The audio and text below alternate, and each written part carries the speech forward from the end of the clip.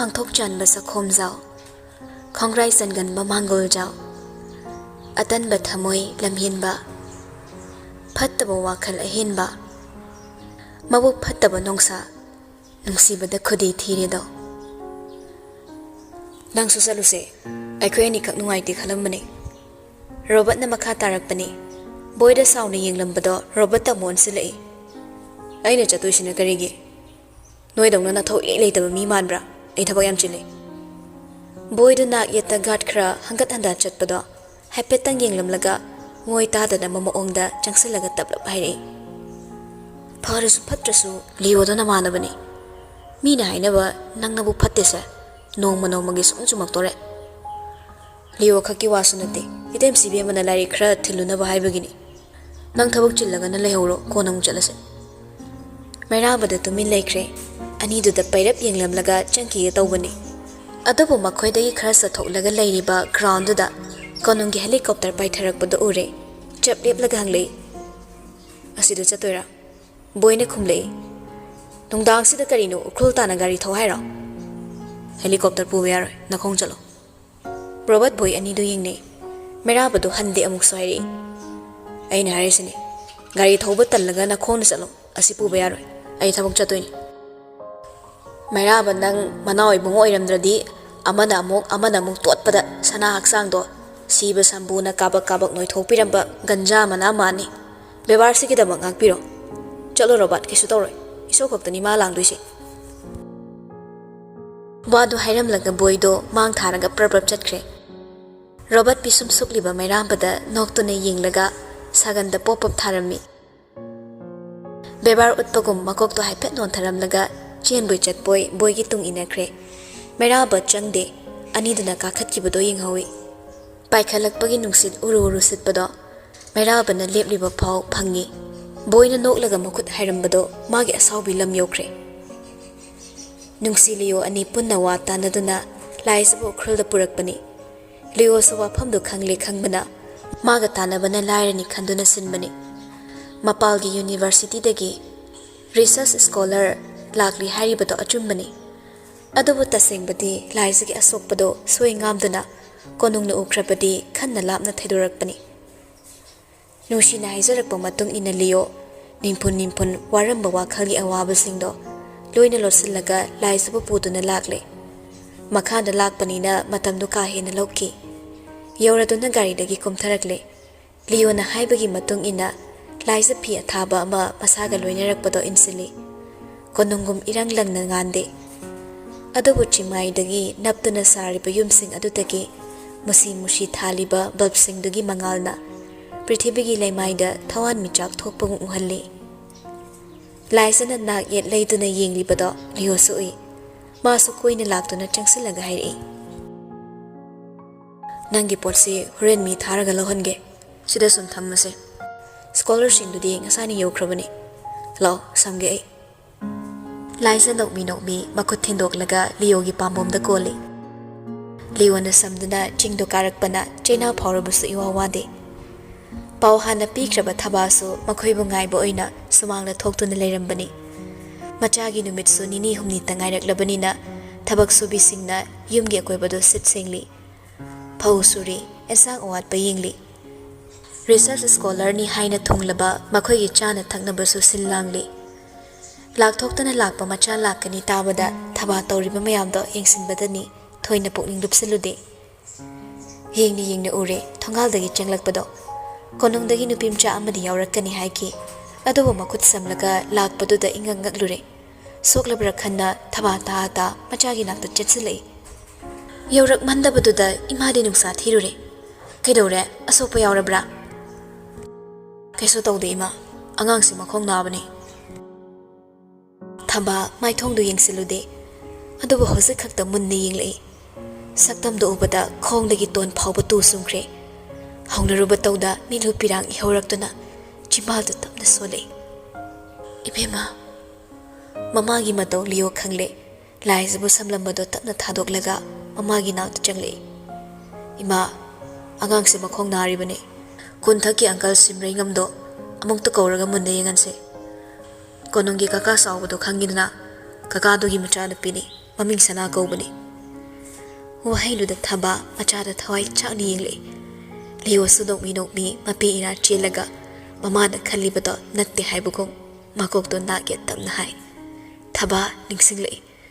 Mana phanamak halakkini khalabaso khabarda okhiba machage asiba hakchangdo ningsunglubada taibong wakhalai. Thamoidu tapna phatharaga tungda tingak lepliba laisada yenglei. Momon nokna tamna changsilaklaga makokta tapna nanthabi. Ta saubagi macha oire. Lao manung changasi ima samge ibungo. Simrengang kongdabane mi thakro ima angangsi pusinbiram lage. Thabana samlaga laisabu tapna pusinkre. Changkiba anido yenglaga Leo mapung phaba sor amahon thanabu hone. Tanjadudani magi lengsumda tungdagi khut amana phat thinglakpado. Nupadu lai thokla yenglei. Awan nokmi leplammi. Hili khira sasi khale. Bohaiduda Leo nokthorei. Iyumda lakpugo kari thabaki lakpano haine. Ai lakpasi yadabra. Imphalda nungai haina khun kauktholaga kari ki toina lakira. Nungai rabadi imphalda tum lekhro. Asida kari ki lakpra. Thabak leibagi lakpane. Noi mayam se unagi tawba. Hayeng khay laaroge. Awan haipet paithoi. Adobo haiso haibani. Chatkiba khangore khangbana amuk swairei. Chatlapati ay baso taklamo. Ay na hundong daki nangi ay tumhekpane. Nang na chatrapati kanama chahan gira. Chalamday na hayramge. Ngasidi halaroy hayeng hanni. Ay wahayge awon. Nangon da karino masinaramge. Nupido noklega mangakado hapet chepthay. Kariwano ay banungsi haygira. Leo karan tawrini khanbana thawoide itap tap nairi. Konongdagi kakasing amagi machanupi ama ayna purakpane. Research scholar singlakliduso wada pa toin hangbiyo. Aduga ayna haiba angangdugi managda toin changlaga wari sabiyo. Sebaso tawbiyo masa nungaitaba kri legi hangbiyo. Nangi nupira amay wahangduda Leo khangingili. Magi khwaiduna karino matarom ladra khanna sengdorei. Nate akhoi kachangumane. Mawng mataw sa hapet manabaduda ayna sum nungshibane. Maso isalgumbane kachangumbane nangumbane. Mabuso machangum hairakpado nungaite. Adobo lotsilaga wangangdu makhatay. Nahan khunda laklambado oigera. Nakhoigumna miday ningthogi nakta leipa ibe masarama haibado. Ingangagli monabu khanglambaduda. Wahaidunadi mona laklami haibo khangle. Icham chamna laklabaso karigi mawngonda wahai amat tairamdabano khalle. Ngak chanaina duna mikup khra leiringe helicopter paitharakpagi khonjal tare. Akupa paw tapna hanglagi khanna awanbu sangankre. Leo su thongal phawba prabak thore ma khangi boy robot ani lakani haibagi paw phangkibana. Hekum tharakpaga jacket labaso ani do aing banuksit phawi. Lambi do da tungda mangda kum tharai. Makoi su ngasina ahanba laklibani. Leo na Imphalda ta leibana ukhul se toina chatte. Chatlabaso thabakka leina bahiramda oibana yumduda changduna langduna leibagi matam phangkidabani.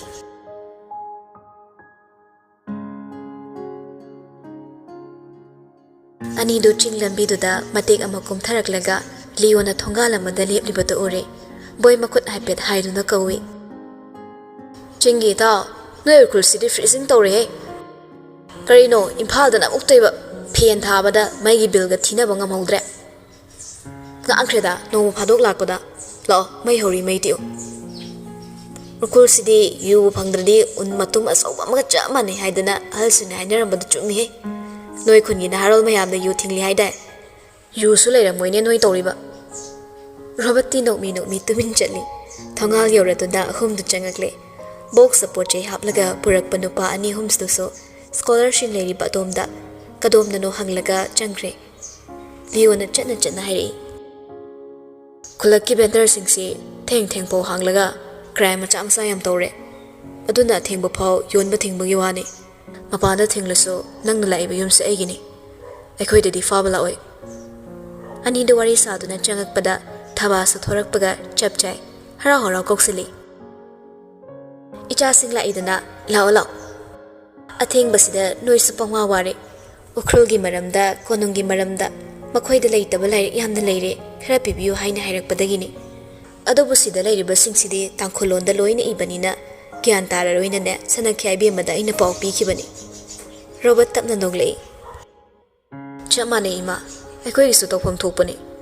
ꯂꯥꯛꯂꯤꯕꯁꯦ ꯍꯥꯔꯕꯔꯠ ꯌꯨꯅꯤꯚꯔꯁꯤꯇꯤꯒꯤ scholar ꯉꯥꯛꯇꯅꯤ ꯃꯣꯏꯅ ꯃꯅꯤꯄꯨꯔꯒꯤ ꯃꯇꯥꯡꯗ ꯊꯤꯖꯤꯟꯕ ꯂꯥꯛꯂꯤꯕꯁꯦ ꯑꯩꯈꯣꯏꯒꯤꯗꯤ ꯂꯥꯏꯕꯛ ꯐꯕꯅꯤ ꯐꯔꯦ ꯆꯪꯉꯣ ꯉꯁꯤꯗꯤ ꯏꯃꯥꯒꯤꯗꯅꯦ ꯍꯥꯎꯕ ꯍꯥꯎꯇꯕ ꯆꯥꯛ ꯆꯥꯈꯣꯝ ꯑꯃꯃꯝꯇꯪ ꯆꯥꯃꯤꯟꯅꯁꯤꯀꯣ ꯑꯁꯤ ꯍꯥꯏꯔꯒ ꯊꯕꯥ ꯃꯈꯣꯏꯕꯨ ꯉꯥꯏꯗꯨꯅ ꯂꯦꯞꯂꯤ ꯑꯍꯨꯝꯗꯨ ꯇꯨꯡꯗ ꯃꯥꯡꯗ ꯀꯥꯈꯠꯂꯦ ꯃꯌꯥꯏ ꯍꯤꯒꯠꯂꯒ ꯆꯠꯂꯝꯕ ꯕꯣꯏꯗꯣ ꯕꯥꯞ ꯑꯣꯏꯗ ꯊꯣꯡꯖꯜꯗ ꯍꯥꯏꯐꯦꯠ ꯌꯦꯡꯈꯠꯂꯨꯕꯅꯤ ꯑꯗꯨꯕꯨ ꯈꯪꯄ꯭ꯔꯦꯛ ꯈꯪꯂꯗꯨꯅ ꯇꯨꯡꯗ ꯈꯣꯡꯀꯥꯞ ꯑꯃ ꯅꯤꯍꯜꯂꯤ ꯃꯥꯒꯤ ꯃꯇꯧꯗ ꯂꯣꯏꯅ ꯆꯞ ꯂꯦꯞꯂꯒ ꯌꯦꯡꯅꯔꯛꯂꯦ ꯃꯃꯤꯠꯇꯨ ꯂꯥꯎꯊꯣꯛꯂꯒ ꯂꯤꯌꯣꯗ ꯇꯥ ꯍꯪꯂꯛꯏ ꯌꯦꯡꯂꯛꯏ ꯀꯔꯤꯅꯣ ꯅꯤꯡꯁꯦꯟ ꯃꯤ ꯃꯀꯣꯛꯂꯣ ꯑꯁꯤ ꯊꯣꯡꯖꯤꯜꯗ ꯊꯦꯠꯂꯤꯁꯦ ꯂꯤꯌꯣ ꯊꯣꯡꯖꯤꯜꯗꯨꯗ ꯌꯦꯡꯉꯤ ꯈꯨꯝꯗ꯭ꯔꯦ ꯅꯣꯛꯂꯒ ꯇꯣꯛꯂꯦ ꯔꯣꯕꯔꯠꯁꯨ ꯌꯦꯡꯂꯨꯕꯗꯨ ꯎꯔꯦ ꯃꯥꯁꯨ ꯈꯧꯇꯛ ꯆꯥꯔꯦ ꯕꯣꯏꯒꯤ ꯃꯔꯨꯝꯗ ꯂꯩꯁꯤꯜꯂꯒ ꯅꯥꯁꯣꯟ ꯄꯤꯛꯅ ꯍꯥꯏꯔꯤ ꯌꯨꯝꯗ ꯍꯜꯂꯧꯕꯅ ꯐꯗꯣꯏꯔꯣ ꯀꯅꯥꯒꯤ ꯃꯀꯣꯛꯅꯣ ꯁꯤꯕꯣ ꯑꯩꯅ ꯃꯁꯤꯡ ꯊꯤꯕꯗ 7ꯇꯤ ꯁꯨꯔꯦ ꯃꯤꯅ ꯇꯥꯅꯤ ꯇꯥꯔꯣꯏꯒ ꯈꯪꯗꯦ ꯑꯅꯤꯗꯨ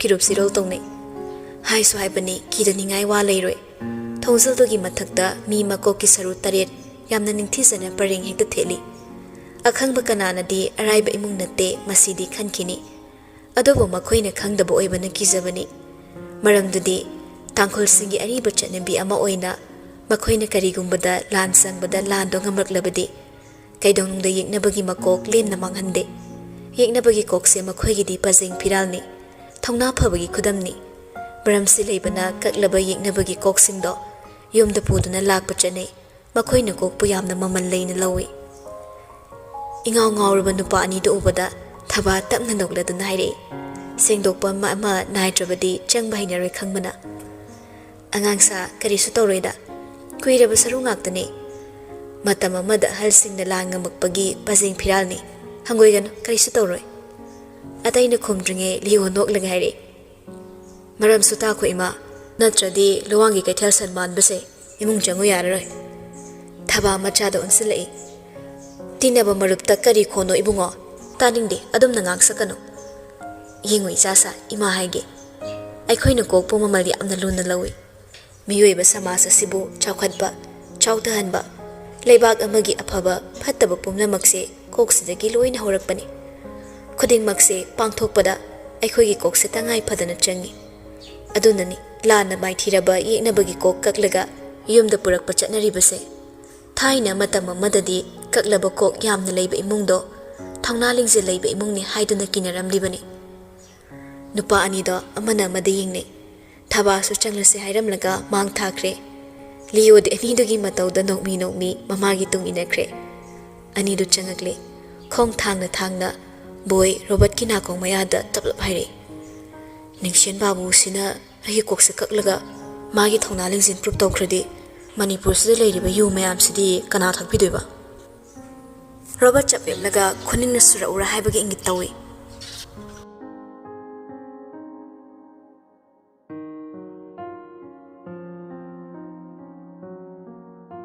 ꯑꯃꯝꯕꯒꯤ ꯈꯣꯡꯊꯥꯡꯅ ꯇꯞꯅ ꯆꯠꯂꯕꯁꯨ ꯆꯥꯡ ꯑꯃꯗ ꯂꯦꯞꯇꯅ ꯆꯠꯄꯅ ꯈꯖꯤꯛꯇꯒꯤ ꯇꯞꯅ ꯊꯦꯡꯖꯤꯟꯈ꯭ꯔꯦ ꯃꯍꯧꯁꯥꯅ ꯇꯨꯝꯕꯁꯦ ꯀꯌꯥ ꯌꯥꯒꯟꯗꯕꯅꯤ ꯑꯗꯨꯕꯨ ꯊꯦꯝꯂꯕꯗꯤ ꯇꯨꯝꯕꯅꯤ ꯉꯁꯤꯗꯤ ꯊꯦꯝꯂꯨꯗ꯭ꯔꯦ ꯃꯁꯥꯅ ꯌꯥꯅ ꯇꯨꯝꯕꯁꯨꯗꯤ ꯊꯥꯗꯣꯛꯆꯗꯨꯅ ꯂꯩꯔꯦ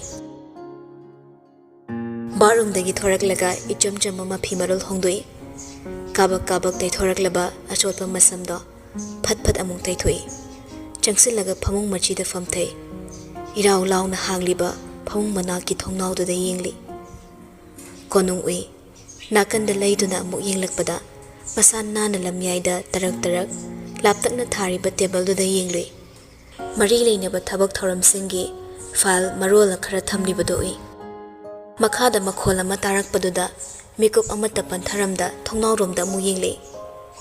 Numidang athengba khuding bike thauduna mathanda koi chatpa nupamcha ama leibado ngasisu magi bike thauduna athengba numidangi nungsit lokba chatkre. Maira basor tapna wanthai mangda uriba kono magi mayumni magi horakphamni table da paikhatliba file magi mathawni khuding mapu laithoklebasu laithokpa yadaba mathawni. Bike thauduna chatliba nupa adogum nungsit marakta paiba makhai mathanda tarak gari thauduna chatningi aduba yaroi magi horakpham konungni. Ningthau haibadudi miyamna bot tawduna piba phamal nate mahusana pithoklaga pokpadagi masaga loinaraklaba mamingni masakni mahusagi magunbu ngakpana makhoigi mathawni. Wakhal khara khalamlaga meraba khaliba pardar du chingsingi haina phuk hawale. Tanjaduda table da thamliba telephone gi makhol thogle tawge khalam mathawdu toklaga meraba changsilaklaga phone du paikhali. Manawa hedringe phone dagi tabluk kore. Tumlabo yambo khonjel du da tarakliba do kanano khangkre.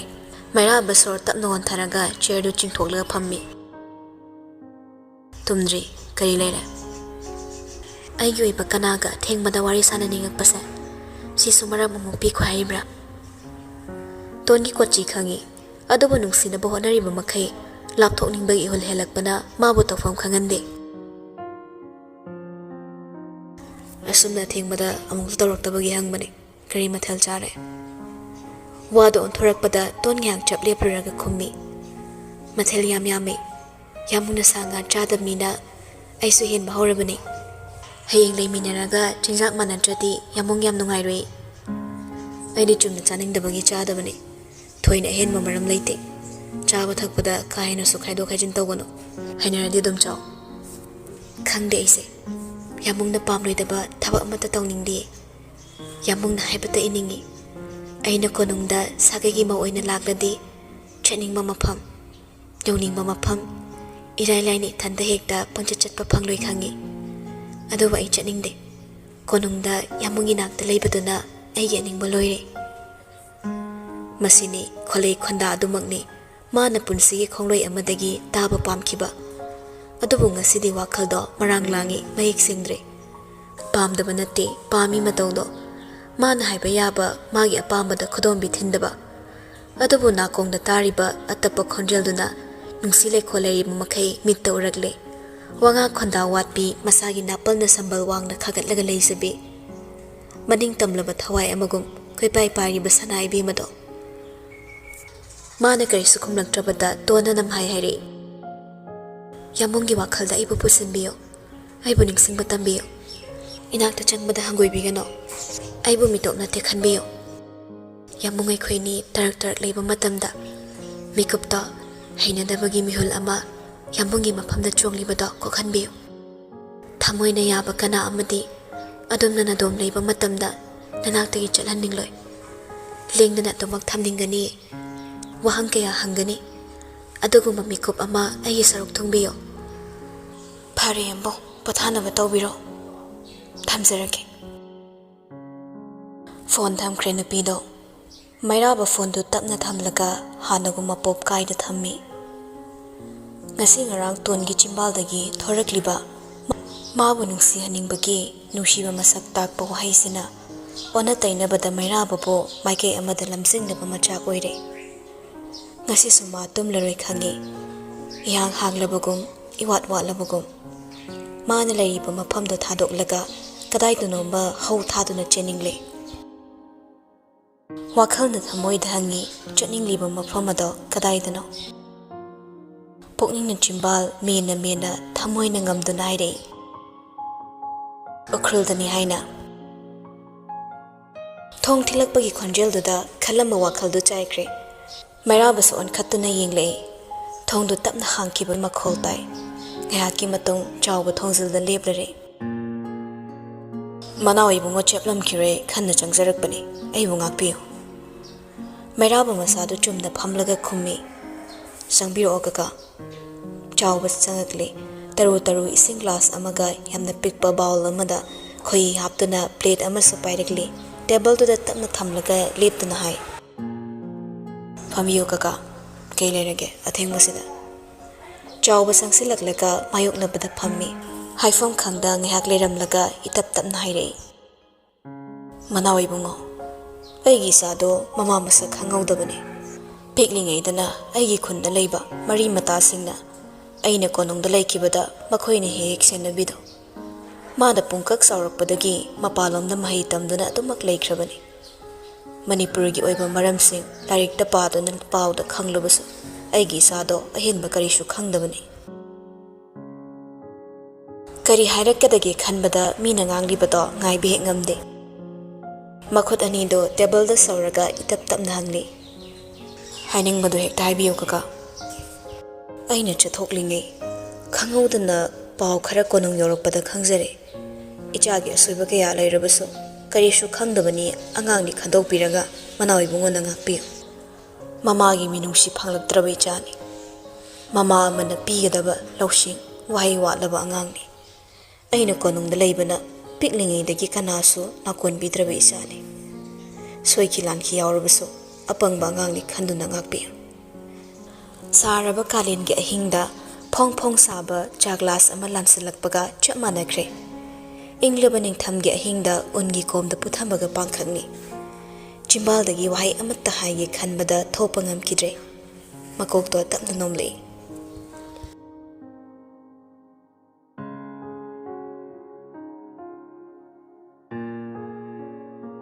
Chai sing chakibana matamdo fana thengjinkre Research scholar singduga phaminaduna wari song hak tawduna lekthokpaga nupa ani do chatna bathorak libado thengle ngasidi laija su leigiba singduga wari watai tawrudre thenglabanina pothajarasanu khalli thabanaso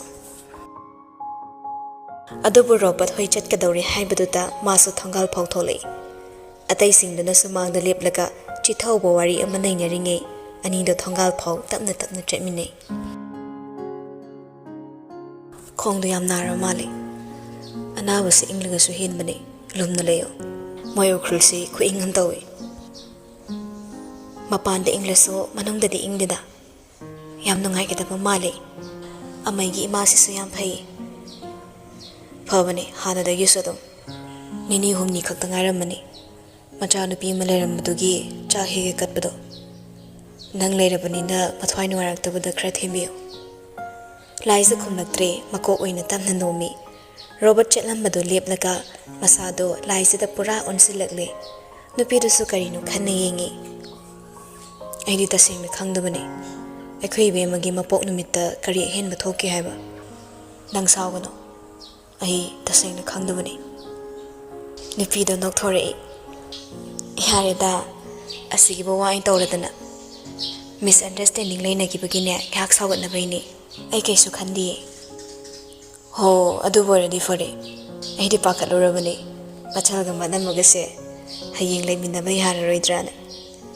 laisa khangeng ngi robata adubu masu noklaga khummi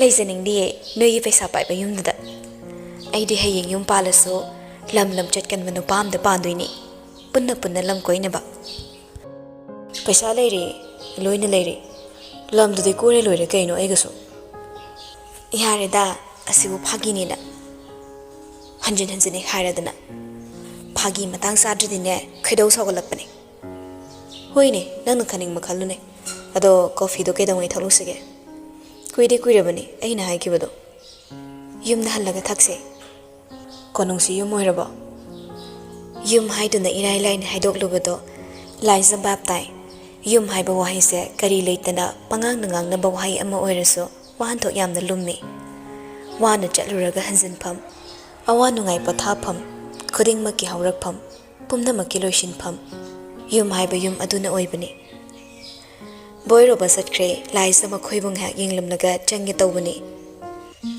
ka hena wangdrabasu ngamkhattuna karak pachimai oibana makhada yengthabada yamna labna ꯑꯔꯥꯞꯄꯗ ꯇꯝꯄꯥꯛꯀꯤ ꯂꯝꯕꯤꯗ ꯉꯥꯟꯕ ꯃꯩꯉꯥꯜ worry worry ꯎꯔꯛꯏ ꯁꯤꯔꯣꯏ ꯆꯤꯡꯁꯥꯡꯗꯨꯅ ꯊꯠꯂꯝꯗ꯭ꯔꯕꯗꯤ ꯇꯝꯄꯥꯛꯀꯤ ꯁꯔꯨꯛ ꯂꯣꯏꯅ ꯎꯒꯗꯧꯕꯒꯨꯝ ꯐꯥꯎꯍꯜꯂꯤ ꯑꯗꯨꯝ ꯑꯣꯏꯅꯃꯛ ꯆꯤꯡꯖꯥꯎꯕꯨ ꯂꯦꯡꯕ ꯃꯊꯧꯔꯥ ꯊꯃꯣꯏꯕꯨ ꯐꯥꯖꯤꯟꯕ ꯃꯇꯤꯛꯂꯥ ꯍꯧꯅꯔꯨꯕ ꯇꯧꯗ ꯅꯤꯡꯁꯤꯡꯗꯕ ꯁꯛꯇꯝ ꯑꯃꯅ ꯋꯥꯈꯜꯗ ꯍꯟꯒꯠ ꯍꯟꯗꯥ ꯆꯠꯂꯛꯏ ꯑꯆꯤꯛꯄꯕꯨ ꯃꯥꯏꯊꯤꯕ ꯄꯤꯗꯨꯅ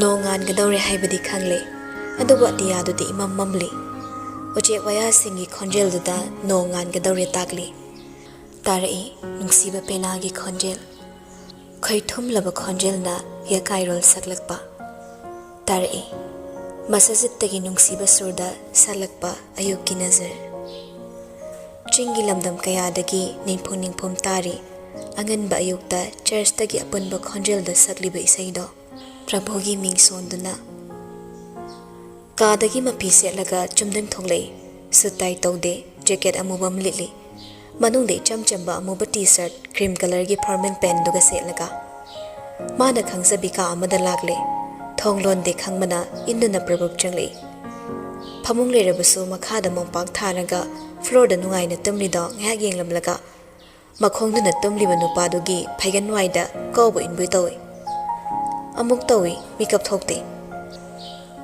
ꯑꯅꯤꯔꯛ ꯇꯧꯏ ꯃꯤꯀꯞ ꯊꯣꯛꯇꯦ ꯍꯟꯗꯛꯃꯨꯛꯇꯤ ꯁꯥꯐꯨ ꯀꯟꯅ ꯈꯪꯀꯥꯎ ꯀꯥꯎꯁꯤꯜꯂꯤ ꯇꯨꯝꯂꯝꯕ ꯅꯨꯄꯥꯗꯣ ꯑꯐꯤꯡ ꯑꯐꯥꯏ ꯑꯣꯏꯅ ꯐꯨꯛ ꯍꯧꯒꯠꯂꯛꯂꯦ ꯏꯉꯥꯎ ꯉꯥꯎꯅ ꯌꯦꯡꯊꯣꯔꯛꯄꯗ ꯆꯨꯝꯗ꯭ꯔꯤꯡ ꯂꯦꯞꯂꯝꯃꯤ ꯃꯈꯨꯠ ꯑꯅꯤꯃꯛ ꯄꯣꯀꯦꯠꯇ ꯍꯨꯝꯂꯒ ꯉꯥꯏꯍꯥꯛꯇꯪꯗꯨꯗ ꯄꯥꯈꯠꯈꯤꯕ ꯁꯣꯔꯗꯨ ꯇꯞꯅ ꯍꯣꯟꯊꯔꯒ ꯀꯧꯔꯛꯏ ꯑꯁ ꯌꯥꯝꯕꯣ ꯀꯔꯤꯅꯣ ꯃꯤ ꯉꯥꯎ ꯆꯠꯇꯧꯕ ꯊꯕꯛꯁꯦ ꯇꯧꯔꯒ ꯀꯔꯤ ꯍꯔꯥꯎꯕꯤꯔꯤꯅꯣ ꯍꯧꯒꯠꯂꯣ ꯊꯕꯛ ꯆꯠꯁꯤ ꯅꯥꯎꯕꯗ ꯄꯔꯗꯥꯔ ꯊꯥꯗꯔꯤꯕ ꯊꯣꯡꯅꯥꯎꯗꯨꯗ ꯌꯦꯡꯂꯤ ꯃꯆꯤꯗꯒꯤ ꯎꯏ ꯏꯃꯝ ꯃꯝꯂꯤ ꯀꯔꯤ ꯊꯕꯛꯅꯣ ꯌꯥꯝꯕꯣ ꯅꯣꯡ ꯐꯥꯎꯒꯥꯟꯗ꯭ꯔꯤ ꯀꯔꯤ ꯂꯝꯗꯅꯣ ꯃꯃꯤꯠ ꯄꯥꯡꯅꯤꯡꯗ ꯄꯥꯡꯂꯤꯕ ꯅꯥꯎꯕꯗ ꯉꯥꯏꯍꯥꯛ ꯌꯦꯡꯂꯝꯃꯤ ꯍꯦꯛ ꯍꯥꯏꯕꯁꯨ ꯉꯝꯗꯦ ꯏꯐꯥ ꯐꯥꯖꯤꯜꯂꯤ ꯃꯇꯝ ꯉꯥꯏꯍꯥꯛ ꯂꯧꯔꯨꯔꯒ ꯇꯦꯟꯇꯛꯅ ꯈꯨꯝꯂꯛꯏ ꯎꯈ꯭ꯔꯨꯜꯗ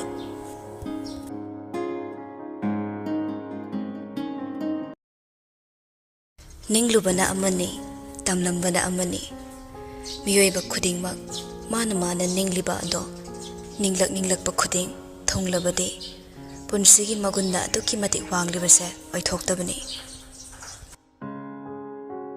ꯅꯥꯎꯕꯅ ꯏꯔꯨ ꯃꯥꯏꯊꯖꯗꯨꯅ ꯃꯄꯤ ꯁꯦꯠꯂꯤꯉꯩ ꯃꯩꯔꯥꯕ ꯍꯧꯒꯠꯈ꯭ꯔꯦ ꯈꯪꯕ ꯊꯧꯒꯜꯁꯤꯡꯅ ꯑꯌꯨꯛꯀꯤ ꯆꯥꯅ ꯊꯛꯅꯕ ꯁꯤꯟꯕ ꯂꯣꯏꯈ꯭ꯔꯦ ꯃꯄꯤ ꯁꯦꯠꯂꯨꯔꯒ ꯀꯨꯝꯊꯔꯛꯄ ꯅꯥꯎꯕꯗꯣ ꯅꯨꯄꯥ ꯑꯃꯅ ꯄ꯭ꯔꯞ ꯂꯥꯛꯇꯨꯅ ꯇꯝꯂꯛꯄ ꯄꯥꯎꯗꯨꯗ ꯈꯣꯡꯊꯥꯡ ꯀꯟꯈꯠꯂꯛꯇꯨꯅ ꯆꯥꯛꯁꯪꯗ ꯄ꯭ꯔꯞ ꯆꯪꯂꯛꯏ ꯗꯥꯏꯅꯤꯡ ꯆꯤꯌꯔꯗ ꯐꯝꯂꯤꯕ ꯃꯩꯔꯥꯕꯒꯤ ꯅꯥꯛꯇ ꯇꯍꯥ ꯆꯪꯂꯒ ꯍꯥꯏ ꯌꯥꯝꯕꯣ ꯒꯨꯋꯥꯍꯥꯇꯤꯒꯤ ꯑꯥꯔꯁꯝ ꯇꯝꯅ ꯄꯨꯈꯤꯕ ꯆꯥꯅ ꯊꯛꯅꯕ ꯐꯤꯔꯣꯜ ꯌꯥꯎꯕ ꯒꯥꯔꯤ 3ꯗꯣ ꯂꯥꯜꯍꯧꯕ ꯒ꯭ꯔꯨꯞ 2 ꯀꯥꯞꯅꯔꯛꯄꯗ ꯀꯥꯡꯄꯣꯛꯄꯤꯗ ꯂꯦꯞꯇꯨꯅ ꯂꯩꯔꯦ ꯍꯥꯏ ꯀꯝꯗꯧꯅꯤ ꯑꯥꯗꯗꯤ ꯉꯁꯤ ꯑꯊꯦꯡꯕꯗ ꯌꯧꯔꯛꯀꯅꯤꯅ ꯄꯥꯎ ꯍꯥꯏꯈꯤꯕꯅꯤ ꯆꯥꯅꯕ ꯄꯨꯊꯣꯔꯛꯂꯦ ꯑꯗꯨꯕꯨ ꯃꯩꯔꯥꯕ ꯍꯟꯅ ꯌꯦꯡꯂꯝꯗ꯭ꯔꯦ ꯇꯥꯔꯤꯕ ꯄꯥꯎꯗꯨꯗ ꯈꯪꯁꯥꯎꯒꯠꯈꯤꯗꯨꯅ ꯐꯨꯛ ꯍꯧꯒꯠꯂꯤ ꯆꯤꯐ ꯃꯤꯅꯤꯁꯇꯔ ꯑꯣꯐꯤꯁꯇ ꯐꯣꯟ ꯇꯧ ꯍꯧꯖꯤꯛꯃꯛ ꯄꯥꯎ ꯂꯧꯅꯧ ꯋꯥꯍꯩꯗꯨ ꯍꯥꯏꯅ ꯑꯅꯤꯗꯨ ꯇꯨꯡꯗ ꯃꯥꯡꯗ ꯊꯣꯔꯛꯂꯦ ꯉꯥꯏꯍꯥꯛꯇꯪꯗꯨꯗ ꯃꯌꯥꯝꯗꯨ ꯄꯨꯝꯂꯥꯡ ꯂꯥꯡꯈꯠꯅꯔꯛꯏ ꯉꯥꯏꯍꯥꯛꯀꯤ ꯃꯇꯨꯡ ꯄꯥꯎ ꯂꯧꯅꯗꯨꯅ ꯃꯩꯔꯥꯕ ꯇꯦꯂꯤꯐꯣꯟ ꯃꯈꯣꯡꯗ ꯂꯦꯞꯂꯒ ꯃꯥꯒꯤ ꯍꯧꯅꯕ ꯁꯥꯎꯒꯠꯇꯨꯅ ꯋꯥ ꯍꯥꯏꯔꯤ ꯅꯣꯏ ꯃꯅꯨꯡꯗ ꯌꯥꯅꯕ ꯌꯥꯅꯗꯕꯗꯣ ꯑꯩꯈꯣꯏ ꯈꯪꯗꯦꯅꯦ ꯃꯗꯨ ꯑꯩꯈꯣꯏꯒꯤ ꯏꯊꯧ ꯅꯠꯇꯦ ꯃꯅꯤꯄꯨꯔꯗ ꯀꯟꯐ꯭ꯂꯤꯛ ꯑꯃ ꯍꯦꯛ ꯊꯣꯛꯄꯗ ꯏꯀꯣꯅꯣꯃꯤꯒꯤ ꯂꯝꯗ ꯍꯦꯛꯇ ꯁꯣꯛꯄꯁꯦ ꯅꯈꯣꯏꯅ ꯌꯦꯡꯁꯤꯟꯐꯝ ꯊꯣꯛꯄꯅꯦ ꯑꯔꯩꯕ ꯁ꯭ꯀꯣꯠ ꯊꯥꯖꯤꯜꯂꯒ ꯄꯣꯠꯁꯤꯡꯗꯨ ꯒꯨꯋꯥꯍꯥꯇꯤ ꯌꯣꯟꯈꯣ ꯄꯨꯔꯤꯕꯗꯣ ꯑꯇꯩꯗ ꯅꯠꯇꯦꯅꯦ ꯀꯅꯥ ꯂꯩꯖꯗ꯭ꯔꯕ ꯑꯍꯜꯁꯤꯡꯒꯤ ꯑꯥꯁ꯭ꯔꯝꯗꯅꯤ ꯑꯩꯕꯨ ꯋꯥ ꯌꯥꯝ ꯉꯥꯡꯍꯜꯂꯛꯀꯅꯣ ꯐꯣꯟꯗ ꯂꯩꯔꯤꯕ ꯅꯨꯄꯥꯗꯣ ꯋꯥꯈꯜꯗ ꯅꯨꯡꯁꯤꯗꯕꯅ ꯂꯣꯏꯔꯦ ꯑꯗꯨꯕꯨ ꯇꯞꯅ ꯈꯨꯝꯂꯛꯏ ꯉꯔꯥꯡ ꯑꯊꯦꯡꯕ ꯑꯍꯤꯡꯗꯒꯤ ꯀꯥꯞꯅꯔꯛꯄ ꯑꯣꯏꯔ ꯃꯥꯜꯂꯦ ꯗ꯭ꯔꯥꯏꯚꯔꯅ ꯆꯤꯡꯕ ꯀꯔꯤꯁꯨ ꯑꯁꯣꯛꯄ ꯂꯩꯇꯦ ꯃꯈꯣꯏꯁꯨ ꯃꯐꯝꯗꯨ ꯊꯥꯗꯣꯛꯂꯒ ꯁꯥꯐꯒꯗꯕ ꯃꯐꯝꯗ ꯂꯩꯔꯤ ꯍꯥꯏꯕ ꯄꯥꯎ ꯂꯧꯖꯔꯦ ꯄꯣꯠꯇꯣ ꯑꯩꯈꯣꯏꯁꯨ ꯌꯣꯟꯈꯤꯅꯕ ꯍꯣꯠꯅꯖꯒꯦ ꯑꯗꯨꯕꯨ ꯍꯧꯖꯤꯛꯇꯤ ꯏꯪꯊꯈꯤꯕꯗ ꯉꯥꯏꯔꯤ ꯃꯑꯣꯡ ꯍꯥꯏꯐꯦꯠ ꯌꯦꯡꯖꯒꯦ ꯑꯩꯅ ꯍꯟꯖꯤꯟ ꯍꯥꯏꯈꯤꯕꯗꯨꯅꯤ ꯅꯣꯏꯒꯤ ꯄꯣꯂꯤꯇꯤꯛꯁꯀꯤ ꯑꯣꯏꯕ ꯃꯔꯝꯗꯨꯅ ꯂꯩꯕꯥꯛꯁꯤꯗ ꯍꯥꯠꯅ ꯁꯨꯅꯕ ꯌꯥꯕ ꯄ꯭ꯔꯣꯕ꯭ꯂꯦꯝ ꯀ꯭ꯔꯤꯌꯦꯠ ꯇꯧꯔꯛꯀꯅꯣꯅ ꯑꯗꯨꯕꯨ ꯑꯩ ꯈꯪꯗꯦ ꯅꯣꯏꯕꯨ ꯂꯥꯏ ꯑꯣꯏꯅ ꯂꯥꯠꯄ प्रजाꯁꯤꯡꯗꯨꯗꯤ ꯁꯤꯒꯦꯔ ꯆꯪꯒꯦꯔ ꯃꯗꯨ ꯑꯩꯒꯤ ꯏꯊꯧ ꯑꯣꯏꯗ꯭ꯔꯦ ꯅꯣꯏꯕꯨ ꯐꯔꯦ ꯈꯟꯅ ꯊꯥꯒꯠꯂꯛꯂꯕꯅꯤꯅ ꯃꯤꯆꯝ ꯁꯣꯛꯂꯁꯨ ꯁꯤꯔꯁꯨ ꯃꯗꯨ ꯑꯩꯈꯣꯏꯒꯤ ꯏꯊꯧ ꯇꯥꯗꯦ ꯑꯩꯒꯤ ꯍꯥꯏꯕꯕꯨ ꯃꯊꯪ ꯑꯃꯨꯛ ꯑꯩꯅ ꯀꯣꯜ ꯇꯧꯔꯛꯄꯗ ꯑꯩꯒꯤ ꯒꯥꯔꯤꯁꯤꯡꯗꯣ ꯃꯐꯝꯗꯨꯗꯒꯤ ꯇꯦꯛꯇ ꯀꯥꯏꯗꯅ ꯄꯨꯊꯣꯛꯂꯦ ꯍꯥꯏꯕ ꯄꯥꯎꯗꯨ ꯇꯥꯍꯜꯂꯣ ꯑꯁꯤ ꯍꯥꯏꯔꯒ ꯐꯣꯟꯗꯣ ꯍꯥꯟꯅꯒꯤ ꯃꯐꯝꯗ kit ꯊꯅꯝꯂꯦ saurangna thokibadu yenglaga nawba manakta leramba nupa amada onsilei yamusana khyada pawse haraga ingna tapna wari salo hawjiki wahai singdudi gari singdo lokha do intharam soirare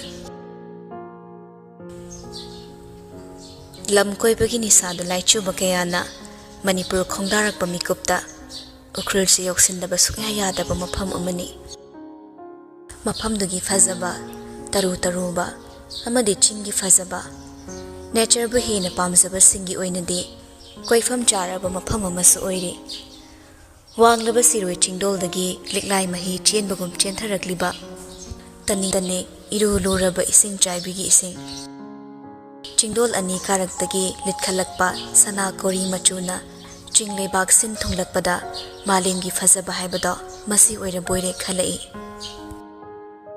chorapon ambon matum ama yada huklubada magi athotpa amengmana chimbal nungai hanbagumna chuhida phutluba hidum sana soiraba thambongna yanungda makhol thoktana tumkibagumna ikan kalamba isin silamba punsigi mahau kaya tapna tapna mayeng tai aying mana pumsum sumali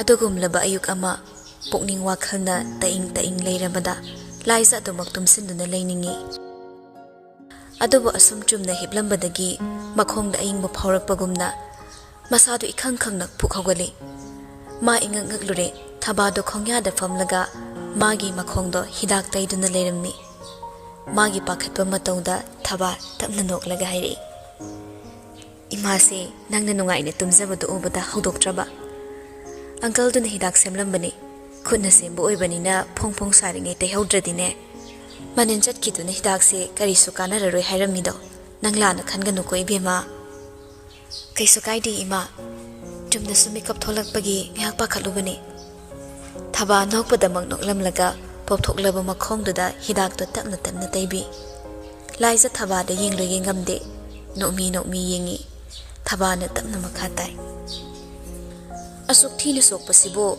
matau karamna no kanana hangloi nangi manungi oiba warini adubu maram amadi soidana leramgani dana aduna ima wahagi asumna khudong thiba lakladine changluba lambidudagi khong thangdoro khudingmaki aroibada nasadagi henba leitabani laisa khumde makok tapna nomi thabadu haifet noklaga mathaudu loisillaga hairei hagona batawro ima nangi sanaba silangange mapandagi lakpane haiba scholar singdo mamlingi hagolaga asa thaktauragane ching karuni haidana chatkido isana khongnaramdradi chingi phajaba mafam singse imana pudone nghalamgadabani tanjaduda awondo plate amada chana thaknaba ningthina haptuna pursilakle thabasu machagi thorum hayengda ngairaklabanina awat apa yenglurage khanna thorakle awan changsilaklaga chana bado table da thamlaga laisabu yengle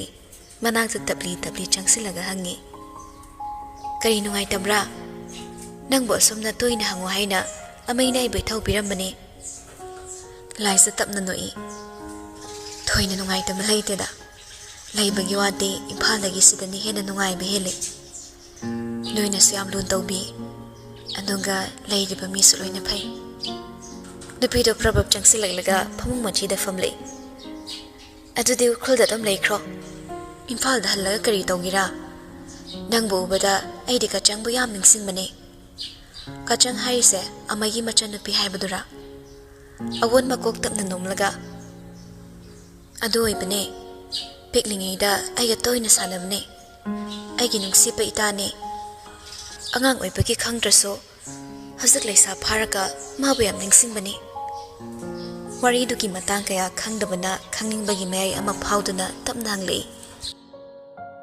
leikidra habadi khange maramdi khangde kamai toraga leikidabano uncle lui khamna phatuna puraga asibo oina phangpani kachang diwasa wangadabane wakhal su khanba ngamdamne amaika apu thanringbo masa khanglaso atom kauthokpani laisa wadu makha tabwani khangninglei adubo ma wahang oina hanglubade ngamdre awonna makha tarai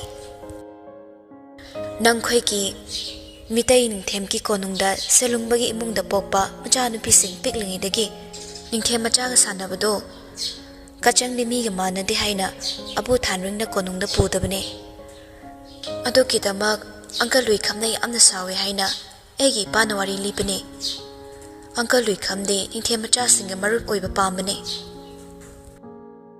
hek pokcha ba macha bu mapa na pharaga sina fangla hari su kari wano manung da gyan ta da bam leiri aduni ngasi phawba abu thanring na kachang bu ningsing laga kapase asi mama gi hakchang do khabar da oina photo upane magi nakta purakte aphataba mi sing do sone chirak pi ba oisano egi ta do masak yam phasabane mabuk yam phabane khontok tu da khasik tang pukning nungsiba man ba da laisa nok mi hairi nang su phari sidi nang gatina banina masyam pharamni awan tamna dong lei laisa so hogo lagi khanna masa to petang lengi bab oida mamai le thoktuna yengluba meeting da posak ama urure laptang na leiriba rek to da ningthi sana mingsel chanlaga thamliba tangkhol gi phizol set palai phadibi doni yamna munna yengli ta ing haksang da phuramba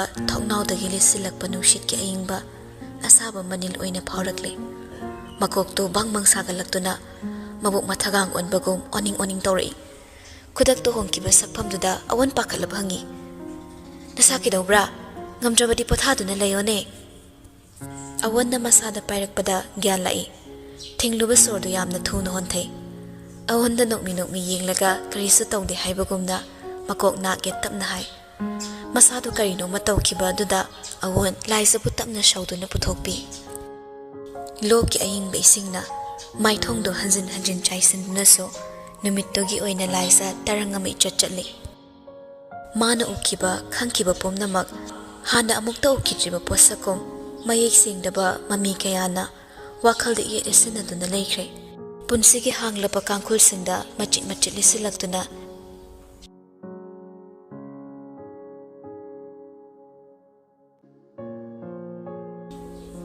chakliba nungsi mai chaksingdo tapna muthatpa ngamna bohonai karigumma matamda wakhalda khangawdana paisilaklaga thamoibu nawno olabasu yaukidaba natte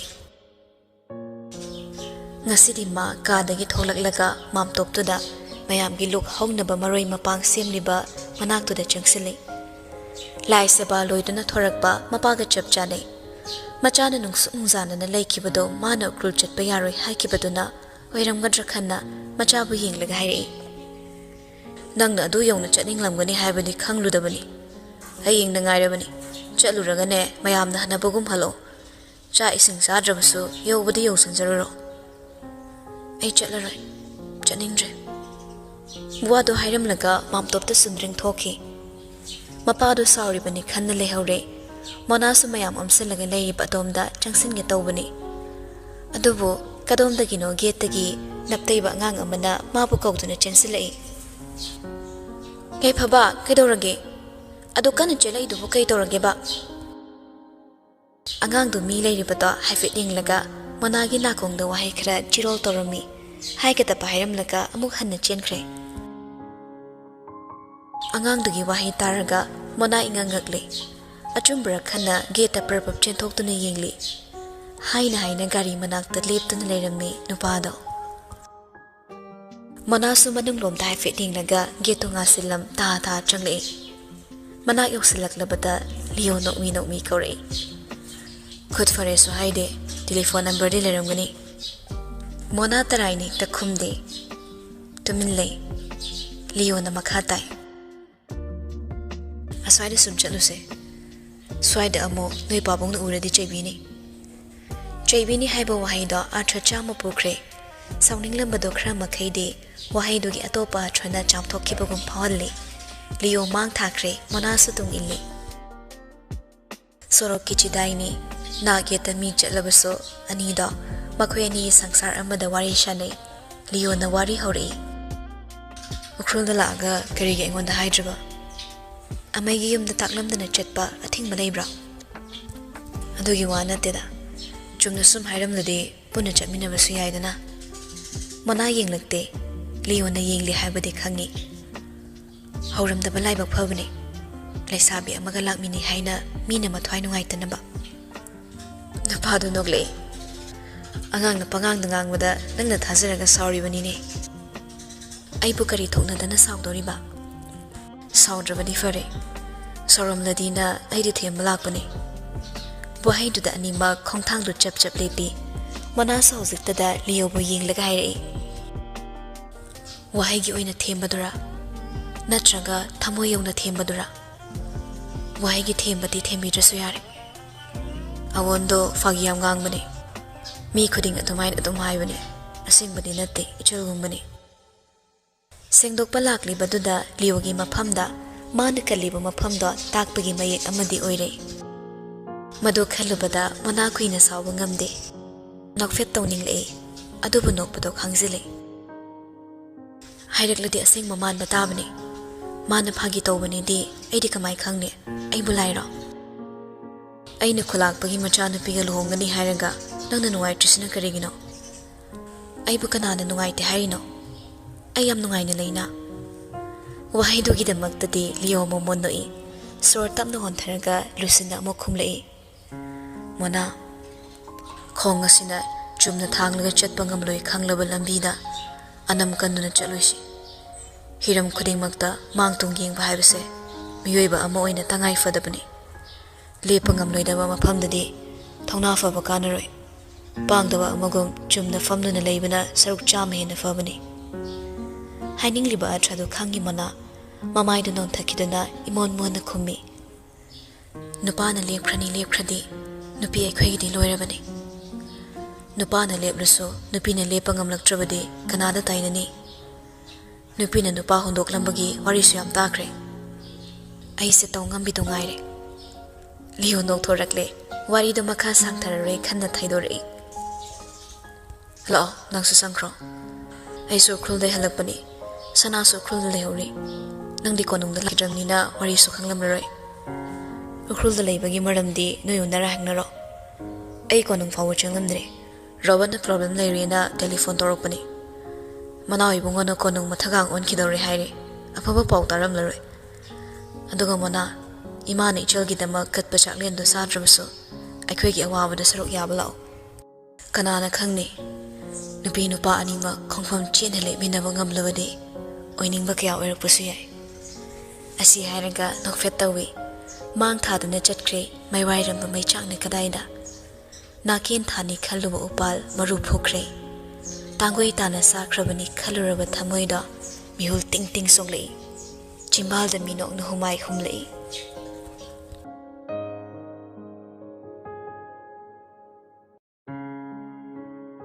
ꯉꯁꯤꯗꯤ ꯎꯔꯦ ꯐꯩꯔꯥ ꯊꯛꯀꯤ ꯎ ꯊꯝꯕꯥꯜ ꯃꯥꯒꯤ ꯄꯨꯛꯅꯤꯡꯒꯤ ꯑꯊꯨꯞꯄꯗ ꯄꯤꯛꯅ ꯁꯥꯖꯕ ꯋꯥꯈꯜꯒꯤ ꯂꯩꯀꯣꯜꯗ ꯎ ꯊꯝꯕꯥꯜꯁꯤ ꯈꯛꯇꯅꯤ ꯊꯥꯖꯕ ꯏꯔꯥꯏ ꯂꯥꯏꯅ ꯈꯨꯠꯁꯥ ꯑꯃꯅ ꯍꯦꯛꯄ ꯌꯥꯕ ꯂꯩꯔꯥꯡ ꯑꯃꯠꯇ ꯃꯔꯨ ꯍꯨꯟꯗꯨꯅ ꯊꯥꯈꯤꯗꯦ ꯆꯥꯔ ꯂꯧꯗꯨꯅ ꯊꯝꯈꯤꯗꯦ ꯎ ꯊꯝꯕꯥꯜ ꯑꯗꯨꯕꯨ ꯃꯥꯅ ꯌꯥꯝꯅ ꯀꯂꯛꯆꯔꯨꯔꯦ ꯃꯇꯝꯒꯤ ꯈꯣꯡꯆꯠꯇ ꯌꯥꯎꯈ꯭ꯔꯕ ꯇꯥꯝꯌꯥ ꯀꯧꯔꯤ ꯆꯦꯟꯕꯒꯤ ꯁꯛꯇꯝꯗ ꯆꯤꯡꯃꯥꯏꯗꯒꯤ ꯃꯌꯦꯛ ꯁꯦꯡꯅ ꯎꯍꯧꯏ ꯁꯤꯔꯣꯏ ꯆꯤꯡꯒꯤ ꯆꯤꯡꯃꯥꯏꯗ ꯐꯥꯏꯖꯤꯜꯂꯛꯄ ꯂꯩꯆꯤꯜ ꯅꯣꯡꯐꯥꯏꯅ ꯈꯪꯍꯧꯗꯅ ꯀꯨꯞꯈꯤꯕ ꯑꯗꯨꯁꯨ ꯃꯃꯤꯠꯃꯛꯅ ꯎꯍꯧꯏ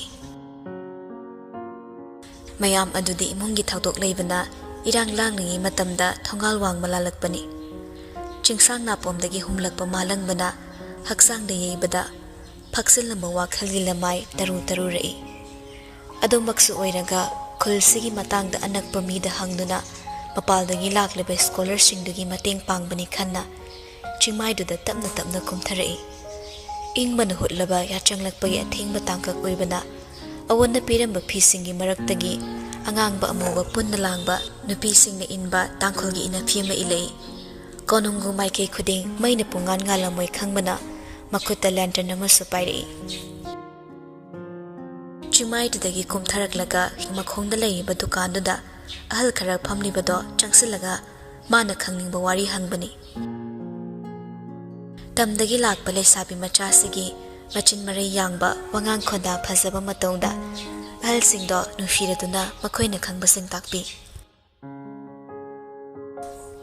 ꯂꯣꯡꯄꯤ ꯄꯣꯇ꯭ꯔꯤꯁꯤ ꯑꯩꯈꯣꯏꯗꯤ ꯂꯣꯡꯄꯤ ꯍꯝꯄꯥꯏ ꯍꯥꯏꯅꯕꯅꯤ ꯃꯇꯝ ꯑꯃꯗ ꯑꯦꯂꯨꯃꯤꯅꯤꯌꯝꯒꯤ ꯄ꯭ꯔꯗꯛ ꯂꯥꯛꯇ꯭ꯔꯤꯉꯩ ꯑꯩꯈꯣꯏꯒꯤ ꯆꯥꯛꯁꯪꯗ ꯑꯁꯤ ꯈꯛꯇ ꯁꯤꯖꯤꯟꯅꯕꯅꯤ ꯆꯐꯨ ꯑꯁꯤ ꯁꯥꯕꯗ ꯆꯪꯕ ꯂꯩꯕꯥꯛꯁꯦ ꯂꯣꯡꯄꯤ ꯈꯨꯂꯦꯟ ꯅꯠꯇ꯭ꯔꯒ ꯂꯣꯡꯄꯤ ꯀꯥꯖꯨꯏ ꯍꯥꯏꯕ ꯑꯩꯈꯣꯏꯒꯤ ꯈꯨꯟ ꯑꯅꯤꯁꯤꯗꯒꯤ ꯍꯦꯟꯅ ꯐꯪꯗꯕꯅꯤ ꯁꯥꯅꯤꯡꯂꯤ ꯍꯥꯏꯅ ꯏꯔꯥꯏ ꯂꯥꯏꯅ ꯁꯥꯕ ꯌꯥꯗꯦ ꯑꯦꯇꯦꯟꯁꯟ ꯌꯥꯝꯅ ꯄꯤꯗꯨꯅ ꯁꯥꯒꯗꯧꯕꯅꯤ ꯂꯥꯏꯖꯗꯨ ꯃꯨꯟꯅ ꯇꯥꯏ ꯃꯔꯛꯇꯨꯗ ꯃꯥ ꯌꯥꯝ ꯅꯨꯡꯉꯥꯏꯔꯤ ꯑꯍꯜꯁꯤꯡꯗꯨꯒꯤ ꯃꯔꯛꯇ ꯅꯥꯀꯜꯗꯒꯤ ꯑꯍꯜ ꯑꯃꯅ ꯑꯃꯨꯛ ꯍꯥꯏꯔꯛꯏ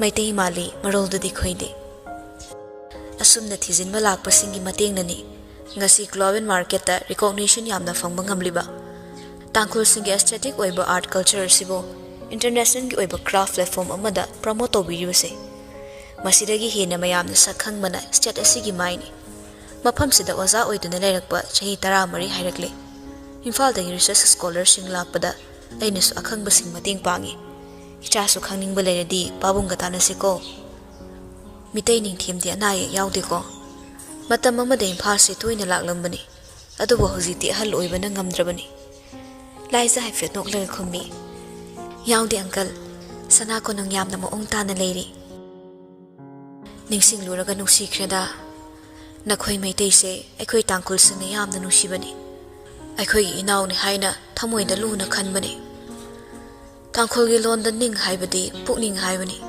kathem haibana loksing leiba loksing yamna leiba haibani asumna matam amada tangkhul mayamana tamda leiba manawbo puning loksing yamna leiba machani haina ningthemsa haiduna kobani wari oirabasu thajarabadi asengbo oina lawduna nusi chana na ichil inaw kum leiga tobani koi chanupi tangkhul ahal amana mukhumlei british lakpo matamda chingbu tamtaki tongana khaidoklaga makhogi officer amamam thamduna chingbu rule tawki tampaki setnapi chingi chatnabi haina semtok lamba aduna asum lapna khibani maram khangpa ikhoiti ahal oikhre chahi yamkhre nakhoi naha singna nusina na leiminna horati loire sirabasu kari amu pamgira ahal singi marakta phambado wakhal yamna thokpagum tawri chapu sabagi maramda kupthana hange tawbada ahal singdugi thamoida nungnangliba wari oina lithorakle mapanda haifet yenglubada imam mamlamba ure laisana kana thamliba letter do paikhatlaga taplamna hairammi hayeng amu khoi thaucharake nachana wari yam libiyo angang oiringai dagi hauna laisa wari taba yam pami machi machi khuding asumna halni khangde nahani khangde phamlambada wari taba letsinduna hekta yauri adubu chingi lamsida thaba dasu chatkani hairamdabana dukandagi thoragle dukan lehori batwai do maini ngan ngale mate khra mamlaga chingmai gi paring district lem thale adubu chingmai da thanba maina kaya budi manga legani ngalamus imam mami haibaduni pido tapna tapna lagle asum naksilakpana chingmai hagat phamduda gari khamlibado ure gari do da nga tharap tawna mamai non thaduna lepliba nupado laisa nokmi manakta tapna changsilaga itap tapna kawi amai ngasi halaklaroi hairamlaga halakladi kedawrage asi hairaga makhutta pairamba lertando maithong yongna thangatuna pai wakhal amada leplamba nupado khonjel da tabadi hinglakpani laisa khangpre khangna tungda khongkap ama halli gari da nga tharama masado chumrim leplaga hairi pisum da suktak toraga mayang hotel da yon bagula mai thakpadongna nangna ibu uraga utliba reaction do kaino makhutta pairamba lertando makhada thangtharaga khumlei yam khumlingdana amai oiraboi ninglubani maso ithi thiba nupaduga aige sakmana halakano kari thabak leige aingonda mariyat palak bira amamba marsuda marabado mamai da nakalamada lei thoklaga noi minok tu sat hanjin kidna amok leisilaga khumi konung di irian jana leige haidana sita na kedo balaklino na thau yam leisadaba mi male ithau leitaba aina chachabani ithau chinba manau ibungana kari gi lakpirino adubo kari wangangno aina chatning mafam chatpa kusini aigi manipurni aigi ukhrulni tonga ibu gari sisu aigini adagi dukan masa sisu aigini lokta chenthari bi sing sisu aigini khongliba chingi hari sisu aigini khudimag loina aigini mangda lepliba nangsu ai soidina thoki ge tawba wahaido makha tarak chinge chimbalu sat umsile bidu suktani yengle ngak yenglamnaga haire adude ayamu changsakhrage thinaramlani Swai dam lay saning mamali wahido. Lainingi. Konung chama gi nungai ba ukrul da fangi. Migi yum da sum lay vidiyaroi. Laingi sida tangkol no pam dal hong biram lagi. Ahing tum da makai ay sumado kanjaram bani. Luhong bagi wadi sum hong jahorage. Manawi bunga na itaw sabi traso ay ko'y napana bahong sage. Ay giluhong ba na nang nahipasaraga, nang giluhong ba na ay nasin ba di karigiyari daw riba. Nupido hekta sauning lay, saugan minate, sauning han manimana, handag ti masa mayra ba da yeng do na sausong lauray. Sana kaya man hay bagi matong ina itaw pang toksa ba ni. Ay manawi bunga giluhong ba da hay pasaki ba layte. Honggi na hongladi ay nakadaw bang amzaro ni, hongning laga hong biyo hari to ni. Ay sinang nasemdilabro kay nung tawri. Ludriba wahi khonda dogi hairadi nakhori do pet mekhairak hat pe arabani. Taning da bawa se amang sa nikra boire. Manaw ibong bu semjin bagi mai binek da ba pesa ga lejade. Laisa bin da bu nachin atuk yam kaladi yararida. Pakhang na botuk mare kan bra. Nupi daw na. Ayuk tagi mai horam laba kok to tapna mut khrabai khanle. Makhoi dagi lap na laiba nawna chingba nupa singdo amok mo yeng lai makhoi da. Ngayak tumin laiba do ichik chi. Meraba na kari swairak trabada laisa tap na ye. Changa da boy raga di mang thabiro. Changlu raga thorak boy raga na konung dahan biro. Matam sa thingle chat kada pelambi do yam na sangli. Adubu nang nuwabiyo haibra. Ta trai thaba na gari thongsa dong ne. Nupi do nam da nek ta sauning ale. Migi awabo ina khande haiba kauthok sarure. Thaudu nungbu gamla da haplaga lei thage khaluriba isa angakpani. Meraba bisum khangruk sui.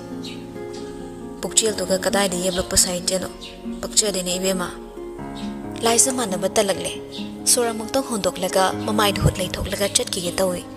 Matau tu da mahiraba mahong sago wala nganglamda. Nupi tu ki khudang do tap phai. Karino haibagum yinglei. Makut tu satok na bonga na de. Napado pocket humzilaga chema law thorak laga pire khonjelu taptharaga hai equation kya be mana aina pamba agi thamoina pamba agi chaning ben sang digi horaga pumna makhumani be mana khangda ba yada bani haibagi thokla purakpani se ai cp balak pani wa hai du nu pidu ingangna masada pura leisilai khutsa ni du di thadok na de khumani be mana pibiraga loire adok nak na su leire Karigino sitana thengba lak pirise phatanung da thokladi kamdawni lohong bagi arang phom oi bada natana ai israda gi arang phom soining laklibra arang pham gi wan nate aseng bai sabani hojik matam se am phatrabani soi ngam ladi kamdawni soiraga na ai shiredana taning de asibu wani na ngangi se bebar gi thet na khumdorak libadada mera banoi Laisa suletan pari bama kutuna chedo tapna lauraga makhatai. Hangsaba wahang singsina pakum hekta piramde. Manaw ibunga na khumning ba khaktani nasai de khumlise. Nangna kari hanglaga aina kari khumjaba. Itap tapna wari sarak bado taraga kanadi thawak yainarani. Adabu ihong khongdri nupidu sataplam na khumi. Khumani be magi yumni hen na nakli duda. Karigi sitana lakpiri no hangi dubo. Siroi chingse ying balakpa ai dinahan ke khangludre masi udre kai ahing dum bayaramdre juwa chaba pakhum phangdrabada laisa sukla yingli nungti gi tumlam dai khuding ukrul tana siroi ying balak ke habiribra phuktuna puraga konung de renzana khillaga thamda sirane khale laisa khonjel ipik thana soli chingba phukni hanumalo sibo Wahai du solam laga merabada fat yingle chatlagi haina maso khongdu heng thang bangam dabani adubo thengzilakle khangnai re khutse thadok piro ai changlage hanna bataw biro konong yo bata nong yai changlani wakhalam badama khutunga saidagi chingbai phabui tawduna leiramle nupa du khang na laisagi makhutto khangta thadoi merabagi ping ba matawda nupi du thak thakat kre tungda khongka pa mahalli Adobo khongpam sahu dabana tunghana khudi du thiduna tusile aten mami kup khradu da oikhriba matawda mera bata ta chinsile so bro se tapna golo asi hairaga makhunna masado paige tawi tusinbaduda ka hina natrabaso khazitang takhalama phanektuda khonggi unsagi saruk ayamba ubada meraba maidu leithoi laijasu nakanda tariba lertan du taplami mai leithokluba nupado karigumba ama ukibagum thangnaba mikopta leisila yenglei laisabu tapna hogatpire adubu wahangdi leiri hanglei meeting amada nangi khongse kedobada sokpano wahangduda nupido merabada munne yenglei wafamdugi matangda ma merabu haipatsu chingnarubani chingnabadi kokle adubu pakhumdi piroidori maso ai sangsarukhige khumlamdana mai leki meraba laisagi pambom da khangba pharaktuna mangonda monsil halaga hanglei aina hanglisana ngondani khongdu kedobada sokpano mikuptagi oina kari pakhum pisigi khalli leithokpa yaba pakhum ama magi dama kari sule pirakloi masaki da khanba manai bungoni khanglabaso thamoye kachilamada mabu khanganbada akiba wari ama lakla dogum chongliba mihulki masing helai yening oiduna talaiba ritubu pamsaba kanana asit awan thabo mayoknaba pamdude panthungpham yoba ngamloi khanglaba lambi adubo aikhoina hena chatningi anam kanba miyoibagi machatna yadi khanglaba khudingbo aikhoigi oiningba heli mahosagi mataudi natte atheng manumidangduda migi thongalduda hangat handa chatlibado thenglabasu nak yetta gari singna hangat handa thauri thengna kaithel karuba kangbusu hangat handa chatli chatna nupado siriba khudang gari duda yengli pongdu ka hena thengbadi oidri chingi lamda thengba malabasu tampaka khenabadi leibana ka hena thengba oide ngairambagi mate ngaizarimba midusu manakte yausilakle masadi khangowa nate manglingei de uhaude tongdagi taplap kauri selungba boy khanglei leithokle yengle kari leirege aibu ngairamiro noi thonga sida aibu na ngaidradi noigi yumai senba mabu kangba yumbu se ngaibo eramgadra linda dando iwai dada namidangi na changluba haibasu hengamde wakhalama laktu nairi pak macha sida ngatang phamusira ai sumwa khra hangi tawani boydu mana hana bang thaduna chatre linda sutung ilei ani do yauraduna phampham paring lairi baduda phammi laptak phamnei boy pocket agi chi ama lokthokla pire se pirak babudi khara kuirabane aina tabuk chinbagi thilakpa ngamdre linda su che da lawi nupaduna makha samthari nupi masen chithi pinada lairi dubo karibino telephone ama kok loksela thamo noigumba na singje chawkhatpagi ko mai pande america da di phone se masam sai pocket ha pa yaw moongda sara punarabani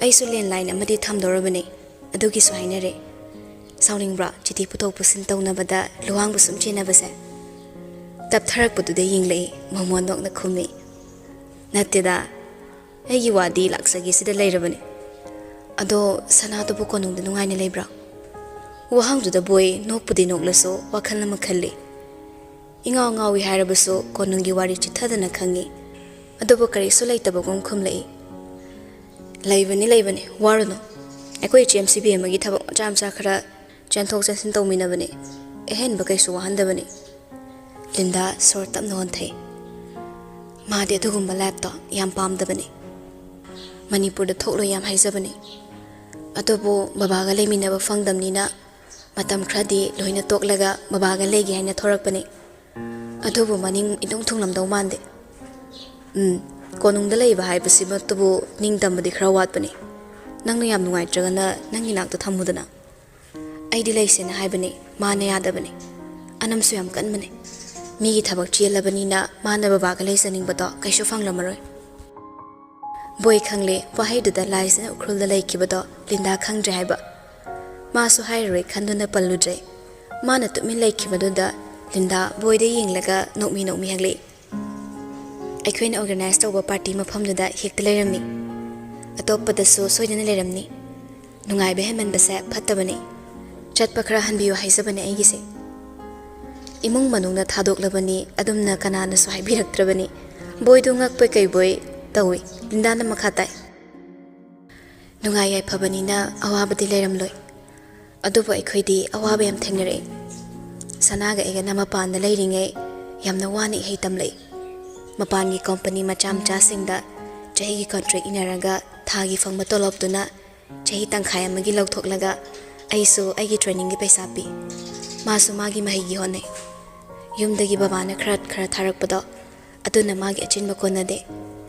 Awaba khanglakpanina punsibu yama gulleini hinghanninge haizabani. Khajiktang ikai nupado adubu ngamdaba khumlei. Gyan taba ngakta ngaire crime tawbinaba leitrena aina mayamgi mahut sinbani. Gyan taba ngakta leirasu lebak manglaktoinina gyan tabana. Linda noklaga phamlambade hogole atuga tapna hairami. Changlage aiso chithi se thimbirakpagi thagatcheri. Party mafamda toina thengnadaba oisiko. Nupadu chapleptuna khumlei. Aiga thengnaningdra hainingiro nangise. Nateda lambida kaida soiduna toina thengnasa haijabani. Ngawpham langphamda toina thengnabada pamsade. Hairamlaga chatkhre nupido boysu masadu leithokhtuna yengli. Ingaw ngawna pangleida leiba magi wakhalda miyangum hinginglakpagi inot ama lindabu uraga he phawhalli.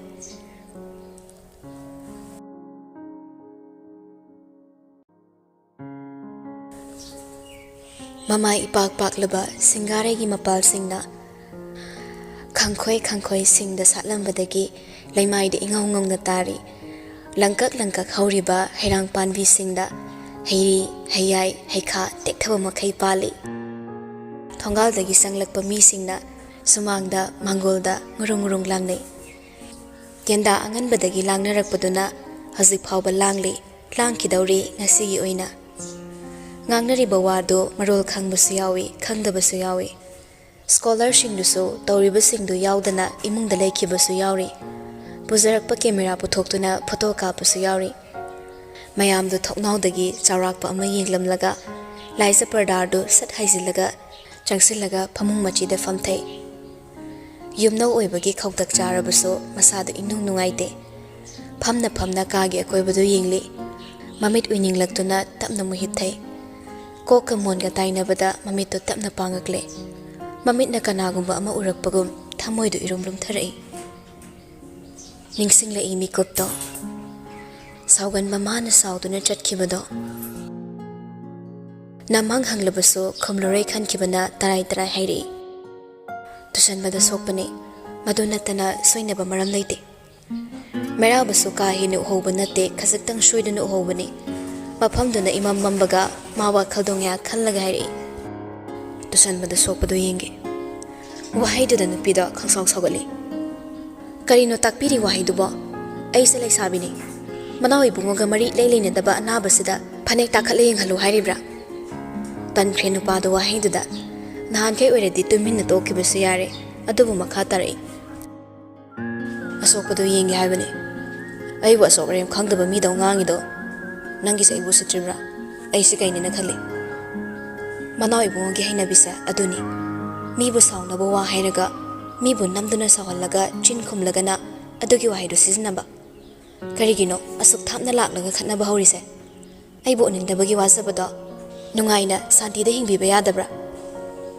Wa thaidorakano. Achumbado haizabane.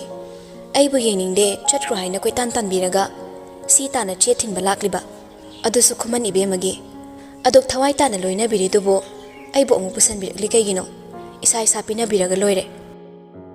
Yo ngangsilakpaduda nupado gyan daraktre khon kalapna lauri. Aina lakani lakningda tokani.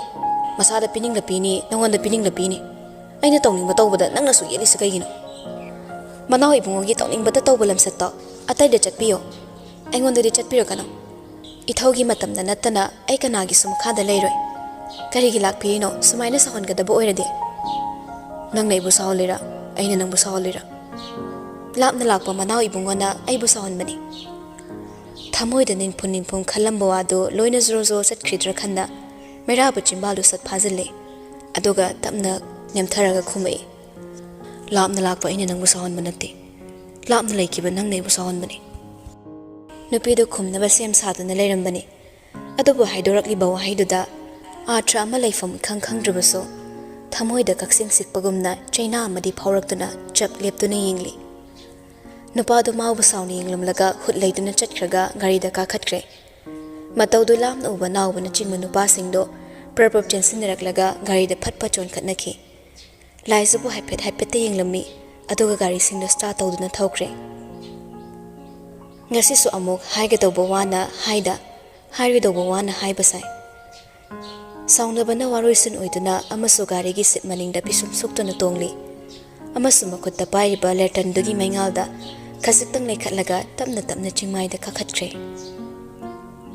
kanagumba amana masada khangin ilakpagi sahomdada laisa ningsingbagi maglan kaikre ta yingli awon leptuna leirami karigira kadagi hendapte imphal taki mi laklaga unaroi ke haibra laisa nokmi hilambadagi hagolakle unadoine aigi manabisu yaurakani unadaba yam kuire aisu mabu ngairini aduga karigi tumduna leipra nasa ngamdrabati aibusu khangaloko laisa makok tamna nomi awondo kariguma ama khalaktuna prabab changsilaga laisa ki makhuttu chingi lao tumduna leirati nang hena nagani lasing hek pachatse nangi khongsi kamdau-bra chena kholaitre dakpham siga khra nari siga khaktangaire ngeha ki phana babudi oiramgani ado hren amu hidak teredi phaniyam pharani uncle simrengam to hidak sem yam haibane akhoi narati kuliga chate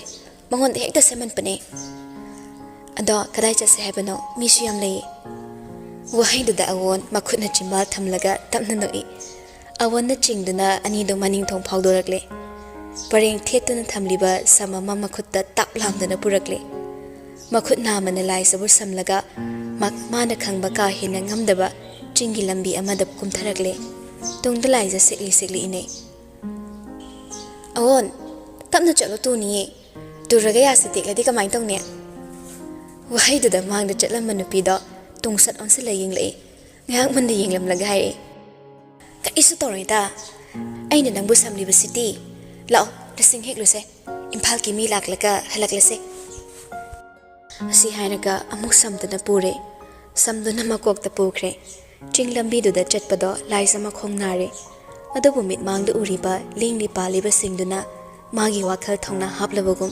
haksangi anabado thausa kidre khara chatharaklaga leitem khramana bachingmai am leirami mafamduda animak chap lepi chingmai do bata laisa masa iye hinade makok ngauri tawi adumna lepninge awon changsilaklaga hairi lasingme aikhoina thabani khalgi mising puntuna thabani asi heklaga sem ka tawbani atopada chase chingmai se leite manaba malaso yam ngamba male hairi du tade awon magi makut samlaga tanna chatki chatna khumlei karisu tawroi hairaka cricket to kipra hazikti leisa pharapane kachangai khaini ti angang oiringai ta stress sanabane aina kituna kappada manai puchaibane thangka kathi phakna lapathi tharasi asumna ipuchaibane laisa ka nok lagangle adudi kari hariba nongmata pokpa machana ninisi bahawna de pangtaba mitana tararak sibani haibani madi wa yam ngangandabani mitailon su khangdabni atubo man hasipo hinglamnade imphal nate manipur ki mapanda chatuna ne larik tamgani made ekhoigumna asumna panglei lebase pamloi khongi chaina duga laisamako yumlum silakpagum tawre awonbu khamlaga chingmai masi amadang yak phammi wari haina amadu sulai sawaramlani khangbana maso mabu chingkidre samdu poraga chingmai matik amada kumthakiduna lasing mapal hektuna laikre laisa matawdo khanjana na yingli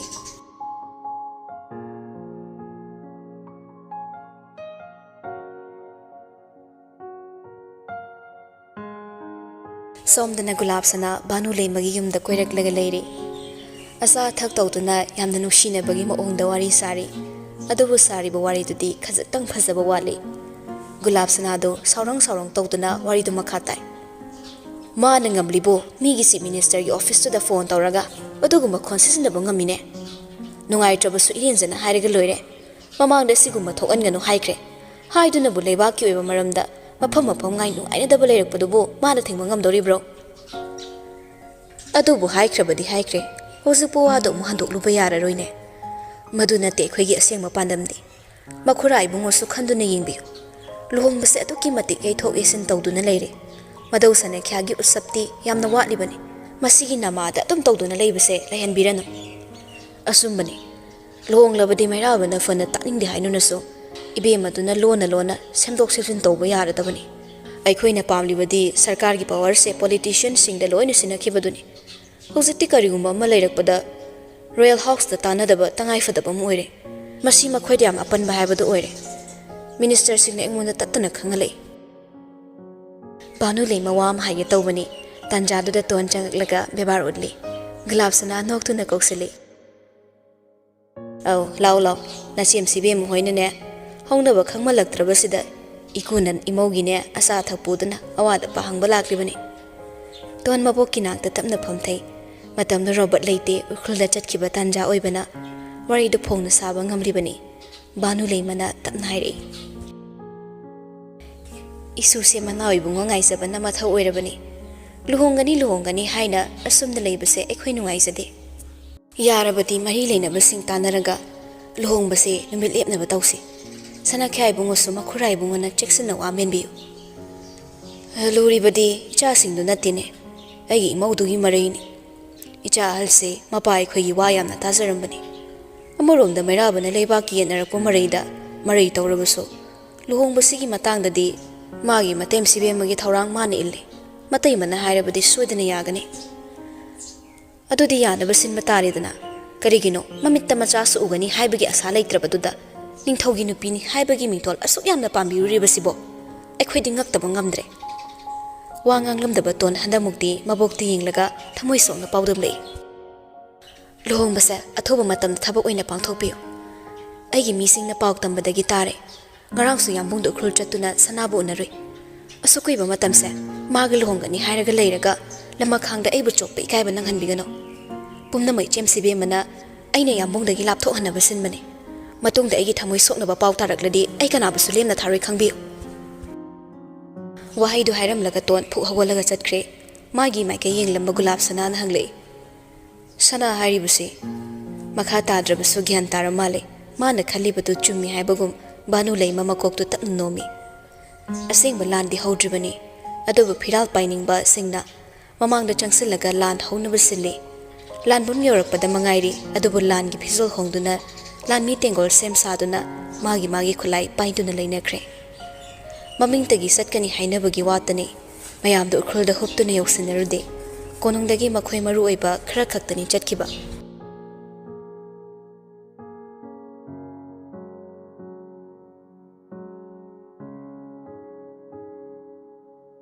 numidang wai laisalakpa tanjani mahosagi anganbaga khutsengi maingalga khutsinnarakpa matamni sandhyagi arti khonjel tarakle numidangi mathausin loishinnaba mayamdu yasang kanghogum yawo ko chenchene yambo mahosagum thongnau mayada leplaga leirambado naubana korakpada leithok linglei makutta pairiba mathuk naiba chedo table da tapna thamlaga haire bartongi maong sisine yamung sana khyana apamba makhanna bhairapani wahaiduda nupado ingangangna yinglei naubana tapna makhatai luhongbase taptharena marai khara yetnara male ton sibunga gulab sanado sawraga laklami hai item sibemana haibadagi matung ina khajiktang taptharasu thabandi lepthoktuna thamlani aduna barton si yengo haibani tari bawari do hajik leiriba magi wakalsiga yam chana khidre mairaba sauning labasu phatharaga hangi item sidi kari hai mama sana yaraba warira yamung sana khyana soidana tanaramgani khanje barton me khanbiro yambo ren mingonda sinakigadabani puthokro nawba khangingile mairaba musuma khatare karigino khumangi mi singsina tanja menja su khangdrise ngarang do poche puthokpa yanadabagi sarar hills ki akoiba national highway blockade tobagi matha asuk saringi sida luhongbagi wabusi leisi kagino chalo pukro hoje engonda dum wari sarakana aduda yambo sibu hek marai yetlubada yamungda yam sorakani phongna marai yetluradi khumanna konungda piba support loina mangkrani wakhal munna khanthabiyo Haribado achumani. Mapal thongdadi family asina luhongbagi namada honungbu support tawba saaduna lepli. Nupadu sor tapna hontoraklaga barton mayek singduda yingli. Adumna leiringai sairakta nakanda leiriba phone do khingakle. Mera balamduna pai. Ngasi so harau kori. Barton khalaba yambo. Mamit tapna ushili amuk fatpang laklaga khumi. Khandri purakpada ngairi. Aigi dilai machu oina khalle. Thotpa nawu machu se aidi yam pami. Ado yambo. Taipo haide haipetang khawding lai tari haibugo. Don nok leduna makhatai. Haying di imanabi amagi mapok namini. Yamusu set pa yawrise. Aikhoi ni nong matalak minandena aibu yam sawi. Jasuko yambo thabak chile hairakano. Maong yingsi. Sidagiri luhong basu khangawraroi. Nimit lepthok na doise aikhoi laibok phabani. Aidi yamungi nakta yam leiningi. Laibok phanglani khanbagi haraubase. Chinda wai oina tamthok paphok ngamdre. Ado yambo barton phasaba khaluko. Thabak chinkraba nupa maraksida luhongbagi wari si changdrabra. Natraga atopa kari henba maram leibanano. Merabani sarso tattana holi. Thamlage fo haramda fondo naubada kitnam sunlamlaga barton paituna lakle. Mana lakli bato matai magi laifam adomdani. Luhongba tapthasi hairibadi nushini. Laplabasu numit lepthoknarani haiba wase. Nushini aramgani haiba thazade. Khangningba amaga loinana lakbani. Laifamdu hek yaubaga thongzinda lepi. Ngayakti wa ngangde. Sumna tumin leiramlaga ma lakli khangangi haidana chimbal hek kangbaga. Manungda nungsina thamoi sokna kaptuna nganglibato tari. Pharabasu phatrabasu itonsi bongagi apambada aikhoi matung inba tabani. Ahalgi aningbagi mayokta leplubana aikhoi awaba nangbani. Warabasu ithanda warabasina phare. Imung asibu kaidana badi aigi akamba hotnaramlage. Thongda lepliba nupaduna meraba lakle haigi hotnarakpada merabana tumin layu haibago makhutningi tawri. Nushi amukasu makha tari. Napigi mapoksi toli leren. Imitta icha uba phangdre haina. Aibu karisu leitapagong nganglamba itonsigi khondo. Ikuibungoni haidunasu aina karamna kauthokani.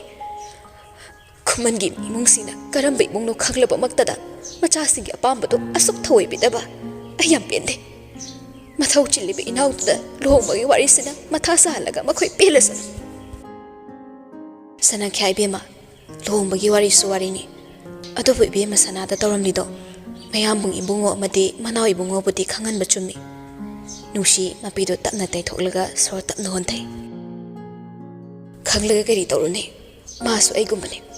Aduk nauriba itho thoklaba makhongduda aduk minungsi leitana phaduna pullaga chaina kanthatpiba. Makhoibu miro. Masi khangna angangdugi maikaida lepninglabasu aikhoina kari tawba ngamluni. Sana kya ibungo to itonsina theblaga wari tension nakini. Kaka sawbada oidaba haisilaga thakribato. Mapaduna semba khangladi kari oigani. Nushi tarakliba mapido hanna mung taithoi. Wadu makha tage tawbaga thongdu khangang hanglakpagi khonjilda chaplepi. Thagoldusu animak punna phukphu hawane. Meraba leplambu ubada nushi pakhatkre thak yingli. Leiba mayamduda thokra haibagum ingi tawi me. Kirup yenglamlaga thongzil yawkhibaga prapap changsilai. Matai magi mangda lepi. Nushina tapna kauri. Bungo. Hauzik sana kiba warido makokte halaga haibiyo. Nushi ngaya khumde. Khumpam khangde adubu sawni yengliba manawgi mit yengi mamangda kuini lepa ngamdraduna itap tapna hairi. Nangi sagol thadoi haibagi mingda. Khumani bi amana mi nektuna angangtuki makhong thudektuna phubiramle. Chumna ta egi pakhon chasabani jaldo. Ekhoibu mangdaba khaksindabani. Thazaba ngamde meraba tonbu mana khangi aduk hakna so kokshana minate. Icham mamai thongdudagi ahenba ukiba leite. Maramsina mabu thazarabaso mangdalepliba mama sakpi ashibudi mana masadagi suhina thazari. Karigi engonda paw yahonbiraktabano. Yauraga kari tawni bungo. Angangdu khak thamoi soklaga tokani. Kaka sawba khakta machabu yinglaga kapkani. Aigi thawalda yawba nupimcha amana uhoduna tamlakbani. Wafam se mayek singlabani. Khumani bemaga nupasingdu wari sanaba mamit mangna uhoba pawni.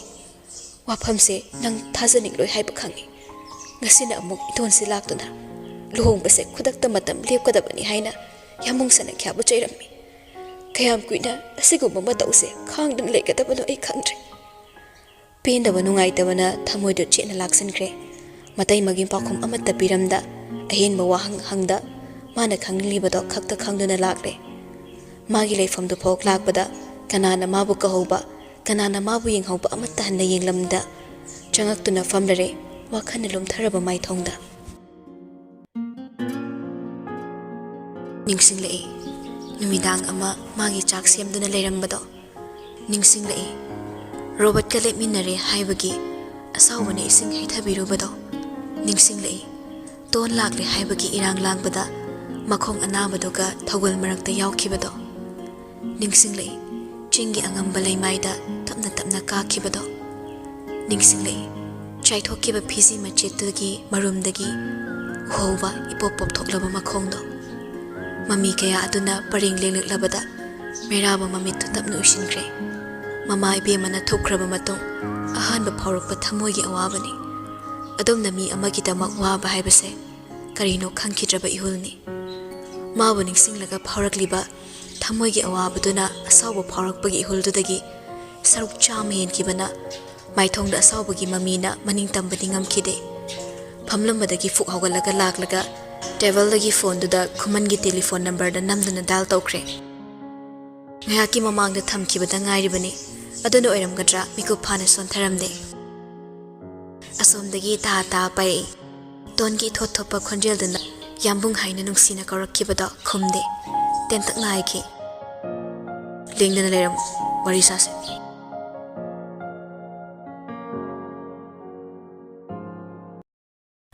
Lango lising o labaso Mafam khangda mapokni thawai yaudra mikupta haksang polang kedo saruni chak theklaba sajibugi nungsada phaudoktuna thamlabaso thamoise nushi irik amanadi sajibu chama mai thigani mani nushibana wahanbani nushibana thamoibo oizaba thiba oihalle nushibana ngawhalle nushibana nungai halle Prithibigi ahom subalan jawla I hairabadi madu thazaba yaba wari ama oiri adubu manau ibungogi sana khongyana khumangi sangai da leplabasidi angak pachamana sulamba phangkidre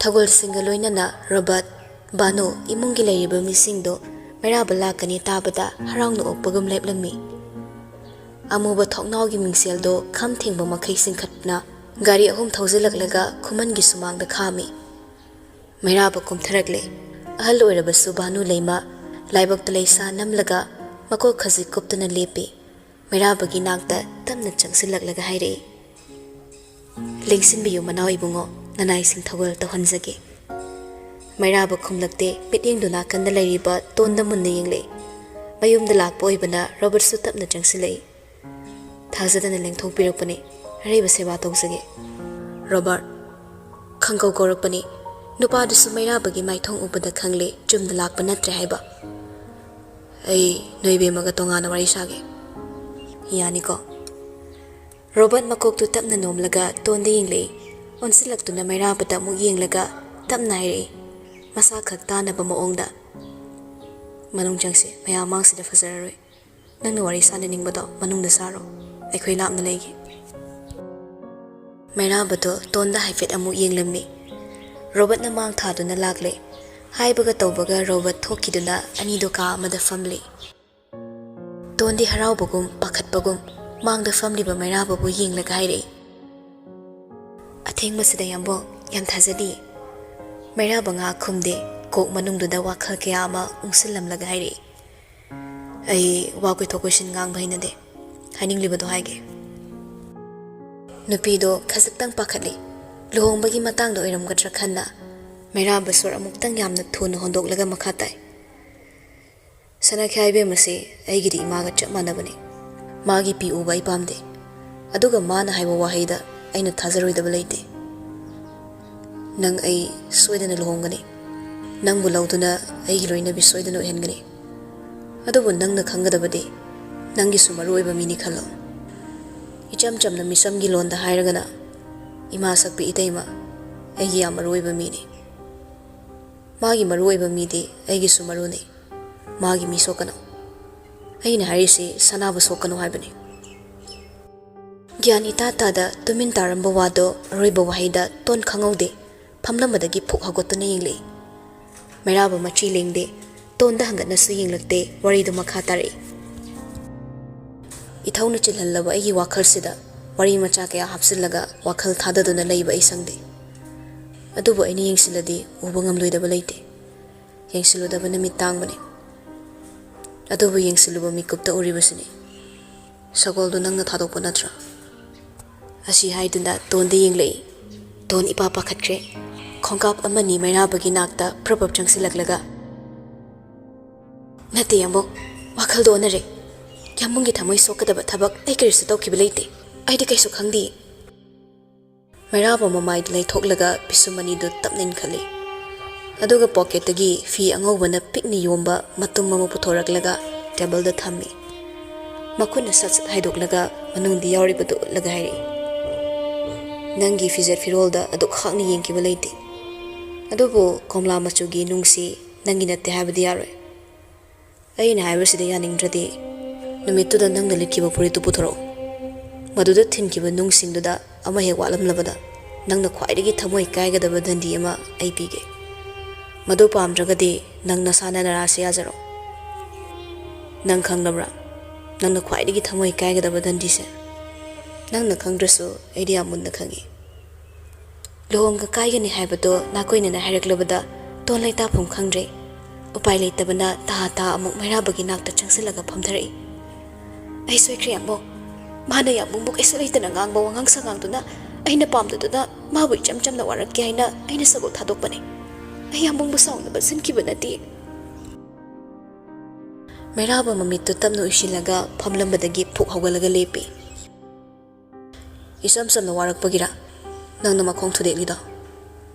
Tondo amu hawgalaga ta hairi. Ai khangde madu aiga mari leinadaba wani. Madugi matangda ai khangde. Aibu thasabiyo yambo pumnamakdagi aibu ne hene yamungi mafamda maruoiba thokdabra. Aisibu yamungi kanano. Mairaba masado tonda pura leisilaklaga nomi yengli. Athumba minokti natre. Chumi. Nangaigi loinabi oigadoriba nupini. Oige khallagadi aina haiba nangna tapam thokpane. Masida nangna tawi natraga tawde haibagi excuse tu ai taningde. Nangamadi thawdoksingduga mari leinaba nangi misingda hayo. Amu hanna mabu soloklaba fatte hainariba mairabase kayamuk yamna fattabano haibado hakthengnana thengnagani. Oh, ngasaidagi yambungna sauribasidi mabu sokpagi oire. Ngarang na hanta lakpa mabu karige to khoidabirubano. Yambunggi punsida mabu kari oirige. Kabli kalap ngangak pakhoni mairabon khatuna saurode. Ma aigi oire. Aigi mi oire.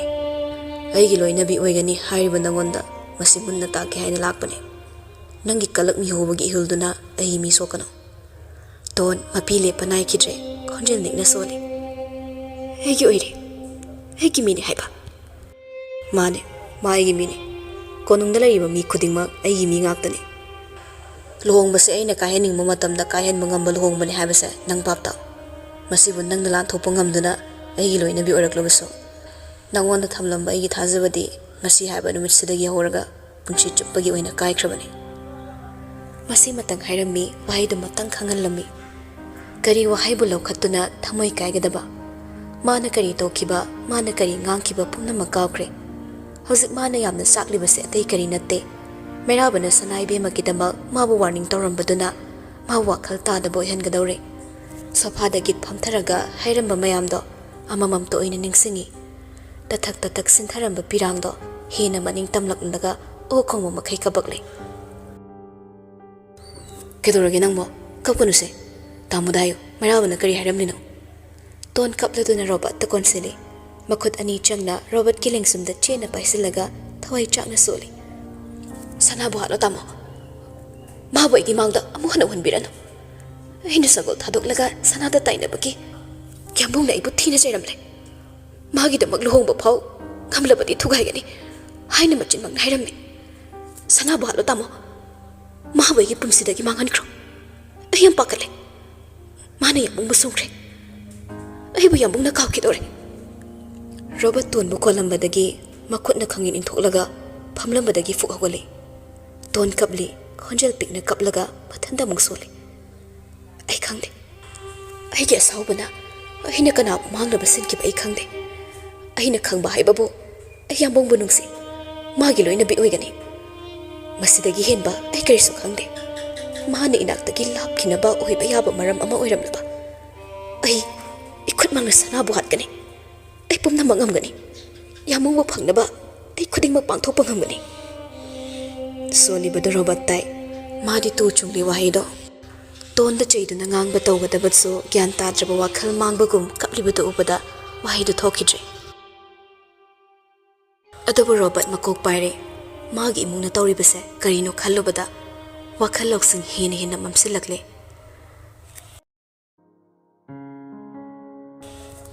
ꯒꯥꯔꯤ ꯃꯅꯨꯡꯗꯨꯗ ꯐꯝꯂꯒ ꯀꯣꯅꯨꯡ ꯐꯥꯎꯕ ꯍꯜꯂꯛꯄꯒꯤ ꯂꯝꯕꯤꯗꯣ ꯑꯃꯨꯛꯇ ꯈꯟꯗ꯭ꯔꯤꯕ ꯃꯑꯣꯡꯗ ꯋꯥꯈꯜ ꯂꯤꯁꯤꯡ ꯄꯥꯏꯁꯤꯜꯂꯛꯏ ꯇꯧꯐꯝ ꯈꯪꯗꯕ ꯋꯥꯈꯜꯅ ꯉꯥꯎꯁꯟꯅꯔꯛꯀꯅꯤ ꯍꯥꯏꯕ ꯅꯣꯡꯃꯇ ꯂꯥꯝꯗꯨꯅ ꯈꯜꯂꯨꯗꯦ ꯐꯥꯎꯔꯤꯕ ꯏꯍꯨꯜꯗꯣ ꯀꯔꯤꯅꯣ ꯍꯥꯏꯕ ꯈꯪꯗꯦ ꯊꯃꯣꯏ ꯇꯤꯟꯅꯕ ꯃꯔꯨꯞ ꯑꯃ ꯂꯩꯔꯝꯂꯕꯗꯤ ꯁꯤꯅꯤ ꯍꯥꯏꯅ ꯈꯨꯠ ꯊꯤꯟꯗꯨꯅ ꯇꯥꯛꯄꯤꯗꯨꯅ ꯃꯃꯤꯡ ꯂꯩꯇꯕ ꯏꯍꯨꯜꯗꯨꯕꯨ ꯃꯃꯤꯡ ꯊꯣꯟꯕꯤꯒꯅꯤ ꯑꯗꯨꯕꯨ ꯆꯤꯝꯕꯥꯜ ꯄꯨꯟꯕ ꯊꯃꯣꯏ ꯇꯤꯟꯅꯕ ꯃꯥꯒꯤ ꯃꯔꯨꯞ ꯂꯩꯇꯦ ꯃꯊꯟꯇ ꯋꯥꯈꯜ ꯀꯌꯥ ꯈꯜꯂꯝꯂꯒ ꯃꯥꯒꯤ ꯆꯔꯥꯡꯅꯕꯗꯨꯕꯨ ꯁꯥꯟꯇꯤ ꯄꯤꯕ ꯉꯝꯒꯗꯕ ꯎꯄꯥꯏ ꯑꯃ ꯎꯔꯛꯇꯨꯅ ꯇꯞꯂꯞꯅ ꯍꯥꯏꯔꯛꯏ ꯃꯥꯡꯗ ꯐꯝꯂꯤꯕ ꯑꯅꯤꯗꯣ ꯇꯥꯅꯕ ꯇꯥ ꯆꯩꯊꯥꯕ ꯎꯈ꯭ꯔꯨꯜ ꯆꯠꯁꯦ ꯑꯊꯦꯡꯕꯁꯤꯗ ꯃꯅꯥꯎ ꯏꯕꯨꯡꯉꯣ ꯆꯩꯊꯥꯕꯒꯤ ꯋꯥꯍꯩꯗꯨ ꯄꯠꯊꯠꯂꯒ ꯅꯥꯎꯕꯅ ꯑꯃꯨꯛ ꯈꯨꯝꯂꯛꯏ ꯌꯥꯝꯕꯣ ꯅꯥꯒꯥꯂꯦꯟꯒꯤ ꯂꯣꯡꯋꯥ ꯚꯤꯂꯦꯖ ꯅꯤꯡꯊꯧꯗꯣ ꯍꯣꯔꯦꯟ ꯑꯍꯤꯡ ꯀꯣꯅꯨꯡꯗ ꯊꯨꯡꯂꯅꯤ ꯌꯥꯝꯕꯨꯡ ꯁꯅꯈ꯭ꯌꯥꯗꯤ ꯑꯔꯨꯕ ꯊꯕꯛ ꯑꯃ ꯂꯩꯔꯦ ꯍꯥꯏꯅ ꯌꯥꯝꯕꯨꯡꯗ ꯁꯤꯟꯅꯕꯤꯔꯛꯈꯤꯕꯗꯣ ꯅꯤꯡꯁꯤꯡꯕꯤꯌꯨ ꯃꯩꯔꯥꯕ ꯇꯨꯃꯤꯟ ꯂꯩꯈ꯭ꯔꯦ ꯆꯩꯊꯥꯕꯗꯨ ꯅꯥꯎꯕꯗ ꯌꯦꯡꯂꯛꯏ ꯀꯔꯝꯕ ꯃꯥꯏꯀꯩꯗ ꯆꯠꯀꯅꯤ ꯍꯥꯏꯕꯒꯤ ꯃꯇꯧꯒꯨꯝꯅ ꯅꯥꯎꯕꯅ ꯀꯣꯅꯨꯡꯒꯤ ꯃꯥꯏꯀꯩꯗ ꯏꯪꯒꯤꯠ ꯇꯧꯔꯤ ꯃꯔꯝꯗꯤ ꯃꯥꯅ ꯈꯪꯏ ꯃꯥꯅ ꯃꯥꯒꯤ ꯌꯥꯝꯕꯨꯡꯕꯨ ꯌꯥꯝꯅ ꯃꯨꯟꯅ ꯈꯪꯏ ꯁꯪꯁꯥꯔꯁꯤꯅ ꯀꯥꯏꯔꯒꯅꯤ ꯍꯥꯏꯔꯕꯁꯨ ꯃꯩꯔꯥꯕꯅ ꯀꯩꯗꯧꯅꯨꯡꯗ ꯄꯟꯗꯨꯅ ꯂꯩꯕ ꯃꯊꯧ ꯅꯝꯈꯥꯏꯗꯨꯅ ꯃꯐꯝ ꯀꯩꯗꯁꯨ ꯆꯠꯂꯣꯏ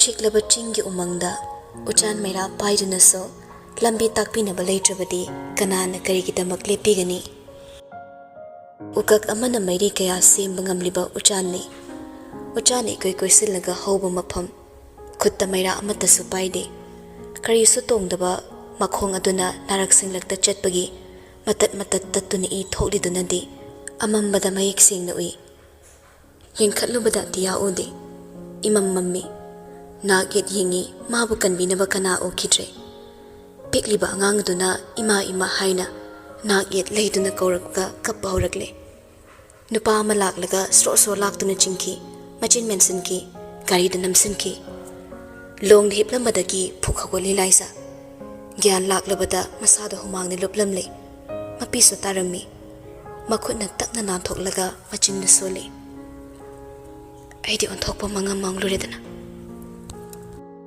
ꯁꯨꯞꯂꯝꯕ ꯐꯩꯖꯨꯞꯇꯨ ꯍꯥꯏꯗꯣꯛꯂꯒ ꯃꯈꯣꯡꯗꯨ ꯃꯈꯥꯗ ꯊꯝꯃꯤ ꯉꯁꯥꯏ ꯃꯣꯅꯥꯅ ꯃꯥꯒꯤꯅꯤ ꯍꯥꯏꯅ ꯄꯨꯔꯛꯄ ꯁꯦꯠꯅ ꯆꯥꯅꯕꯁꯤꯡꯗꯣ ꯃꯔꯣꯟ ꯂꯩꯔꯤꯕꯗ ꯎꯔꯒ ꯅꯣꯛꯐꯦꯠ ꯇꯧꯏ ꯏꯃꯨꯡꯒꯤ ꯊꯥꯛꯇ ꯈꯦꯠꯅꯕ ꯂꯩꯗꯨꯅ ꯅꯨꯃꯤꯠ ꯈꯨꯗꯤꯡ ꯎꯅꯕ ꯐꯪꯗ꯭ꯔꯕꯁꯨ ꯊꯃꯣꯏꯒꯤ ꯑꯁꯦꯡꯕ ꯃꯔꯨꯞ ꯑꯣꯏꯅ ꯉꯁꯤꯁꯨ ꯂꯩꯔꯤ ꯑꯗꯨꯕꯨ ꯑꯗꯨꯒꯨꯝꯂꯕ ꯃꯔꯨꯞꯇꯨꯗ ꯋꯥꯔꯤꯗꯤ ꯄꯨꯝꯅꯃꯛ ꯂꯣꯠꯈꯤ ꯈꯪꯍꯟꯈꯤꯗꯦ ꯃꯇꯧ ꯀꯔꯝꯅ ꯈꯣꯡꯗꯨ ꯁꯣꯛꯄꯅꯣ ꯍꯥꯏꯕ ꯃꯣꯅꯥꯅ ꯉꯥꯏꯍꯥꯛꯇꯪ ꯂꯥꯛꯂꯝꯕꯗꯣ ꯋꯥꯈꯜꯒꯤ ꯑꯔꯨꯝꯕ ꯄꯨꯝꯅꯃꯛ ꯊꯥꯟꯊꯈꯤꯕꯒꯨꯝ ꯈꯜꯂꯤ ꯑꯗꯨꯕꯨ ꯊꯪꯅꯕ ꯃꯤꯀꯨꯞ ꯑꯃꯗ ꯃꯁꯥꯗ ꯏꯐꯛ ꯐꯛꯆꯤꯟꯈ꯭ꯔꯦ ꯀꯥ ꯈꯨꯗꯤꯡꯒꯤ ꯇꯦꯂꯤꯐꯣꯟ ꯑꯃꯃꯝ ꯊꯝꯂꯤꯕ ꯏꯃꯨꯡꯅꯤ ꯃꯥꯅ ꯂꯩꯔꯤꯕ ꯀꯥꯗꯨꯗ ꯊꯝꯂꯤꯕ ꯇꯦꯂꯤꯐꯣꯟꯗ ꯎꯏ ꯃꯅꯥꯛ ꯆꯪꯂꯒ ꯃꯥꯅ ꯈꯪꯕ ꯅꯝꯕꯔ ꯑꯃ ꯅꯝꯃꯤ ꯔꯤꯡꯗꯨ ꯐꯅ ꯀꯨꯏꯅ ꯆꯠꯂꯒ ꯄꯥꯏꯔꯛꯂꯦ ꯂꯥꯏꯖ ꯏꯇꯞ ꯇꯞꯅ ꯕꯕꯥ ꯐꯣꯟꯗꯒꯤ ꯆꯥꯎꯕꯁꯨ ꯈꯣꯟꯖꯦꯜꯗꯨꯗ ꯃꯆꯥꯅꯤ ꯈꯪꯕꯅ ꯇꯥ ꯍꯥꯏꯔꯛꯏ ꯍꯥꯏ ꯑꯊꯦꯡꯕꯁꯤꯗ ꯏꯆꯥ ꯀꯩꯗꯧꯔꯦ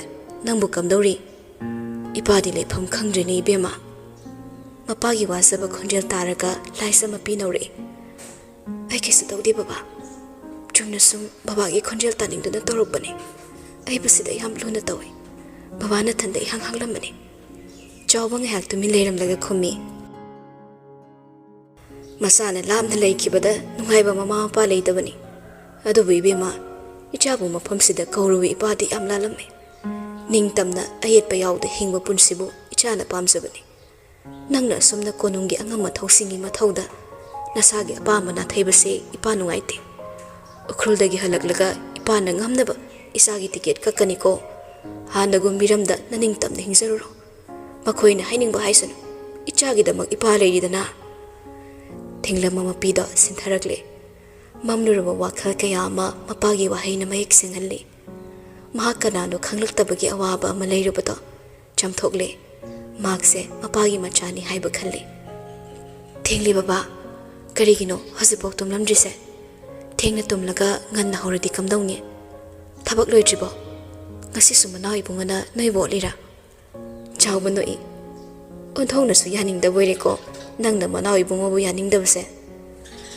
masagi ta khalle mabu yam phatte mana tawning bada tawrinudi magi saso afaba leiribani da mana ibungo gi phattaba mabuksina ne sangsarna konungbo khautak sari base ining thosana khyagom ing taplaba mabu pharabadi yeknabasing irai laina konungbo khudam chanki dawribani aduwerso tongan mabu phattaba myawri dudi yam phattaba ma chawbada noklaga tokle wari dongak sanaramlaga phone thamnakre mapaga ngahak ingna wari tawbada pungning khra phatharabai khalli pung yenglubada nongan ga dawramle tumthabadi yararoi khalli aduna thoptuna thamliba hauphi ama lawraga insilaga mapanda tapna thori ichik chiklamle loinamak tungkhul tanakre chingcheptagi haitharakpa loki isingna nongalamdagi achikpa muthugairi chingi harina maikei thongna khongli geta nupa khara mai tiklaga famli lengbandana nongmai amamam yali sumang matik thoraklaga akoibadu yingli wakhalda ingna khalli phazai ko siroi chingsang nangi phazaba kariga lamba tawgani mong hadaba sabana chumdring leplaga aibana nakta kaubagumna loisinpham khangdaba wari ama liduna loisinbige haibagum nangi napomda sagoi saraga aigi wakhal ingledagum wari kaya phomduna leibagumna lonthokta chingsang nangna karigino ai bodok thawai tana yengliba yengna hannuna laklaga mangol masida fammi makhong ani mak tingthoklaga churita phamda tamina famli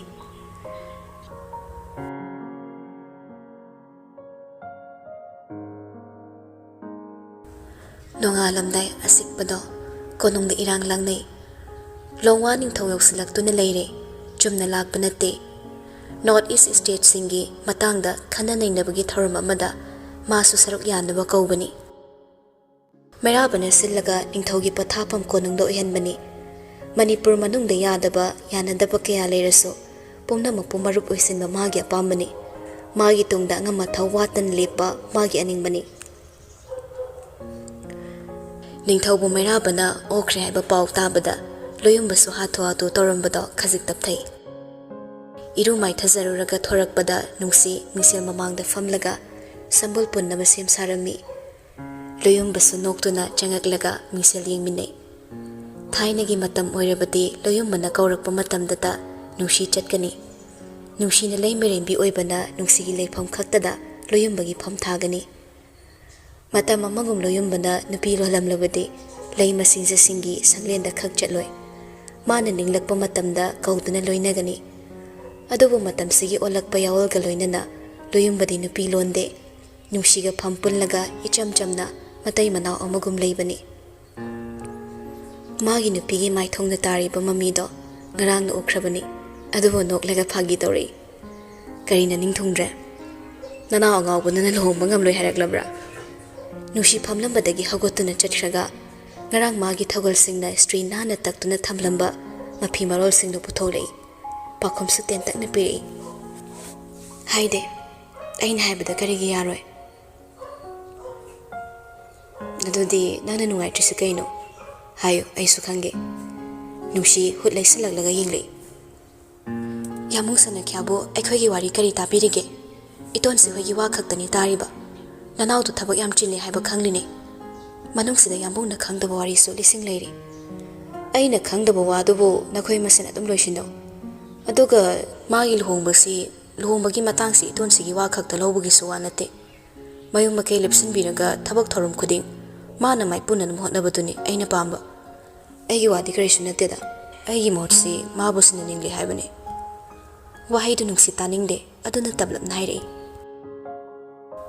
ꯑꯗꯨꯕꯨ ꯃꯊꯧ ꯌꯥꯝ ꯆꯤꯜꯂꯤ ꯍꯥꯏꯖꯕꯅꯤ ꯍꯧꯖꯤꯛꯄꯨ ꯂꯨꯍꯣꯡ ꯈꯣꯡꯗꯣꯛꯄꯒꯤ ꯋꯥ ꯃꯉꯣꯟꯗ ꯆꯪꯂꯝꯒꯗ꯭ꯔꯣ ꯂꯨꯍꯣꯡꯕꯕꯨ ꯆꯍꯤ ꯑꯃ ꯆꯨꯞꯅ ꯍꯣꯡꯒꯗꯕꯗꯤ ꯅꯠꯇꯦꯗꯅ ꯅꯣꯡꯃꯒꯤ ꯋꯥꯔꯤꯅꯤ ꯃꯈꯥ ꯇꯥꯕ ꯊꯧꯔꯝꯁꯤꯡꯗꯨꯗꯤ ꯑꯔꯥꯏꯕꯅꯤ ꯌꯦꯡꯉꯨ ꯅꯨꯡꯁꯤ ꯑꯩ ꯋꯥ ꯍꯥꯏꯒꯦ ꯄꯥꯕꯨꯡ ꯁꯦꯟꯅꯈ꯭ꯌꯥ ꯏꯃꯥꯁꯤꯅ ꯄꯤꯛꯅ ꯍꯨꯟꯗꯣꯛꯂꯝꯕꯅꯤ ꯃꯥꯒꯤꯅꯤ ꯍꯥꯏꯕꯗ ꯅꯪ ꯑꯩ ꯅꯠꯇꯅ ꯀꯅꯥ ꯂꯩꯔꯤ ꯑꯗꯨꯕꯨ ꯑꯩꯈꯣꯏꯅ ꯍꯦꯟꯅ ꯈꯪꯂꯤꯕꯗꯨꯅꯤ ꯃꯥꯒꯤ ꯃꯊꯧ ꯑꯅꯝ ꯀꯜꯂꯤ ꯁꯔꯀꯥꯔ ꯄꯥꯏꯕ ꯄꯣꯂꯤꯇꯤꯀꯦꯜ ꯄꯥꯔꯇꯤꯁꯤꯡꯒꯤ ꯃꯊꯧ ꯑꯣꯏꯔꯁꯅꯨ ꯍꯥꯏꯕꯗ ꯁꯤꯇꯠ ꯇꯠꯄ ꯃꯈꯩ ꯌꯥꯗꯗꯨꯅ ꯀꯣꯟꯁꯇꯤꯇ꯭ꯌꯨꯁꯅꯦꯜ ꯃꯣꯅꯥꯔꯀꯤ ꯍꯥꯏꯗꯅ ꯃꯔꯩ ꯌꯦꯠꯇꯨꯅ ꯂꯩꯕꯅꯤ ꯑꯩꯅ ꯅꯤꯡꯊꯧ ꯑꯣꯏꯗꯨꯅꯁꯨ ꯑꯩꯗꯤ ꯏꯅꯥꯎꯒꯨꯝ ꯏꯔꯤꯜ ꯂꯩꯇꯦ ꯊꯧꯅꯥ ꯌꯥꯎꯗꯦ ꯃꯔꯝꯁꯤꯅꯅꯤ ꯃꯥꯅ ꯑꯩꯒꯤ ꯃꯍꯨꯠ ꯁꯤꯜꯂꯒ ꯃꯥꯒꯤ ꯃꯅꯤꯡ ꯇꯧꯖꯔꯁꯅꯨ ꯍꯥꯏꯔꯤꯕꯁꯦ ꯑꯐꯕ ꯇꯧꯔꯛꯂꯁꯨ ꯐꯠꯇꯕ ꯋꯥꯈꯜ ꯇꯧꯔꯛꯂꯁꯨ ꯁꯔꯩ ꯀꯟꯕ ꯏꯅꯥꯎꯁꯤꯒꯤꯗꯃꯛ ꯑꯩꯈꯣꯏ ꯂꯦꯞꯄ ꯇꯥꯕꯅꯤꯅꯦ ꯑꯩꯈꯣꯏꯒꯤ ꯏꯆꯥ ꯂꯩꯔꯝꯂꯗꯤ ꯌꯥꯝꯕꯨꯡꯒꯤ ꯆꯤꯝꯕꯥꯜꯗꯒꯤ ꯋꯥꯍꯩꯗꯨꯃꯛ ꯍꯥꯏꯕꯗꯤ ꯉꯝꯂꯝꯂꯣꯏ ꯐꯔꯦ ꯌꯥꯝꯕꯨꯡꯒꯤ ꯑꯄꯥꯝꯕꯅꯤ ꯑꯩꯁꯨ ꯃꯅꯥꯎꯕꯨ ꯅꯨꯡꯁꯤꯕ ꯃꯇꯩꯃꯅꯤ ꯃꯥꯅ ꯌꯥꯝꯕꯨꯡꯒꯤ ꯃꯍꯨꯠ ꯁꯤꯟꯈ꯭ꯔꯕꯁꯨ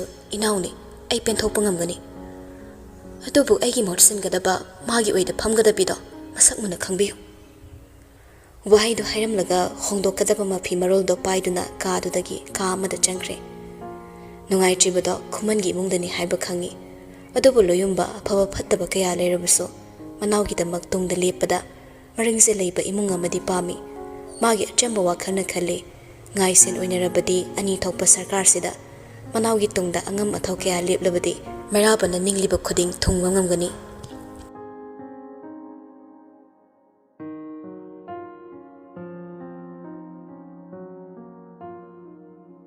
ꯑꯍꯤꯡ ꯆꯨꯞꯄ ꯇꯨꯝꯊꯔꯨꯕꯅ ꯃꯁꯥ ꯏꯔꯨꯝ ꯂꯨꯝꯃꯤ ꯑꯍꯤꯡ ꯆꯨꯞꯄ ꯀꯞꯂꯨꯕꯒꯤ ꯃꯃꯥꯏ ꯃꯃꯤꯠ ꯏꯄꯣꯝ ꯄꯣꯝꯃꯤ ꯊꯕꯥꯗꯣ ꯃꯆꯥꯒꯤ ꯊꯧꯗꯣꯛ ꯂꯣꯏꯈ꯭ꯔꯕꯗ ꯏꯍꯥꯡ ꯍꯥꯡꯕꯒꯨꯝꯅ ꯐꯥꯎꯍꯜꯂꯦ ꯅꯣꯡ ꯉꯥꯟꯐꯨꯡ ꯇꯧꯔꯛꯄꯗꯨꯗ ꯃꯥꯁꯨ ꯑꯍꯤꯡꯕ ꯅꯨꯡꯁꯤꯠ ꯐꯨꯅꯤꯡꯂꯛꯇꯨꯅ ꯊꯣꯔꯛꯄꯅꯤ ꯊꯣꯡꯖꯤꯜ ꯍꯦꯛ ꯀꯥꯟꯊꯣꯛꯄꯒ ꯃꯥꯡꯒꯣꯜꯗ ꯇꯨꯡ ꯑꯣꯜꯂꯒ ꯐꯝꯂꯝꯕꯗꯨ ꯎꯕꯗ ꯁ꯭ꯋꯥꯏ ꯂꯥꯎꯏ ꯊꯕꯥ ꯉꯥꯛꯇ ꯆꯞ ꯂꯦꯞꯂꯒ ꯌꯦꯡꯉꯤ ꯇꯨꯡꯗ ꯃꯤ ꯂꯦꯞꯄꯒꯤ ꯁꯥꯎꯟ ꯐꯪꯂꯕꯗ ꯂꯥꯏꯁ ꯃꯃꯥꯏꯗꯣ ꯇꯞꯅ ꯂꯩꯗꯨꯅ ꯌꯦꯡꯂꯛꯏ ꯊꯕꯥ ꯎꯕꯗ ꯅꯣꯛꯃꯤ ꯇꯧꯏ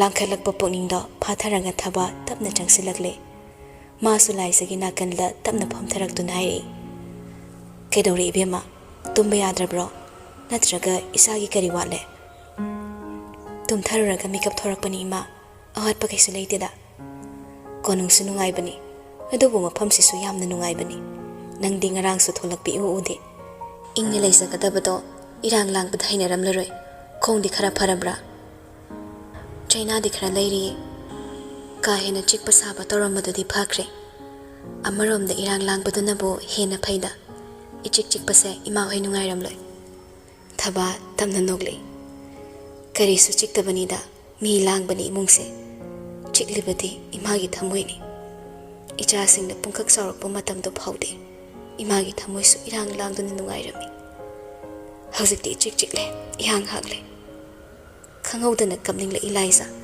मसा फावबा खंगदना मपी तपना तारकले पिरांगदुगा इरोइलेना थबाबु यिंगले Kasi pao kachangbu ningsingbagi wadabra ima thaba khonjen nigle mamon nok na khumi wade ichabu ningsingbada kari chok thaba leigani mama na machabu nungsiba haying na khoina mama oiraklaba matamda da khangani ichabu yamna nungsi nongmata aina mabu kawba ngamte kasi pao ba leiramlabadi na khoigu masu leisa pharamgani aini hena wari badine वाखल तादब इचादुना वारमगदब संसार से थादोकलमदाय माने खंगलमगदब मैचाक्तुनी लाइजा थबागी मखुत तन्ना पाइसिनबी निंगसिंग बहुरुबना मरी मरी निंगसिंगले निंगमदना पाउदमी नुंगसिख्रब इचादुबु वाखल सोइनारे हाइना हेक पोकपा मपामगना कना लेसदब सिंगना थबक सुदुना लेबा कोनुंगी मफम अमदा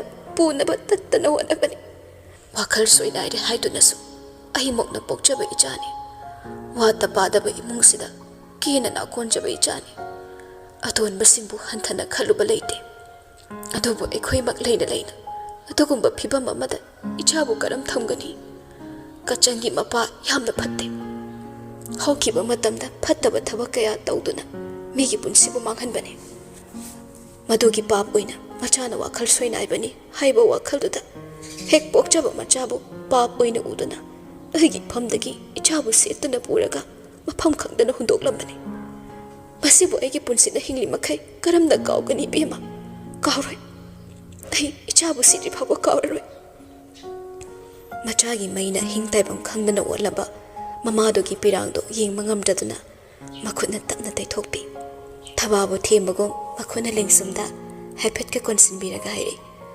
ꯀꯞꯀꯅꯨ ꯏꯃꯥ ꯑꯩꯈꯣꯏ ꯃꯌꯥꯝ ꯂꯩꯔꯤꯁꯤꯗꯤ ꯉꯔꯥꯡ ꯅꯍꯥꯟꯇ ꯂꯥꯛꯄ ꯅꯨꯄꯤꯃꯆꯥꯁꯤꯗ ꯃꯥꯒꯤ ꯄꯨꯕ ꯉꯝꯗ꯭ꯔꯕ ꯊꯃꯣꯏꯗꯨꯒꯤ ꯇꯥꯏꯅꯐꯝ ꯑꯣꯏꯔꯤꯕꯗꯣ ꯍꯧꯅꯗꯤ ꯈꯜꯂꯛꯇꯨꯅ ꯊꯕꯥ ꯐꯤꯖꯤꯅ ꯃꯄꯤꯗꯣ ꯇꯞꯅ ꯇꯩꯊꯣꯛꯂꯒ ꯂꯥꯏꯁꯤꯗ ꯌꯦꯡꯂꯤ ꯅꯈꯣꯡꯗꯣ ꯐꯖꯅ ꯐꯠꯇ꯭ꯔꯤ ꯂꯥꯛꯑꯣ ꯆꯪꯉꯁꯤ ꯑꯏꯪꯕꯗ ꯀꯨꯏꯅ ꯂꯩꯒꯅꯨ ꯅꯣꯡꯁꯨ ꯉꯥꯟꯊꯣꯔꯛꯂꯦ ꯇꯝꯄꯥꯛꯇꯗꯤꯅꯦ ꯅꯨꯡꯁꯥ ꯊꯣꯛꯂꯝꯂꯅꯤ ꯆꯤꯡꯗꯗꯤ ꯂꯩꯆꯤꯜ ꯊꯥꯕꯒꯤ ꯅꯨꯃꯤꯠ ꯎꯗꯕꯅꯤ ꯑꯁꯤ ꯍꯥꯏꯔꯒ ꯃꯈꯨꯠꯅ ꯂꯥꯏꯁꯤꯕꯨ ꯁꯝꯂꯒ ꯍꯧꯒꯠꯍꯜꯂꯤ ꯏꯉꯥꯡ ꯉꯥꯡꯂꯕ ꯁꯅꯥ ꯏꯕꯦꯝꯃꯒꯤ ꯁꯝꯂꯥꯡꯗꯣ ꯇꯞꯅ ꯇꯞꯅ ꯅꯥꯟꯕꯤꯔꯒ ꯊꯕꯥ ꯂꯥꯏꯁꯤꯕꯨ ꯃꯨꯟꯅ ꯌꯦꯡꯉꯤ ꯅꯆꯤꯟ ꯅꯌꯥ ꯁꯦꯡꯗꯣꯛꯂꯨꯁꯤꯀꯣ ꯌꯨꯝꯒꯤ ꯃꯇꯦꯡ ꯄꯥꯡꯕꯤ ꯅꯆꯦ ꯍꯣꯏꯁꯦ ꯍꯧꯗꯣꯛꯄꯤꯔꯔꯣꯏꯁꯤ ꯏꯃꯥ ꯅꯪꯒꯤ ꯆꯥꯅꯕ ꯁꯦꯝꯂꯛꯀꯦ ꯀꯩꯗꯧꯖꯔꯨꯅꯤꯒꯦ ꯁ꯭ꯀꯣꯂꯔꯁꯤꯡꯁꯤ ꯍꯟꯈ꯭ꯔꯕꯁꯨꯅꯦ ꯏꯆꯥꯗꯤ ꯁꯤꯗ ꯂꯩꯊꯣꯛꯎ ꯀꯣꯅꯨꯡꯅ ꯀꯔꯤ ꯅꯨꯡꯉꯥꯏꯕ ꯍꯦꯟꯒꯗꯧꯔꯤꯕ ꯂꯥꯏꯁ ꯅꯣꯛꯏ ꯑꯅꯤꯗꯣ ꯆꯪꯂꯁꯤ ꯍꯥꯏꯅ ꯃꯃꯥꯏꯗꯨ ꯂꯩꯊꯣꯔꯛꯄꯅꯤ ꯑꯗꯨꯕꯨ ꯃꯤꯀꯨꯞ ꯏꯀꯥꯟ ꯀꯥꯟꯅꯗꯅ ꯇꯨꯡꯗꯒꯤ ꯈꯪꯀꯧ ꯀꯧꯔꯛꯏ ꯁꯅꯥ ꯑꯅꯤꯃꯛ ꯇꯨꯡ ꯑꯣꯜꯂꯒ ꯌꯦꯡꯂꯛꯏ ꯇꯣ ꯂꯦꯞꯂꯝꯕ ꯎꯕꯗ ꯂꯥꯏꯁꯦ ꯏꯉꯛꯉꯛꯂꯦ ꯊꯕꯥꯁꯨ ꯇꯣꯟꯕꯨ ꯈꯪꯕꯅ ꯇꯤꯡꯉꯛ ꯇꯤꯡꯉꯛ ꯀꯧꯔꯤ ꯏꯕꯦꯝꯃ ꯀꯔꯤꯅꯣ ꯑꯉꯟꯕꯁꯤꯗ ꯅꯪꯕꯨ ꯀꯅꯥꯒ ꯂꯥꯛꯄꯅꯣ ꯇꯣꯟ ꯅꯣꯛꯂꯒ ꯃꯥꯡꯒꯣꯜꯕꯨ ꯀꯥꯈꯠꯂꯛꯏ ꯌꯨꯝꯗ ꯂꯩꯕ ꯃꯤ 2-3 ꯄꯨꯔꯒ ꯏꯊꯟꯗ ꯂꯥꯛꯄꯅꯤ ꯏꯃꯥ ꯉꯔꯥꯡꯁꯨ ꯊꯕꯛ ꯂꯩꯗꯨꯅ ꯂꯥꯛꯍꯧꯗ꯭ರೆ ꯁꯅꯥꯕꯨ ꯎꯅꯗꯕ ꯀꯨꯏꯔꯦ ꯍꯥꯏꯅ ꯑꯌꯨꯛ ꯉꯟꯇꯥ ꯌꯧꯁꯜꯂꯛꯄꯅꯤ ꯑꯩꯒ ꯂꯥꯛꯃꯤꯟꯅꯕꯁꯤꯡꯗꯣ ꯊꯣꯡꯒꯥꯜꯗ ꯂꯩꯍꯧꯔꯤ ꯏꯍꯦ ꯁꯅꯥꯒꯤ ꯃꯔꯨꯞꯁꯨ ꯑꯣꯏꯔꯝꯂꯦꯗꯅ ꯃꯅꯨꯡ ꯆꯪꯁꯤ ꯏꯕꯦꯝꯃ ꯅꯈꯣꯏ ꯋꯥꯔꯤ ꯁꯥꯔꯝꯃꯨꯀꯣ ꯂꯥꯞꯅ ꯂꯥꯛꯄꯅꯤ ꯏꯃꯥꯒ ꯑꯋꯥ ꯅꯨꯡꯉꯥꯏ ꯄꯥꯎ ꯇꯝꯅꯁꯤ ꯍꯣꯏ ꯏꯃꯥ ꯁꯅꯥ ꯏꯕꯥꯅꯤ ꯑꯁ꯭ꯋꯥꯏꯗ ꯁꯨꯝ ꯊꯣꯛꯂꯒ ꯋꯥꯔꯤ ꯉꯥꯏꯍꯥꯛ ꯇꯧꯔꯨꯒꯦ ꯊꯕꯥ ꯂꯥꯏꯁꯤꯗ ꯌꯦꯡꯂꯛꯏ ꯀꯔꯤꯁꯨ ꯈꯨꯝꯂꯛꯇꯦ ꯅꯣꯛꯐꯦꯠꯇꯃꯛ ꯇꯧꯔꯛꯏ ꯃꯈꯣꯏ ꯋꯥꯔꯤ ꯂꯩꯔꯝꯂꯕꯗꯤ ꯈꯟꯅ ꯊꯕꯥꯁꯨ ꯌꯦꯠꯂꯨꯗ꯭ꯔꯦ ꯀꯣꯅꯨꯡꯒꯤ ꯆꯅꯩꯅꯕ ꯋꯥꯔꯤꯗꯣ ꯃꯐꯝꯁꯤꯗꯁꯨ ꯅꯩꯗꯨꯅ ꯂꯩꯔꯦ ꯈꯪꯂꯗꯨꯅ ꯂꯥꯏꯁꯥ ꯍꯥꯟꯅ ꯃꯥꯡ ꯊꯥꯔꯒ ꯊꯣꯛꯈ꯭ꯔꯦ ꯇꯣꯟꯁꯨ ꯁꯥꯎꯅ ꯌꯦꯡꯂꯒ ꯇꯨꯡ ꯏꯟꯅꯔꯛꯏ ꯑꯅꯤꯗꯣ ꯋꯥ ꯉꯥꯡꯅꯗꯦ ꯊꯣꯡꯒꯥꯜ ꯍꯦꯛ ꯌꯧꯕꯒ ꯇꯣꯟ ꯍꯥꯏꯔꯛꯏ ꯑꯁ꯭ꯋꯥꯏ ꯄꯣꯠ ꯆꯠꯂꯨꯁꯦ ꯒꯥꯔꯤ ꯀꯥꯈꯠꯂꯣ ꯀꯔꯤꯒꯤꯅꯣ ꯑꯩꯕꯨ ꯅꯣꯏꯒꯤ ꯃꯈꯥꯗ ꯂꯩꯕꯒꯤ ꯋꯥꯉꯥꯡ ꯑꯃ ꯇꯧꯔꯤꯁꯦ ꯑꯩ ꯉꯝꯃꯣꯏ ꯁ꯭ꯋꯥꯏ ꯃꯤꯔꯛꯇ ꯋꯥꯔꯤ ꯁꯥꯅꯤꯡꯗꯤꯌꯦ ꯅꯪꯗꯤ ꯏꯀꯥꯏꯔꯝꯗꯕ ꯌꯥꯏ ꯑꯩꯗꯤ ꯌꯥꯝ ꯏꯀꯥꯏꯖꯩ ꯑꯩꯅ ꯀꯞꯄ ꯂꯥꯎꯕ ꯇꯧꯔꯛꯂꯗꯤ ꯃꯌꯥꯝꯅ ꯃꯔꯝ ꯍꯪꯂꯒ ꯃꯥꯡꯖꯗꯣꯏꯁꯦ ꯑꯩ ꯅꯠꯇꯦ ꯅꯪꯅꯤ ꯅꯪꯕꯨ ꯃꯤꯅ ꯆꯨꯝꯅ ꯈꯟꯕꯤꯈꯤꯅꯤ ꯈꯟꯕ꯭ꯔꯥ ꯃꯥꯟꯅꯕ ꯇꯜꯂꯛꯂꯤ ꯅꯨꯄꯤꯗꯣ ꯁꯣꯔꯗꯣ ꯇꯞꯅ ꯍꯣꯟꯊꯔꯝꯂꯒ ꯇꯞꯅ ꯇꯞꯅ ꯂꯥꯛꯇꯨꯅ ꯒꯥꯔꯤ ꯑꯃꯗ ꯀꯥꯈꯠꯂꯦ ꯃꯐꯝꯗꯨꯗꯒꯤ ꯊꯧꯗꯣꯔꯛꯂꯒ ꯐꯅ ꯁꯥꯡꯅ ꯂꯥꯛꯏ ꯃꯤꯒꯤ ꯌꯨꯝ ꯀꯥ ꯍꯦꯟꯅ ꯇꯥꯗꯕ ꯆꯤꯡꯃꯥꯏ ꯑꯃꯗ ꯍꯧꯒꯠꯂꯛꯇꯨꯅ ꯒꯥꯔꯤ ꯈꯥꯝꯂꯦ ꯈꯨꯃꯟ ꯐꯤꯗꯥ ꯂꯩꯕ ꯅꯨꯄꯥ 2-3ꯒ ꯂꯣꯏꯅꯅ ꯇꯣꯟꯒ ꯍꯦꯛ ꯂꯣꯏꯅꯕ ꯅꯨꯄꯤꯗꯨꯁꯨ ꯌꯥꯎꯔꯛꯂꯤ ꯃꯈꯣꯏꯗꯨ ꯈꯖꯤꯛꯇꯪ ꯆꯠꯊꯣꯛꯂꯒ ꯂꯩꯈ꯭ꯔꯦ ꯑꯌꯨꯛ ꯑꯣꯏꯕꯒꯤ ꯀꯥ ꯍꯦꯟꯅꯁꯨ ꯏꯪꯂꯤ ꯂꯣꯏꯕ ꯅꯥꯏꯗ꯭ꯔꯕ ꯗ꯭ꯔꯃꯥꯗꯣ ꯂꯥꯏꯁꯤꯕꯨ ꯂꯣꯏꯁꯤꯟꯕ ꯑꯃ ꯅꯥꯏꯔꯒꯦ ꯈꯟꯅ ꯂꯥꯛꯄꯅꯤ ꯐꯅꯃ ꯑꯣꯏꯗꯨꯅꯁꯨ ꯃꯥꯅ ꯇꯣꯟꯕꯨ ꯑꯗꯨꯛ ꯍꯥꯛꯅ ꯐꯠꯇꯕ ꯃꯤꯅꯤ ꯍꯥꯏꯕꯗꯤ ꯈꯜꯂꯨꯗꯦ ꯀꯔꯤꯅꯣ ꯍꯥꯏꯒꯗꯕꯗꯣ ꯍꯥꯏꯔꯣ ꯉꯁꯤꯅ ꯑꯩꯕꯨ ꯀꯔꯤ ꯕꯗꯅꯥꯝ ꯑꯃꯨꯛ ꯄꯤꯗꯧꯔꯤꯒꯦ ꯅꯪ ꯀꯔꯤ ꯄꯥꯝꯃꯤ ꯄꯩꯁꯥ ꯋꯥꯠꯂꯁꯨ ꯄꯩꯁꯥ ꯄꯤꯒꯦ ꯅꯪꯅ ꯄꯥꯝꯕ ꯈꯨꯗꯤꯡ ꯄꯤꯒꯦ ꯁꯤꯗꯒꯤꯗꯤ ꯀꯣꯅꯨꯡꯗ ꯍꯜꯂꯛꯂꯅꯨ ꯅꯪ ꯀꯗꯥꯏꯅꯣꯝ ꯆꯠꯈ꯭ꯔꯣ ꯅꯪꯒꯤ ꯄꯨꯟꯁꯤꯒꯤ ꯀꯣꯟꯅꯅꯕ ꯑꯩ ꯁꯦꯜ ꯄꯤꯒꯦ ꯂꯥꯏꯁ ꯅꯣꯛꯅꯤꯡꯗꯅ ꯅꯣꯛꯂꯛꯏ ꯅꯪꯁꯦ ꯑꯩꯅ ꯁꯨꯝ ꯌꯦꯡꯒꯦꯅ ꯌꯦꯡꯕꯅꯦ ꯅꯊꯟꯅ ꯕꯥꯞꯅ ꯄꯪꯁꯥ ꯁꯥꯒꯠꯂꯒ ꯋꯥꯖꯕꯝ ꯇꯧꯔꯤ ꯑꯗꯨꯒ ꯉꯥꯏꯈꯣ ꯅꯪꯒꯤ ꯕꯥꯞꯅ ꯁꯥꯕ ꯕꯨꯠꯁꯤꯡꯗꯨꯅ ꯅꯪꯒꯤ ꯋꯥꯈꯜꯗ ꯇꯝꯅꯔꯒ ꯑꯩꯅ ꯀꯣꯅꯨꯡꯗ ꯍꯜꯂꯛꯂꯣꯏꯗꯕꯒꯤ ꯃꯔꯝꯁꯦ ꯀꯩꯅꯣ ꯅꯪꯅ ꯀꯣꯅꯨꯡꯗ ꯂꯩꯕ ꯂꯩꯇꯕ ꯑꯩ ꯗꯔꯀꯥꯔ ꯇꯥꯗꯦ ꯅꯪꯅ ꯌꯥꯝꯕꯨꯡꯒꯤ ꯅꯥꯛ ꯅꯛꯅ ꯂꯩꯕꯗꯣ ꯑꯩꯅ ꯄꯥꯝꯗꯕꯩꯅꯤ ꯑꯩ ꯈꯪꯉꯤ ꯅꯍꯥꯟꯁꯨ ꯑꯊꯦꯡꯕꯗ ꯌꯥꯝꯕꯨꯡꯅ ꯅꯪꯕꯨ ꯎꯅꯕ ꯂꯥꯛꯏ ꯑꯩ ꯀꯔꯤꯒꯤ ꯈꯪꯂꯣꯏ ꯑꯗꯨ ꯍꯥꯏꯔꯒ ꯂꯥꯏꯁ ꯃꯥꯅ ꯃꯩꯔꯥꯕꯅ ꯄꯤꯔꯝꯕ ꯆꯦꯗꯣ ꯈꯪꯅꯤꯡ ꯅꯤꯡꯁꯤꯡꯂꯛꯏ ꯏꯔꯥꯏ ꯂꯥꯏꯅ ꯈꯨꯝꯂꯛꯏ ꯃꯅꯥꯎ ꯏꯕꯨꯡꯉꯣꯒꯤ ꯑꯄꯥꯝ ꯄꯥꯝꯗ ꯃꯥꯅ ꯆꯥꯅꯤꯡꯕ ꯃꯊꯦꯜꯗꯒꯤ ꯍꯧꯔꯒ ꯃꯥꯒꯤ ꯑꯄꯥꯝꯕꯁꯤꯡ ꯏꯗꯨꯅ ꯄꯨꯔꯛꯂꯒ ꯅꯪꯉꯣꯟꯗ ꯄꯤꯅꯕ ꯁꯤꯟꯅꯔꯝꯕꯅꯤ ꯑꯩꯅ ꯍꯥꯏꯕꯗꯨꯅꯤ ꯅꯪꯁꯦ ꯕꯥꯞꯅ ꯁꯥꯒꯠꯄ ꯋꯥꯈꯜꯅ ꯅꯁꯥꯅ ꯅꯁꯥꯕꯨ ꯑꯣꯠꯆꯕꯅꯤ ꯇꯣꯟ ꯁꯥꯎꯅꯤꯡꯅ ꯈꯪꯂꯥꯎ ꯂꯥꯎꯔꯛꯏ ꯇꯥꯅꯤꯡꯗꯤꯌꯦ ꯅꯪꯒꯤ ꯋꯥꯍꯩꯁꯤꯡꯗꯣ ꯑꯩꯅ ꯇꯥꯅꯤꯡꯂꯝꯅꯤ ꯈꯟꯒꯅꯨ ꯌꯥꯝꯕꯨꯡꯅ ꯀꯩꯗꯧꯅꯨꯡꯗ ꯅꯨꯄꯤ ꯑꯃꯕꯨ ꯍꯧꯖꯤꯟꯗꯨꯅ ꯅꯛꯅꯔꯣꯏ ꯅꯪꯅ ꯍꯧꯗꯨꯅ ꯌꯥꯝꯕꯨꯡꯕꯨ ꯃꯅꯥꯛꯇ ꯆꯤꯡꯁꯤꯟꯅꯕ ꯍꯣꯠꯅꯕꯅꯤ ꯑꯩꯅ ꯍꯥꯏꯔꯤꯁꯤꯅꯤ ꯅꯪ ꯀꯣꯅꯨꯡꯗ ꯍꯜꯂꯛꯄ ꯌꯥꯔꯣꯏ ꯍꯦꯛ ꯍꯜꯂꯛꯄꯗ ꯃꯤꯒꯤ ꯃꯤꯅꯥꯏ ꯑꯣꯏꯔꯒ ꯆꯥꯛ ꯊꯣꯡꯂꯤꯕ ꯅꯄꯥꯗꯨꯁꯨ ꯌꯥꯎꯅꯅꯦ ꯅꯄꯥ ꯅꯆꯥ ꯑꯅꯤꯃꯛ ꯅꯉꯛ ꯁꯝ ꯏꯜꯂꯒ ꯇꯥꯅꯕ ꯊꯧꯔꯝ ꯑꯩꯅ ꯁꯤꯟꯒꯅꯤ Maduda kanana ibu thingba ngamge yenge. Ngang thorakliba khonduda mikup amata pantharamda laisa khongkap amani prabab changsilaklaga tongi mamaiduda khupakna sapu kanna thazili. Tonna mangonda tharakkiba khupaktugi sapududagi saruk ani thokni hena kanna hai khonjil yo hodana. Hairuso nangi ina khunba nabok ibe maduda tamluso nangi angamba nabungduda chak thongbugi masana maida khupakna thari haina tamluso. Nangna ibu haninga makhai nungsida haiba aina khangi. Aibu khongthudekliba asiso nangni ni haiduna haijinba ngami. Ai subapna sagatlaga achumaran khangdana nangna ni haiduna naral pisinba ngami. Ai su nangbu hatpa ngamgani. Lairabana khetpa mai khet sumai hobani.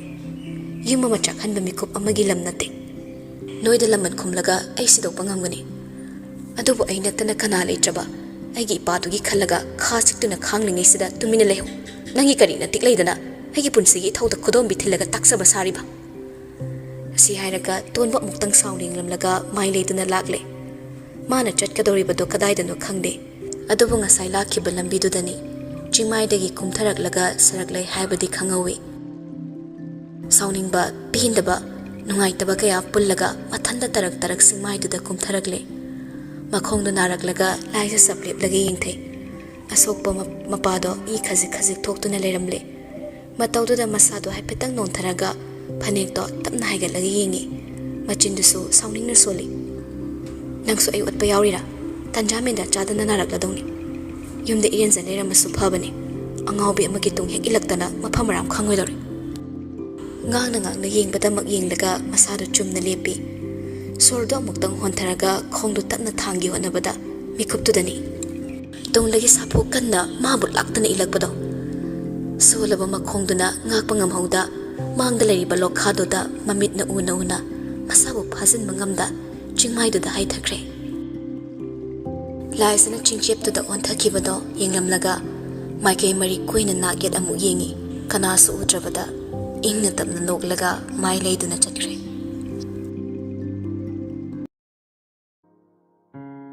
Phizidagi thokiba mani thawai manglan amada pattuna pomduna laikhrabaso Malimna lupa mahi tairakpada chenglau saktam mangkhrabaso mapuna tamlakpa bidina yalakpa poram kanana kakluba ngamgani. Mikup kharada paudo thongna tanare mahi magi angamba thakta maphamduda thona yauraknaba yaba upai tawtuna laknare. Leo wangangde tonda hana yenglamde. Purakliba misingduna usada yanduna Chingcheptuda kumtharaga thiribado langtakna yenglaga lei. Uwa yamna haude lakak hawe. Adubu narak mongsongni makhara cheli balokki apikpa ising maridu natana karisu uba fangde. Laibakna thiribaso makup khiklamba nonggi nongliknsing asum chawkhalaktuna zamzam hitharakadabagi phibam semduna laikre.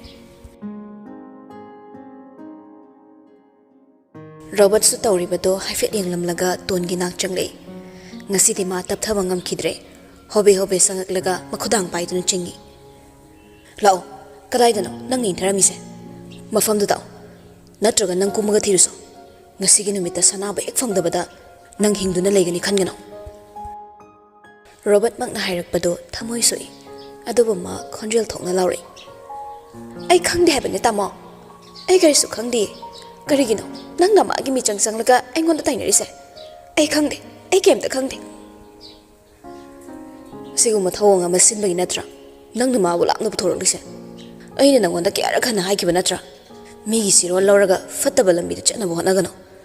Nanga zamina kiba mi ama afam khangkidraga nangna khangne leithokisi haunabra. Ayu sawlakano. Chatlo mangtharo. Robert na chingi honaribado makhutna yalaga ton makokto nat yet haiduna kapli. Ai khangte. Aina natte. Mabu phubasu aina natte. Mabu chikdagi thabasu aina natte. Kaigino noina magi mi changchanglaga ai bulana khalise. Pumna maksanana sibni. Makong tidek basu mana tudek jabani. Chimait dagi song thagi basu masana ni. Ai basu na badanam bi bayana ba malalo isin bani. Buhay sing duda Robert asawa na makutto haigalaga tonbu kupang thagi tawi. Tunda leban baliona changsilaglaga taphai. Makut na Robert putap nin thoklaga ton onsilaga tablap hairi. Ibema, Ming, Amaiwahage, Nangamaga, Nungainadaba Kia Laiduna, Mawa Chingstagi in Terry Harris Supari. Adobuma from the Tau, Sanado, Makongsuna Gibani, Sukluba locks the Tassilam Lade, Hinglery. Ribo, hypering the Leo, Congenigly. Ma Conjel Poba, Kana Tado Pangam Kitre. A sigum Matodok Amana, a hing taibang otuna laterba, Leo Mamam Chani. Inaw na talk labasida, sor chaning takidre. Kudong tibadagi putorak laga, hina kudong tiba mapama madalang sinkre. Leo, pangal yaw kidre, layton pazan kre. Man atom na tawrabaso, Robert Sao Bande, tumina kaptuna layriba, ton ginakta mo chang silaga hayre. Ubra namito. Nong na atiyasi mam sinkre. Namito mo na yung. Loksap sida helicopter pa itabayari. Nong si kansilak labadi tiriba missing siya. Chingsep sida chalaga kayang kuya na tibayagani. Aroy bo ay nahangli. Kaday dano, nang namawa yung takrise. Ay nang ginachundagi atopa wahi matatapa pamde. Tamo na pao ay bo tasabang hamdradi. Mitop na di ay bo kariyoy na kangani. Ay kangde, mana ibo ko paang natharam laga chat kibani. Ay kayso kangde. Pag namagmana ibo pa na pinabot na bani. Ay niya mong makoy ni maramda karang nga aloy chayro ay bagitamak. Ay bumang na bas manasin mani. Karisuray taban ng pido gihakata tamo mang na ibo kutagi ito manatra. Robert wangang ning lagtre. Mahusag tuwan nga onsan na nagalay ba chundre. Asawa na tawfom kangda tuwan mo saw na yung lamlaga chat kikitaw wani. Adobo tuwan nga loy na banupi aduna tahata hayre. Maramdi mana kangi. Papam sida tuwan soy na chinagani. Chinarabadi pasapam na ito haiba maa kangi. Kumani bungo. Ibiman haiba chumani. Tawdokse ibiman gi tawrang nate. Chumna tawari sanarambadagi umkatnarakpada. Ibiman sanado matanda chikmaisinagi chungtakibani. Robert Sor tapna hontaraga tonda munna yingli. Asawa pumba pataraga itap-tap na hayri. Nang sutumilayo. Nanggi sena wisi sutumilahelo. Asuk luba chingmaisidagi chungtarabadi sigani kanglibani. Noy na kangdrabaso ay namun na kangi. Sanado matanda sigadaba minate. Magi wakalda matanda sizagi haibagi tawrang tawbadi toklaga. Wakalda pawba kalamoy. Chalo, yumda halo. Abo pa kalamlani. Nongsu kansale. Chalo ibema. Ton Robert ting lay. Nabado mamay lay toklaga lay kray. Mikup to the kankibani Robert na. Panamak maralay ramlaso ton bukari dandi piruni. Masana kangde haido na maray yet kibana su tokle. Ngasi Sir Robert ton bukan da bayari dawri. Laisa na kalambado mag achumani. Angam mamakhoy kiti manung daloy sinakini. Asok pamahak na mangja hobani. Ton do magiloy na bi aduna chinglaga gari da kakatkre. Chingchip to da kumlaga tibagi tabak chathabada yawar baboydo. Taha anidugi naktalay. Angam baching da kumba haibase kongpam chiyataba kana amana iray-lay na kumbangam banate. Boy di madugi hay na bikra laybana maso saruk yarubani. Boy lakpo ubada tumilip lambaliyo do boy ginakta taha changlay. Napado sumakot ta pairakpa nonglik na kazik chot pa horamlaba hawpido liyo da pire. Awang thang baching chip sida tarambani sima na inkibra. Laisa na karipi inki kangde. Adubo liyo mayek to da haifet yinglaga kumi. Ako'y nasawa fini. Mayek si ay mun na kangi. Nong si sukan sila eh. Chingwa si da kumli si kokot na bataw si. Mako'y sumakayaw ba di ngamlaroy. Nong sinakmat da sef o handre. Masinat taba kari-kari no tiba yaba upa yingla si. Kakasaw ba to pao pikrabra. Wahay to da liyo boy yinglaga konjel kalap hayri. Kari no ay na hayri si. Haraw telephone toraga kakanang ginachado chimay di gitak rahay kadoribra. Kakanang ginachado arubalok nung dalaramlani siwa changba khangde nong si hanglaga thisi hay doribra. Boy mamay tap na non thakre. Haipam khangda leptana lay maso. Kanana kari kitamak hintaba natraga matanda chong thakibabu oiribra hayba maramado thirudre. Mikup to the laisabu phangba hayba sina makoy gi ahanba wakhal oikre. Adobo nong do atukki mati kansilakle. Ichum na leplam basumay do. Jinglibang mahi onduna matum kinta kigatawbagum pawragle. Panamak nung sige maru ay bamiyoy amani kalabaso. Pibam diyoraklabada Robert tapnaire. Lao, Hanna Batorse. Equina Larissa, I am safe for Sumaina Tivo Kakasa with a pau piraga, Henbo by Toraga Tina Wanderse. Kong do fun a tonguing Drabuso, Mahosagi Lidian Bina, Makoibokitan Talagli. Adum the Toki Hibagi Asato Benate. Kong the Kumaya Japanina, a topo by Tira Gilip Nakibani.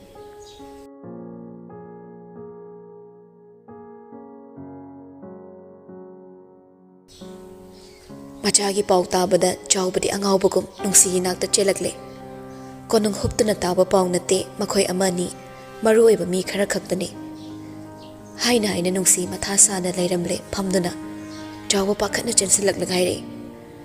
Sana kebema aigi chado amukta phangnaba thibiyo. Sisaragi haibugum masana chingdagi chongthakibani haiduna nimphung ngangnari base thajabiganu. Aigi chado aduk hakna wakhal piktabani.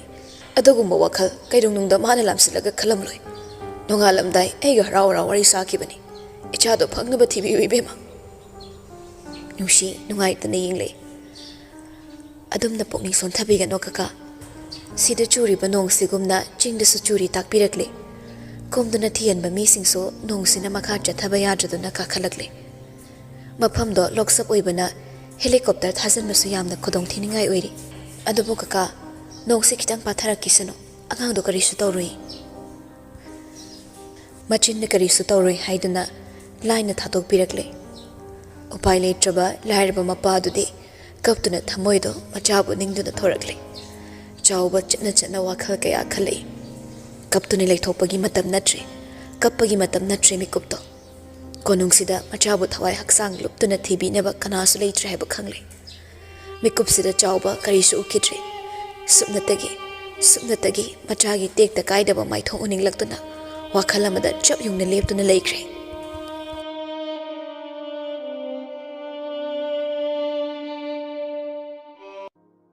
Bangladesh takan the cyclone gi, Manilabana, whom ni marini sidiam the Kodontina Oigadori. Mipam Sina Nesen Highway Oriba, Kangpopi line at Oriba, blockade singing a tongue to Eriso. Kudak the Honglopo weather sina, Tabak Matapai at Bayaridori. Hanggat Chavani Mayamda. Deputy Shim the Cambrang and a family ba, Meraba Mamaido, Tongorum on Tokla Yingi. Nong do Haitaba Make Churamle, Minister Amanamo Makatari. Achumani Mahosagi Kal Kairak Bana ing Asagi a home bayan the Lagle. Maram Sinayarabadi, Cyclone Sigi Maninda, Manipuri Yoraktana, among Atakia, Tolakadabase, Mangzong and a Yinglaga, Awada Pamelose. Hayang Yumke aso palerak lagana Sarkar de the Tainerakani. Sarkar the Tainadradi, Canada Tainagani. Levaxi Mapi Mapa in the Lariba, Maqueda Wada Pa, Main Bajani. Bot Madam the Kakdara, the Queen Prezavanu Shirise. Election Loikradi, Prezasa Kashulate and a Kanbadunine. Merab and the Wanga look Paduda, I am the Tumin to Milene Cray. Nupado Tapna Makatari. Noile habagi prasagi wat pakoi thi raga meaning draga karan leba ngakadori noi myam na hinarisi opposition party masen press media gi mamang da hunduna ngangna badura amaga magasi hoi mai tanaraga leba ngakminagi haidana hui hodong dong na pakhatta khanabado nakhoi gi rajniti ra nong silep trabadi kari werak payabagi haibado khanaraga amanga ta thoktana botose nong lelu si torakani haibagi ingit fanglabadi Pau the Nikangde, radio the Nikangde Sandok Laga, Lebak Miam Kangalo. No cook the cast and Neraga among a tadagi can bangamudonati. Politicians sing to Mamai Chum the Labangam de, Merabis and Motniam the Hinadabani. Mipams the Loyum Balak the D, Pakrani Kanda the Larambani. Royal House member Amana Pakumpire. Guy and among a tat talked on a Basinjage, Masina Masi Ode. Adoga, Longwabile skinning tolling Biragling Isida. Nagaland Sari Biscool Duda, Equigi Sarkar the Giso, Fanikra Kaitok Laga, share talks Habirakpani. Government Kinate, Nintoyo Ibama Famni. Aduga Sana Konung the Su, Sherakra Tambirak Navaning Singlapani. Kohima the Manipuri yam the Labanina, Equisumasi Kontangse, yam the Pabani Kali. Nagaland the Labis Kulamada, Manipur the Gisir Yaurabadi, Akogi Labo Pabani, Hainelo Bayari. Wari do Putoraktuna, Jabal the Tamlak Pada Meraba. Rasniti wala singi mai thong du ure taning di haiba khangi aduba ma namdana share pi gadori sarkar dagi kai tharakpa paisa sing konung da fan karak libado lauduna ma namdana share si pi gadori bakhoi wa do hiktok luba matang sa dri khanna Deputy Sheriff do chair-dagi machi khaziklanglai wa ngangadawbagi. Tanjadu da nawbudu tarangamada tha changlai. Bifamdubi kai khumnadaba natte tariba pawduda ma ingaw ngawkre. Merabasu matawduda kari tawrabano khanna yengi. Yengna nawba tapna changsilaklaga nakong mayada chirol tawramle. Miku fadana prapramung thokre nawba. Hairamliba wahayduna magi thamoyda wakhalda manung yawna changsinkiduna magi pukning loksin mangkidanaba meraba matindu tapna yotharaga mayamduda onsulei. Noine yaningasu yaningdrabasu aidi tawragi leblabani. Aigi apambasi mayamni kai kumna phamthokpra khalle. Amaromdasu konung khaktagi natte Manipur pumnamakini. Wahaidu haibaga makha tarakpa taiwai haigi honabani. Adubu wakhalda karisu tholakidre. Table da thamliba makhutto ipang pangsilakpagumna meraba makhut tapna lawduna puraklaga table makhada thammi. Deputy aduna wa ngaklibado makhatai. Adubu wahaidu di lawsanpham khangdre naada changkidre. Adum nang hakle ramlaga pukhagalakle meraba mayam da mangonda loina tingak yenglakle adubu miting singdu usin kidre kadudagi khonglai thuna thore nawba mapanda matha sana koichat chatna leirami meraba ubada tha chinsile kamdong ni amo konungdari ipaw kya taude ukhuldari irang langnare hai nonglaksida mayam na thiba sukumnaru ramale nawba nangang libadu tai ta na khongthang di lepte Mabu tanabada waba mani nupam chado meraba tagup yinglaga yamna haining da bawam haire tasin kriba do lok chatani hai khongna kumbasu yaroi fangani haiba thazadre fanglubasu ibema sanado hingna fangada mamandre ambo meraba chaplep-laga nawbada yinglei maithongda ubada nawba tu sungkre adugumba meraba gi saktamda ukidaba kuire mehul angsong namgani khangi Puning wakhal ipai phairongani mabu munna yenglaga itap tap naire nawba ma kaisu tawroi aiga yaba yawtana siba yaba minate chalo DCM do aiga tongana wari sa se hayo wahai do haikhraga tapnamna makha tare request ni hayo mana ngamdana ngangning bangangba gunda sawa khaktana mathau oiba magi yambung ne rasniti wala amada request tawgadori haiba wahai duda Nawba ingangakre. Adubu ma hozik ngaktuna leiba yaba matam natre. Tunghanduna meraba na pamliba dumak pangthoknaba chatki.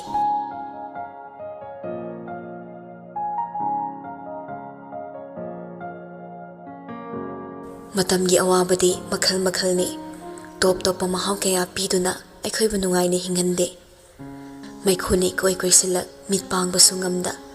Lamuk naraba lambida maikho karaba wakhalsina. Kaya bu kuina lamjing bigani thamoidagi phauri inak nakpa yamna nakpa kanagum wakhal na wari pukning na kapli mapal thongdadi ahin mamata uttana bohna bada awaba ma oirida noglik mana kaliba makhai mihulgi khongsil su hengatli aying banong na cholhallabaso mathong khangda bo humang mai thongi machi da sen tharakle nong maraktuda Thongal-dagi changakliba makhoi-ba ubada Mangol-da hanggat-handa chatlamba thaba machagi nakta chensilai lamtakna da hangi chapliptuna Ibungo angangdu phanglabra kadai-da leiramle masa kaisu tawdabra makhongdu phatkidribani ne angangdo Leo mamada munni yinglei adugumlaba mamagi langtaknaba saktamdo kuina urudrabani macha kainabagi maina ngauriba mamada Sigumba thaudok ama uhanbase ma pamde adubu karidi upai leiri itap nairi nong maraksida nasado narani ima manung jangsi imungda chumna leramba yadra thaba hande khonjel du tanik khumlei ibungo ima tuminda leiba ngamde ai chasu sumna mapam khangkidabani ne pacha kaina bagi mai chak ai munna khangi angang du kana leisaba natte Mapatu na machapu halak pangairamgani ay nanglibase kumo mabu panglabra haibani Leo khumde mamabu ko laga manungda pusinna bohane Matau singdu yenglamlaga boy matha sana robot to onsilai Kamai tawdono sibo kaka sawa na pawsa tara kari oini karigino ꯃꯌꯥꯝꯁꯤꯅ ꯑꯁꯨꯝ ꯊꯋꯥ ꯁꯥꯗ꯭ꯔꯤꯁꯦ ꯈꯣꯡꯅ ꯆꯪꯂꯒ ꯊꯤꯕ ꯌꯥꯔꯣꯏ ꯀꯣꯅꯨꯡꯗꯒꯤ helicopter ꯊꯥꯔꯛꯑꯣ ꯍꯥꯏꯈꯤꯕꯗꯤ ꯄꯨꯡ ꯀꯌꯥ ꯍꯥꯏꯔꯛꯂꯤ ꯌꯦꯡꯉꯨ ꯍꯧꯖꯤꯛ ꯅꯨꯃꯤꯗꯥꯡ ꯋꯥꯏꯔꯝ ꯑꯣꯏꯗꯧꯔꯦ ꯔꯣꯕꯔꯠ ꯈꯨꯝꯂꯝꯗ꯭ꯔꯦ ꯅꯣꯡꯂꯛꯇ ꯁꯨꯝꯗ꯭ꯔꯤꯡ ꯑꯃꯨꯛ ꯊꯣꯛꯈ꯭ꯔꯦ ꯃꯥꯡꯒꯣꯜꯒꯤ ꯃꯆꯤꯗ ꯃꯃꯥꯕꯨ ꯇꯞꯅ ꯐꯝꯍꯜꯂꯤ ꯂꯤꯑꯣꯗ ꯀꯔꯤ ꯇꯧꯒꯗꯕꯅꯣ ꯉꯥꯎꯔꯦ ꯃꯇꯝꯗꯨ ꯁꯨꯝ ꯁꯨꯝ ꯍꯧꯖꯤꯟꯈꯤꯕꯅ ꯅꯨꯃꯤꯠ ꯇꯥꯁꯤꯜꯂꯛꯂꯦ ꯅꯣꯡꯅ ꯃꯥꯏꯀꯩ ꯃꯔꯤ ꯀꯨꯞꯈ꯭ꯔꯦ ꯇꯥꯟꯖꯥꯗꯨꯗ ꯕꯣꯏ ꯆꯪꯁꯤꯜꯂꯛꯂꯒ ꯇꯞꯅ ꯍꯥꯏꯔꯛꯏ ꯍꯦꯂꯤꯀꯣꯞꯇꯔꯗꯨ ꯊꯥꯔꯛꯑꯁꯨ ꯄꯥꯏꯕ ꯌꯥꯔꯣꯏꯗꯧꯔꯤ ꯅꯤꯡꯁꯦꯟ ꯅꯨꯡꯁꯤꯠꯁꯤꯁꯨ ꯌꯥꯝ ꯀꯟꯗꯧꯔꯤ ꯆꯨꯝꯅꯒꯤ ꯅꯨꯡꯁꯤꯠ ꯈꯨꯁꯤꯠꯁꯨ ꯑꯣꯏꯔꯗꯧꯔꯤ ꯅꯨꯡꯁꯤꯠꯇꯨ ꯊꯝꯈꯣ ꯉꯁꯥꯏꯗꯒꯤ ꯍꯥꯏꯈꯤꯕꯗꯣ ꯍꯧꯖꯤꯛꯐꯥꯎ ꯌꯧꯔꯛꯇ꯭ꯔꯤꯁꯤꯅꯤ ꯀꯣꯅꯨꯡꯅ ꯈꯜꯂꯤꯁꯤ ꯀꯔꯤꯅꯣ ꯃꯈꯣꯏꯒꯤ ꯃꯤ ꯅꯠꯇ꯭ꯔꯕꯗꯤ ꯁꯤꯕ ꯆꯪꯕ ꯈꯪꯗꯅ ꯂꯩꯔꯁꯨ ꯌꯥꯔꯦ ꯁꯤꯔꯥ ꯇꯅꯤꯛ ꯇꯅꯤꯛ ꯂꯩꯔꯝꯕ ꯊꯃꯣꯏꯗꯣ ꯑꯁꯥꯎꯕꯅ ꯄꯨꯝꯌꯣꯝ ꯌꯣꯝꯁꯤꯜꯂꯛꯂꯦ ꯃꯈꯣꯏꯒꯤ ꯑꯣꯏꯕ ꯃꯤꯁꯤꯡꯗꯨꯅ ꯈꯣꯡꯅ ꯀꯨꯝꯗꯨꯅ ꯊꯤꯕ ꯌꯥꯔꯕꯗꯤ ꯀꯣꯅꯨꯡꯗ ꯍꯥꯏꯖꯔꯝꯂꯣꯏ ꯑꯗꯨꯕꯨ ꯈꯪꯍꯧꯗꯅ ꯆꯨꯔꯛꯂꯤꯕ ꯅꯣꯡꯖꯨꯁꯤꯅ ꯇꯉꯥꯏ ꯐꯗꯅ ꯀꯣꯅꯨꯡꯗ ꯄꯥꯎ ꯄꯤꯕꯅꯤ ꯃꯃꯥꯅ ꯒ꯭ꯌꯥꯟ ꯏꯇꯥ ꯇꯥꯗ ꯂꯩꯕꯗ ꯎꯔꯒ ꯂꯤꯑꯣ ꯊꯣꯡꯖꯤꯟꯗ ꯂꯦꯞꯂꯤꯕ ꯑꯋꯣꯟꯗ ꯌꯦꯡꯂꯤ ꯑꯋꯣꯟ ꯏꯃꯥꯁꯤ ꯐꯤ ꯑꯀꯪꯕ ꯍꯣꯡꯍꯜꯂꯣ ꯑꯋꯣꯟ ꯃꯀꯣꯛ ꯇꯞꯅ ꯅꯣꯝꯂꯒ ꯆꯪꯁꯤꯜꯂꯤ ꯊꯕꯥ ꯌꯥꯗꯦ ꯃꯆꯥꯅꯨꯄꯥꯗ ꯑꯣꯟꯁꯤꯜꯂꯛꯏ ꯆꯠꯂꯣ ꯏꯕꯨꯡꯉꯣ ꯀꯣꯅꯨꯡꯕꯨ ꯉꯥꯏꯔꯅꯣ ꯀꯅꯥ ꯀꯅꯥꯅꯣ ꯄꯥꯎ ꯐꯥꯎꯅꯔꯒ ꯈꯨꯗꯛꯇ ꯐꯪꯅꯕ ꯎꯄꯥꯏ ꯇꯧ ꯏꯃꯥ ꯈꯨꯝꯕ ꯉꯝꯂꯣꯏ ꯇꯥ ꯆꯥꯎꯕꯅ ꯃꯆꯥ ꯀꯗꯥꯏ ꯆꯠꯈ꯭ꯔꯦ ꯍꯪꯂꯛꯄꯗ ꯏꯃꯥ ꯈꯨꯝꯕ ꯉꯝꯂꯣꯏ ꯃꯆꯥꯅ ꯃꯐꯝ ꯈꯪꯗꯅ ꯂꯩꯈꯤꯕꯗ ꯀꯪꯉꯥꯎꯅꯔꯕ ꯃꯃꯥ ꯃꯄꯥꯒꯤ ꯁꯛꯇꯝꯗꯣ ꯑꯌꯦꯡꯕ ꯉꯝꯂꯣꯏ ꯃꯥꯌꯣꯛꯅꯕ ꯉꯝꯂꯣꯏ ꯆꯠꯂꯣ ꯏꯕꯨꯡꯉꯣ ꯀꯣꯅꯨꯡꯕꯨ ꯉꯥꯏꯔꯅꯣ ꯏꯃꯥ ꯅꯪ ꯇꯞꯊꯧ ꯅꯪꯅ ꯑꯗꯨꯃꯥꯏꯅ ꯇꯧꯔꯗꯤ ꯑꯩꯗꯤ ꯇꯧꯐꯝ ꯈꯪꯗ꯭ꯔꯦ ꯏꯃꯥ ꯁꯅꯥꯗꯣ ꯀꯩꯁꯨ ꯇꯧꯔꯣꯏ ꯅꯆꯜꯁꯨ ꯑꯁꯨꯝꯅ ꯃꯐꯝ ꯈꯪꯈꯤꯗꯕꯅꯤ ꯑꯁꯨꯝꯅ ꯏꯈꯪ ꯈꯪꯍꯧꯗꯅ ꯃꯥꯡꯈꯤꯕꯅꯤ ꯏꯔꯥꯏ ꯂꯥꯏꯅ ꯁꯥꯟꯅꯕ ꯆꯠꯈ꯭ꯔꯒ ꯅꯪꯅ ꯅꯆꯜꯕꯨ ꯄꯨꯊꯣꯛꯈꯤꯕꯗꯨꯗꯒꯤ ꯌꯨꯝꯁꯤꯗꯒꯤ ꯄꯨꯟꯁꯤꯒꯤ ꯑꯣꯏꯅ ꯈꯣꯡ ꯊꯥꯡꯗꯣꯛꯈꯤꯕꯅꯤ ꯑꯩꯒꯤ ꯏꯆꯥꯁꯨ ꯑꯁꯨꯝꯅ ꯃꯥꯡꯈꯤꯕꯅꯤ ꯃꯆꯥ ꯀꯥꯏꯅꯔꯕ ꯃꯃꯥ ꯃꯄꯥꯒꯤ ꯃꯥꯏꯊꯣꯡ ꯑꯩ ꯌꯦꯡꯕ ꯉꯝꯂꯣꯏ ꯏꯕꯨꯡꯉꯣ ꯑꯉꯥꯡꯗꯣ ꯐꯪꯅꯕ ꯊꯤꯌꯨ ꯆꯤꯞ ꯃꯤꯅꯤꯁꯇꯔꯒꯤ ꯃꯆꯥ ꯃꯥꯡꯈ꯭ꯔꯦ ꯍꯥꯏꯔꯕꯗꯤ ꯅꯤꯡꯊꯧꯒꯤ ꯃꯆꯥ ꯃꯥꯡꯈꯤꯕ ꯑꯣꯏꯔꯝꯂꯗꯤ ꯃꯈꯣꯏ ꯑꯁꯨꯝꯅ ꯇꯨꯃꯤꯟꯅ ꯂꯩꯊꯣꯛꯀꯗ꯭ꯔꯥ ꯀꯔꯤꯁꯨ ꯂꯩꯇꯕ ꯀꯅꯥꯒꯤ ꯃꯆꯥ ꯑꯣꯏꯔꯕꯁꯨ ꯃꯄꯥ ꯃꯃꯥ ꯑꯣꯏꯕꯁꯤꯡꯒꯤ ꯃꯐꯝꯗꯗꯤ ꯄꯨꯝꯅꯃꯛꯇꯒꯤ ꯃꯆꯥꯅ ꯍꯦꯟꯕꯅꯤ ꯑꯉꯥꯡꯗꯨ ꯊꯤꯌꯨ ꯏꯕꯨꯡꯉꯣ ꯅꯈꯣꯏ ꯀꯅꯥꯅꯣ ꯀꯣꯅꯨꯡꯗ ꯄꯥꯎ ꯍꯪꯉꯨ ꯇꯧꯐꯝ ꯈꯪꯗꯕꯅ ꯂꯤꯑꯣ ꯇꯨꯡꯍꯜꯂꯒ ꯆꯧꯀ꯭ꯔꯤ ꯑꯃꯗ ꯐꯝꯊꯈ꯭ꯔꯦ ꯄꯨꯛꯅꯤꯡ ꯋꯥꯈꯜ ꯃꯩ ꯍꯧꯔꯕꯁꯨ ꯇꯥꯔꯤꯕ ꯑꯀꯟꯕ ꯅꯣꯡꯆꯨꯗꯨꯅ ꯃꯈꯣꯏꯒꯤ ꯃꯈꯣꯡ ꯃꯈꯨꯠ ꯄꯨꯟꯁꯤꯟꯈ꯭ꯔꯦ ꯁꯤꯔꯣꯏ ꯆꯤꯡꯗ ꯄꯛꯁꯤꯜꯂꯝꯕ ꯂꯩꯆꯤꯜꯅ ꯏꯁꯥꯏ ꯆꯥꯏꯊꯣꯔꯛꯇꯨꯅ ꯅꯣꯡꯒꯤ ꯅꯣꯡꯂꯤꯛꯁꯤꯡꯒꯤ ꯃꯇꯨꯡ ꯏꯟꯅꯔꯛꯂꯦ ꯅꯣꯡꯖꯨ ꯃꯔꯛꯇ ꯂꯩꯆꯤꯜꯅ ꯏꯋꯥꯎ ꯋꯥꯎꯔꯕ ꯃꯤꯀꯨꯞꯇꯨꯗ ꯀꯅꯥꯒꯨꯝꯕ ꯑꯃ ꯊꯣꯡꯒꯥꯜꯗꯒꯤ ꯍꯥꯊꯨ ꯍꯥꯊꯨ ꯆꯪꯂꯛꯄ ꯎꯏ ꯃꯥꯡꯒꯣꯜꯒꯤ ꯐꯛꯂꯥꯡꯗ ꯉꯥꯗꯨꯅ ꯂꯦꯞꯂꯝꯕ ꯕꯣꯏ ꯆꯨꯝꯅ ꯂꯦꯞꯂꯒ ꯌꯦꯡꯉꯤ ꯃꯆꯤꯟꯗ ꯇꯞꯅ ꯍꯥꯏꯔꯛꯏ ꯀꯀꯥ ꯆꯥꯎꯕꯅꯤ ꯂꯥꯛꯂꯤꯁꯦ ꯃꯌꯥꯝꯗꯨ ꯂꯣꯏꯅ ꯌꯦꯡꯂꯛꯏ ꯆꯥꯎꯕꯅ ꯅꯣꯡ ꯃꯔꯛꯇ ꯆꯦꯜꯂꯛꯂꯤꯕꯗꯣ ꯎꯕꯗ ꯊꯕꯥ ꯇꯧꯐꯝ ꯈꯪꯗ ꯀꯞꯂꯒ ꯃꯆꯥꯅꯨꯄꯥꯗ ꯌꯦꯡꯂꯛꯏ ꯂꯤꯑꯣ ꯐꯝꯂꯝꯕꯗꯒꯤ ꯍꯧꯒꯠꯂꯒ ꯃꯥꯡꯒꯣꯜ ꯃꯆꯤꯟ ꯐꯥꯎꯊꯣꯔꯛꯏ ꯅꯣꯡ ꯃꯔꯛꯁꯤꯗ ꯀꯔꯤꯅꯣ ꯇꯧꯕꯤꯔꯛꯂꯤꯁꯤꯕꯣ ꯀꯥꯈꯠꯄꯤꯔꯛꯑꯣ ꯀꯀꯥ ꯆꯥꯎꯕ ꯀꯅꯥꯁꯨ ꯍꯟꯅ ꯌꯦꯡꯂꯝꯗꯦ ꯅꯣꯡꯂꯤꯛꯅ ꯄꯨꯡꯂꯨꯞ ꯂꯨꯞꯂꯕꯁꯨ ꯃꯥꯏꯊꯣꯡꯗꯨ ꯀꯞꯂꯨꯕꯒꯤ ꯃꯥꯏꯊꯣꯡꯅꯤ ꯀꯅꯥ ꯑꯃꯕꯨ ꯍꯟꯅ ꯌꯦꯡꯂꯝꯗ ꯊꯕꯥꯒꯤ ꯅꯥꯛꯇ ꯄ꯭ꯔꯞ ꯄ꯭ꯔꯞ ꯆꯪꯁꯤꯜꯂꯛꯂꯤ ꯆꯦꯛꯁꯤꯟꯅ ꯀꯣꯟꯗꯨꯅ ꯄꯨꯔꯛꯄ ꯃꯌꯣꯝ ꯑꯃ ꯊꯕꯥꯗ ꯄꯤꯔꯛꯏ ꯊꯕꯥꯗꯣ ꯀꯔꯤꯅꯣ ꯈꯟꯅ ꯏꯉꯛꯉꯛꯂꯦ ꯃꯌꯥꯝꯗꯨꯁꯨ ꯆꯥꯎꯕꯗ ꯂꯣꯏꯅ ꯌꯦꯡꯂꯤ ꯆꯥꯎꯕ ꯃꯈꯨꯠ ꯃꯁꯥ ꯅꯤꯛꯏ ꯃꯁꯥꯗꯨ ꯏꯐꯨꯟ ꯐꯨꯟꯒꯠꯂꯒ ꯋꯥ ꯉꯥꯡꯕ ꯉꯝꯗꯕꯒꯤ ꯑꯋꯥꯕ ꯃꯥꯌꯣꯛꯅꯤ ꯃꯈꯨꯠꯅ ꯄꯥꯏꯔꯤꯕ ꯃꯌꯣꯝꯗꯨ ꯇꯞꯅ ꯍꯥꯡꯗꯣꯛꯂꯒ ꯃꯗꯨꯗ ꯌꯥꯎꯔꯤꯕ ꯄꯣꯠꯇꯨ ꯊꯕꯥꯗ ꯎꯍꯜꯂꯤ ꯃꯥꯅꯤ ꯃꯆꯥ ꯏꯕꯦꯝꯃꯅ ꯃꯥꯡꯈꯤꯕ ꯅꯨꯃꯤꯠ ꯑꯗꯨꯗ ꯁꯦꯠꯈꯤꯕ ꯃꯆꯥꯒꯤ ꯐꯤꯔꯣꯜꯅꯤ ꯆꯦꯔꯪꯅ ꯌꯣꯝꯂꯒ ꯄꯨꯔꯛꯄꯅ ꯏꯆꯣꯠ ꯆꯣꯠꯇꯦ ꯃꯆꯤ ꯃꯆꯤꯗ ꯀꯪꯁꯤꯜꯂꯕ ꯏ ꯃꯆꯦꯠꯁꯤꯡ ꯄꯛꯂꯤ ꯃꯤꯀꯨꯞꯇꯨꯗ ꯆꯤꯡꯖꯥꯎ ꯅꯤꯡꯈꯥꯏꯔꯛꯄꯒꯨꯝꯅ ꯅꯤꯡꯈꯥꯏꯔꯛꯄ ꯊꯕꯥꯒꯤ ꯊꯃꯣꯏꯗ ꯋꯥꯍꯪ ꯑꯃ ꯂꯥꯛꯏ ꯄꯤꯅ ꯊꯨꯝꯂꯕ ꯃꯃꯤꯠꯇꯨꯅ ꯆꯥꯎꯕꯕꯨ ꯌꯦꯡꯂꯛꯏ ꯑꯍꯜ ꯑꯣꯏꯔꯕ ꯆꯥꯎꯕ ꯎꯄꯥꯏ ꯂꯩꯇ ꯀꯞꯂꯒ ꯃꯈꯨꯠ ꯑꯅꯤꯗꯣ ꯇꯅꯤꯛ ꯇꯅꯤꯛ ꯂꯣꯟꯅꯔꯛꯇꯨꯅ ꯍꯥꯏꯔꯛꯏ ꯊꯕꯥ ꯏꯆꯜ ꯏꯕꯦꯝꯃ ꯑꯩꯒꯤ ꯏꯆꯥ ꯀꯟꯕꯤꯌꯨ ꯅꯆꯥꯕꯨ ꯀꯜꯂꯨ ꯊꯕꯥ ꯅꯪ ꯅꯆꯥꯕꯨ ꯑꯃꯨꯛꯇ ꯀꯜꯂꯨ ꯇꯤꯛꯂꯕ ꯃꯩꯔꯥ ꯃꯉꯥꯜ ꯌꯥꯎꯗꯕ ꯆꯠꯂꯁꯤꯔꯅꯤ ꯑꯩꯕꯨ ꯆꯠꯂꯁꯤꯔꯅꯤ ꯃꯐꯝꯗꯨꯗ ꯁꯤꯡꯖꯥ ꯃꯄꯨꯜ ꯃꯔꯛꯇ ꯍꯛꯆꯥꯡ ꯄꯣꯂꯥꯡ ꯊꯝꯂꯒ ꯀꯣꯛꯂꯗ꯭ꯔꯥ ꯄꯨꯟꯁꯤꯒꯤ ꯑꯋꯥꯕ ꯀꯪꯂꯕ ꯄꯨꯛꯅꯤꯡꯒꯤ ꯏꯪꯈꯣꯜꯗ ꯍꯧꯔꯤꯕ ꯃꯔꯤ ꯆꯠꯇꯕ ꯍꯋꯥꯏ ꯃꯇꯣꯟꯅ ꯄꯨꯟꯁꯤ ꯆꯔꯥ ꯐꯥꯗꯨꯅ ꯄꯨꯛ ꯊꯟꯕ ꯉꯝꯂꯔꯣꯏ ꯑꯋꯥꯕ ꯀꯣꯛꯄ ꯉꯝꯂꯔꯣꯏ ꯑꯗꯨꯉꯩꯒꯤ ꯅꯤꯡꯁꯦꯟ ꯁꯦꯂꯨꯡꯕ ꯃꯅꯤꯡꯊꯧ ꯁꯅꯥꯈ꯭ꯌꯥ ꯁ꯭ꯀꯨꯜꯒ ꯌꯥꯝꯅ ꯆꯥꯟꯅꯕ ꯃꯔꯨꯞꯅꯤ ꯃꯇꯝꯗꯨꯗ ꯂꯩꯃꯔꯦꯝꯕꯤ ꯑꯣꯏꯔꯝꯕ ꯁꯨꯗꯦꯁꯅ ꯑꯗꯨꯒ ꯃꯇꯝꯗꯨꯒꯤ ꯅꯤꯡꯁꯦꯟꯒꯤ ꯂꯣꯏꯅꯕꯤ ꯑꯣꯏꯔꯤꯕꯤ ꯊꯝꯕ ꯆꯥꯟꯅꯕ ꯃꯔꯨꯞ ꯅꯠꯇ꯭ꯔꯕꯁꯨ ꯃꯄꯨꯔꯣꯏꯕꯁꯤꯡꯒꯤ ꯑꯍꯦꯟꯕ ꯂꯝꯆꯠ ꯃꯈꯣꯏꯅ ꯄꯥꯝꯗꯦ ꯃꯤꯔꯝꯗꯒꯤ ꯃꯌꯥꯏ ꯀꯥꯕ ꯅꯤꯁꯥ ꯄꯨꯁꯤꯜꯂꯒ ꯃꯤ ꯐꯥꯎꯕ ꯂꯣꯟꯅ ꯂꯣꯟꯅ ꯍꯥꯠꯂꯒ ꯃꯈꯣꯏꯒꯤ ꯃꯅꯤꯡ ꯇꯧꯕꯅꯤ ꯂꯣꯟꯅ ꯇꯧꯔꯝꯕ ꯀꯔꯕꯥꯔꯅ ꯃꯔꯥꯏ ꯅꯣꯡꯃ ꯅꯣꯡꯃꯒꯤ ꯆꯥꯏꯊꯔꯛꯂꯕꯗ ꯇꯤꯟꯅꯕ ꯃꯤꯁꯤꯡꯅ ꯂꯨꯏꯈꯝꯗ ꯇꯠꯇꯅ ꯍꯥꯏ ꯃꯥꯅ ꯃꯔꯝ ꯑꯣꯏꯗꯨꯅ ꯄꯨꯟꯁꯤ ꯃꯥꯡꯂꯕ ꯏꯃꯨꯡꯒꯤ ꯃꯤꯁꯤꯡꯅ ꯇꯠꯇꯅ ꯇꯛꯁꯤ ꯁꯣꯜꯂꯒ ꯆꯩꯕ ꯍꯧꯔꯛꯏ ꯅꯔꯝ ꯆꯠꯇꯨꯅꯅꯤ ꯅꯁꯥꯗꯨꯅ ꯃꯤꯃꯥꯟꯅꯗ꯭ꯔꯤꯕ ꯅꯪꯅ ꯇꯧꯔꯤꯕ ꯐꯠꯇꯕꯁꯤꯡꯗꯨꯒꯤ ꯄꯥꯞꯅꯤ ꯄꯥꯞꯇꯨꯅ ꯅꯪꯁꯨ ꯄꯨꯟꯁꯤ ꯆꯨꯞꯄ ꯅꯃꯤꯠꯇꯒꯤ ꯅꯄꯤ ꯀꯪꯗꯅ ꯂꯦꯟꯕ ꯑꯣꯏꯌꯨ ꯄꯥꯞꯇꯨꯅ ꯍꯤꯔꯝ ꯈꯨꯗꯤꯡꯃꯛꯇ ꯅꯪꯒꯤ ꯃꯥꯏꯊꯤꯕ ꯈꯛꯇ ꯑꯣꯏꯌꯨ ꯃꯤꯑꯣꯏꯁꯤꯡ ꯑꯗꯨꯒꯤ ꯑꯀꯟꯕ ꯋꯥꯍꯩꯒꯤ ꯑꯁꯥꯎꯕ ꯂꯨꯏꯈꯝꯅ ꯃꯆꯥꯗ ꯐꯨꯗꯣꯛꯏ ꯃꯆꯥꯕꯨ ꯎꯔꯒ ꯃꯥꯅ ꯇꯧꯈꯤꯕ ꯈꯨꯗꯤꯡ ꯃꯤꯠꯃꯥꯡꯗ ꯐꯟ ꯐꯟ ꯆꯣꯡꯊꯣꯔꯛꯂꯒ ꯃꯥꯕꯨ ꯑꯍꯤꯡ ꯇꯥꯏꯕꯪ ꯑꯣꯠ ꯍꯧꯔꯛꯂꯕꯗ ꯂꯩꯐꯝ ꯈꯪꯗꯕꯅ ꯄꯤꯛꯂꯤꯕ ꯃꯆꯥꯕꯨ ꯃꯤꯠꯃꯥꯡꯗꯒꯤ ꯂꯥꯞꯅ ꯊꯝꯅꯤꯡꯂꯛꯏ